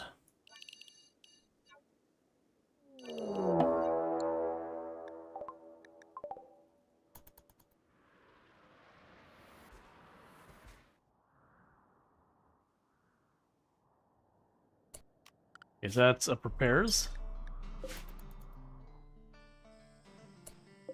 Alright, so you get a revolver, grenades, Molotovs. It's just you 5? No, there's another group down here. Grenades, pistols, grenades. Alright, is that a breacher one? No, they're just pigmen. We will need to latch that door open. Because otherwise, when they go to attack... hold that thought, buddy.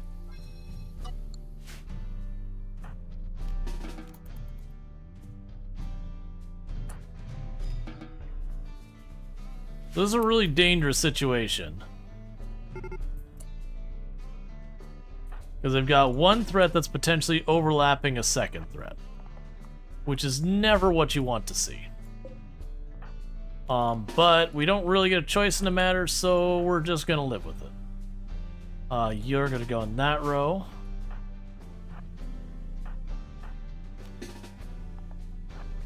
You here. And you all get ready to pile in if I need you.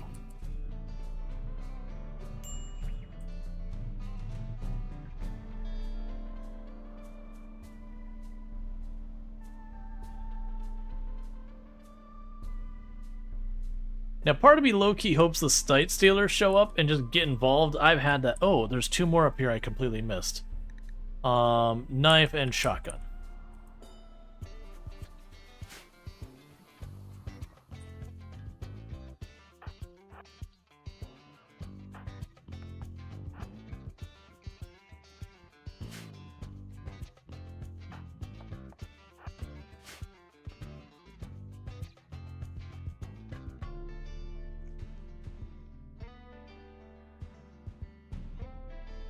Okay.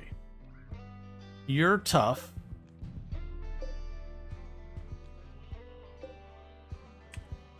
Alright, so Trev there's got some pretty high stats. Lua has some pretty high stats.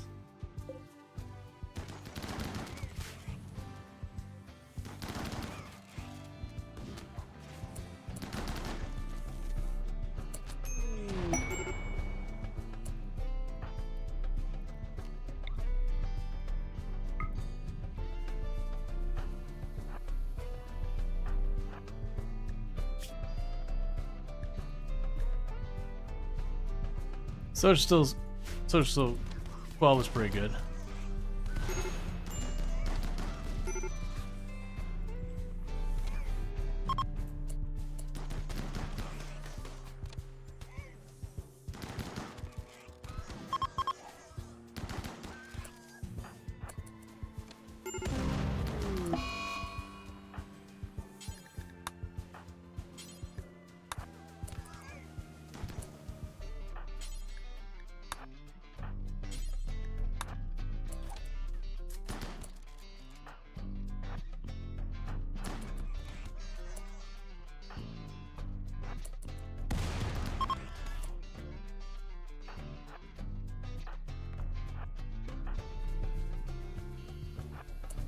Okay.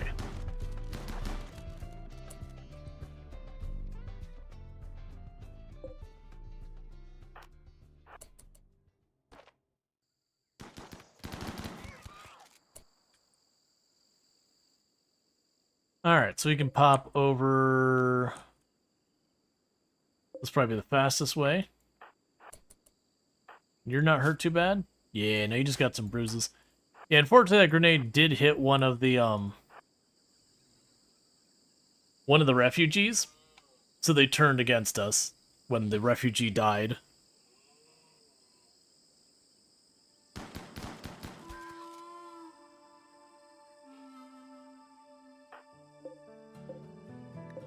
Are you gonna make it off this tile, or are you done?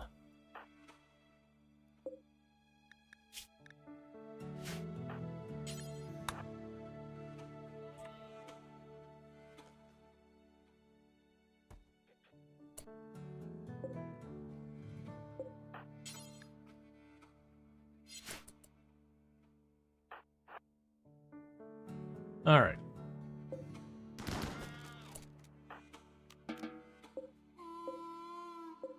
Okay. Do we care about these ones? It is a genie, but sickly on this tile is probably gonna die. And then you've got some skills worth considering, because you've got plants and cooking and all that.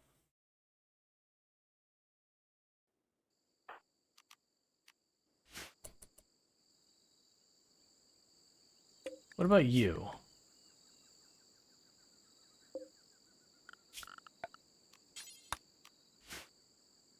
All right.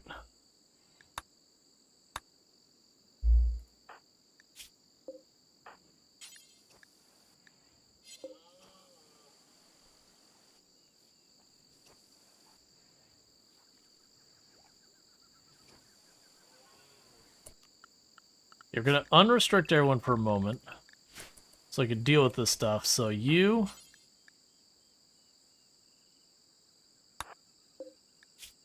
strip them because they're not gonna be... I got time to bandage you up.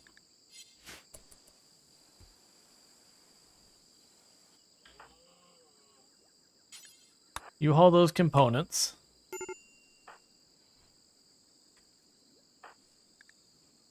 Major break risk on you because of intense pain and insults.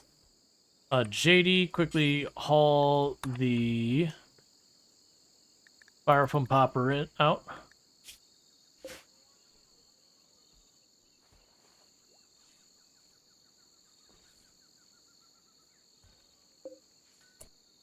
Then we can go over here and haul that. Haul the flax stuff back.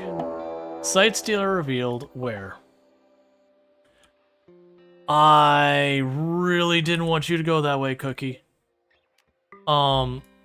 Just do what you can to get to Cookie in time.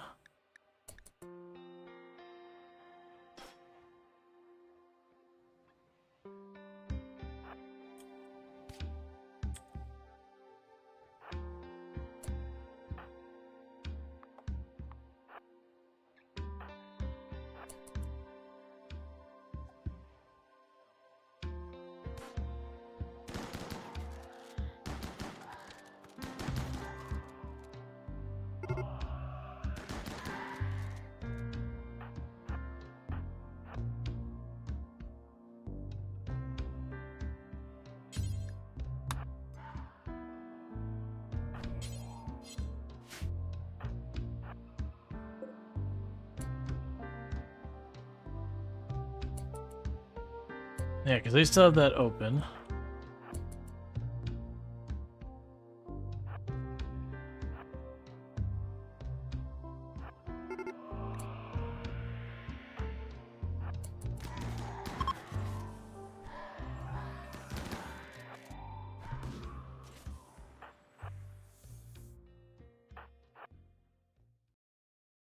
Okay, how are we doing?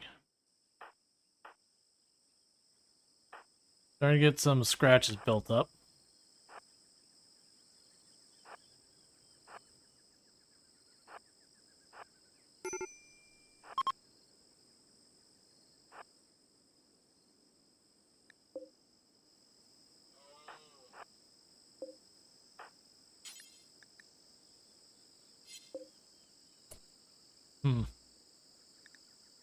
Okay. So you deal with your crap real fast. Going back to the home zone. JD, I would like you to grab the flamethrower if I could find it real fast. Just torch those bodies.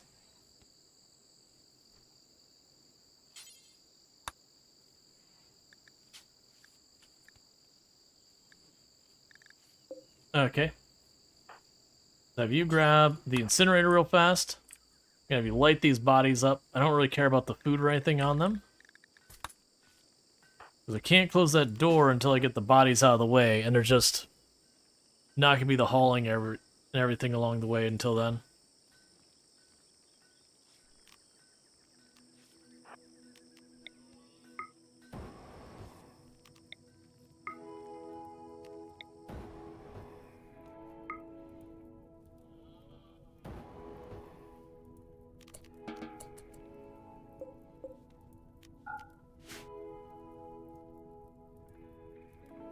Okay.